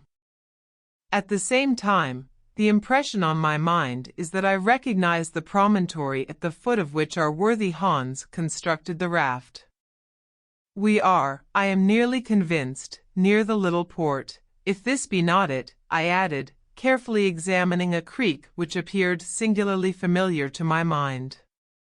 My dear Harry, if this were the case, we should find traces of our own footsteps, some signs of our passage, and I can really see nothing to indicate our having passed this way. But I see something, I cried, in an impetuous tone of voice, as I rushed forward and eagerly picked up something which shone in the sand under my feet.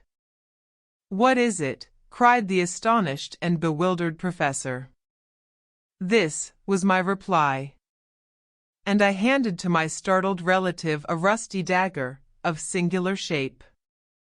What made you bring with you so useless a weapon? He exclaimed. It was needlessly hampering yourself. I bring it. It is quite new to me. I never saw it before. Are you sure it is not out of your collection? Not that I know of, said the professor, puzzled. I have no recollection of the circumstance. It was never my property. This is very extraordinary, I said, musing over the novel and singular incident. Not at all. There is a very simple explanation, Harry. The Icelanders are known to keep up the use of these antiquated weapons, and this must have belonged to Hans, who has let it fall without knowing it. I shook my head. That dagger had never been in the possession of the pacific and taciturn Hans. I knew him and his habits too well. Then what can it be, unless it be the weapon of some antediluvian warrior, I continued, of some living man, a contemporary of that mighty shepherd from whom we have just escaped? But no, mystery upon mystery, this is no weapon of the stony epoch, nor even of the bronze period. It is made of excellent steel. Ere I could finish my sentence, my uncle stopped me short from entering upon a whole train of theories, and spoke in his most cold and decided tone of voice. Calm yourself, my dear boy, and endeavor to use your reason. This weapon, upon which we have fallen so unexpectedly, is a true dague, one of those worn by gentlemen in their belts during the 16th century. Its use was to give the coup de grace, the final blow, to the foe who would not surrender. It is clearly of Spanish workmanship. It belongs neither to you, nor to me, nor the eider-down hunter, nor to any of the living beings who may still exist so marvelously in the interior of the earth. What can you mean, uncle? I said, now lost in a host of surmises. Look closely at it, he continued. These jagged edges were never made by the resistance of human blood and bone. The blade is covered with a regular coating of iron mold and rust, which is not a day old, not a year old, not a century old, but much more. The professor began to get quite excited, according to custom, and was allowing himself to be carried away by his fertile imagination. I could have said something. He stopped me. Harry, he cried, we are now on the verge of a great discovery. This blade of a dagger you have so marvelously discovered, after being abandoned upon the sand for more than 100, 200, even 300 years, has been indented by someone endeavoring to carve an inscription on these rocks. But this poniard never got here of itself, I exclaimed. It could not have twisted itself. Someone, therefore, must have preceded us upon the shores of this extraordinary sea. Yes, a man. But what man has been sufficiently desperate to do such a thing? A man who has somewhere written his name with this very dagger, a man who has endeavored once more to indicate the right road to the interior of the earth. Let us look around, my boy. You know not the importance of your singular and happy discovery. Prodigiously interested, we walked along the wall of rock, examining the smallest fissures, which might finally expand into the much wished-for gully or shaft. We at last reached a spot where the shore became extremely narrow. The sea almost bathed the foot of the rocks, which were here very lofty and steep. There was scarcely a path wider than 2 yards at any point. At last, under a huge overhanging rock, we discovered the entrance of a dark and gloomy tunnel. There, on a square tablet of granite, which had been smoothed by rubbing it with another stone, we could see 2 mysterious and much worn letters, the 2 initials of the bold and extraordinary traveler who had preceded us on our adventurous journey. A.S., cried my uncle. You see, I was right. Arn Saknissem, always Arn Saknissem. Chapter 38. No outlet. Blasting the rock. Ever since the commencement of our marvelous journey, I had experienced many surprises, had suffered from many illusions. I thought that I was case-hardened against all surprises, and could neither see nor hear anything to amaze me again. I was like a many who, having been round the world, finds himself wholly blasé and proof against the marvelous. When, however, I saw these 2 letters, which had been engraven 300 years before, I stood fixed in an attitude of mute surprise. Not only was there the signature of the learned and enterprising alchemist written in the rock, but I held in my hand the very identical instrument with which he had laboriously engraved it. It was impossible, without showing an amount of incredulity scarcely becoming a sane man, to deny the existence of the traveler, and the reality of that voyage which I believed all along to have been a myth, the mystification of some fertile brain. While these reflections were passing through my mind, my uncle, the professor, gave way to an access of feverish and poetical excitement. Wonderful and glorious genius, great Saknissem, he cried, you have left no stone unturned, no resource omitted, to show to other mortals the way into the interior of our mighty globe, and your fellow creatures can find the trail left by your illustrious footsteps 300 years ago at the bottom of these obscure subterranean abodes. You have been careful to secure for others the contemplation of these wonders and marvels of creation. Your name engraved at every important stage of your glorious journey leads the hopeful traveler direct to the great and mighty discovery to which you devoted such energy and courage. The audacious traveler, who shall follow your footsteps to the last, will doubtless find your initials engraved with your own hand upon the center of the earth. I will be that audacious traveler. I, too, will sign my name upon the very same spot, upon the central granite stone of this wondrous work of the Creator. But in justice to your devotion, to your courage, and to your being the first to indicate the road, let this cape, seen by you upon the shores of this sea discovered by you, be called, of all time, Cape Saknussemm. This is what I heard, and I began to be roused to the pitch of enthusiasm indicated by those words. A fierce excitement roused me. I forgot everything. The dangers of the voyage and the perils of the return journey were now as nothing. What another man had done in ages past could, I felt, be done again. I was determined to do it myself, and now nothing that man had accomplished appeared to me impossible. Forward, forward, I cried in a burst of genuine and hearty enthusiasm. I had already started in the direction of the somber and gloomy gallery when the professor stopped me. He, the man so rash and hasty, he, the man so easily roused to the highest pitch of enthusiasm, checked me, and asked me to be patient and show more calm. "Let us return to our good friend, Hans," he said. "We will then bring the raft down to this place." I must say that though I at once yielded to my uncle's request, it was not without dissatisfaction, and I hastened along the rocks of that wonderful coast. "Do you know, my dear uncle," I said, as we walked along, "that we have been singularly helped by a concurrence of circumstances, right up to this very moment." "So you begin to see it, do you, Harry?" said the professor with a smile. "Doubtless," I responded, "and strangely enough, even the tempest has been the means of putting us on the right road." Blessings on the tempest!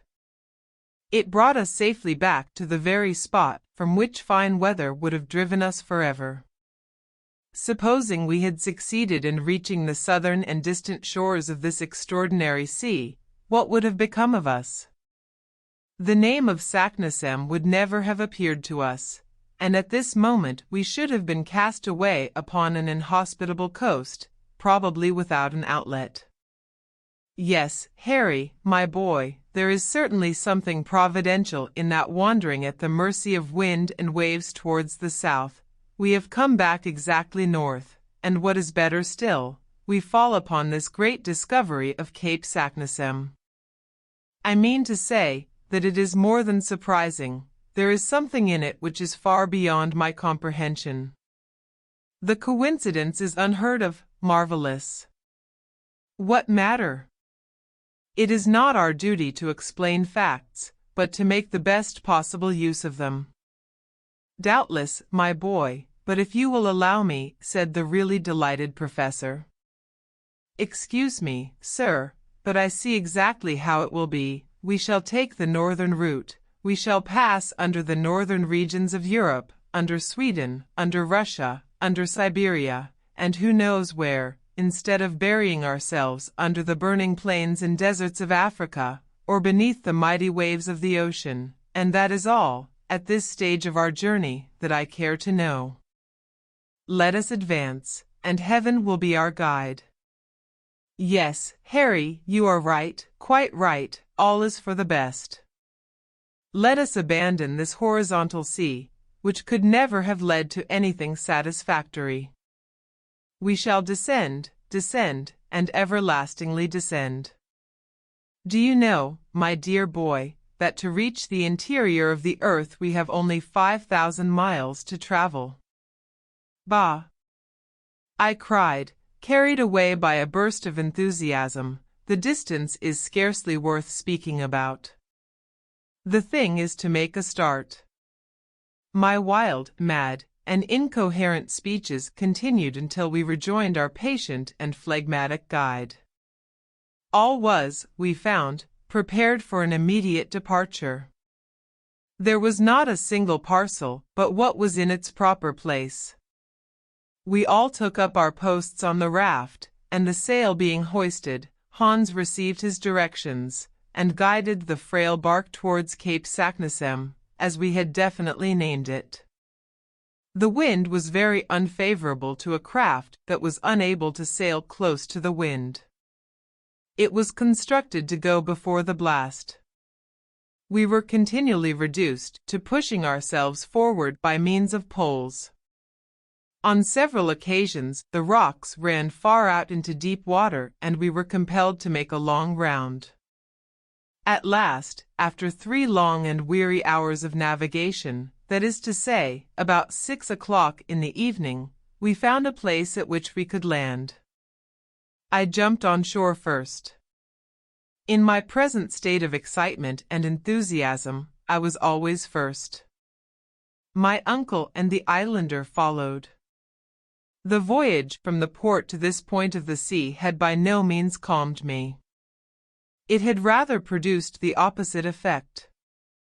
I even proposed to burn our vessel, that is, to destroy our raft, in order to completely cut off our retreat.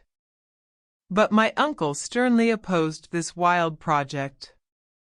I began to think him particularly lukewarm and unenthusiastic.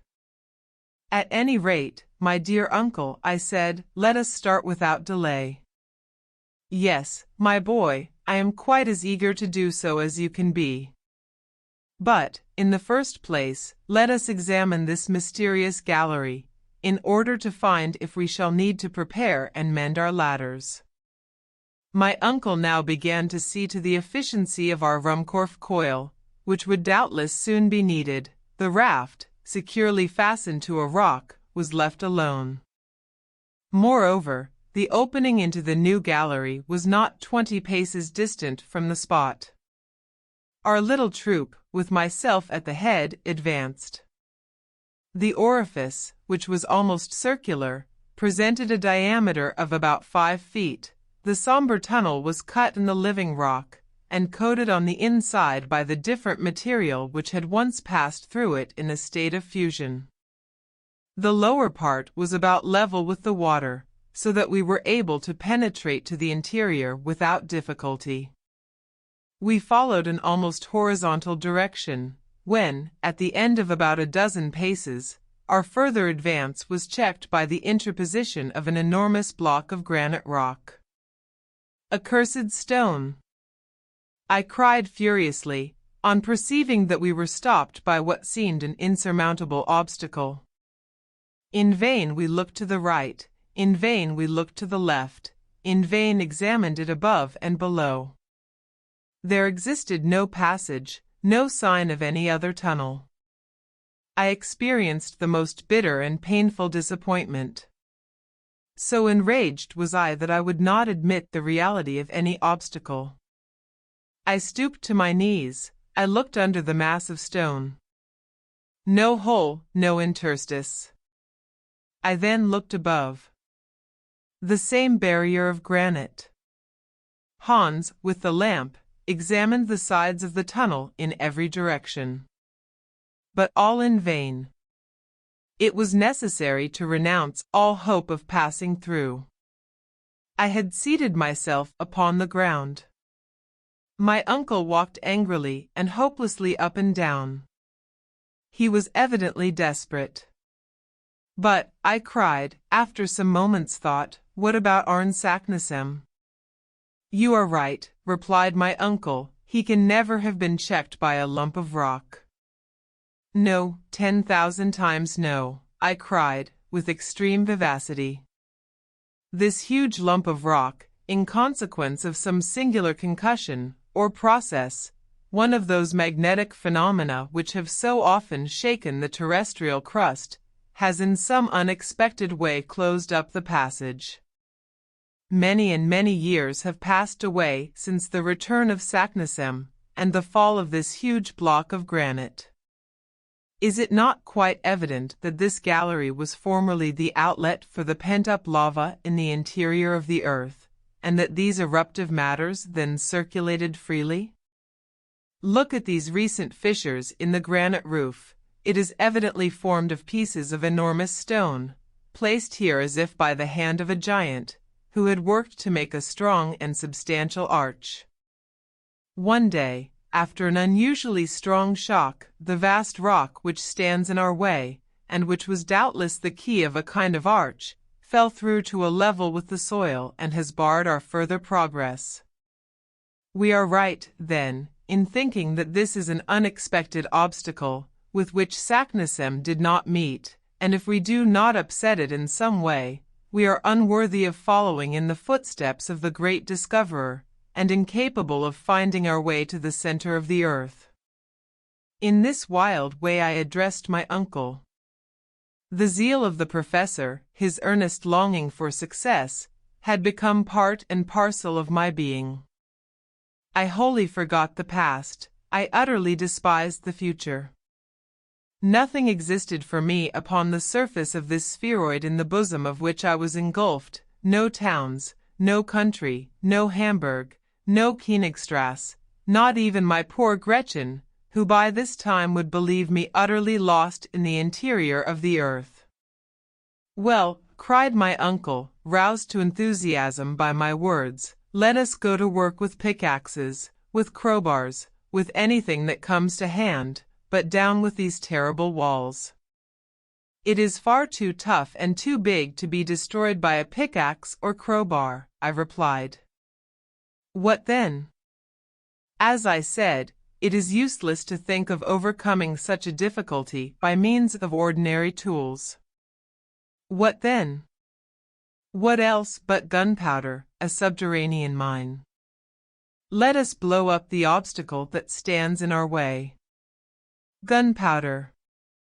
"Yes, all we have to do is to get rid of this paltry obstacle." "To work, Hans, to work," cried the professor. The islander went back to the raft, and soon returned with a huge crowbar, with which he began to dig a hole in the rock, which was to serve as a mine. It was by no means a slight task. It was necessary for our purpose to make a cavity large enough to hold 50 pounds of fulminating gun-cotton, the expansive power of which is 4 times as great as that of ordinary gunpowder. I had now roused myself to an almost miraculous state of excitement. While Hans was at work, I actively assisted my uncle to prepare a long wick, made from damp gunpowder, the mass of which we finally enclosed in a bag of linen. "We are bound to go through," I cried, enthusiastically. "We are bound to go through," responded the professor, tapping me on the back. At midnight, our work as miners was completely finished, the charge of fulminating cotton was thrust into the hollow, and the match, which we had made of considerable length, was ready. A spark was now sufficient to ignite this formidable engine, and to blow the rock to atoms. We will now rest until tomorrow. It was absolutely necessary to resign myself to my fate, and to consent to wait for the explosion for 6 weary hours. Chapter 39. The explosion and its results. The next day, which was the 27th of August, was a date celebrated in our wondrous subterranean journey. I never think of it even now, but I shudder with horror. My heart beats wildly at the very memory of that awful day. From this time forward, our reason, our judgment, our human ingenuity, have nothing to do with the course of events. We are about to become the plaything of the great phenomena of the earth. At 6 o'clock we were all up and ready.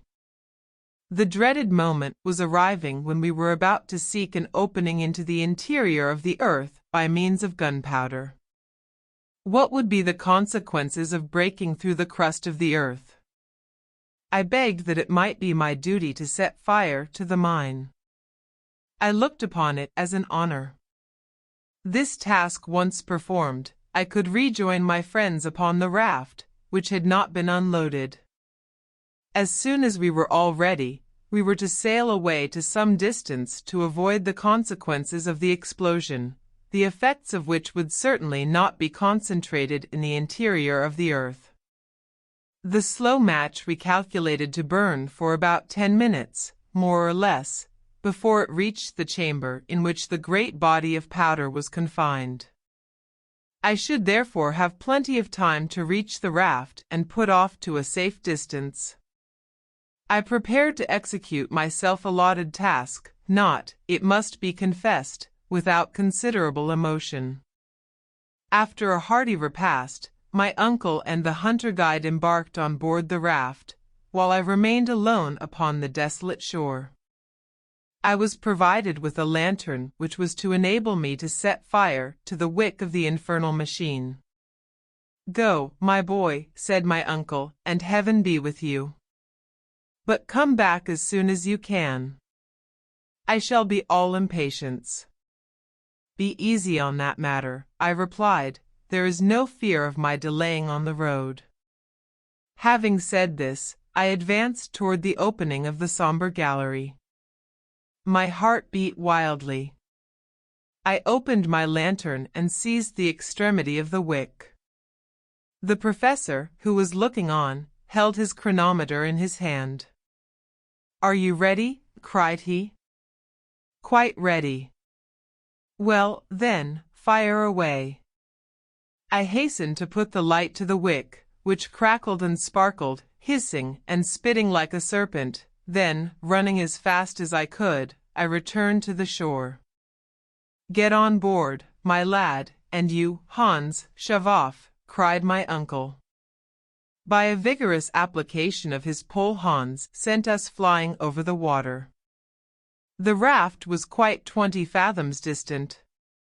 It was a moment of palpitating interest, of deep anxiety. My uncle, the professor, never took his eyes off the chronometer. "Only 5 minutes more," he said in a low tone, "only 4, only 3. My pulse went 100 to the minute. I could hear my heart beating. "Only 2, 1. Now, then, mountains of granite crumble beneath the power of man. What happened after that? As to the terrific roar of the explosion, I do not think I heard it. But the form of the rocks completely changed in my eyes. They seemed to be drawn aside like a curtain. I saw a fathomless, a bottomless abyss, which yawned beneath the turgid waves.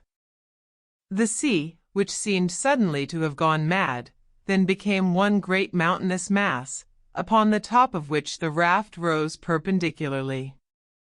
We were all thrown down. In less than a second the light gave place to the most profound obscurity.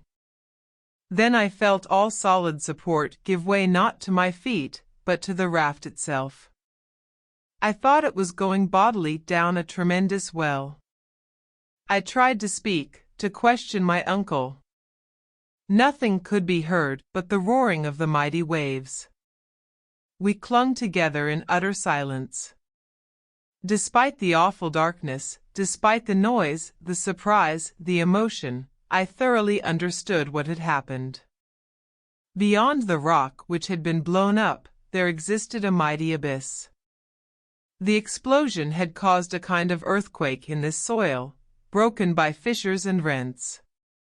The gulf, thus suddenly thrown open, was about to swallow the inland sea which, transformed into a mighty torrent, was dragging us with it. Only one idea filled my mind. We were utterly and completely lost. 1 hour, 2 hours, what more I cannot say, passed in this manner. We sat close together, elbow touching elbow, knee touching knee. We held one another's hands not to be thrown off the raft. We were subjected to the most violent shocks, whenever our sole dependence, a frail wooden raft, struck against the rocky sides of the channel. Fortunately for us, these concussions became less and less frequent, which made me fancy that the gallery was getting wider and wider. There could be now no doubt that we had chanced upon the road once followed by Saknussemm, but instead of going down in a proper manner, we had, through our own imprudence, drawn a whole sea with us. These ideas presented themselves to my mind in a very vague and obscure manner. I felt rather than reasoned.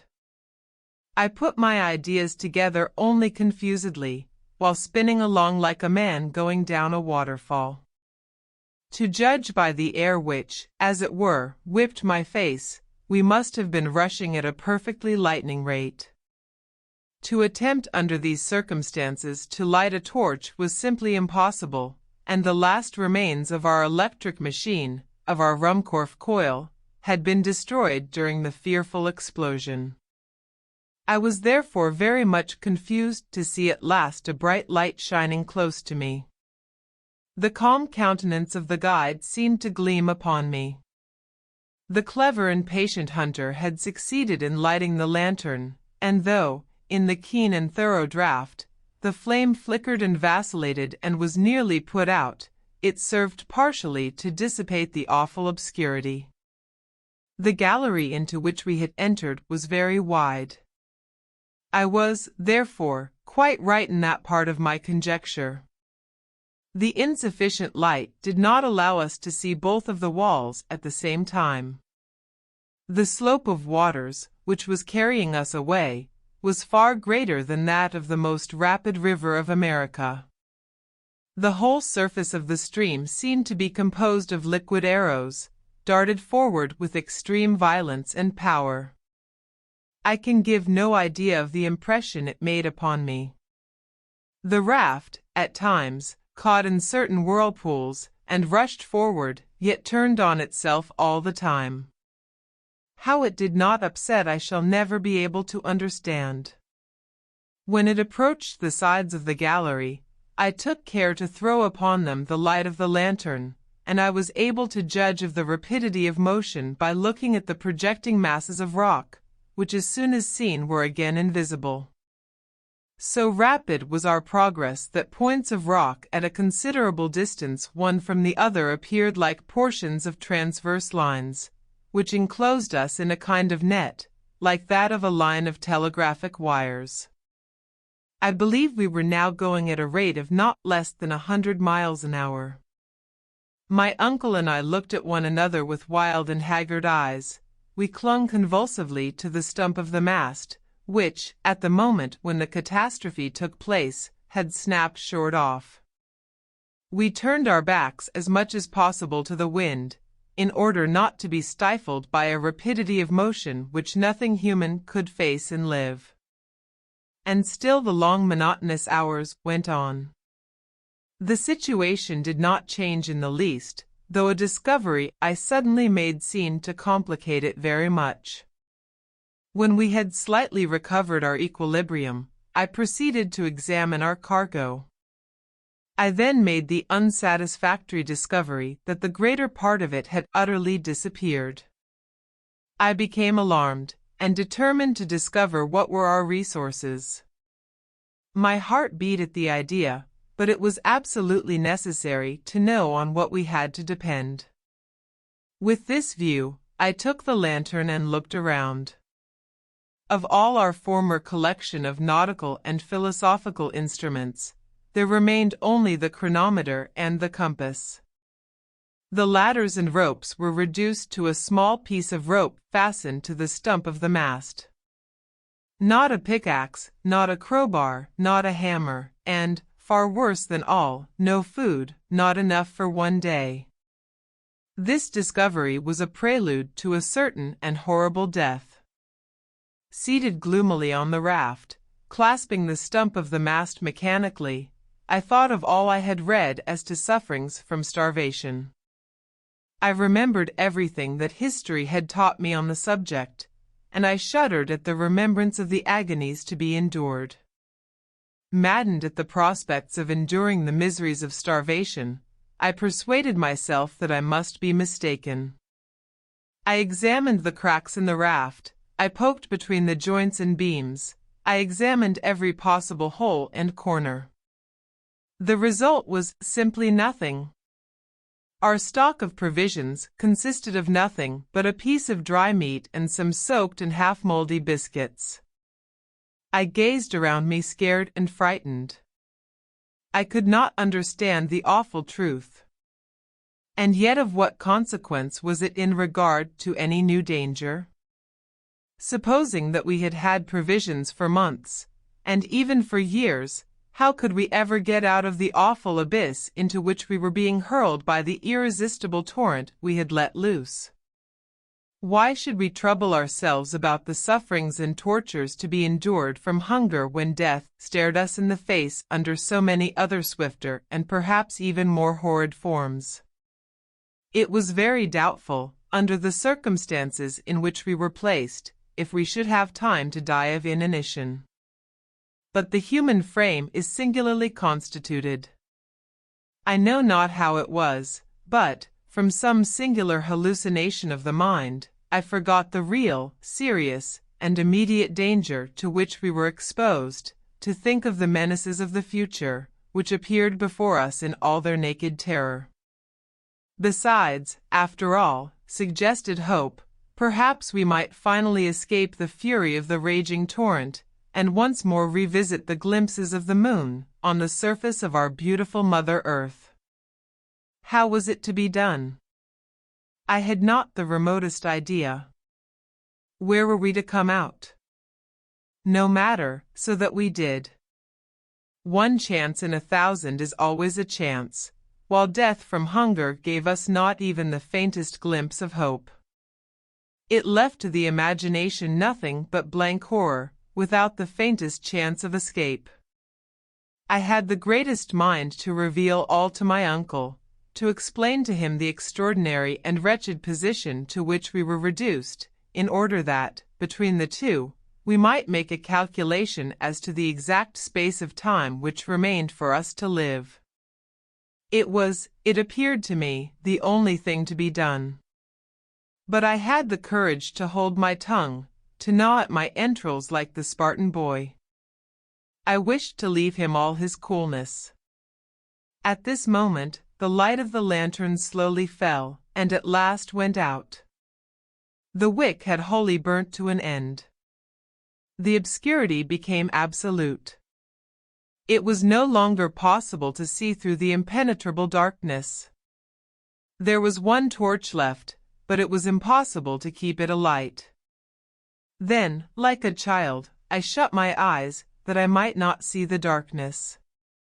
After a great lapse of time, the rapidity of our journey increased. I could feel it by the rush of air upon my face. The slope of the waters was excessive. I began to feel that we were no longer going down a slope, we were falling. I felt as one does in a dream, going down bodily, falling, falling, falling. I felt that the hands of my uncle and Hans were vigorously clasping my arms. Suddenly, after a lapse of time scarcely appreciable, I felt something like a shock. The raft had not struck a hard body, but had suddenly been checked in its course. A waterspout, a liquid column of water, fell upon us. I felt suffocating. I was being drowned. Still, the sudden inundation did not last. In a few seconds, I felt myself once more able to breathe. My uncle and Hans pressed my arms, and the raft carried us all three away. Chapter 40 The APE Gigans. It is difficult for me to determine what was the real time, but I should suppose, by after calculation, that it must have been 10 at night. I lay in a stupor, a half-dream, during which I saw visions of astounding character. Monsters of the deep were side by side with the mighty elephantine shepherd. Gigantic fish and animals seemed to form strange conjunctions. The raft took a sudden turn, whirled round, entered another tunnel, this time illumined in a most singular manner. The roof was formed of porous stalactite, through which a moonlit vapor appeared to pass, casting its brilliant light upon our gaunt and haggard figures. The light increased as we advanced, while the roof ascended, until at last we were once more in a kind of water cavern, the lofty dome of which disappeared in a luminous cloud. A rugged cavern of small extent appeared to offer a halting place to our weary bodies. My uncle and the guide moved as men in a dream. I was afraid to waken them, knowing the danger of such a sudden start. I seated myself beside them to watch. As I did so, I became aware of something moving in the distance, which at once fascinated my eyes.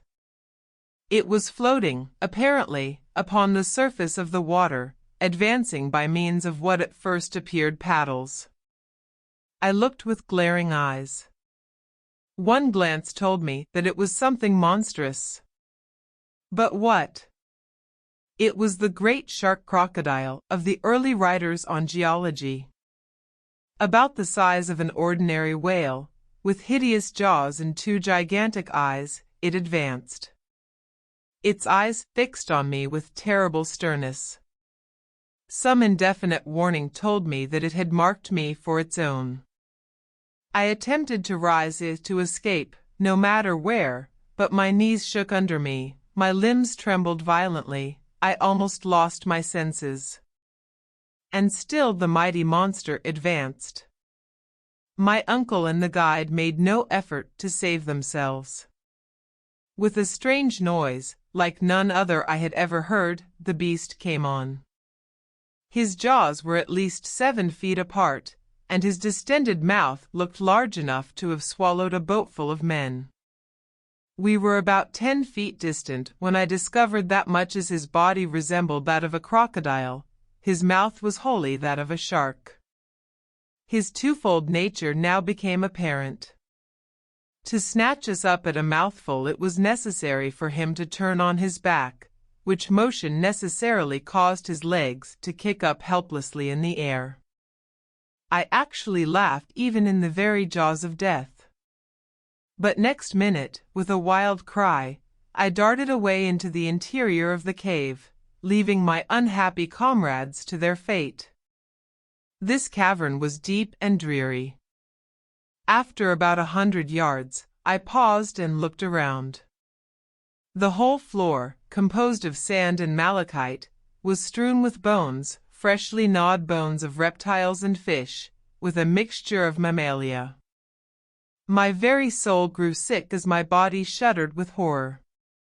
I had truly, according to the old proverb, fallen out of the frying pan into the fire. Some beast larger and more ferocious even than the shark crocodile inhabited this den. What could I do? The mouth of the cave was guarded by one ferocious monster. The interior was inhabited by something too hideous to contemplate. Flight was impossible.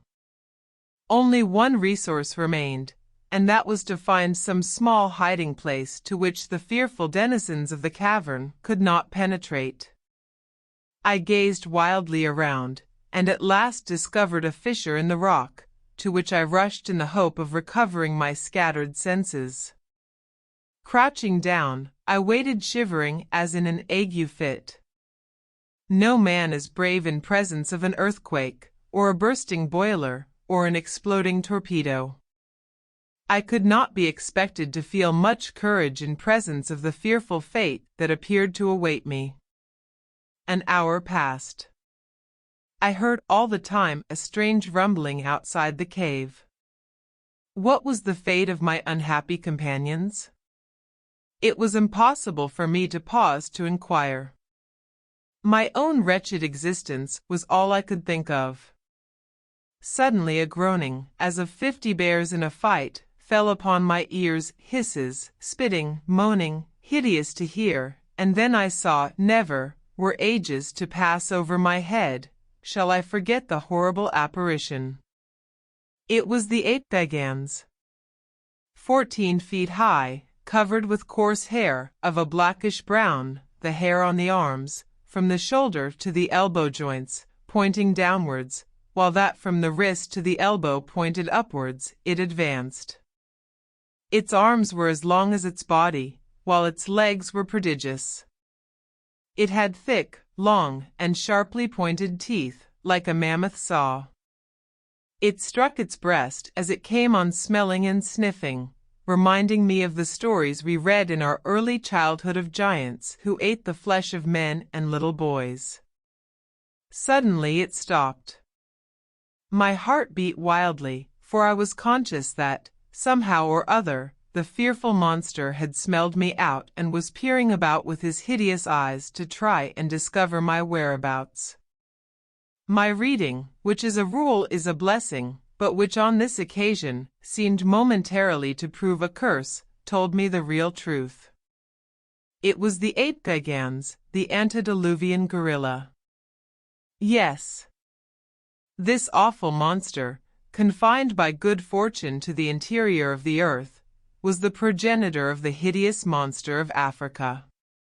He glared wildly about, seeking something, doubtless myself. I gave myself up for lost. No hope of safety or escape seemed to remain.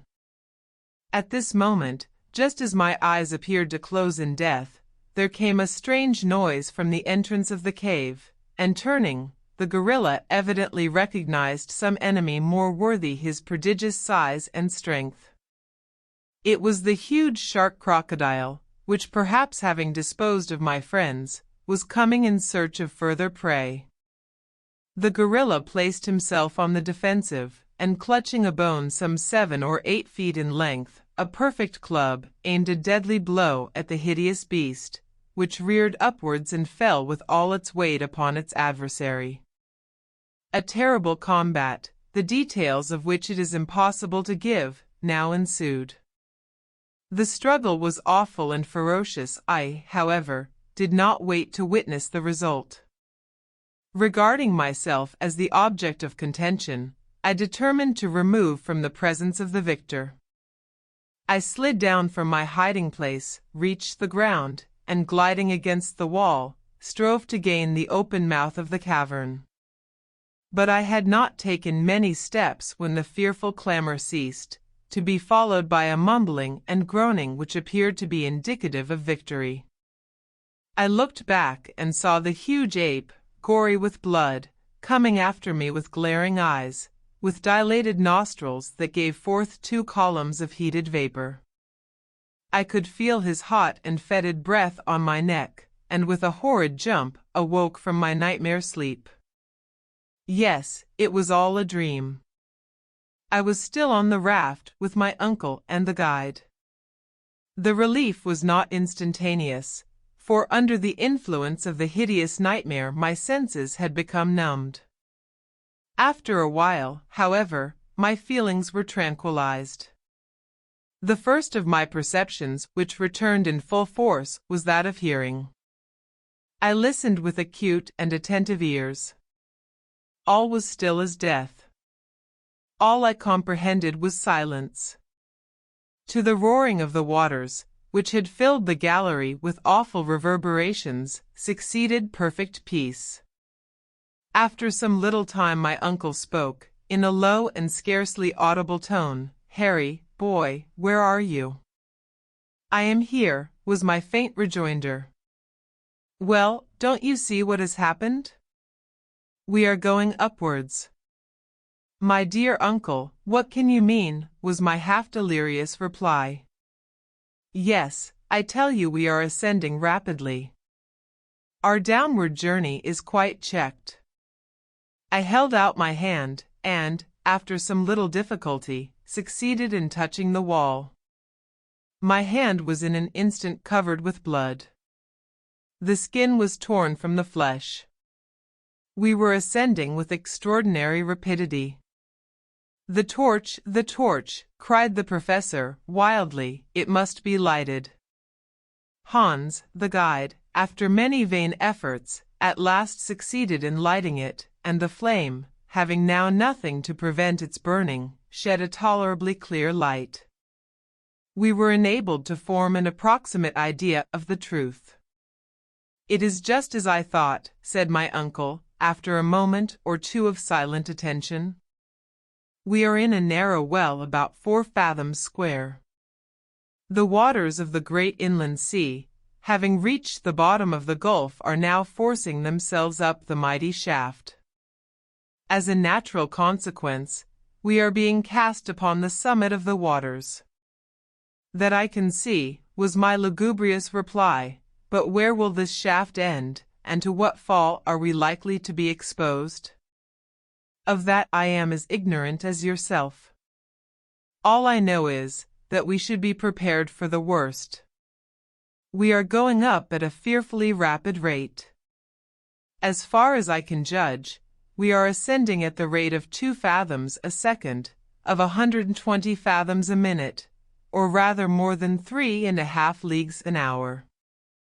At this rate, our fate will soon be a matter of certainty." "No doubt of it," was my reply. "The great concern I have now, however, is to know whether this shaft has any issue. It may end in a granite roof, in which case we shall be suffocated by compressed air, or dashed to atoms against the top.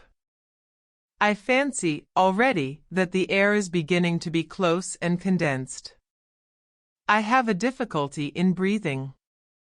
This might be fancy, or it might be the effect of our rapid motion, but I certainly felt a great oppression of the chest." "Henry," said the professor, "I do believe that the situation is to a certain extent desperate. There remain, however, many chances of ultimate safety, and I have, in my own mind, been revolving them over, during your heavy but agitated sleep. I have come to this logical conclusion: whereas we may at any moment perish, so at any moment we may be saved. We need, therefore, prepare ourselves for whatever may turn up in the great chapter of accidents." "But what would you have us do?" I cried. "Are we not utterly helpless?" "No. While there is life there is hope. At all events, there is one thing we can do: eat, and thus obtain strength to face victory or death." As he spoke, I looked at my uncle with a haggard glance. I had put off the fatal communication as long as possible. It was now forced upon me, and I must tell him the truth. Still I hesitated. "Eat," I said, in a deprecating tone, as if there were no hurry. "Yes, and at once." "I feel like a starving prisoner," he said, rubbing his yellow and shivering hands together. And, turning round to the guide, he spoke some hearty, cheering words, as I judged from his tone, in Danish. Hans shook his head in a terribly significant manner. I tried to look unconcerned. "What?" cried the professor. "You do not mean to say that all our provisions are lost?"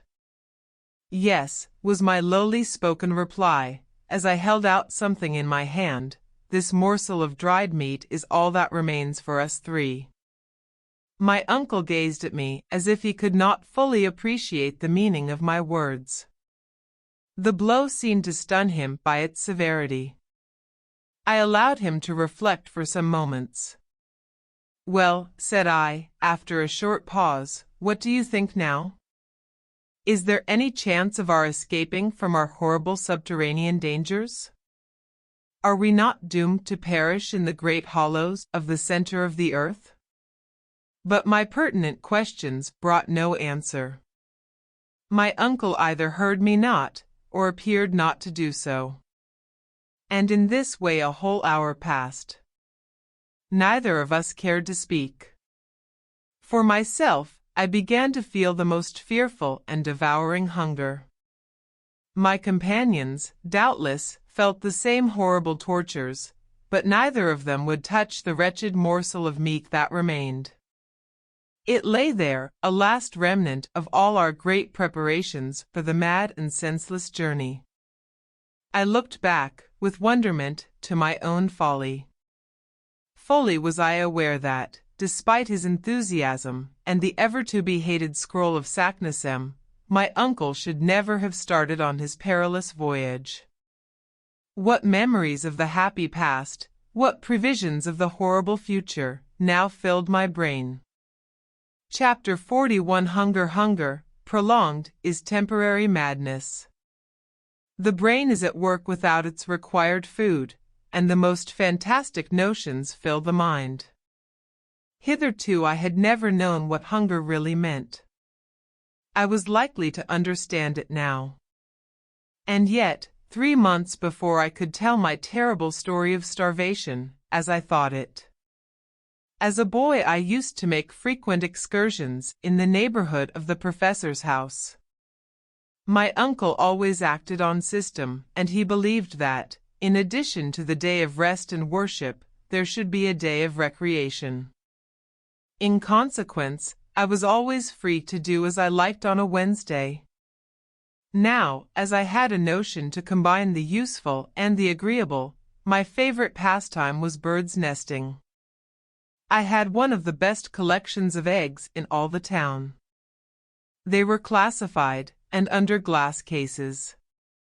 There was a certain wood, which, by rising at early morn, and taking the cheap train, I could reach at 11 in the morning. Here I would botanize or geologize at my will. My uncle was always glad of specimens for his herbarium, and stones to examine. When I had filled my wallet, I proceeded to search for nests. After about 2 hours of hard work, I, one day, sat down by a stream to eat my humble but copious lunch. How the remembrance of the spiced sausage, the wheaten loaf, and the beer made my mouth water now. I would have given every prospect of worldly wealth for such a meal. But to my story. While seated thus at my leisure, I looked up at the ruins of an old castle, at no great distance. It was the remains of an historical dwelling, ivy-clad, and now falling to pieces. While looking, I saw 2 eagles circling about the summit of a lofty tower. I soon became satisfied that there was a nest. Now, in all my collection, I lacked eggs of the native eagle and the large owl. My mind was made up. I would reach the summit of that tower, or perish in the attempt. I went nearer and surveyed the ruins. The old staircase, years before, had fallen in. The outer walls were, however, intact. There was no chance that way, unless I looked to the ivy solely for support. This was, as I soon found out, futile. There remained the chimney, which still went up to the top, and had once served to carry off the smoke from every story of the tower. Up this I determined to venture. It was narrow, rough, and therefore the more easily climbed. I took off my coat and crept into the chimney. Looking up, I saw a small, light opening, proclaiming the summit of the chimney. Up I went, for some time using my hands and knees, after the fashion of a chimney sweep. It was slow work, but, there being continual projections, the task was comparatively easy. In this way, I reached halfway. The chimney now became narrower. The atmosphere was close, and, at last, to end the matter, I stuck fast. I could ascend no higher. There could be no doubt of this, and there remained no resource but to descend, and give up my glorious prey in despair. I yielded to fate and endeavored to descend. But I could not move. Some unseen and mysterious obstacle intervened and stopped me. In an instant the full horror of my situation seized me. I was unable to move either way, and was doomed to a terrible and horrible death, that of starvation. In a boy's mind, however, there is an extraordinary amount of elasticity and hope, and I began to think of all sorts of plans to escape my gloomy fate. In the first place, I required no food just at present, having had an excellent meal, and was therefore allowed time for reflection. My first thought was to try and move the mortar with my hand. Had I possessed a knife, something might have been done, but that useful instrument I had left in my coat pocket. I soon found that all efforts of this kind were vain and useless, and that all I could hope to do was to wriggle downwards. But though I jerked and struggled, and strove to turn, it was all in vain. I could not move an inch, one way or the other. And time flew rapidly. My early rising probably contributed to the fact that I felt sleepy, and gradually gave way to the sensation of drowsiness. I slept, and awoke in darkness, ravenously hungry. Night had come, and still I could not move. I was tight bound, and did not succeed in changing my position an inch. I groaned aloud. Never since the days of my happy childhood, when it was a hardship to go from meal to meal without eating, had I really experienced hunger. The sensation was as novel as it was painful. I began now to lose my head and to scream and cry out in my agony. Something appeared, startled by my noise. It was a harmless lizard, but it appeared to me a loathsome reptile. Again I made the old ruins resound with my cries, and finally so exhausted myself that I fainted. How long I lay in a kind of trance or sleep I cannot say, but when again I recovered consciousness it was day. How ill I felt, how hunger still gnawed at me, it would be hard to say. I was too weak to scream now, far too weak to struggle. Suddenly I was startled by a roar. "Are you there, Henry?" said the voice of my uncle. "Are you there, my boy?" I could only faintly respond, but I also made a desperate effort to turn. Some mortar fell. To this I owed my being discovered. When the search took place, it was easily seen that mortar and small pieces of stone had recently fallen from above. Hence my uncle's cry. "Be calm," he cried, "if we pull down the whole ruin, you shall be saved." They were delicious words, but I had little hope. Soon, however, about a quarter of an hour later, I heard a voice above me, at one of the upper fireplaces. "Are you below or above?" "Below," was my reply. In an instant a basket was lowered with milk, a biscuit, and an egg. My uncle was fearful to be too ready with his supply of food. I drank the milk first, for thirst had nearly deadened hunger. I then, much refreshed, ate my bread and hard egg. They were now at work at the wall. I could hear a pickaxe. Wishing to escape all danger from this terrible weapon, I made a desperate struggle, and the belt, which surrounded my waist and which had been hitched on a stone, gave way. I was free, and only escaped falling down by a rapid motion of my hands and knees. In 10 minutes more I was in my uncle's arms, after being 2 days and nights in that horrible prison. My occasional delirium prevented me from counting time. I was weeks recovering from that awful starvation adventure, and yet what was that to the hideous sufferings I now endured? After dreaming for some time, and thinking of this and other matters, I once more looked around me. We were still ascending with fearful rapidity. Every now and then the air appeared to check our respiration as it does that of aeronauts when the ascension of the balloon is too rapid. But if they feel a degree of cold in proportion to the elevation they attain in the atmosphere, we experienced quite a contrary effect. The heat began to increase in a most threatening and exceptional manner. I cannot tell exactly the mean, but I think it must have reached 122 degrees Fahrenheit. What was the meaning of this extraordinary change in the temperature? As far as we had hitherto gone, facts had proved the theories of Davy and of Lidenbrock to be correct. Until now, all the peculiar conditions of refractory rocks, of electricity, of magnetism, had modified the general laws of nature, and had created for us a moderate temperature, for the theory of the central fire remained, in my eyes, the only explainable one. Were we, then, going to reach a position in which these phenomena were to be carried out in all their rigor, and in which the heat would reduce the rocks to a state of fusion? Such was my not unnatural fear, and I did not conceal the fact from my uncle. My way of doing so might be cold and heartless, but I could not help it.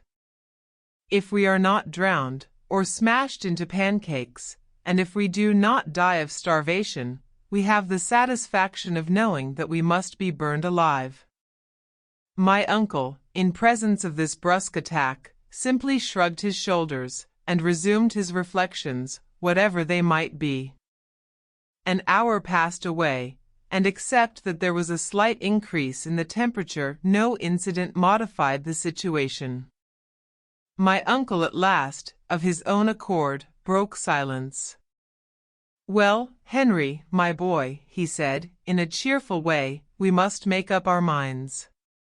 "Make up our minds to what?" I asked, in considerable surprise.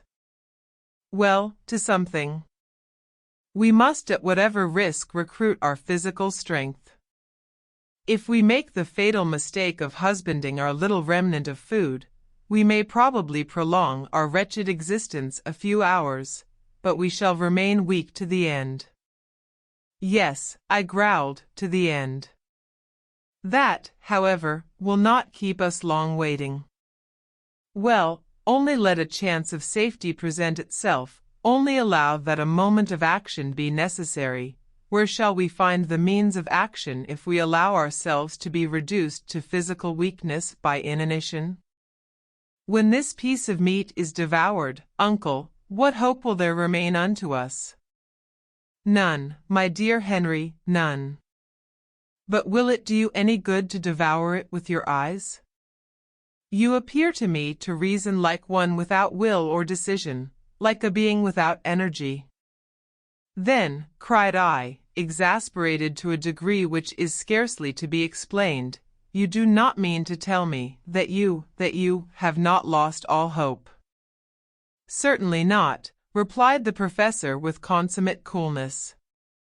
"You mean to tell me, uncle, that we shall get out of this monstrous subterranean shaft? While there is life there is hope. I beg to assert, Henry, that as long as a man's heart beats, as long as a man's flesh quivers, I do not allow that a being gifted with thought and will can allow himself to despair." "What a nerve! The man placed in a position like that we occupied must have been very brave to speak like this." "Well," I cried, "what do you mean to do?" "Eat what remains of the food we have in our hands. Let us swallow the last crumb. It will be, heaven willing, our last repast. Well, never mind, instead of being exhausted skeletons, we shall be men." "True," muttered I in a despairing tone, "let us take our fill." "We must," replied my uncle, with a deep sigh, "call it what you will." My uncle took a piece of the meat that remained, and some crusts of biscuit which had escaped the wreck. He divided the whole into 3 parts. Each had 1 pound of food to last him as long as he remained in the interior of the earth. Each now acted in accordance with his own private character. My uncle, the professor, ate greedily, but evidently without appetite, eating simply from some mechanical motion. I put the food inside my lips, and hungry as I was, chewed my morsel without pleasure and without satisfaction. Hans, the guide, just as if he had been eider-down hunting, swallowed every mouthful, as though it were a usual affair. He looked like a man equally prepared to enjoy superfluity or total want. Hans, in all probability, was no more used to starvation than ourselves, but his hardy Icelandic nature had prepared him for many sufferings. As long as he received his 3 Rixdollars every Saturday night, he was prepared for anything. The fact was, Hans never troubled himself about much except his money. He had undertaken to serve a certain man at so much per week, and no matter what evils befell his employer or himself, he never found fault or grumbled, so long as his wages were duly paid. Suddenly my uncle roused himself. He had seen a smile on the face of our guide. I could not make it out. "What is the matter?" said my uncle. "Skeedam," said the guide, producing a bottle of this precious fluid. We drank. My uncle and myself will own to our dying day that hence we derived strength to exist until the last bitter moment. That precious bottle of Hollands was in reality only half full, but, under the circumstances, it was nectar. It took some minutes for myself and my uncle to form a decided opinion on the subject. The worthy professor swallowed about half a pint and did not seem able to drink any more. "Fortraflig," said Hans, swallowing nearly all that was left. "Excellent, very good," said my uncle, with as much gusto as if he had just left the steps of the club at Hamburg. I had begun to feel as if there had been one gleam of hope. Now all thought of the future vanished. We had consumed our last ounce of food, and it was 5 o'clock in the morning. Chapter 42. The volcanic shaft. Man's constitution is so peculiar that his health is purely a negative matter. No sooner is the rage of hunger appeased than it becomes difficult to comprehend the meaning of starvation. It is only when you suffer that you really understand. As to anyone who has not endured privation having any notion of the matter, it is simply absurd. With us, after a long fast, some mouthfuls of bread and meat, a little moldy biscuit and salt beef triumphed over all our previous gloomy and saturnine thoughts. Nevertheless, after this repast each gave way to his own reflections. I wondered what were those of Hans, the man of the extreme north, who was yet gifted with the fatalistic resignation of Oriental character. But the utmost stretch of the imagination would not allow me to realize the truth. As for my individual self, my thoughts had ceased to be anything but memories of the past, and were all connected with that upper world which I never should have left. I saw it all now, the beautiful house in the Königstrasse, my poor Gretchen, the good Martha, they all passed before my mind like visions of the past. Every time any of the lugubrious groanings which were to be distinguished in the hollows around fell upon my ears, I fancied I heard the distant murmur of the great cities above my head. As for my uncle, always thinking of his science, he examined the nature of the shaft by means of a torch. He closely examined the different strata one above the other, in order to recognize his situation by geological theory. This calculation, or rather this estimation, could by no means be anything but approximate. But a learned man, a philosopher, is nothing if not a philosopher, when he keeps his ideas calm and collected, and certainly the professor possessed this quality to perfection. I heard him, as I sat in silence, murmuring words of geological science.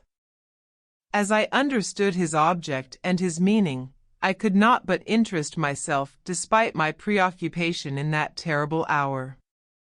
Eruptive granite, he said to himself, we are still in the primitive epoch.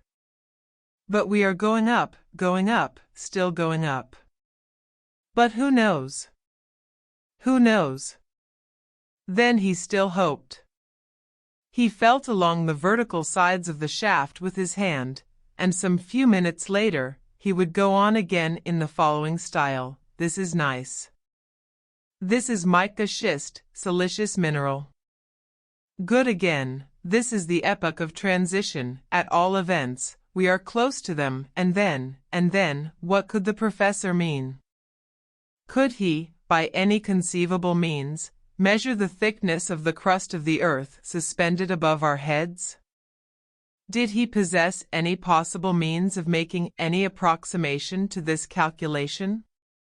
No. The manometer was wanting, and no summary estimation could take the place of it. And yet, as we progressed, the temperature increased in the most extraordinary degree, and I began to feel as if I were bathed in a hot and burning atmosphere. Never before had I felt anything like it. I could only compare it to the hot vapor from an iron foundry, when the liquid iron is in a state of ebullition and runs over. By degrees, and one after the other, Hans, my uncle, and myself had taken off our coats and waistcoats. They were unbearable. Even the slightest garment was not only uncomfortable, but the cause of extreme suffering. Are we ascending to a living fire? I cried, when, to my horror and astonishment, the heat became greater than before. No, no, said my uncle, it is simply impossible, quite impossible. And yet, said I, touching the side of the shaft with my naked hand, this wall is literally burning. At this moment, feeling as I did that the sides of this extraordinary wall were red hot, I plunged my hands into the water to cool them. I drew them back with a cry of despair. The water is boiling, I cried. My uncle, the professor, made no reply other than a gesture of rage and despair. Something very like the truth had probably struck his imagination. But I could take no share in either what was going on, or in his speculations. An invincible dread had taken possession of my brain and soul. I could only look forward to an immediate catastrophe, such a catastrophe as not even the most vivid imagination could have thought of. An idea, at first vague and uncertain, was gradually being changed into certainty. I tremulously rejected it at first, but it forced itself upon me by degrees with extreme obstinacy. It was so terrible an idea that I scarcely dared to whisper it to myself. And yet all the while certain, and as it were, involuntary observations determined my convictions. By the doubtful glare of the torch, I could make out some singular changes in the granitic strata. A strange and terrible phenomenon was about to be produced, in which electricity played a part. Then this boiling water, this terrible and excessive heat? I determined as a last resource to examine the compass. The compass had gone mad. Yes, wholly stark staring mad. The needle jumped from pole to pole with sudden and surprising jerks, ran round, or as it is said, boxed the compass, and then ran suddenly back again as if it had the vertigo. I was aware that, according to the best acknowledged theories, it was a received notion that the mineral crust of the globe is never, and never has been, in a state of complete repose. It is perpetually undergoing the modifications caused by the decomposition of internal matter, the agitation consequent on the flowing of extensive liquid currents, the excessive action of magnetism which tends to shake it incessantly, at a time when even the multitudinous beings on its surface do not suspect the seething process to be going on. Still, this phenomenon would not have alarmed me alone. It would not have aroused in my mind a terrible, an awful idea. But other facts could not allow my self-delusion to last. Terrible detonations, like heaven's artillery, began to multiply themselves with fearful intensity. I could only compare them with the noise made by hundreds of heavily laden chariots being madly driven over a stone pavement. It was a continuous roll of heavy thunder. And then the mad compass, shaken by the wild electric phenomena, confirmed me in my rapidly formed opinion. The mineral crust was about to burst, the heavy granite masses were about to rejoin, the fissure was about to close, the void was about to be filled up, and we poor atoms to be crushed in its awful embrace. Uncle, uncle, I cried, we are wholly, irretrievably lost. What, then, my young friend, is your new cause of terror and alarm? He said in his calmest manner. What fear you now? What do I fear now? I cried in fierce and angry tones. Do you not see that the walls of the shaft are in motion? Do you not see that the solid granite masses are cracking? Do you not feel the terrible, torrid heat?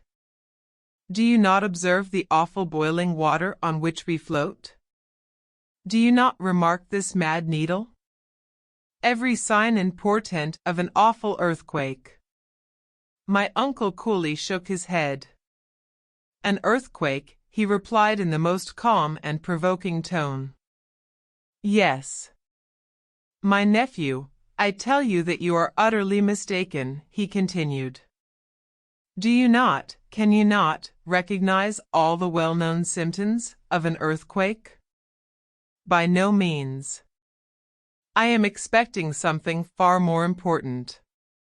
My brain is strained beyond endurance. What do you mean? I cried. An eruption, Harry. An eruption, I gasped. We are, then, in the volcanic shaft of a crater in full action and vigor. I have every reason to think so, said the professor in a smiling tone, and I beg to tell you that it is the most fortunate thing that could happen to us. The most fortunate thing. Had my uncle really and truly gone mad? What did he mean by these awful words? What did he mean by this terrible calm, this solemn smile? What, cried I, in the height of my exasperation, we are on the way to an eruption, are we? Fatality has cast us into a well of burning and boiling lava, of rocks on fire, of boiling water, in a word, filled with every kind of eruptive matter. We are about to be expelled, thrown up, vomited, spit out of the interior of the earth, in common with huge blocks of granite, with showers of cinders and scoriae, in a wild whirlwind of flame, and you say, the most fortunate thing which could happen to us. Yes, replied the professor, looking at me calmly from under his spectacles, it is the only chance which remains to us of ever escaping from the interior of the earth to the light of day. It is quite impossible that I can put on paper the thousand strange, wild thoughts which followed this extraordinary announcement. But my uncle was right, quite right, and never had he appeared to me so audacious and so convinced as when he looked me calmly in the face and spoke of the chances of an eruption, of our being cast upon Mother Earth once more through the gaping crater of a volcano. Nevertheless, while we were speaking we were still ascending. We passed the whole night going up, or to speak more scientifically, in an ascensional motion. The fearful noise redoubled. I was ready to suffocate. I seriously believed that my last hour was approaching, and yet, so strange is imagination, all I thought of was some childish hypothesis or other. In such circumstances you do not choose your own thoughts. They overcome you. It was quite evident that we were being cast upwards by eruptive matter. Under the raft there was a mass of boiling water, and under this was a heavier mass of lava, and an aggregate of rocks which, on reaching the summit of the water, would be dispersed in every direction. That we were inside the chimney of a volcano, there could no longer be the shadow of a doubt. Nothing more terrible could be conceived. But on this occasion, instead of Sneffels, an old and extinct volcano, we were inside a mountain of fire in full activity. Several times I found myself asking, what mountain was it, and on what part of the world we should be shot out? As if it were of any consequence. In the northern regions, there could be no reasonable doubt about that. Before it went decidedly mad, the compass had never made the slightest mistake. from the Cape of Saknussemm, we had been swept away to the northward many hundreds of leagues.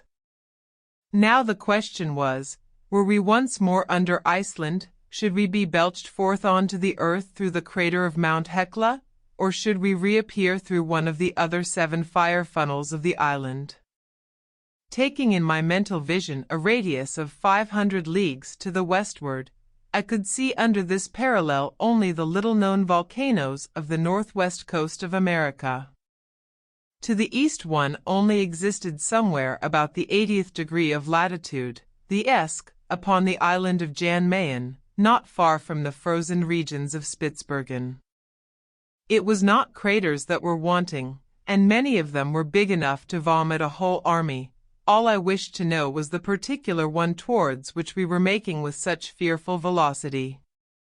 I often think now of my folly, as if I should ever have expected to escape.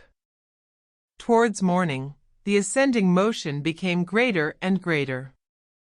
If the degree of heat increased instead of decreasing, as we approached the surface of the earth, it was simply because the causes were local and wholly due to volcanic influence. Our very style of locomotion left in my mind no doubt upon the subject. An enormous force, a force of several hundreds of atmospheres produced by the vapors accumulated and long compressed in the interior of the earth, was hoisting us upwards with irresistible power. But though we were approaching the light of day, to what fearful dangers were we about to be exposed? Instant death appeared the only fate which we could expect or contemplate. Soon a dim, sepulchral light penetrated the vertical gallery, which became wider and wider. I could make out to the right and left long dark corridors like immense tunnels, from which awful and horrid vapors poured out. Tongues of fire, sparkling and crackling, appeared about to lick us up. The hour had come. "Look, uncle, look!" I cried. Well, what you see are the great sulphurous flames. Nothing more common in connection with an eruption. But if they lap us round? I angrily replied. They will not lap us round, was his quiet and serene answer. But it will be all the same in the end if they stifle us, I cried. We shall not be stifled. The gallery is rapidly becoming wider and wider, and if it be necessary, we will presently leave the raft and take refuge in some fissure in the rock. But the water, which is continually ascending? I despairingly replied. There is no longer any water, Harry, he answered, but a kind of lava paste, which is heaving us up, in company with itself, to the mouth of the crater. In truth, the liquid column of water had wholly disappeared to give place to dense masses of boiling eruptive matter. The temperature was becoming utterly insupportable, and a thermometer exposed to this atmosphere would have marked between 189 and 190 degrees Fahrenheit. Perspiration rushed from every pore. But for the extraordinary rapidity of our ascent, we should have been stifled. Nevertheless, the professor did not carry out his proposition of abandoning the raft, and he did quite wisely. Those few ill-joined beams offered, anyway, a solid surface, a support which elsewhere must have utterly failed us. Towards 8 o'clock in the morning a new incident startled us. The ascensional movement suddenly ceased. The raft became still and motionless. What is the matter now? I said, querulously, very much startled by this change. A simple halt, replied my uncle. Is the eruption about to fail? I asked. I hope not. Without making any reply, I rose. I tried to look around me. Perhaps the raft, checked by some projecting rock, opposed a momentary resistance to the eruptive mass. In this case, it was absolutely necessary to release it as quickly as possible. Nothing of the kind had occurred. The column of cinders, of scoriae, of broken rocks and earth, had wholly ceased to ascend. "I tell you, uncle, that the eruption has stopped," was my oracular decision. "Ah," said my uncle, "you think so, my boy. You are wrong. Do not be in the least alarmed. This sudden moment of calm will not last long, be assured. It has already endured 5 minutes, and before we are many minutes older we shall be continuing our journey to the mouth of the crater." All the time he was speaking the professor continued to consult his chronometer, and he was probably right in his prognostics. Soon the raft resumed its motion, in a very rapid and disorderly way, which lasted 2 minutes or thereabout, and then again it stopped as suddenly as before. "Good," said my uncle, observing the hour. "In 10 we shall start again." "In 10 minutes?" "Yes, precisely. We have to do with a volcano, the eruption of which is intermittent. We are compelled to breathe just as it does." Nothing could be more true. At the exact minute he had indicated, we were again launched on high with extreme rapidity. Not to be cast off the raft, it was necessary to hold on to the beams. Then the hoist again ceased. Many times since have I thought of this singular phenomenon without being able to find for it any satisfactory explanation.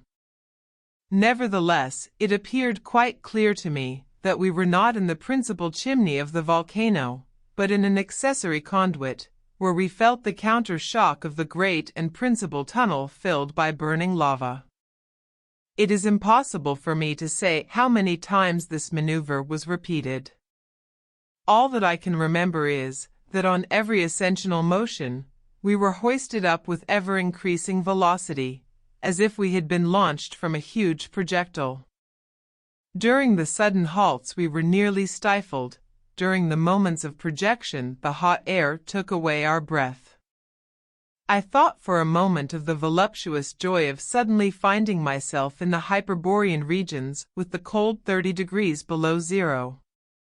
My exalted imagination pictured to itself the vast snowy plains of the Arctic regions, and I was impatient to roll myself on the icy carpet of the North Pole.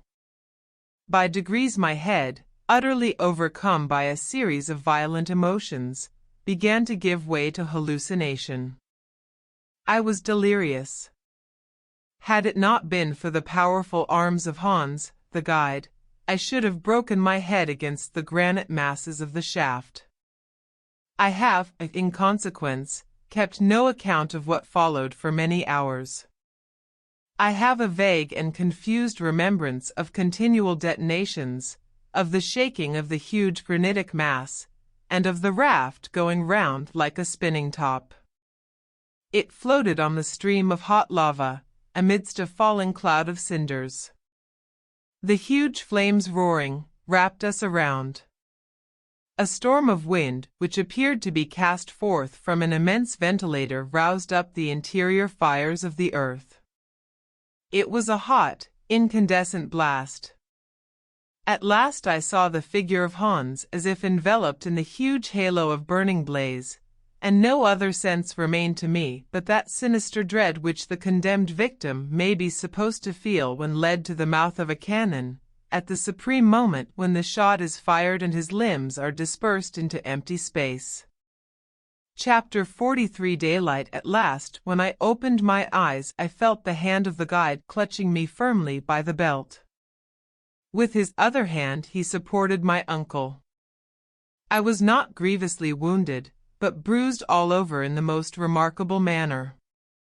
After a moment I looked around, and found that I was lying down on the slope of a mountain not 2 yards from a yawning gulf into which I should have fallen had I made the slightest false step.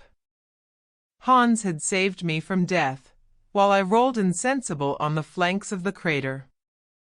"Where are we?" dreamily asked my uncle, who literally appeared to be disgusted at having returned to earth. The eider-down hunter simply shrugged his shoulders as a mark of total ignorance. In Iceland, said I, not positively, but interrogatively. Nay, said Hans. How do you mean? Cried the professor. No, what are your reasons? Hans is wrong, said I, rising. After all the innumerable surprises of this journey, a yet more singular one was reserved to us.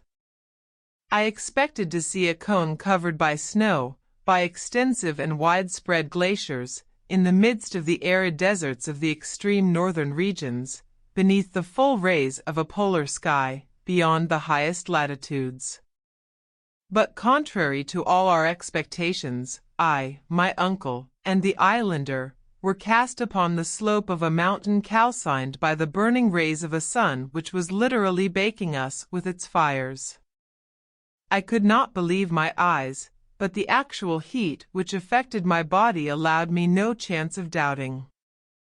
We came out of the crater half naked, and the radiant star from which we had asked nothing for 2 months was good enough to be prodigal to us of light and warmth, a light and warmth we could easily have dispensed with. When our eyes were accustomed to the light we had lost sight of so long, I used them to rectify the errors of my imagination. Whatever happened, we should have been at Spitzbergen, and I was in no humor to yield to anything but the most absolute proof. After some delay, the professor spoke. Hem, he said, in a hesitating kind of way, it really does not look like Iceland. But supposing it were the island of Jan Mayen? I ventured to observe. Not in the least, my boy.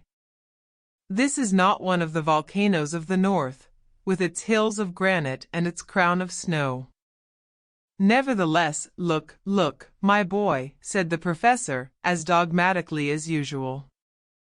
Right above our heads, at a great height, opened the crater of a volcano from which escaped, from 1/4 of an hour to the other, with a very loud explosion, a lofty jet of flame mingled with pumice stone, cinders, and lava.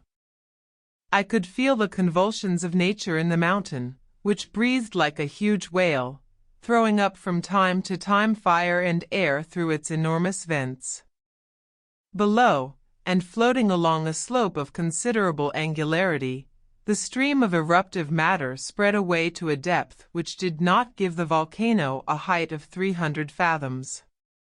Its base disappeared in a perfect forest of green trees, among which I perceived olives, fig trees, and vines loaded with rich grapes. Certainly this was not the ordinary aspect of the Arctic regions. About that there could not be the slightest doubt. When the eye was satisfied at its glimpse of this verdant expanse, it fell upon the waters of a lovely sea or beautiful lake, which made of this enchanted land an island of not many leagues in extent. On the side of the rising sun was to be seen a little port, crowded with houses, and near which the boats and vessels of peculiar build were floating upon azure waves. Beyond, groups of islands rose above the liquid plain, so numerous and close together as to resemble a vast beehive. Towards the setting sun, some distant shores were to be made out on the edge of the horizon. Some presented the appearance of blue mountains of harmonious conformation. Upon others, much more distant, there appeared a prodigiously lofty cone, above the summit of which hung dark and heavy clouds. Towards the north, an immense expanse of water sparkled beneath the solar rays, occasionally allowing the extremity of a mast or the convexity of a sail bellying to the wind to be seen. The unexpected character of such a scene added 100-fold to its marvelous beauties. "Where can we be?" I asked, speaking in a low and solemn voice. Hans shut his eyes with an air of indifference, and my uncle looked on without clearly understanding. "Whatever this mountain may be," he said, at last, "I must confess it is rather warm. The explosions do not leave off, and I do not think it is worthwhile to have left the interior of a volcano and remain here to receive a huge piece of rock upon one's head. Let us carefully descend the mountain and discover the real state of the case. To confess the truth, I am dying of hunger and thirst." Decidedly, the professor was no longer a truly reflective character. For myself, forgetting all my necessities, ignoring my fatigues and sufferings, I should have remained still for several hours longer, but it was necessary to follow my companions. The slope of the volcano was very steep and slippery. We slid over piles of ashes, avoiding the streams of hot lava which glided about like fiery serpents. Still, while we were advancing, I spoke with extreme volubility, for my imagination was too full not to explode in words.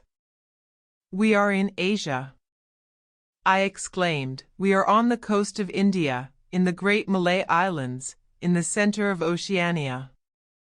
We have crossed the one half of the globe to come out right at the antipodes of Europe." "But the compass," exclaimed my uncle, "explain that to me."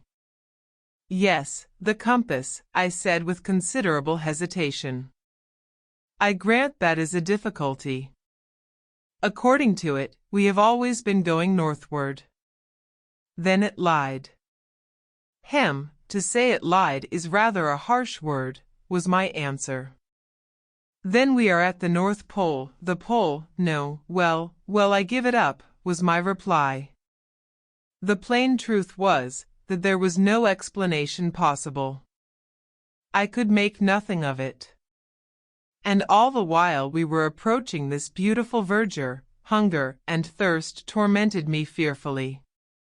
Happily, after 2 long hours' march, a beautiful country spread out before us, covered by olives, pomegranates, and vines, which appeared to belong to anybody and everybody. In any event, in the state of destitution into which we had fallen, we were not in a mood to ponder too scrupulously. What delight it was to press these delicious fruits to our lips, and to bite at grapes and pomegranates fresh from the vine. Not far off, near some fresh and mossy grass, under the delicious shade of some trees, I discovered a spring of fresh water, in which we voluptuously laved our faces, hands, and feet. While we were all giving way to the delights of newfound pleasures, a little child appeared between 2 tufted olive trees. "Ah," cried I, "an inhabitant of this happy country." The little fellow was poorly dressed, weak, and suffering, and appeared terribly alarmed at our appearance. Half naked, with tangled, matted and ragged beards, we did look supremely ill-favored, and unless the country was a bandit land, we were not likely to alarm the inhabitants. Just as the boy was about to take to his heels, Hans ran after him, and brought him back, despite his cries and kicks. My uncle tried to look as gentle as possible, and then spoke in German. "What is the name of this mountain, my friend?" The child made no reply. "Good," said my uncle, with a very positive air of conviction, "we are not in Germany." He then made the same demand in English, of which language he was an excellent scholar. The child shook its head and made no reply. I began to be considerably puzzled. "Is he dumb?" cried the professor, who was rather proud of his polyglot knowledge of languages, and made the same demand in French. The boy only stared in his face. "I must perforce try him in Italian," said my uncle, with a shrug. "Dove noi siamo?" "Yes, tell me where we are," I added impatiently and eagerly. Again the boy remained silent. "My fine fellow, do you or do you not mean to speak?" cried my uncle, who began to get angry. He shook him, and spoke another dialect of the Italian language. "Come si noma questa isola?" What is the name of this island? Stromboli, replied the rickety little shepherd, dashing away from Hans and disappearing in the olive groves. We thought little enough about him. Stromboli. What effect on the imagination did these few words produce? We were in the center of the Mediterranean, amidst the eastern archipelago of mythological memory, in the ancient Strongylos, where Aeolus kept the wind and the tempest chained up. And those blue mountains, which rose towards the rising sun, were the mountains of Calabria. And that mighty volcano which rose on the southern horizon was Etna, the fierce and celebrated Etna. Stromboli. Stromboli. I repeated to myself. My uncle played a regular accompaniment to my gestures and words. We were singing together like an ancient chorus. Ah, what a journey, what a marvelous and extraordinary journey! Here we had entered the earth by one volcano, and we had come out by another.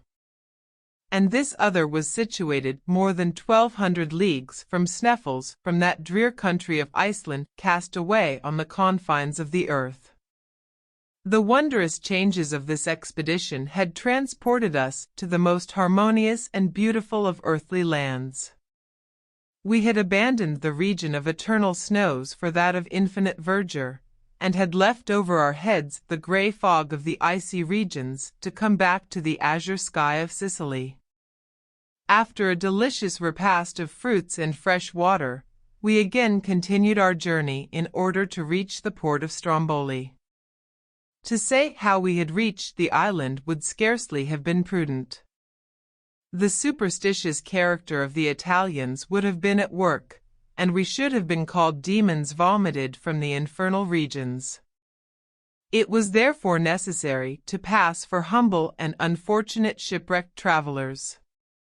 It was certainly less striking and romantic, but it was decidedly safer. As we advanced, I could hear my worthy uncle muttering to himself, "But the compass." The compass most certainly marked north. This is a fact I cannot explain in any way. Well, the fact is, said I, with an air of disdain, we must not explain anything. It will be much more easy. I should like to see a professor of the Johanneum institution who is unable to explain a cosmic phenomenon. It would indeed be strange. And speaking thus, my uncle, half naked, his leathern purse round his loins, and his spectacles upon his nose, became once more the terrible professor of mineralogy.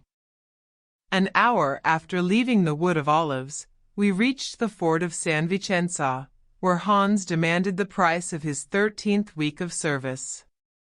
My uncle paid him, with very many warm shakes of the hand. At that moment, if he did not indeed quite share our natural emotion, he allowed his feelings so far to give way as to indulge in an extraordinary expression for him. With the tips of 2 fingers he gently pressed our hands and smiled. Chapter 40 For the journey ended. This is the final conclusion of a narrative which will be probably disbelieved even by people who are astonished at nothing.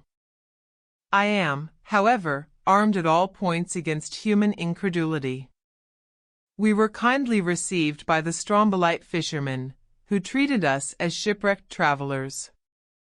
They gave us clothes and food.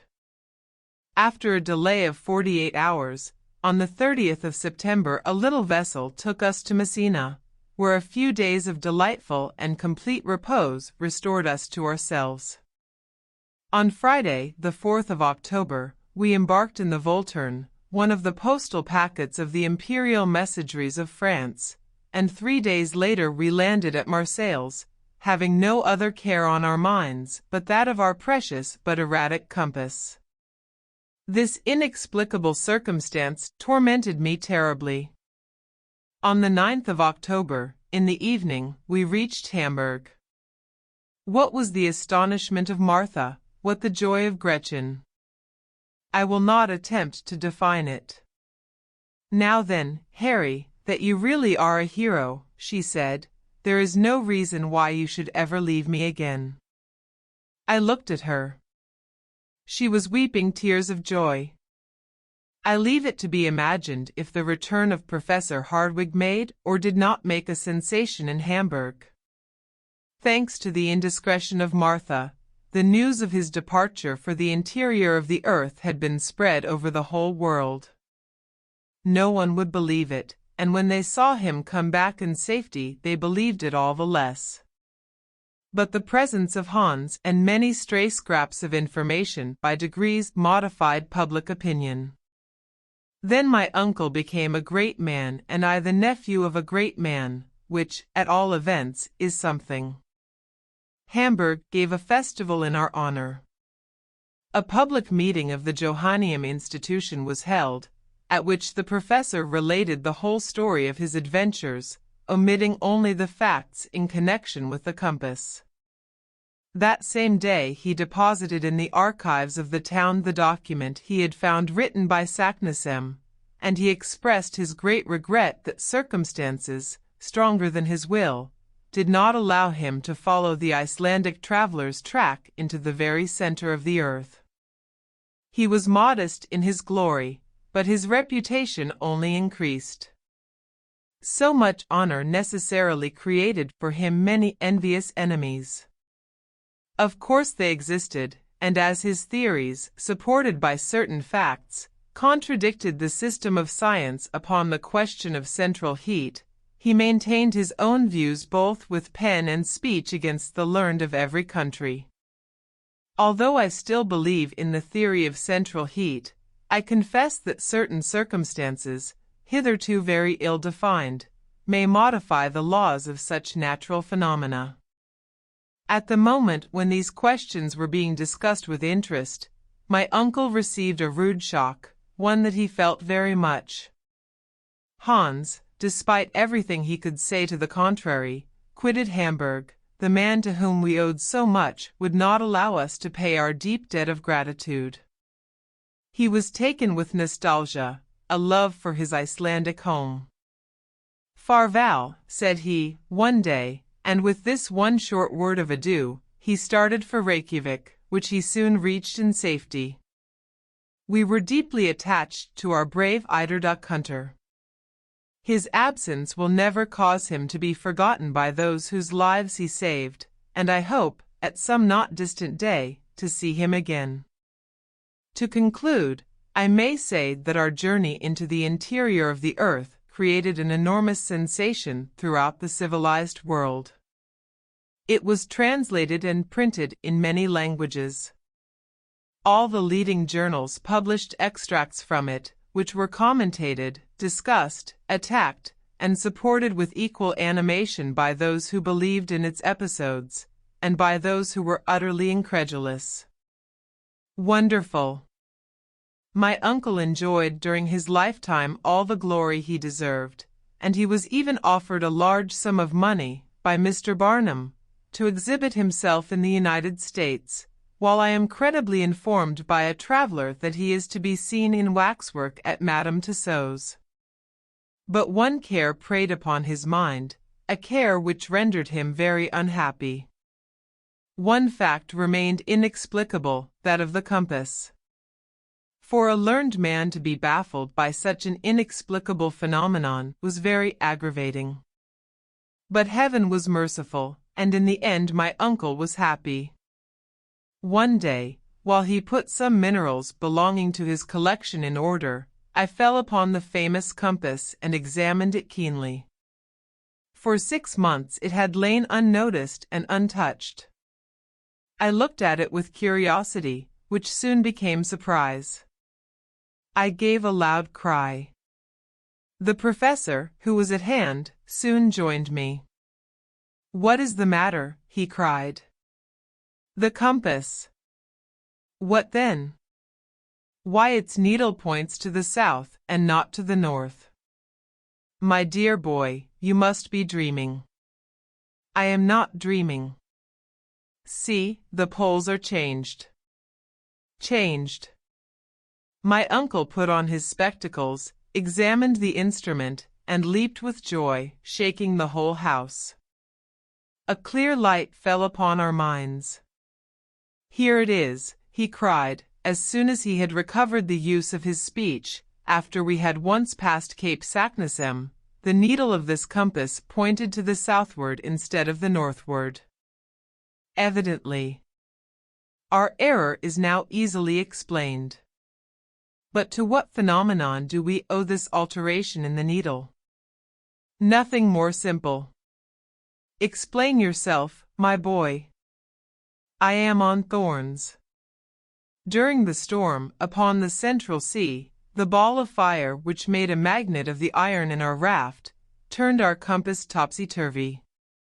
Ah, cried the professor, with a loud and ringing laugh, it was a trick of that inexplicable electricity. From that hour my uncle was the happiest of learned men, and I the happiest of ordinary mortals. For my pretty Verland girl, abdicating her position as ward, took her place in the house in the Königstrasse in the double quality of niece and wife. We need scarcely mention that her uncle was the illustrious Professor Hardwigg, corresponding member of all the scientific, geographical, mineralogical, and geological societies of the 5 parts of the globe. End of the Voyage Extraordinaire.